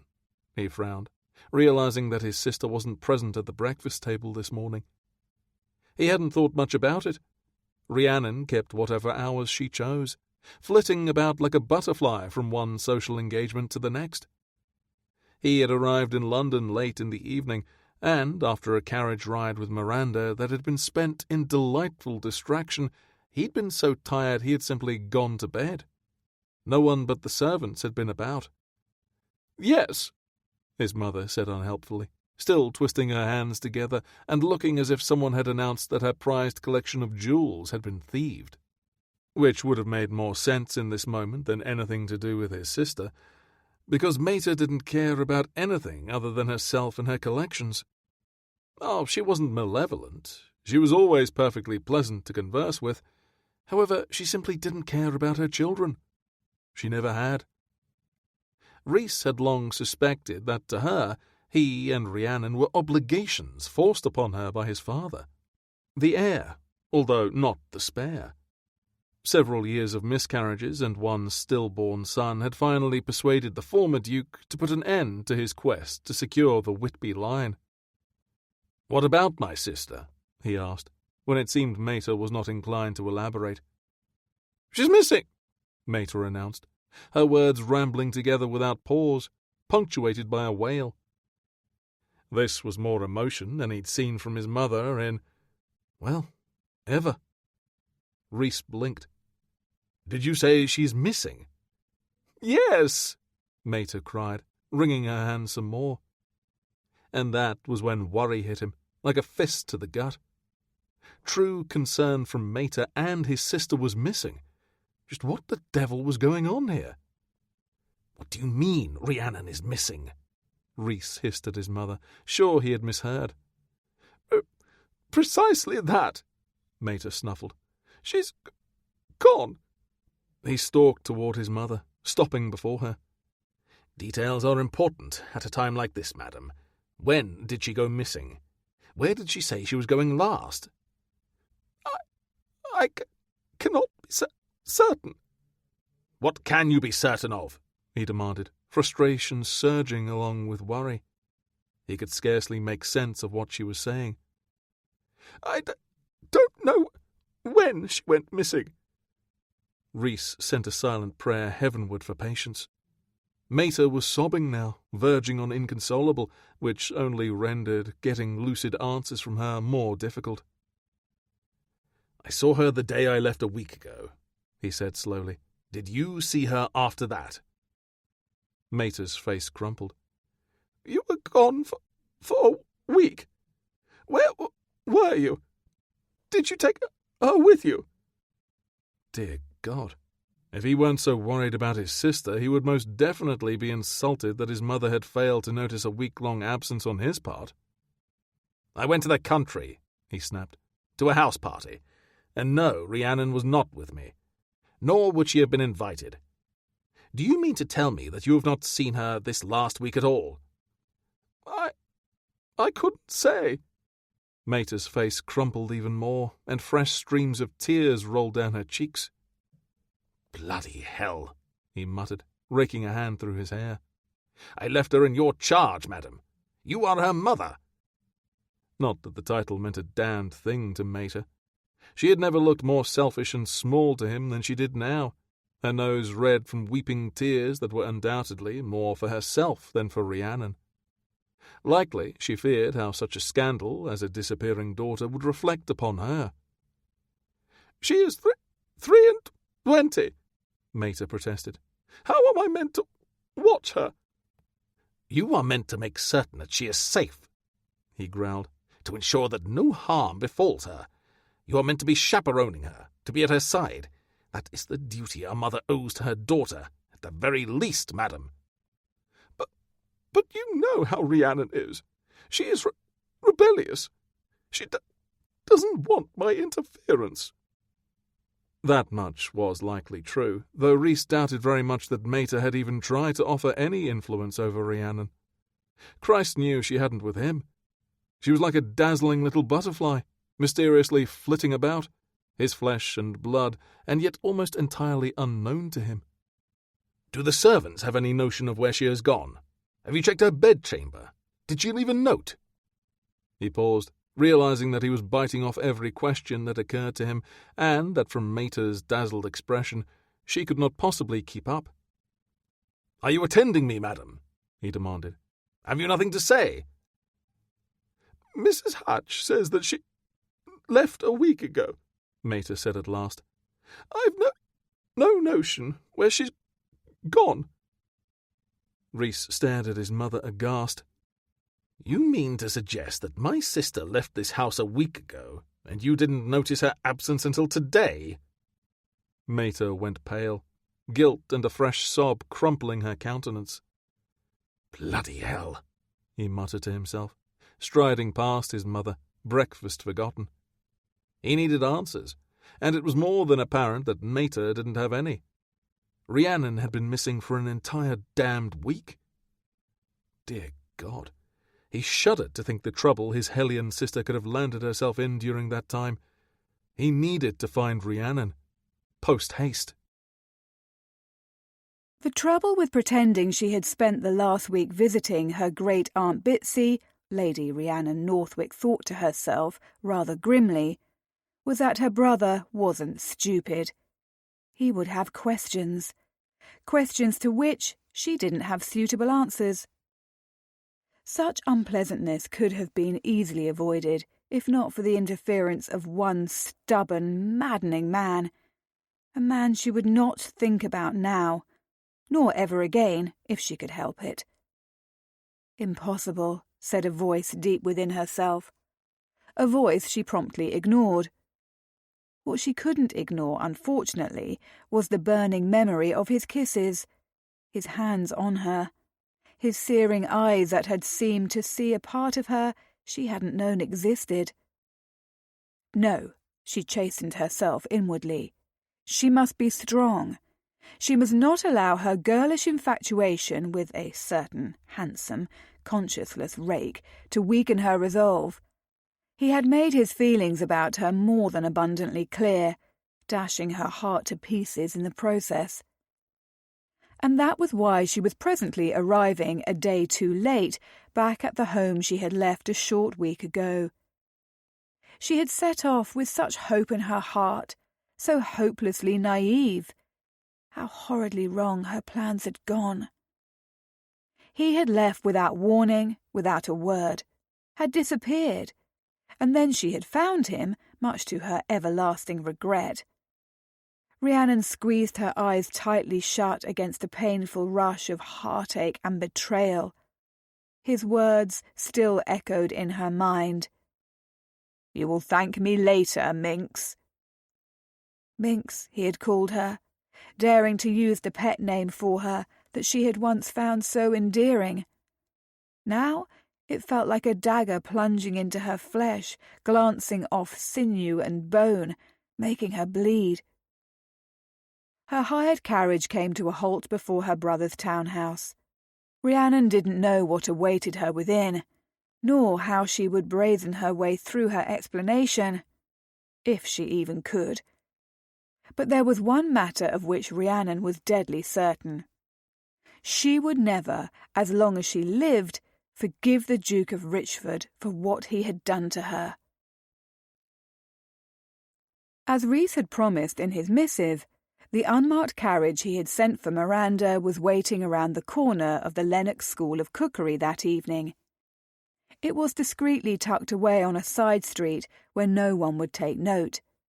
And yet, as she prepared to enter its confines, she knew a moment of trepidation as she passed a guilty look over her shoulder. No one watched. She stepped up and into the conveyance, startled to find that it wasn't empty. Rhys was within, dressed in elegant evening finery, looking serious and unfairly beautiful. Her heart soared at the sight of him. Throughout the course of her busy day, she had done her best to distract herself from thoughts of him, but diverting herself had been an impossibility. She'd spent the time since she had seen him last in a haze of longing and desire, and she couldn't deny that she had missed him, desperately so. Hertfordshire and Rhys had quite spoiled her. "God, I missed you," he muttered, taking her into his arms and hauling her across his lap as the carriage door closed. Her petticoats were bunched beneath her bottom, her skirts awkwardly twisted, and anyone could have seen him pulling her into his lap had they but glanced in their direction before the door had shut. But somehow all that ceased to matter the moment she threaded her arms around his neck and looked up into his summer's storm eyes. "I've missed you too," she confessed softly. His mouth was on hers in the next breath, ravenous and hot. She kissed him back with all the need and longing that had been building within her since they had parted ways the day before. How had it been only one day that had passed since she had seen him last? It felt more like a lifetime. She was breathless by the time the kiss was over, her nipples hard, the insistent ache between her legs so demanding that she pressed her thighs together in an effort to quell it. Miranda sifted her fingers through his silken hair, studying his handsome countenance. So serious and stern. The customary teasing, devil-may-care rake, nowhere to be found this evening. "Is something wrong?" she asked. "Yes, I'm not inside you right now." He kissed her again before she could chastise him for saying something so vulgar. His lips moved over hers, lingering deliciously. But Miranda knew him well enough to sense when something was weighing heavily on his mind. She tore her mouth from his. "Something is amiss. Tell me." He sighed, the sound weary. "It's my sister." Miranda recalled the fondness in his voice when he had spoken about her. They were close. His solemn expression worried her. "Is she well?" "Yes. No. Hell." He rubbed his jaw. "I don't know." Miranda smoothed a lock of hair from his forehead, a surge of tenderness and protective concern rising. "Has she taken ill?" "No, thank God. She is well enough. But whilst I was away, she disappeared for a week. She returned this afternoon, claiming to have been visiting our great-aunt Bitsy in the country." Miranda frowned. "Claiming to have visited your great-aunt? You don't believe your sister?" He sighed again, looking torn. "It isn't like Rhiannon to deceive me, but her story makes little sense. Our mother had no notion my sister was going or where she had gone.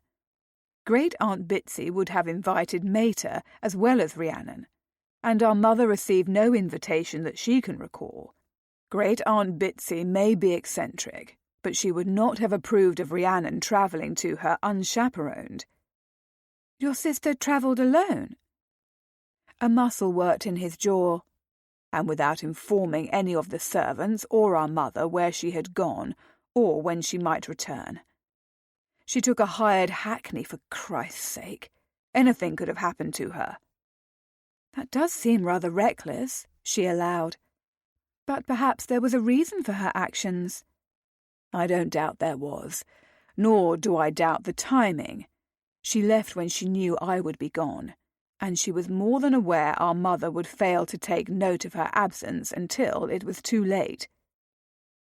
Suddenly Miranda understood the underlying reason for his concern.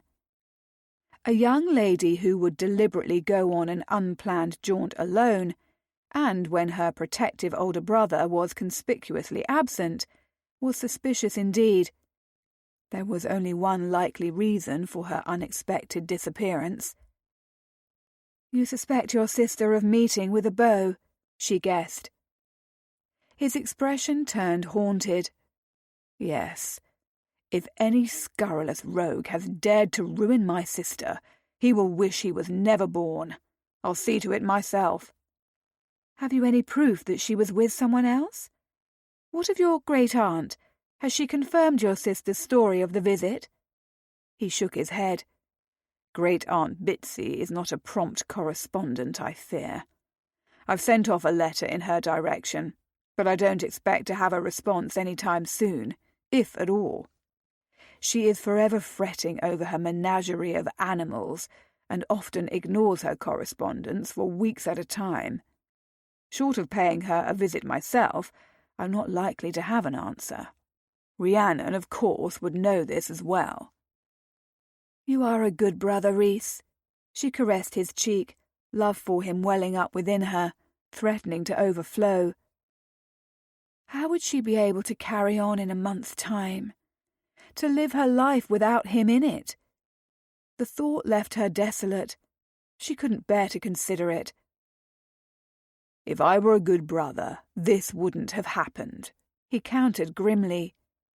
"I ought to have made certain she had a companion to watch over her. I should have known Mater wouldn't be any match for Rhiannon when she sets her mind to something." "You couldn't have known that your sister would leave when you were gone. How many occasions have you left without anything untoward happening at all?" "Many," he admitted. And for a moment she knew a pang of jealousy for each of those occasions, many of which had likely been wicked Duke's society house parties. For the lovers he had known before her, for the lovers he would take after her. Miranda blinked against the sting of tears she refused to allow to fall. "You see? You could not have known." Just as she couldn't have known how quickly she would lose her heart to this man. How was it that only a little over a week had passed since they had gone to Hertfordshire together? She could only hope the next month would progress torpidly, that she could savour these moments with him, when he was hers. "You are too good for me," he said, kissing her softly. "I don't deserve you. But, as it happens, I'm a selfish and greedy chap, and not about to challenge the fate that brought me into your path." She smiled against his mouth. "It was my cream ice that brought you, hardly fate." "Your cream ice is bloody delicious," he agreed, his voice low and silken, as he pressed kisses to the corner of her lips, then her jaw, alternating words with decadent brushes of his mouth. "But not nearly as delicious as you are. Have I told you how much I missed you, kitten? I could devour you here and now." And she wanted him to, wanton that she was.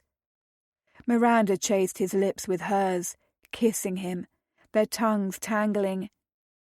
A moan stole from her. His hand was moving, gliding under her voluminous skirts, trailing past her knee. She had ridden him on their carriage ride back to London the day before. The memory of how wonderful it had been, rocking in time to the swaying conveyance, brought the need between her legs to an aching throb. The sinful, forbidden nature of their frantic coupling had imbued the act with an eroticism that had made her climax even more potent than usual. He was turning her into a voluptuary as well, and she didn't even mind. She had been missing more than she could have comprehended in her frigid, unhappy marriage. and she knew that regardless of how devastated she would be to part ways with Rhys at the conclusion of this month, she would be forever grateful to him for showing her the pleasure that could exist between a man and woman. Miranda sucked on his tongue as his fingers skated up her inner thigh, and although she was somewhat hampered by the cumbersome fabric of her petticoat and gown, she was able to part her legs just enough for him to breach the slit in her drawers. The first stroke over her aching sex made her gasp. "You're already drenched, darling," he murmured, kissing down her throat, sucking on her pulse, making her burn. "Have you been this soaked for me all day?" Miranda was beyond shame. Yes. Concentrating on her ledgers had been nearly impossible. She had been restless on her chair, wishing for a release she knew she couldn't have until the evening. He cupped her mound then, his touch possessive but tender. "Who does this wet, wicked pussy belong to?" His sinful words wrung another moan from her. "You." "You're damned right it does," he growled with satisfaction, his fingers parting her folds to find the seat of her desire hidden within. He strummed over her swollen clitoris, sending sparks of pure bliss radiating from her core. He had distracted her with his concern over his sister, but now all the need that had been eating her alive through the hours they had been apart returned tenfold. His thumb swirled in knowing circles, the pressure he applied increasing as he sank 2 fingers deep inside her. She grasped his hair as he tongued the hollow behind her ear.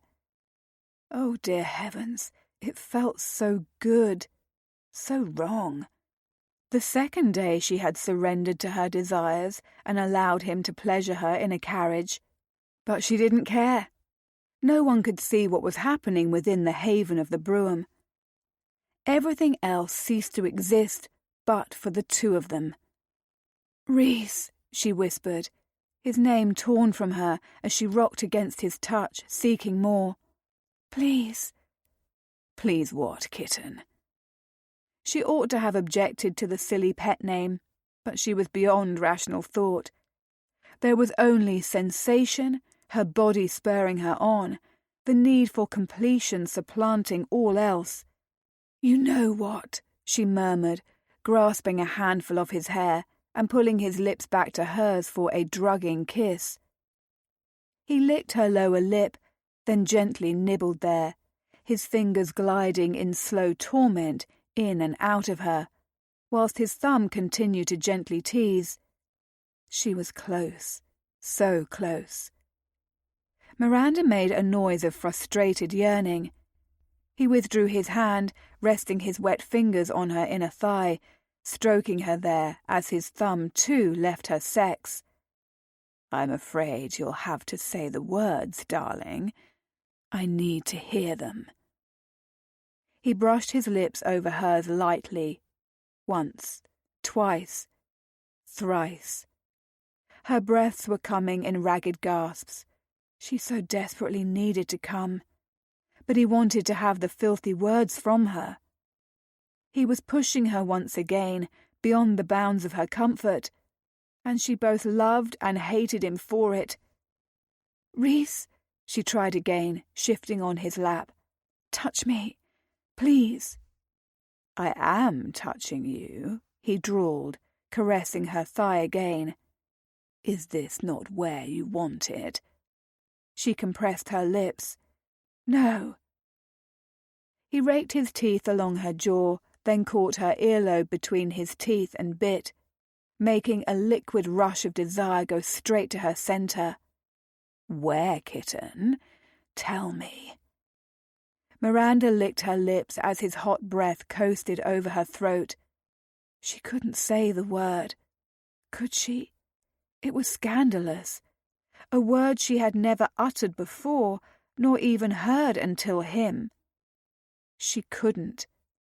But this need was unbearable. If she didn't have relief, She would surely perish from it. Miranda opened her mouth, prepared to concede defeat. The carriage rocked to a halt. "Oh dear, it would seem we have arrived at our destination." His grin was knowing, the rogue, making the corners of his eyes crinkle, amusement shimmering in those stormy blue depths. He withdrew his hand from beneath her skirts and, as she watched, sucked the glistening fingers clean. "I reckon that will have to suffice until dessert." You scoundrel! She was positively aflame. Gently he gathered her up in his arms and deposited her on the opposite bench, just before he rapped on the carriage roof to signal they were ready to disembark. "Don't forget your veil, kitten," he reminded her solicitously. Oh, Miranda looked around at a loss. She had quite neglected to bring a piece of millinery that had one. I seem to have forgotten one," she stammered, her brain struggling to keep up with the haste of the events as they unfolded. One moment she had been about to come, his fingers deep inside her, and the next they had arrived at their destination, and she didn't think she would ever be the same. "Fortunately, your page has come prepared, my queen," Rhys said, grinning, as he reached beneath his seat and extracted a hat box. He lifted the lid and offered her a jaunty hat that had been trimmed with a dark veil that looked more appropriate for morning than an evening assignation. She stared at the hat, wondering where he had procured it, and for whom. Had he given it to past lovers? Would he use it again? These were unwelcome and foolish thoughts that she banished, lest she linger on them too long, and they were allowed to take root and grow. This was naught but an affair, a fleeting relationship devoted to the pursuit of pleasure. He owed her no loyalty. They were lovers, nothing more, even if what she felt for him suggested otherwise. "Thank you," she forced out, her voice thick with restrained emotion and desire both.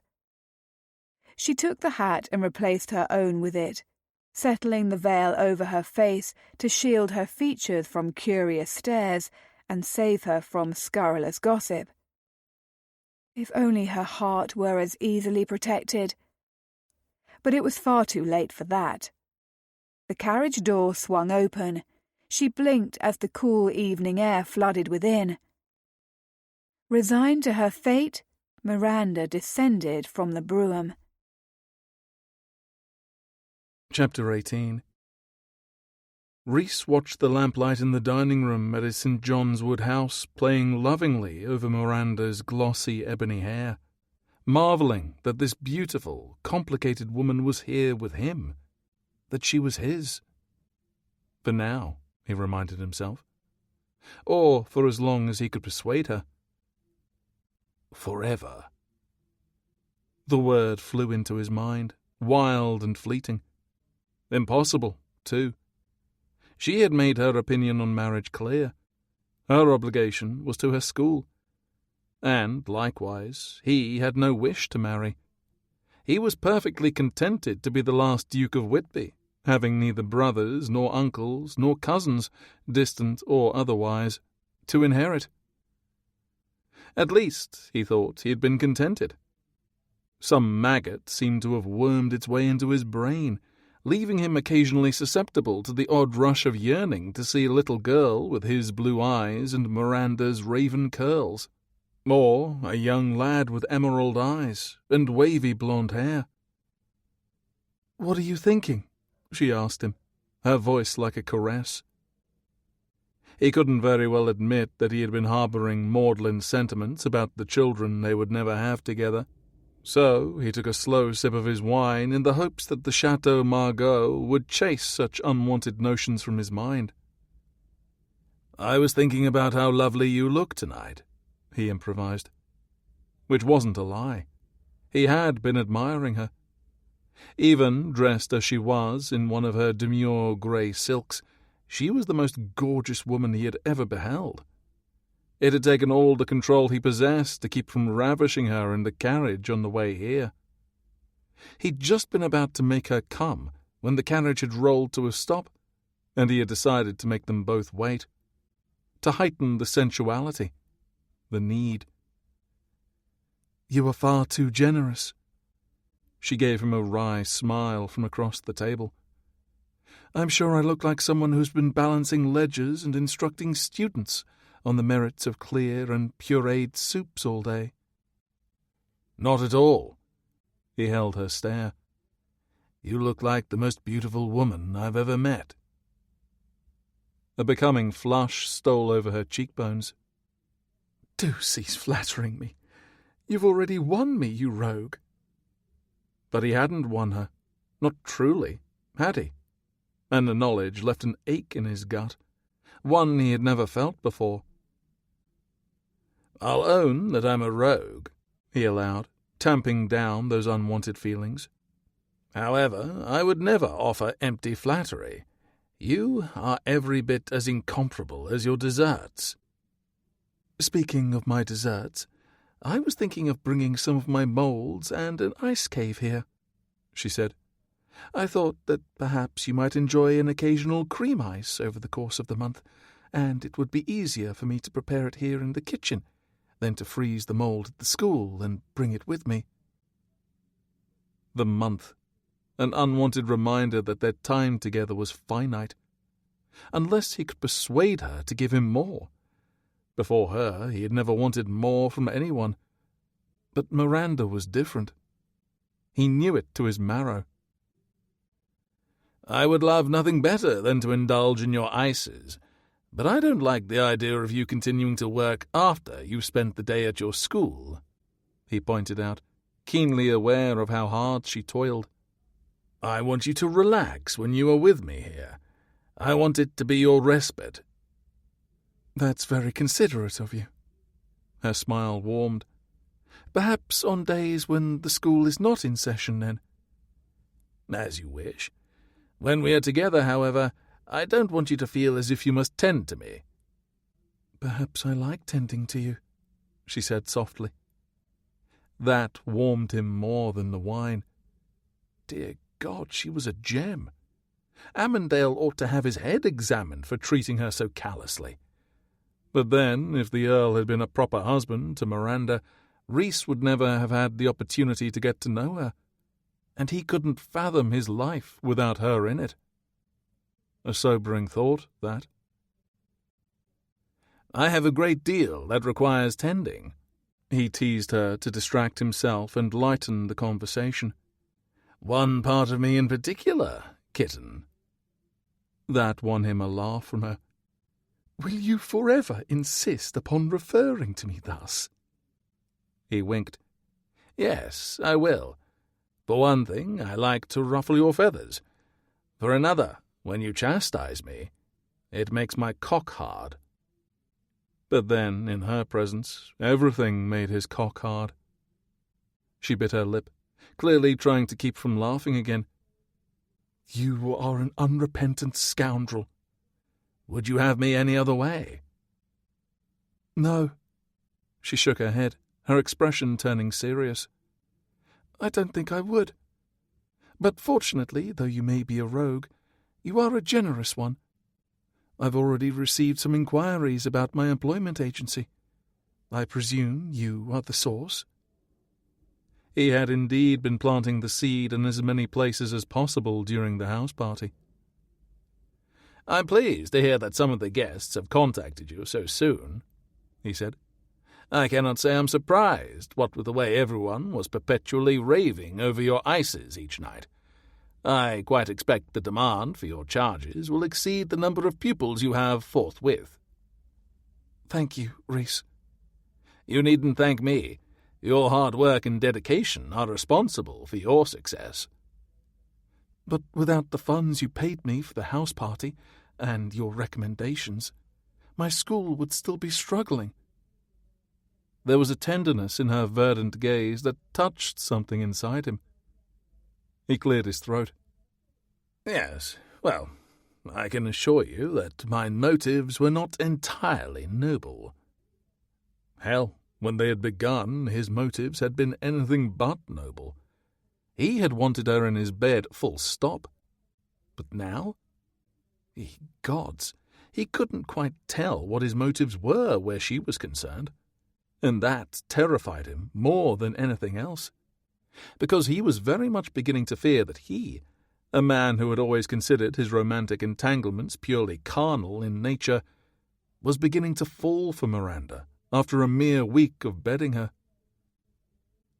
You want me to believe the worst of you, but there is far more to you than the jaded rake, Miranda insisted quietly.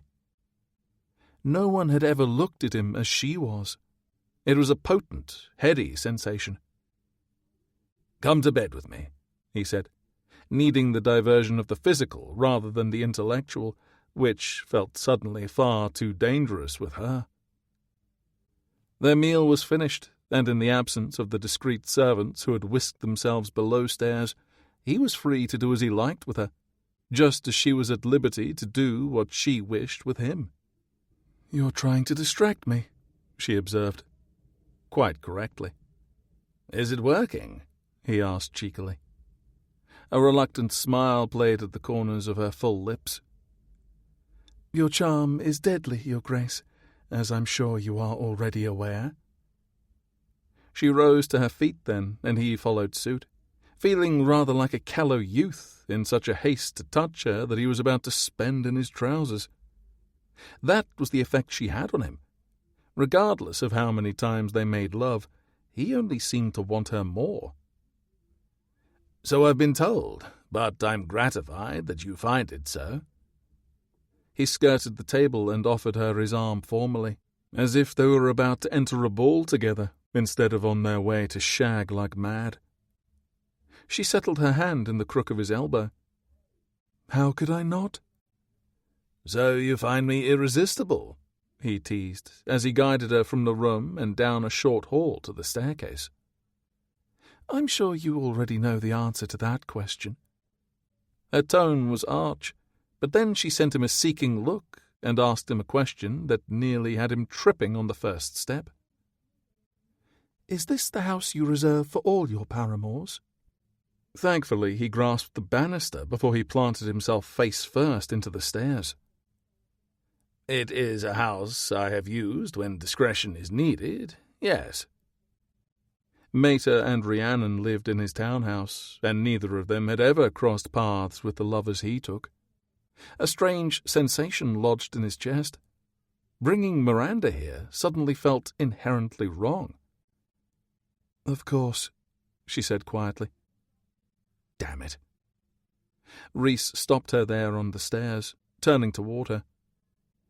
"You're not my paramour." He didn't know precisely what she was to him. There was no word in his lexicon to accurately describe her. All he did know was that she was necessary, like air in his lungs, sun in the sky, like rain on a drought-ridden field. He simply had to have this woman. Miranda smiled softly. "I know." She tugged at his arm. "Now, come to bed with me, before I perish from wanting you." His cock-stand was instant. All noble attempts at sorting out his tangled emotions effectively abandoned. "As my queen commands," he told her, guiding her up the rest of the stairs to the room he kept as his own. They scarcely made it over the threshold before she took him by surprise, kissing him soundly. His hands settled on the curves of her waist, and he answered her by giving her his tongue. She tasted sweet, like wine and the vanilla mousse that had completed their dinner, and he couldn't get enough. He wanted to gorge himself on her, to devour her. But she had other ideas. Her hands flattened on his chest, lightly pushing as she broke the kiss. "Wait." She was breathless, her eyes glistening, her lips berry red. "You said, as your queen commands, did you not?" His cock pulsed. "I did." "Then disrobe for me," she ordered him. Sweet God, this woman was going to be the death of him. Rhys shrugged out of his coat, allowing it to fall to the Axminster. He towed off his shoes, then worked frantically at buttons, not stopping until he was bare-chested and clad in nothing other than his trousers. "More?" he asked, holding her rapt gaze, her fingers on the fastening at his waistband. "Not yet. I need some assistance." Ceding control to her was a more potent aphrodisiac than he could have imagined. "Tell me what you want me to do." "Help me with my gown," she said softly. The demure line of buttons on her bodice was no match for his nimble fingers, or his desire to get her naked. It was gone in less than 20 seconds, followed by her skirt and petticoat, until she stood before him in her embroidered stockings, drawers, chemise, and a bold corset that was light blue silk, trimmed with white lace and embroidery. She was so stunning he had to take a moment to simply admire her. The flare of her hips, the nip of her waist, the bountiful, lush breasts pooling over the top of her corset. "What else would you have me do?" he rasped, already half crazed with lust. Miranda turned, presenting him with her back. "My corset next." The back of her was every bit as tempting as the front, her bottom round and full, her pale shoulders partially on display, along with the elegant nape of her neck. "With pleasure." He untied the knot on her laces, unable to keep from pressing kisses everywhere he could find bare skin. Her scent enveloped him, rose and orange blossoms, and Miranda. The laces loosened, and she turned toward him again. He gripped her busk, removing hooks from eyes until the last was unfastened, and her corset landed on the floor with an ever-growing mound of their garments. Her pink nipples tinted the thin fabric of her chemise, and he couldn't resist cupping her breasts, rolling the stiff peaks with his thumbs. "Is this your revenge on me for making you wait in the carriage?" he asked softly. She arched into his touch with a low purr of sensual appreciation. "If it is." "Then I foresee a great deal of playing with your pretty pussy on carriage rides until you're almost ready to come," he murmured wickedly. "Now, tell me what you want me to do next." Miranda met his gaze boldly. "I want you to fuck me." Pure, molten need washed over him, so potent and all-consuming that for a moment he could scarcely think. But all too quickly his body took the reins from his mind. "I'd love nothing better," he growled, as his hands flew over her remaining undergarments. The chemise sailed over his shoulder, the drawers glided down her hips. He tore at his trousers with considerably less elegance, shucking them and his stockings until he finally took Miranda in his arms and carried her to the bed. Once there, he laid her on the bedclothes, admiring how sinfully beautiful she looked in nothing more than her garters and embroidered stockings. She was all pink and cream, curves and sleek feminine allure. He had to have a taste. His cock rigid and aching, he parted her thighs and buried his face between her legs, concentrating all of his attentions upon her pleasure. His tongue flew over her swollen, hot flesh. The taste of her, musky and sweet, better than her most decadent cream ice. Cupping her rump in his hands, he held her to him like a feast and devoured her, licking and sucking, fucking her with his tongue until she was crying out and coming on his face, and he was coated in her dew everywhere. And then he couldn't wait. She was still throbbing with the contractions from her climax when he rose over her, guiding his length into her. Slick heat greeted him, her muscles lovingly clinging to his cock as if welcoming him home. She was so perfect, wrapped snugly around him, her body soft and perfumed and lush beneath his. He was undone, losing himself as he thrust in and out of her, his bollocks already drawn taut. She raked her nails down his back, wrapping her legs around his hips as she matched his rhythm, pumping into him, taking him deep. The time for games was over. They were mindlessly one, both of them seeking, straining for their release. It was messy, and it was perfect. his hips slamming into hers again and again until she had slid up on the bed and into the headboard. Cradling her head with one of his hands, he continued pounding into her, his knuckles rapping off the carved mahogany as she clutched him tighter, her inner walls milking his cock. He suckled a pointed nipple, wringing a moan from her, and reached between their joined bodies to find her clitoris and stroke. She convulsed on him with so much force that she nearly drove him from her, but he shoved his cock deep, riding out the ripples of her release as she came, drenching him anew. The urge to spend inside her rose up, so strong, to fill her up with his seed, fill her so full of him, to watch it seep from her pussy afterward, to know that she was covered in him. He tore his mouth from her breast, muttering a savage oath. Reluctantly, Rhys withdrew, fisting his cock as he came over her belly and inner thighs. The sight was erotic. Miranda lying there with lashings of his seed decorating her pale form. He rubbed it into her skin, claiming her in the only way he could. And then he collapsed atop her, heart pounding, not caring about the sticky mess coating them both. They could take a bath together later. He would wash her clean and then relish every moment of making her filthy again. His wilted prick twitched anew at the thought. Miranda held him tightly to her, a soft chuckle stealing from her. Again? He kissed her slowly, lingeringly, feeding her the taste of herself on his lips. For you, it would seem I'm insatiable. She hummed, her brilliant gaze dipping to his mouth. I feel the same way. Rhys took her lips again, sending up a fervent, futile prayer that the next month would last forever. Chapter 19. Miranda woke with a jolt, realizing she had fallen into a deep, sated slumber after making love with Rhys. The lamps were out, and the fire had burned to glowing coals in the grate, leaving the bedchamber darkened. Nothing but the moonlight stealing in through the curtains for illumination. What was the hour? She sat up in bed, feeling about in the darkness for the pocket watch he kept on a bedside table to facilitate her returns home. Miranda snatched it up, peering through the murky light to see the time.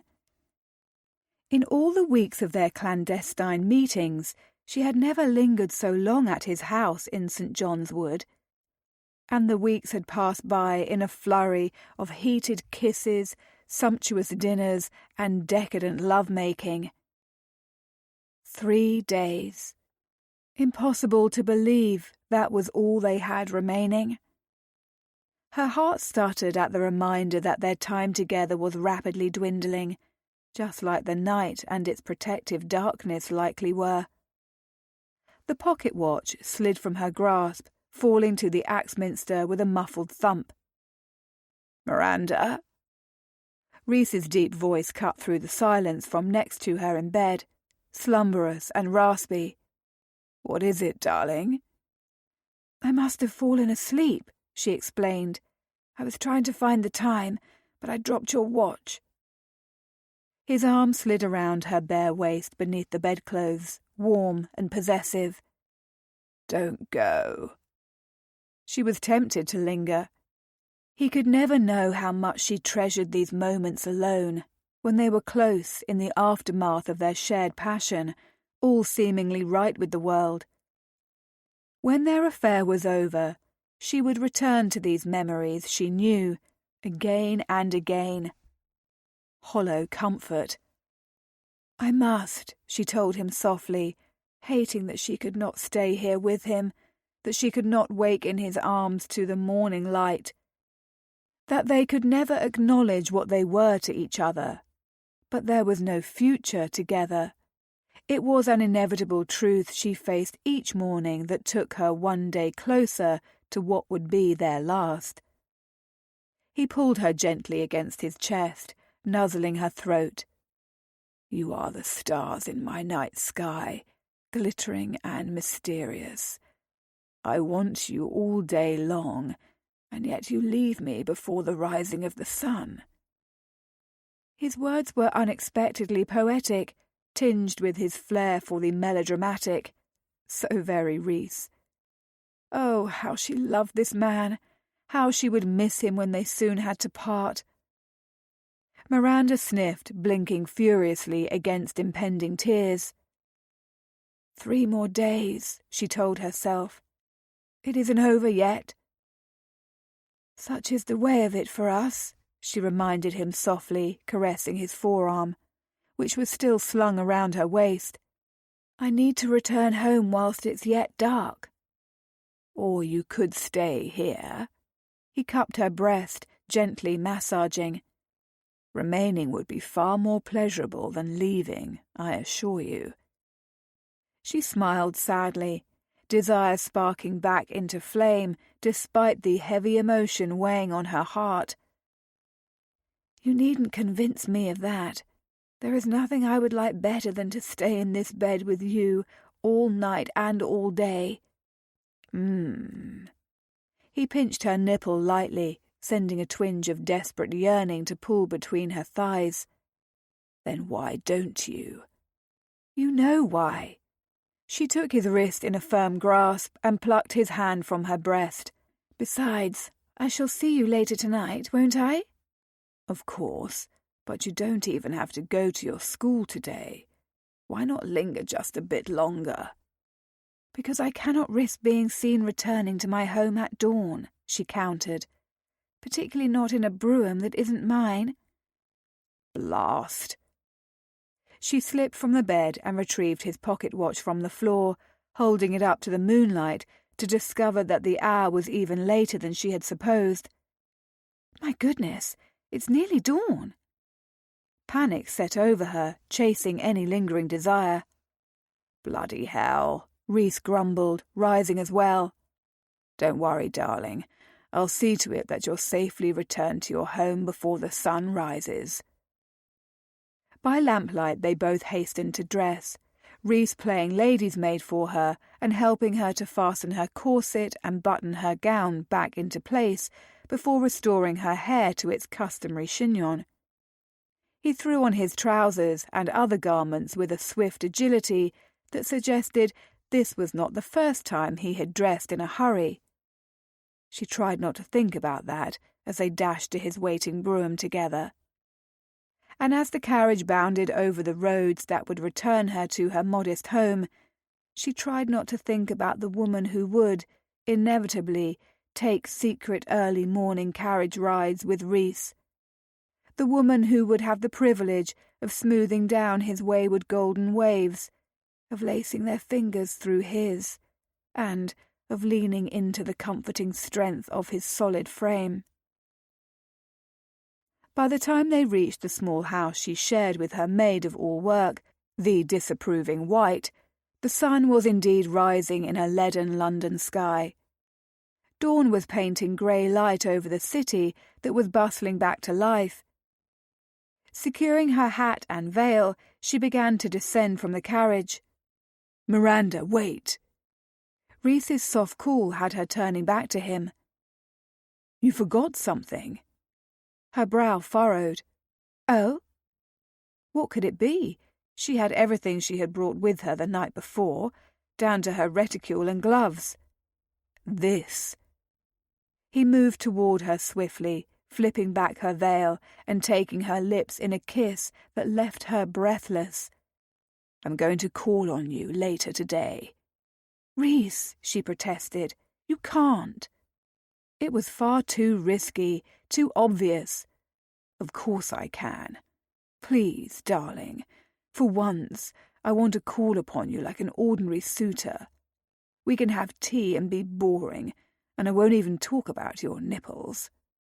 She laughed, charmed in spite of herself, and tempted too. I don't think it would be wise, she hedged, worrying her lower lip. Rhys kissed her again. To the devil with wisdom. I want a normal afternoon with you.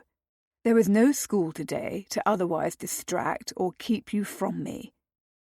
Say yes. Miranda hesitated. "Please." The boyish smile of hope he gave her melted her heart. "Very well," she relented before she could think better of her capitulation. "Yes." "Thank you." He kissed her once more. "Until later, kitten." As she turned to go a second time, still dazed, her heart beating far too fast, she thought she saw movement from the corner of her eye. But when she turned in that direction, there was no one there. Perhaps it had been her veil, tricking her into thinking she had seen someone. Yes, surely that must have been it. The Earl of Amandale's pale gaze was as glacial as his demeanour. "You're quite certain of this?" he demanded, his voice resonating with quiet fury. Viscount Roberts, whose broken nose had finally healed, smiled at his friend. They were discreetly seated at a private table in their club, enjoying cigars. "I'm certain. I have suspected the Duke of Whitby and the former Countess were involved. However, I've never been able to witness them together until this morning, just before dawn, when I was traversing her street on my way back home." The sight of one Miss Miranda Lennox, former Countess of Amandale, descending from an unmarked carriage at dawn and being soundly kissed by the Duke of Whitby had been just what Roberts had been waiting for.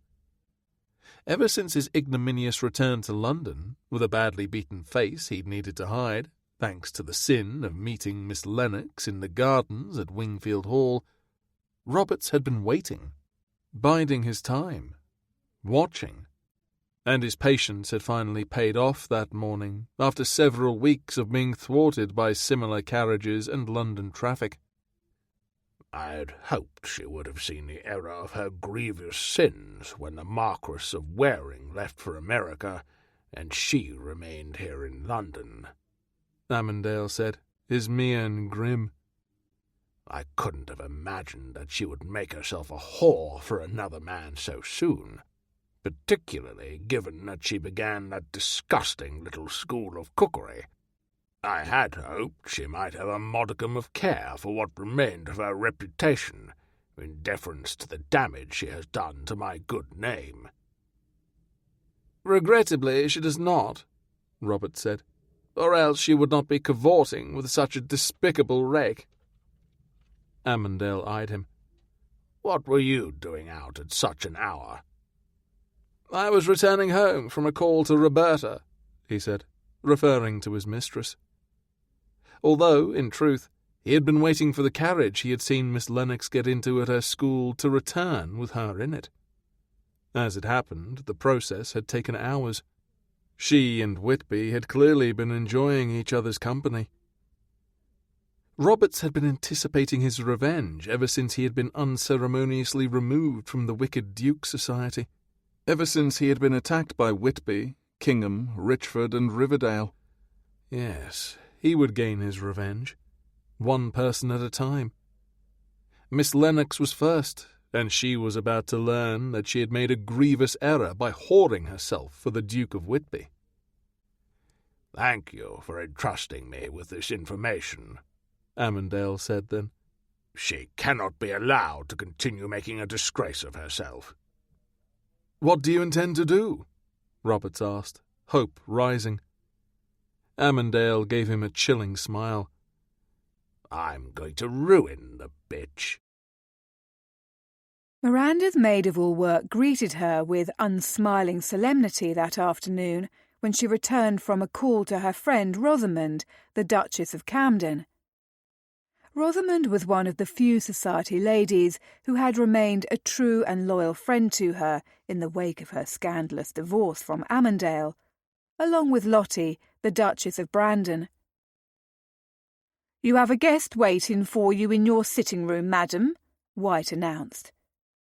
With her modest means following the divorce, the lone domestic had been all Miranda could afford for her home.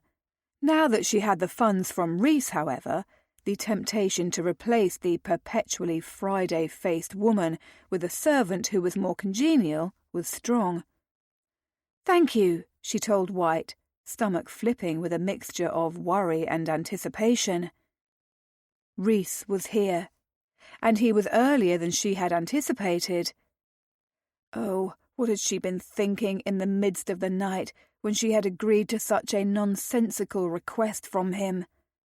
Paying a call upon her as if he were a suitor. It was dangerous, foolish.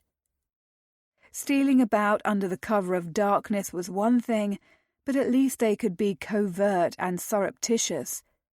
Calls by the light of day could be cause for wagging tongues, particularly given Rhys's reputation and Miranda's own past scandal. Miranda removed her hat, wrap and gloves, whilst the maid-of-all-work lingered unsmiling. "The guest in question is a gentleman caller," White added, her disapproval evident. "Indeed," Miranda said, feigning a lack of concern she didn't feel as she hung up her wrap. "I warned him it was most unseemly, his presence here in an unmarried lady's residence," White added sharply. Miranda almost reminded the other woman that she had been married once, but mentioning her divorce seemed counterproductive to White's bilious constitution. She smiled instead. "Thank you for your forethought, White. I do believe he is here to discuss some business related to my school. Nothing untoward, I assure you." Ha! If only she knew. Thank heavens White was a heavy sleeper. Miranda had become adept at sneaking in and out of the house to the sound of the maid-of-all-work's rhythmic snores. "As you say, madam." The maid-of-all-work gave a stern sniff of disdain. Miranda truly did not think she could carry on with such a supercilious woman in her household. But that was a matter for later. For now, Rhys was awaiting her. "I will see to him, then." "Shall I bring a tray of tea?" the maid-of-all-work wanted to know. "I'll ring for it," she decided, knowing Rhys well enough by now to understand that despite what he had promised about behaving, anything could happen. She had no wish for White to walk in upon a tableau that would set her tongue wagging. He was a rogue to the core after all, and Miranda was woefully incapable of resisting him, particularly when he plied his rakish charm. Leaving White at the door, Miranda made her way to the sitting-room at the hall's end. As she crossed the threshold, she halted, shock washing over her. For the familiar figure awaiting her within, tall, dark-haired and blue-eyed, was decidedly not Rhys. Rather, he was a dear friend who had sacrificed much on her behalf so that she could escape her hateful union with Amandale. "Waring!" she greeted, astonished. "Miranda." The Marquis of Waring offered her an elegant bow that seemed better suited to a formal gathering than to her modest private sitting-room. In the clutter of her books and pictures, her writing desk and scribblings, and models for ice caves and working prototypes, he was decidedly out of place, and far more serious than her dear friend ordinarily was. "What are you doing here?" she asked, still astonished at his presence. Following her scandalous divorce, he had decamped across the Atlantic. He had business dealings that took him there, and he had graciously wished to distance himself to quiet the salacious gossip concerning the two of them, none of which was true, had the gossips but known it. Waring gave her a small smile, clasping his hands behind his back. "You are not pleased to see me, then?" "Of course I am," she reassured him, moving deeper into the room. For she was happy to see him. His letters had been few and concise. She had missed his steadfast presence in her life, which had begun during the misery of her new marriage and had lasted the duration. She reached him and opened her arms. Waring embraced her as he always did, with tenderness and yet reverent care, as if she were a fine Sèvres porcelain he feared might break lest he grow too exuberant. Miranda rejoiced in the familiar, comforting warmth of his strong arms, noting he held her just a moment longer than strictly necessary before releasing her and stepping away. His light blue gaze roamed her face as if searching for signs of change. She wondered if he found any and treated him to the same. His hair was longer than fashionable, and he had grown a beard in his absence. Perhaps his new hirsute appearance was down to his time in America. "You look well," he said at last, breaking the almost awkward silence. "As do you," she returned politely. "You have a beard now?" He scrubbed a hand over his jaw, and she noted for the first time that the dark hair was stippled with hints of silver. "You don't like it?" "I suppose I'm not accustomed to it. I thought it rather dashing." "I think it very American." They shared a laugh, and suddenly it was as if he had never been gone. The initial uncertainty of their reunion shattered like an unwanted pot tossed into the dustbin. "I've missed you, Ran." His words were tinged with emotion she didn't recognize, even if his old familiar endearment for her was. "I have missed you as well," she gestured to the settee behind him. "Shall we sit? I'll ring for tea. How long are you staying in England?" "Tea would be just the thing." Miranda moved to the bell pull and gave it a tug before she turned back to the seating arrangement. "And as for how long I'm staying, forever, I should think," Waring added. He said the last as Miranda settled in an overstuffed chair opposite the settee. The act was undertaken with a distinct lack of grace, thanks in part to her renewed surprise. "You mean you won't be returning to America?" she asked. Just prior to his departure, Waring had been considering the move a permanent one, pleased to leave his estates in the care of his capable younger brother. He shook his head now. "I discovered there was something of great import I left behind." The look he gave her was meaningful, and just as quickly as the mood between them had lightened, becoming familiar, it shifted yet again. There was a new intensity in his eyes, in his voice, almost as if... But no, surely not. Waring considered her a sister. He had always said so, and she felt for him as if he were another brother, only one to whom she was even closer than George.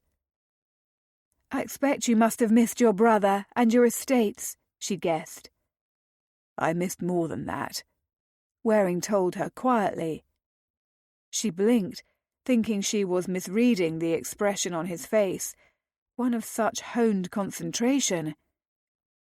It was a look he hadn't given her since he had volunteered himself as sacrificial lamb in the matter of her divorce from Amandale, one that had been so fleeting at the time that she had decided she must have imagined it. "What else did you miss?" she asked, fearing she knew the answer. "Do you need to question it, Ran?"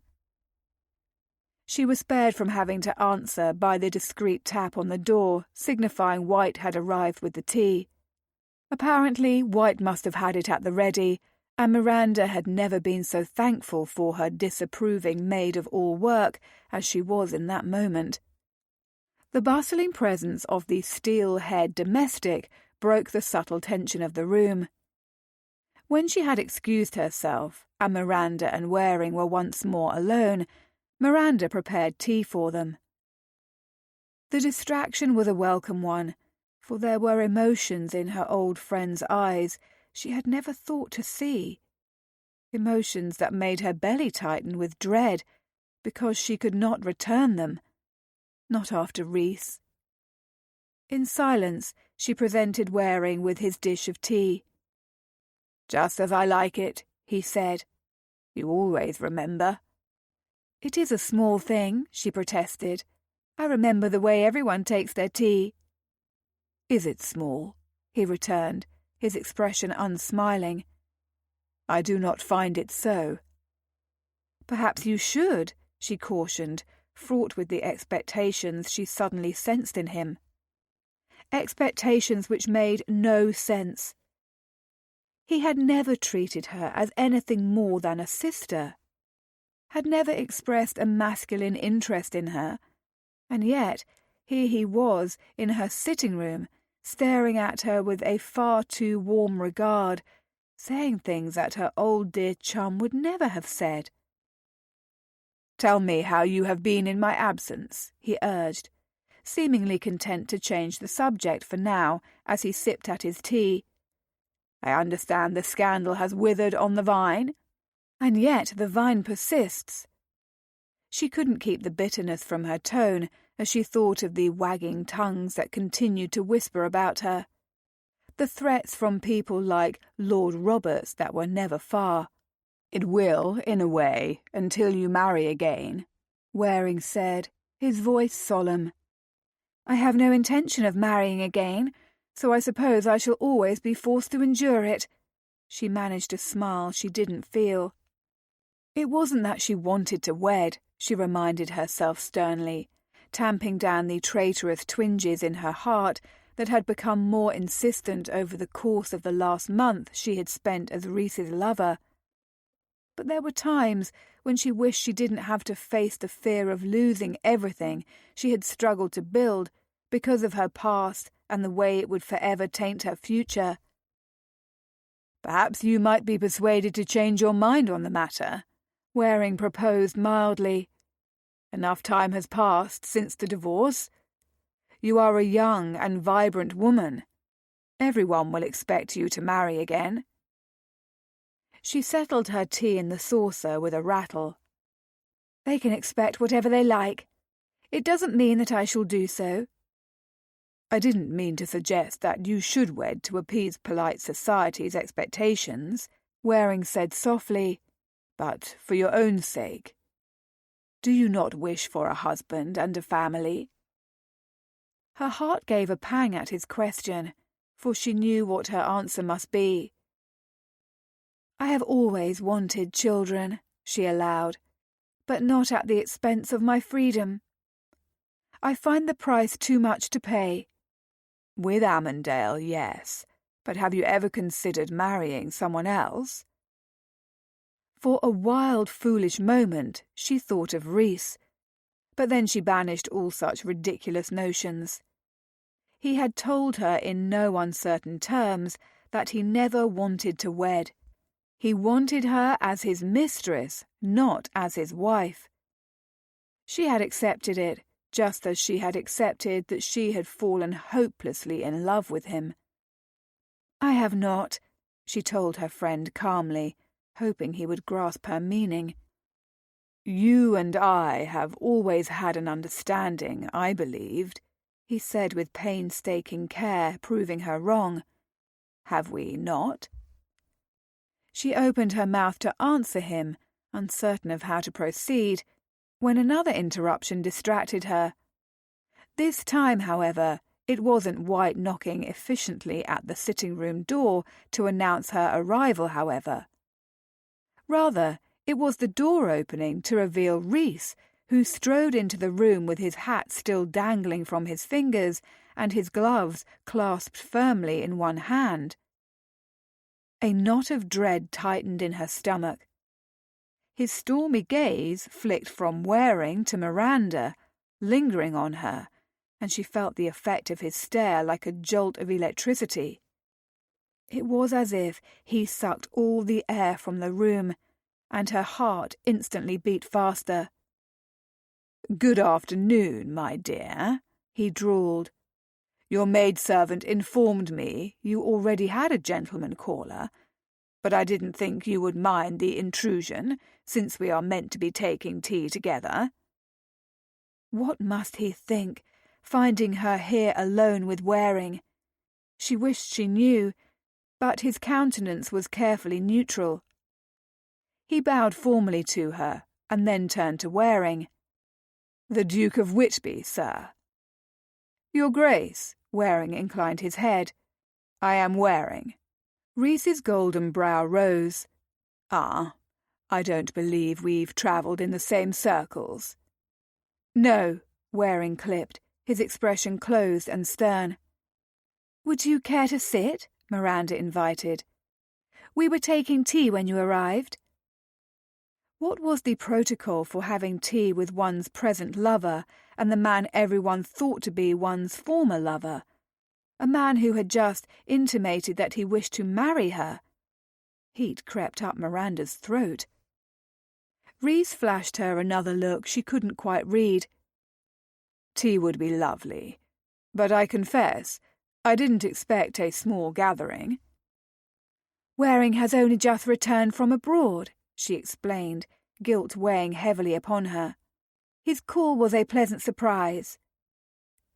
She didn't blame Reese for his reaction. Had she walked in upon him indulging in tea with another woman, she didn't know what she would have done. But what other choice did she have? She couldn't turn away Waring, not after all he had done to help her. Her loyalties were hopelessly confused and torn. "A pleasant surprise indeed," Reese said dryly, seating himself in the second chair. Miranda dutifully fixed him a cup, only belatedly realizing Waring's shrewd gaze pinned to her as she added sugar and milk to Reese's liking. "You are familiar with how the Duke prefers his tea?"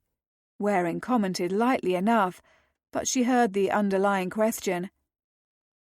"She is familiar with how I prefer a great many things," Reese was quick to add, flashing a smug smile in Waring's direction. The implication was clear. She would give him a stern piece of her mind later when they were alone. For now, she could do nothing but attempt to salvage the civility of the conversation. "Such as cream ice," Miranda added pointedly through gritted teeth as she passed him his tea.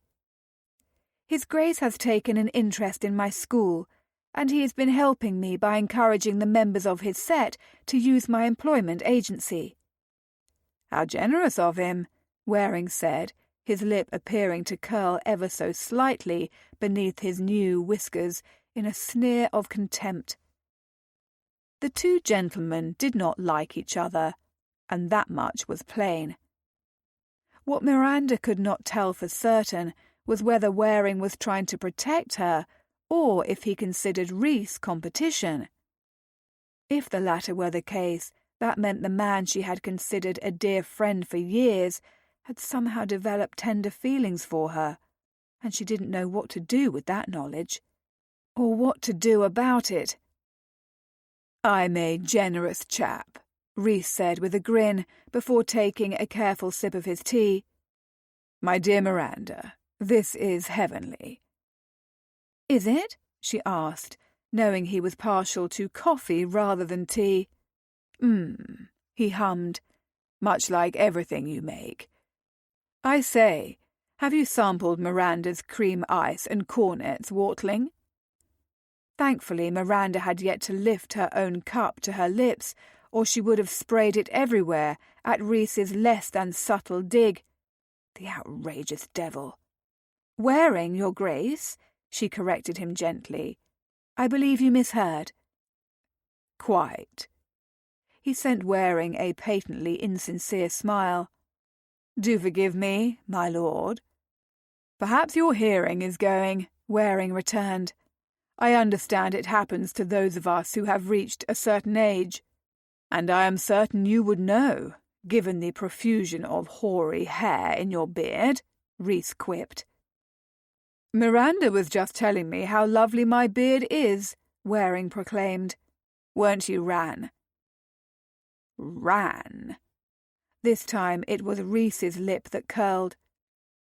Miranda was beginning to feel as if she were a bone that had been laid between two dogs, watching as they bared their teeth and snarled and growled and otherwise attempted to stake their claim and scare the other away. It was a most unsettling sensation, and not one she particularly liked.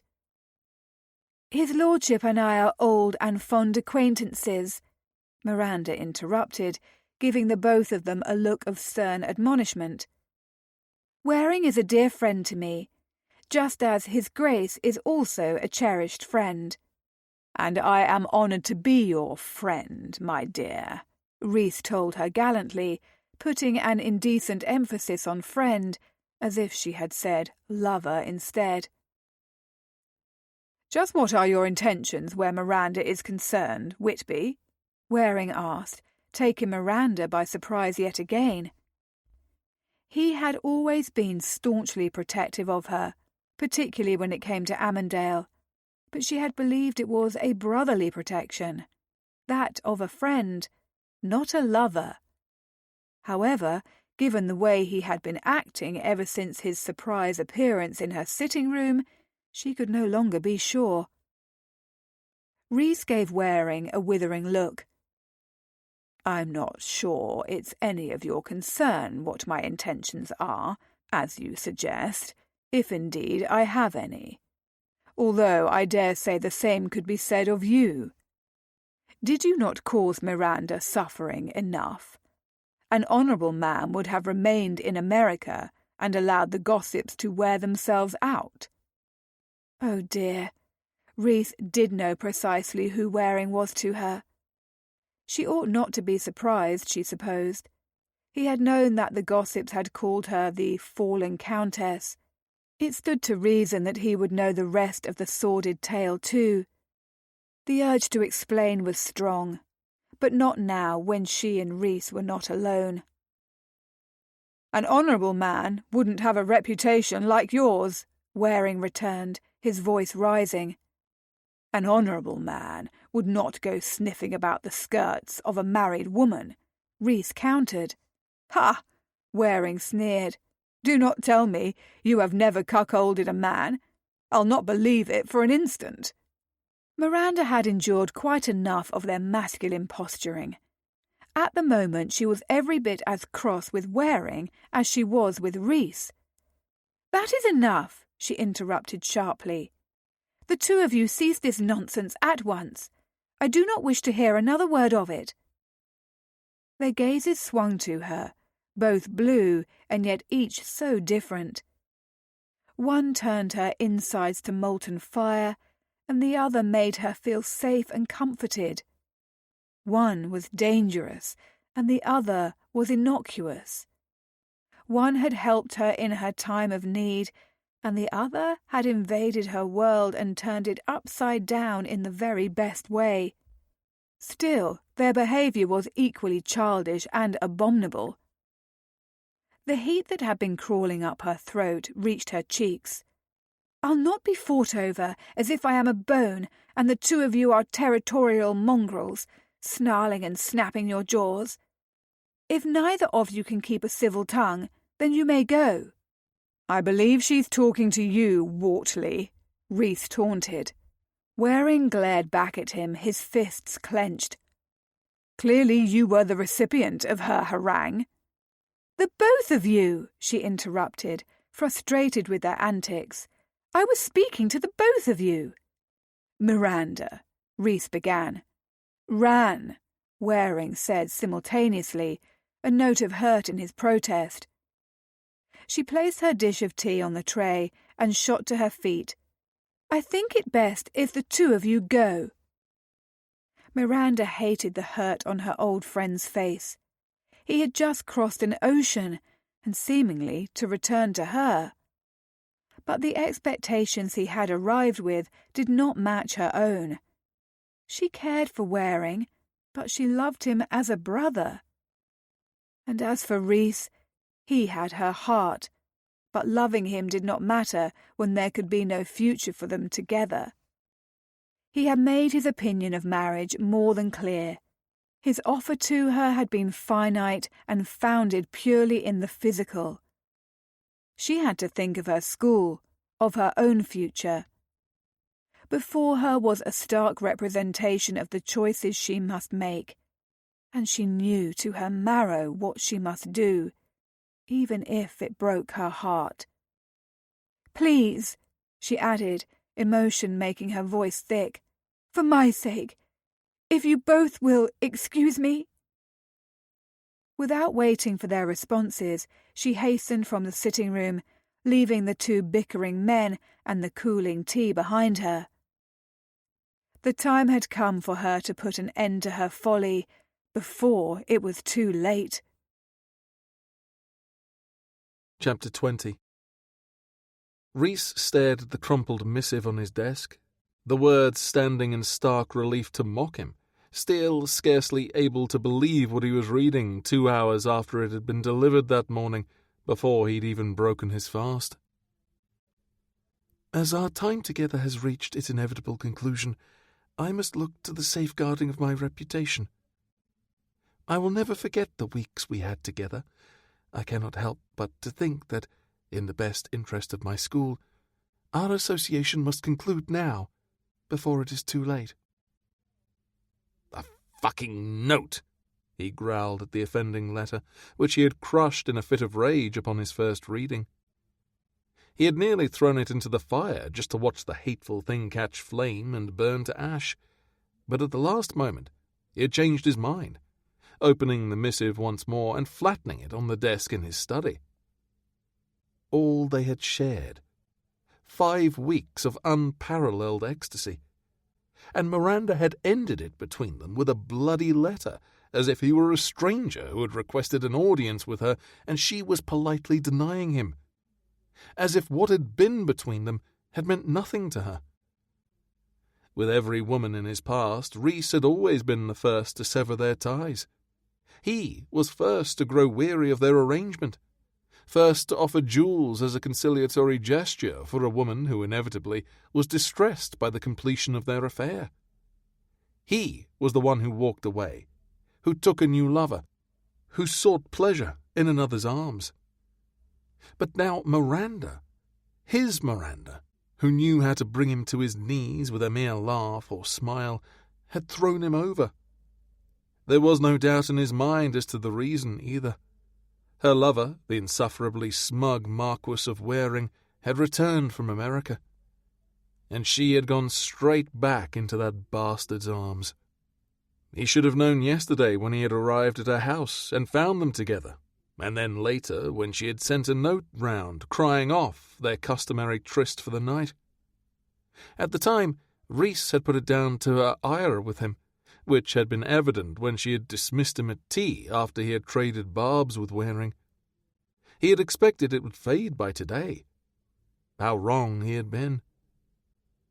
Such a cosy vignette Miranda and Waring had made, he thought bitterly now, enjoying tea together.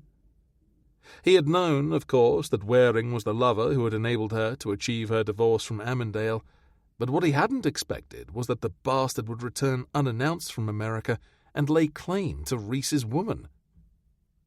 The realization was akin to a knife to the gut, the betrayal so bitter and vicious that he could taste it on his tongue, along with the whiskey he had been pouring down his throat. He wanted to tear the Marquis of bloody Waring limb from limb, to pull down the walls of this blasted study, to smash everything in his sight that was glass, to go directly to Miranda's tiny rooms and demand that she look him in the eye and tell him she truly wanted to end their affair instead of sending him some cowardly goddamn note. With a roar, he picked up a crystal inkwell and hurled it into the fireplace, the resulting crash failing to feed the bloodlust raging within him. A knock sounded at his study door. "Reese?" His sister's voice. With a heavy sigh, he passed a hand over his face. "Come." The door opened, and Rhiannon peered around the edge. "Is it safe?" "I suppose you heard that." She nodded, sombre. "What did you break?"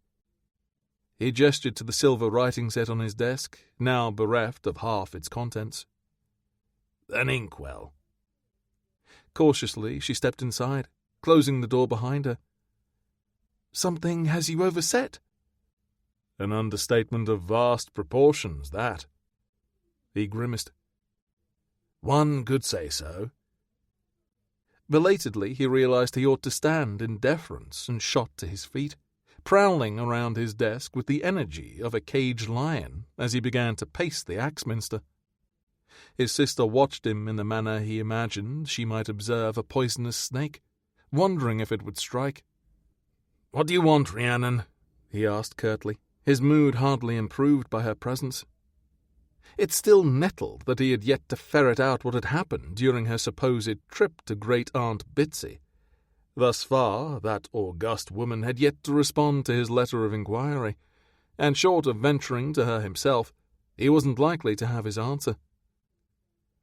"I intended to speak with you about something," Rhiannon said hesitantly, "but perhaps it can wait for a more opportune time."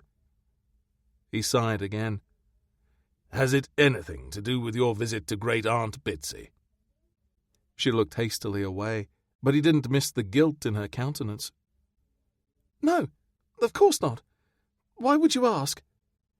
"Because I know you're lying about your supposed stay with her." Whiskey and frayed emotions had loosened his tongue. Rhiannon's head swiveled back in his direction, her look startled. "I'm not lying. We've been over this before." "Yes, we have. And I'm not any more inclined to believe you now than I was nearly a month ago." He raked a hand through his hair, frustrated and furious and all but crawling out of his bloody skin. "Just so you are aware, when I find out who he is, I'm going to take great pleasure in killing him. Slowly." Rhiannon blanched. "Rhys!" Rhys was being beastly, and he knew it. But, damn it, Miranda had thrown him over. He was furious with himself, with her, with Waring. He wanted to burn the world to the ground, to claw the sun from the sky, to blot out the stars and the fucking moon. "Sister," he countered grimly, "I warn you. I'm in no mood to speak gently, but my response remains the same. If I should discover some scurrilous rogue had the temerity to ruin you, I'll flay him alive." He meant those words to his soul. By God, he was meant to protect his sister. He hated that he had failed her, hated that Mater had been so absorbed in her own diversions that she had failed to notice Rhiannon was missing until it had been far too late. He also hated the Marquis of Waring, but that was a matter that would need to be settled later, with his fists. "No one ruined me," Rhiannon said, frowning at him. "I am a woman grown, and I make my own choices." He didn't like the sound of that. "Apparently poor ones." She jolted as if he had slapped her, and he regretted the harshness of his words, though not the emotion behind them. "You are being cruel." "I am being pragmatic. The world is a vile swamp rife with betrayals and disappointments, and there is nothing polite society loves better than the downfall of one of its own." He thought of Miranda again, and something inside him seized. Was it fear that had made her turn away from him? Did she fret over her reputation? Was there something Waring could offer her that Rhys had not? Worse, his gut clenched. Did she love Waring? "Speaking of such matters," Rhiannon interrupted gently, moving toward him and holding out what appeared to be a copy of a gossip rag, "there is something that I thought perhaps you would wish to see." He had eschewed the morning's paper and breakfast after receiving Miranda's note. Instead, he had retreated to the haven of his study, where, curtains tightly closed from the outside world, he had drowned himself in the paltry comfort of a bottle of spirits. The last thing he wanted was to sit and read the goddamn scandal broth in the mood he was in. "I can assure you that there is presently nothing I would like to see at all," he snarled. "If you've naught to offer other than mawkish nonsense, you may as well go. I'm not fit company for anyone at the moment." His bloody stubborn sister would not be deterred. She followed him across the room to the mantel over the fireplace, which currently possessed several items that seemed to call for a fate similar to the inkwell. Smashing things didn't solve any problems, but, ye gods, it felt satisfying. Not nearly as satisfying as smashing the Marquis of Waring's self-righteous face, but that would be remedied soon enough. "I do think you may wish to read a certain article, brother," Rhiannon told him gently, thrusting the newspaper toward him. "It appears to concern you and someone referred to as the fallen countess." The blood felt as if it leached from him. "I beg your pardon?" "I do believe you are the Duke of W in question," his sister said, giving him a look of tender sympathy. He snatched the paper from her. "Where?"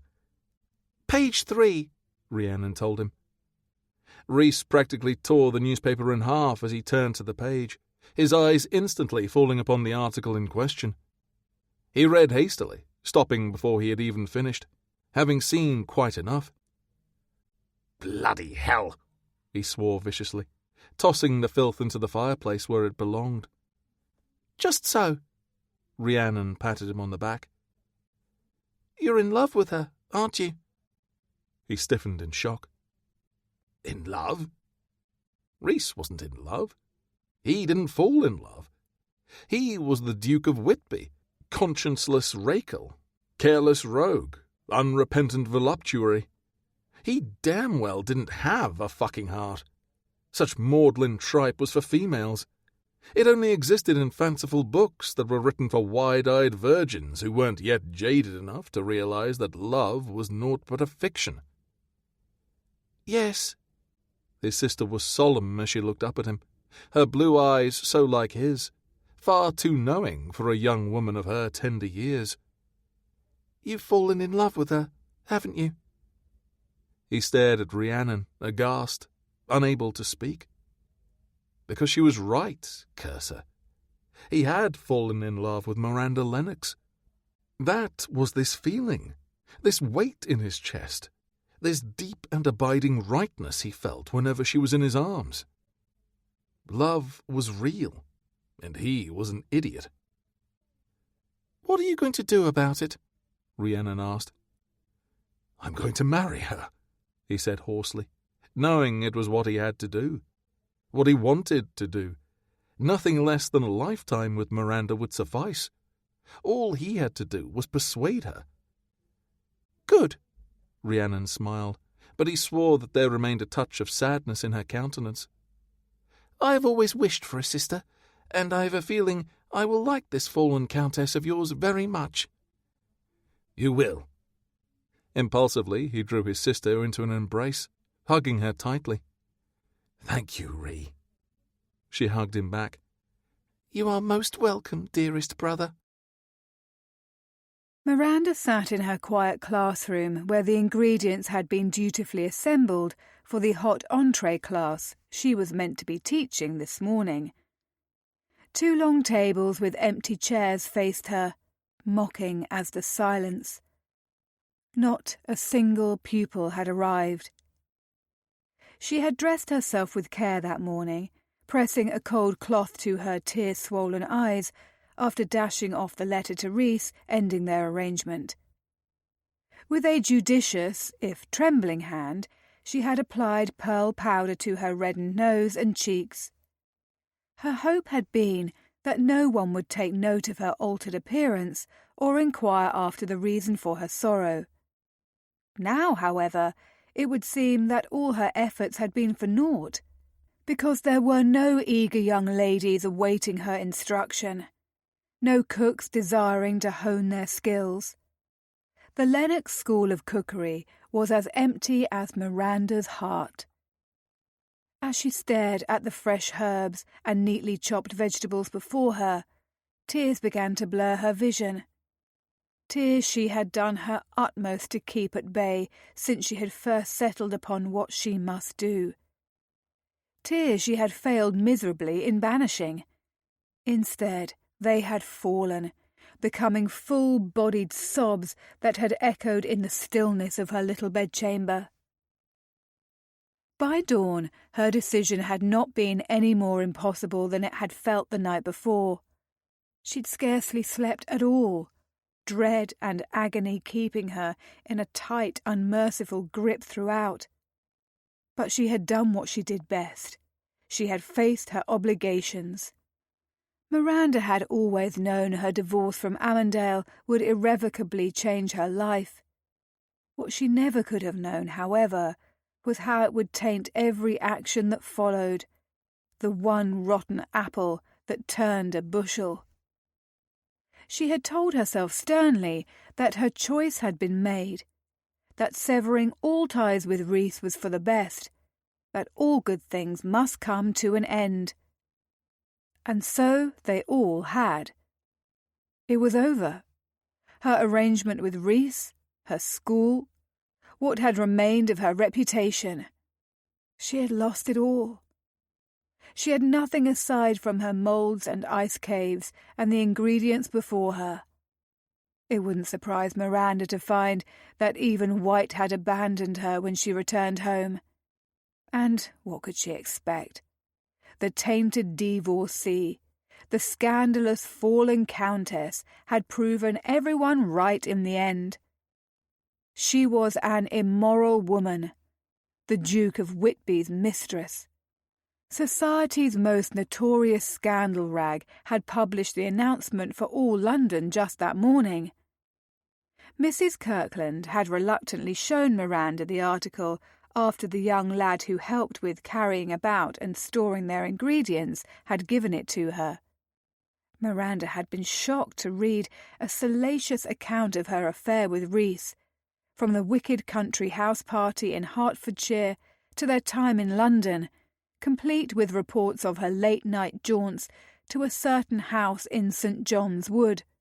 Most particularly proven correct about Miranda had been her former husband, the horrified Earl of A., who, by all accounts, had feared the former Lady A. would find an ignoble end.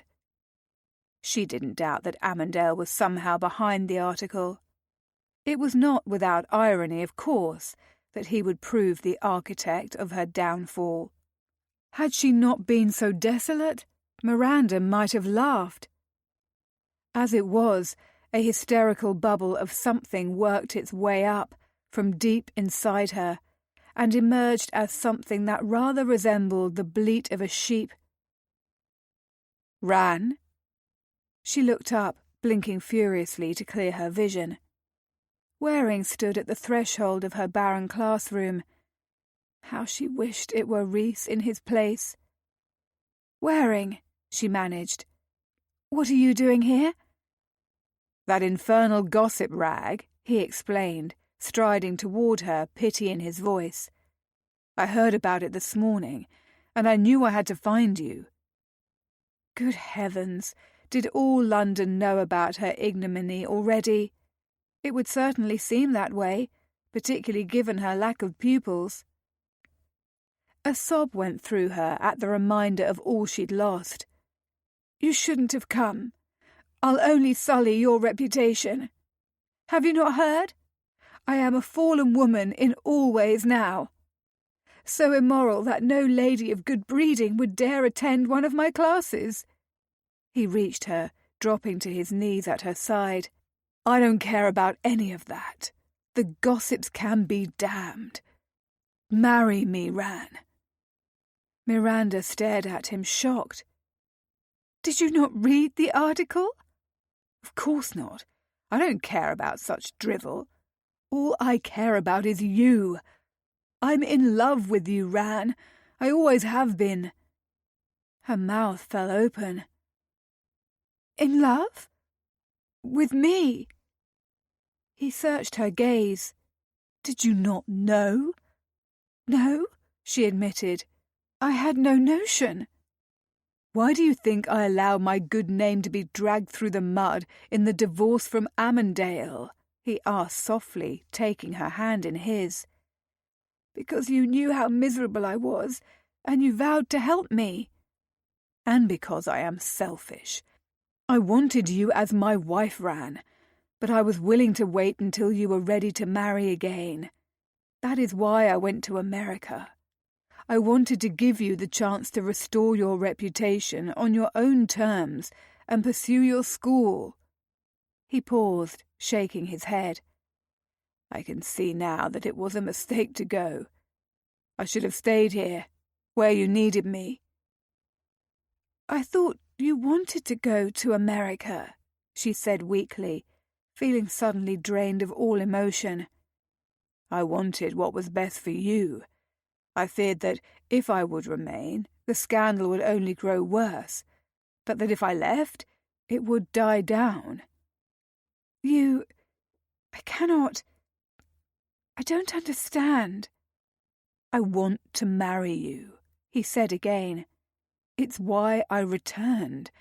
It's why I helped you to obtain the divorce from Amandale." "Oh, dear God!" She pressed a hand over her mouth, stifling another sob. How wretched she felt. Waring had claimed he was selfish, but surely it was she who was far more so. She had accepted his aid, thinking them friends, never seeing what seemed plain to her now, that Waring had feelings for her that were decidedly more than merely friendly in nature. "Marry me, Ran," he said, his expression hopeful. "Please." "The scandal, Waring. You're not thinking properly." "I don't care what happened with Whitby. It doesn't matter to me. All that does matter is that you agree to be my wife." How easy it would be to accept his offer. Marrying Waring might even ameliorate some of the damage done to her reputation by the scandal rag. She cared for the Marquis. He had saved her from misery, regardless of the reason, and she would forever be grateful to him for that. But she didn't love him. She swallowed hard against a rush of searing misery, so acute that it nearly choked her. "I'm in love with someone else." He rocked back as if she had struck him. "You're in love with him?" "With Whitby," she clarified, sniffling. "Almost everything printed in that wretched article is true. So you see, I cannot accept your proposal of marriage, but I do thank you for it, just as I thank you for caring for me as you have, for saving me from my marriage to Amandale, for your friendship." Her voice broke on the last word. Friends was all that they could ever be, and she hated seeing the hurt on his face now, the disillusionment in his eyes. "You can be in love with another and marry me," he said quietly. "My love for you has not changed, nor has my offer. Be my wife. We can journey to America together, start a new life." She closed her eyes tightly, shaking her head as fresh tears squeezed free and ran hotly down her cheeks. "No, I cannot. I'm sorry, Waring.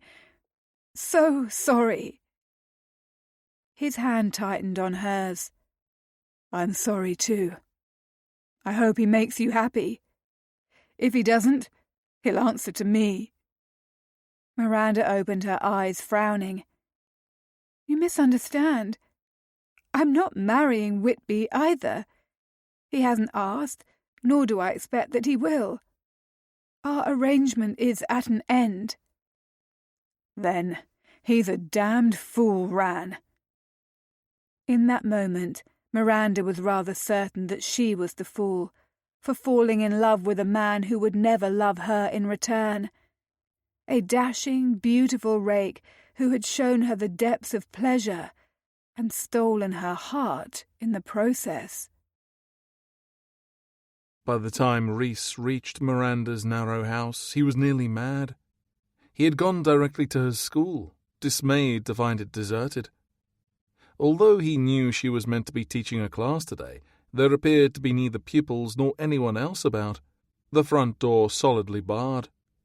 He had returned to his carriage and given his coachman her direction, not knowing where else she could possibly be. His overactive mind tormented him with hideous scenarios the whole bloody way there. There were thoughts of Miranda running away with the Marquis of Waring, her in Waring's arms, Waring daring to kiss her, to touch her. Worst, Miranda telling Waring that she loved him, and that she had been awaiting his return so she could confess her feelings. The carriage had not even come to a complete halt before he vaulted from it, rushing along the pavements until he reached the front door. He didn't even bother to catch his breath before knocking. No answer. He rapped again, his knuckles smarting from the effort he put into it. Where was she? He had to find her, to tell her that he loved her, to ask her to marry him before it was too late, and she eloped with that milksop Marquis. "Miranda!" he called out, not caring if he made a scene for her neighbours to overhear. Let them. Likely all Londoners knew by now that she had been sharing his bed for the last 5 weeks. The damage had already been done. The door jerked open suddenly, and there she stood, heart-achingly beautiful but pale, her cheeks tear-stained, her green eyes rendered even more vibrant by her bloodshot eyes. He hated the evidence of her sadness, hated knowing he was likely the cause of it. "Miranda," he breathed, reaching for her. "You've been weeping." "Rhys," she frowned, taking a step in retreat. "What are you doing here?" "I'm hoping I might explain inside, rather than out in the street," he said wryly, his gaze devouring her. How had it been only a day since he had seen her last? It felt more like a year. Her frown deepened. "I cannot think it wise. I've already told you. Our arrangement is over." "I would like a new arrangement with you," he told her. She shook her head. "I do not dare after all the damage that has been done to my reputation. Have you not heard about the gossip rag?" "I have." He ground his jaw against a rush of righteous anger. "And I'm sorry for it. I promise you that I'll find whoever was responsible and make the bastard pay." "You should go." She began to close the door on him. He wedged his booted foot solidly in the jamb. "Not until you let me in." "Rhys," she hissed, her nostrils flaring, "you are causing a scene." He held her gaze, determined. "Only think of the scene I'll cause when I'm forced to climb your house and break into one of your windows." "You wouldn't dare." He raised a brow, unflinching. "Oh, but I would, darling." He would do anything he had to do, anything to rectify the wrong he had done, the damage he had caused her reputation, anything to make amends for his colossal stupidity. At last, and with a huffed sigh of irritation, she pulled the door back open and moved to allow him entree. "Very well, if you insist." "I do." He strode over the threshold and kicked the door shut, all the courtly charm completely gone from him now. He was nothing but raw, burning emotion as he took her cool hands in his. "The new arrangement I want with you is marriage." Her lips parted. "What?" "I want to marry you, Miranda.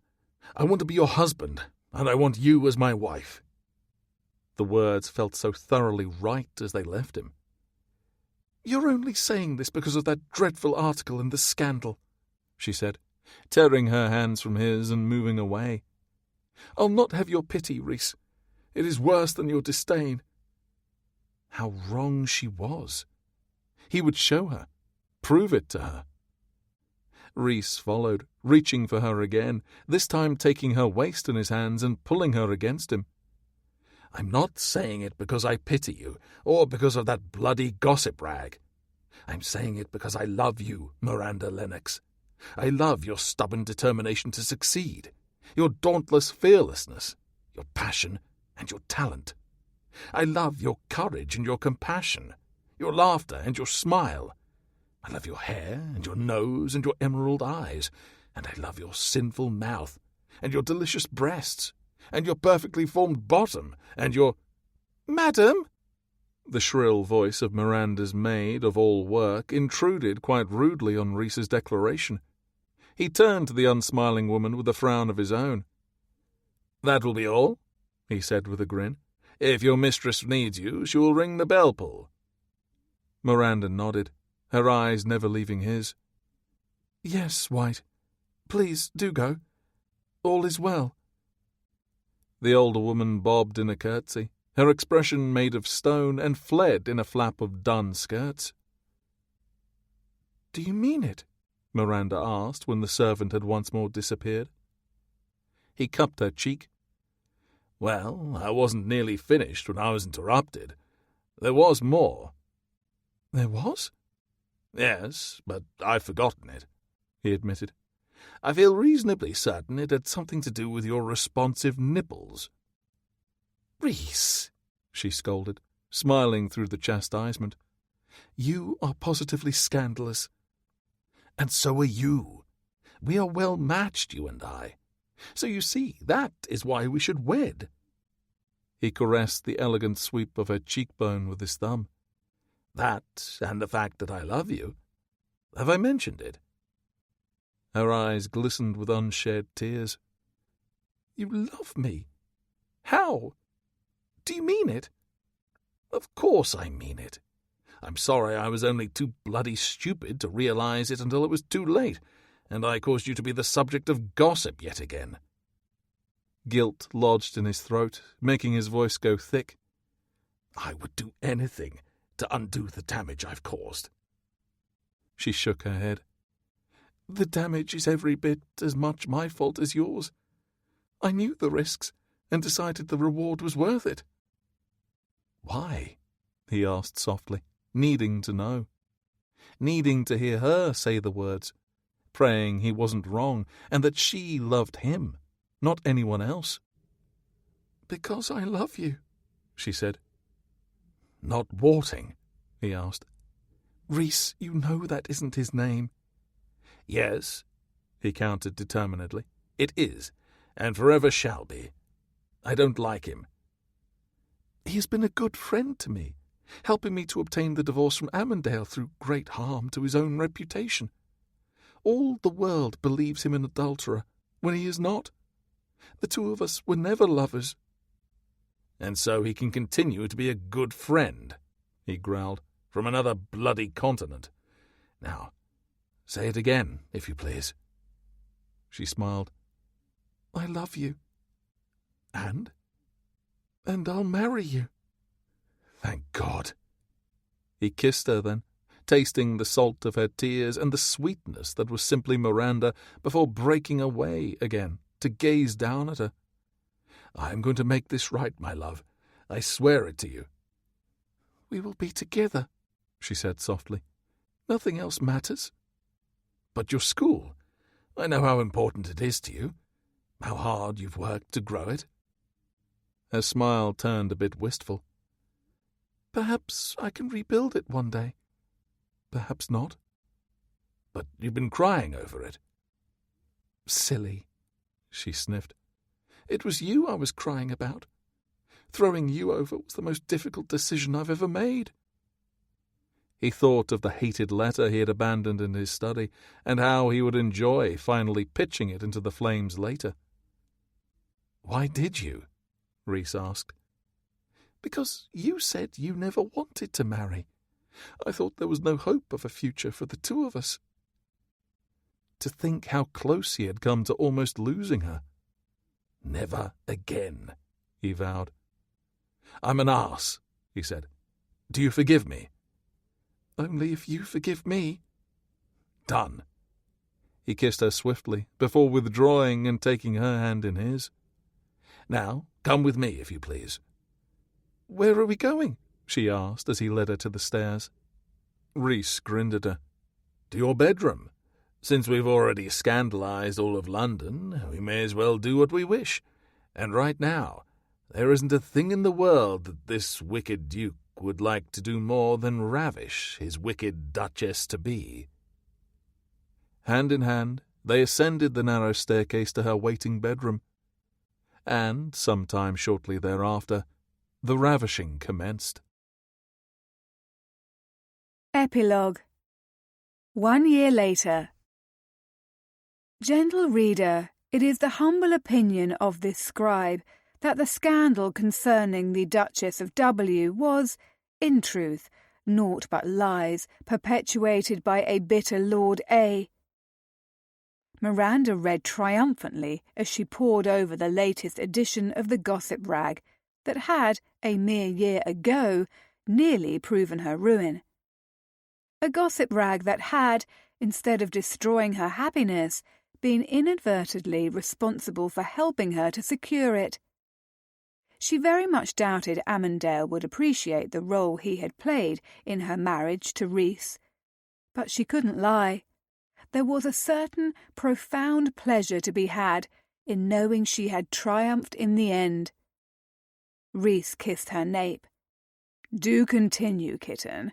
I can see there's quite a bit more to it, and I rather like the sound of this. There's nothing I can appreciate more than the Earl of Amandale getting his comeuppance, and my beautiful wife receiving the adulation she so rightly deserves." She sighed contentedly and leaned into his tall, muscled form, the undeniable ridge of his cock against her bottom a potent lure. Meanwhile, the new school of cookery, recently opened by the Duchess of W, continues to attract far more pupils than it can reasonably hold. Rhys nuzzled her throat as she paused to once again savour his attentions. "The Duchess's school of cookery is going to need to expand to the neighbouring properties soon," he murmured before nibbling at her ear. "Do you truly think so?" she asked, delighted by the notion, even as desire shimmered through her. The sinful man knew her ears were indecently sensitive.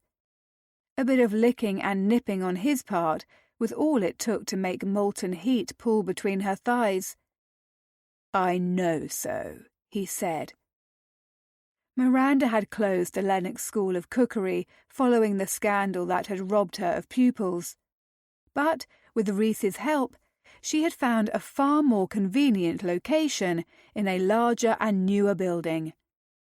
The new school, complete with a fresh name, had a massive room that could be used for lectures or cooking demonstrations, complete with multiple stoves and 4 immense tables that stretched its length, allowing plenty of room for the pupils who had slowly begun filling the benches. It had taken effort and time, but they had turned opinion in her favour, thanks to their marriage and the support of those closest to them. "Thank you for believing in me," she told her husband. "You know you needn't thank me for that. Your skill is unparalleled, my love. You've more than earned your sobriquet, the Queen of Cookery." He kissed the hollow behind her ear now, his hands gliding to cup her breasts through the gossamer fabric of her French peignoir. How she adored lazy mornings when they stayed in their bedchamber and spent hours taking their breakfast in private, talking, bathing, making love, or, as was the case today, reading the scandal rags and newspapers. The rain was pattering lightly on the windows, and all was right in their little world. "I suppose you were right to call me your queen," she said lightly. "I do know a queen when I see one." He licked the shell of her ear, eliciting a pang of desire. She smiled. "So modest, husband."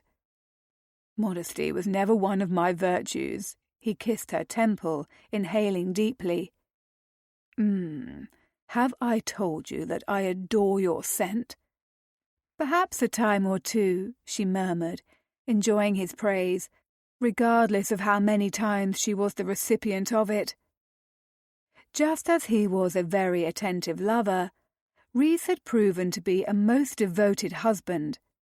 Their marriage was so very different from the icy, miserable union she had escaped with Amandale. She was grateful each day that she had found the husband of her heart, a man who loved her for herself, imperfect as she was. He rolled his thumbs over the peaks of her breasts. Her nipples were hard, and his touch felt so wonderful that it took her a moment to recall she had been reading the article to him. "The rest of the article, darling," he reminded her, plucking at her nipples some more. Clearing her throat, she continued, Undoubtedly, the Duchess of W's coterie of loyal friends, the Duchesses of B and C in particular, and their insurmountable support has proven a boon, as has the more recent praise of her newly married sister. "I'm glad that Daisy has broken with your family and spoke up on your behalf," Rhys said, his hand slipping lower now to where her full belly stretched beneath the transparent cotton and silk. "I am as well," she agreed. Miranda had never blamed her sisters for the estrangement between them following her divorce. They had been under the aegis of their mother and father, with no ability to speak for themselves. With Daisy married, she had finally been free to pay a call upon Miranda, and the two of them had taken tea together for the first time in years, sharing girlhood reminiscences and forging their sisterly bond anew.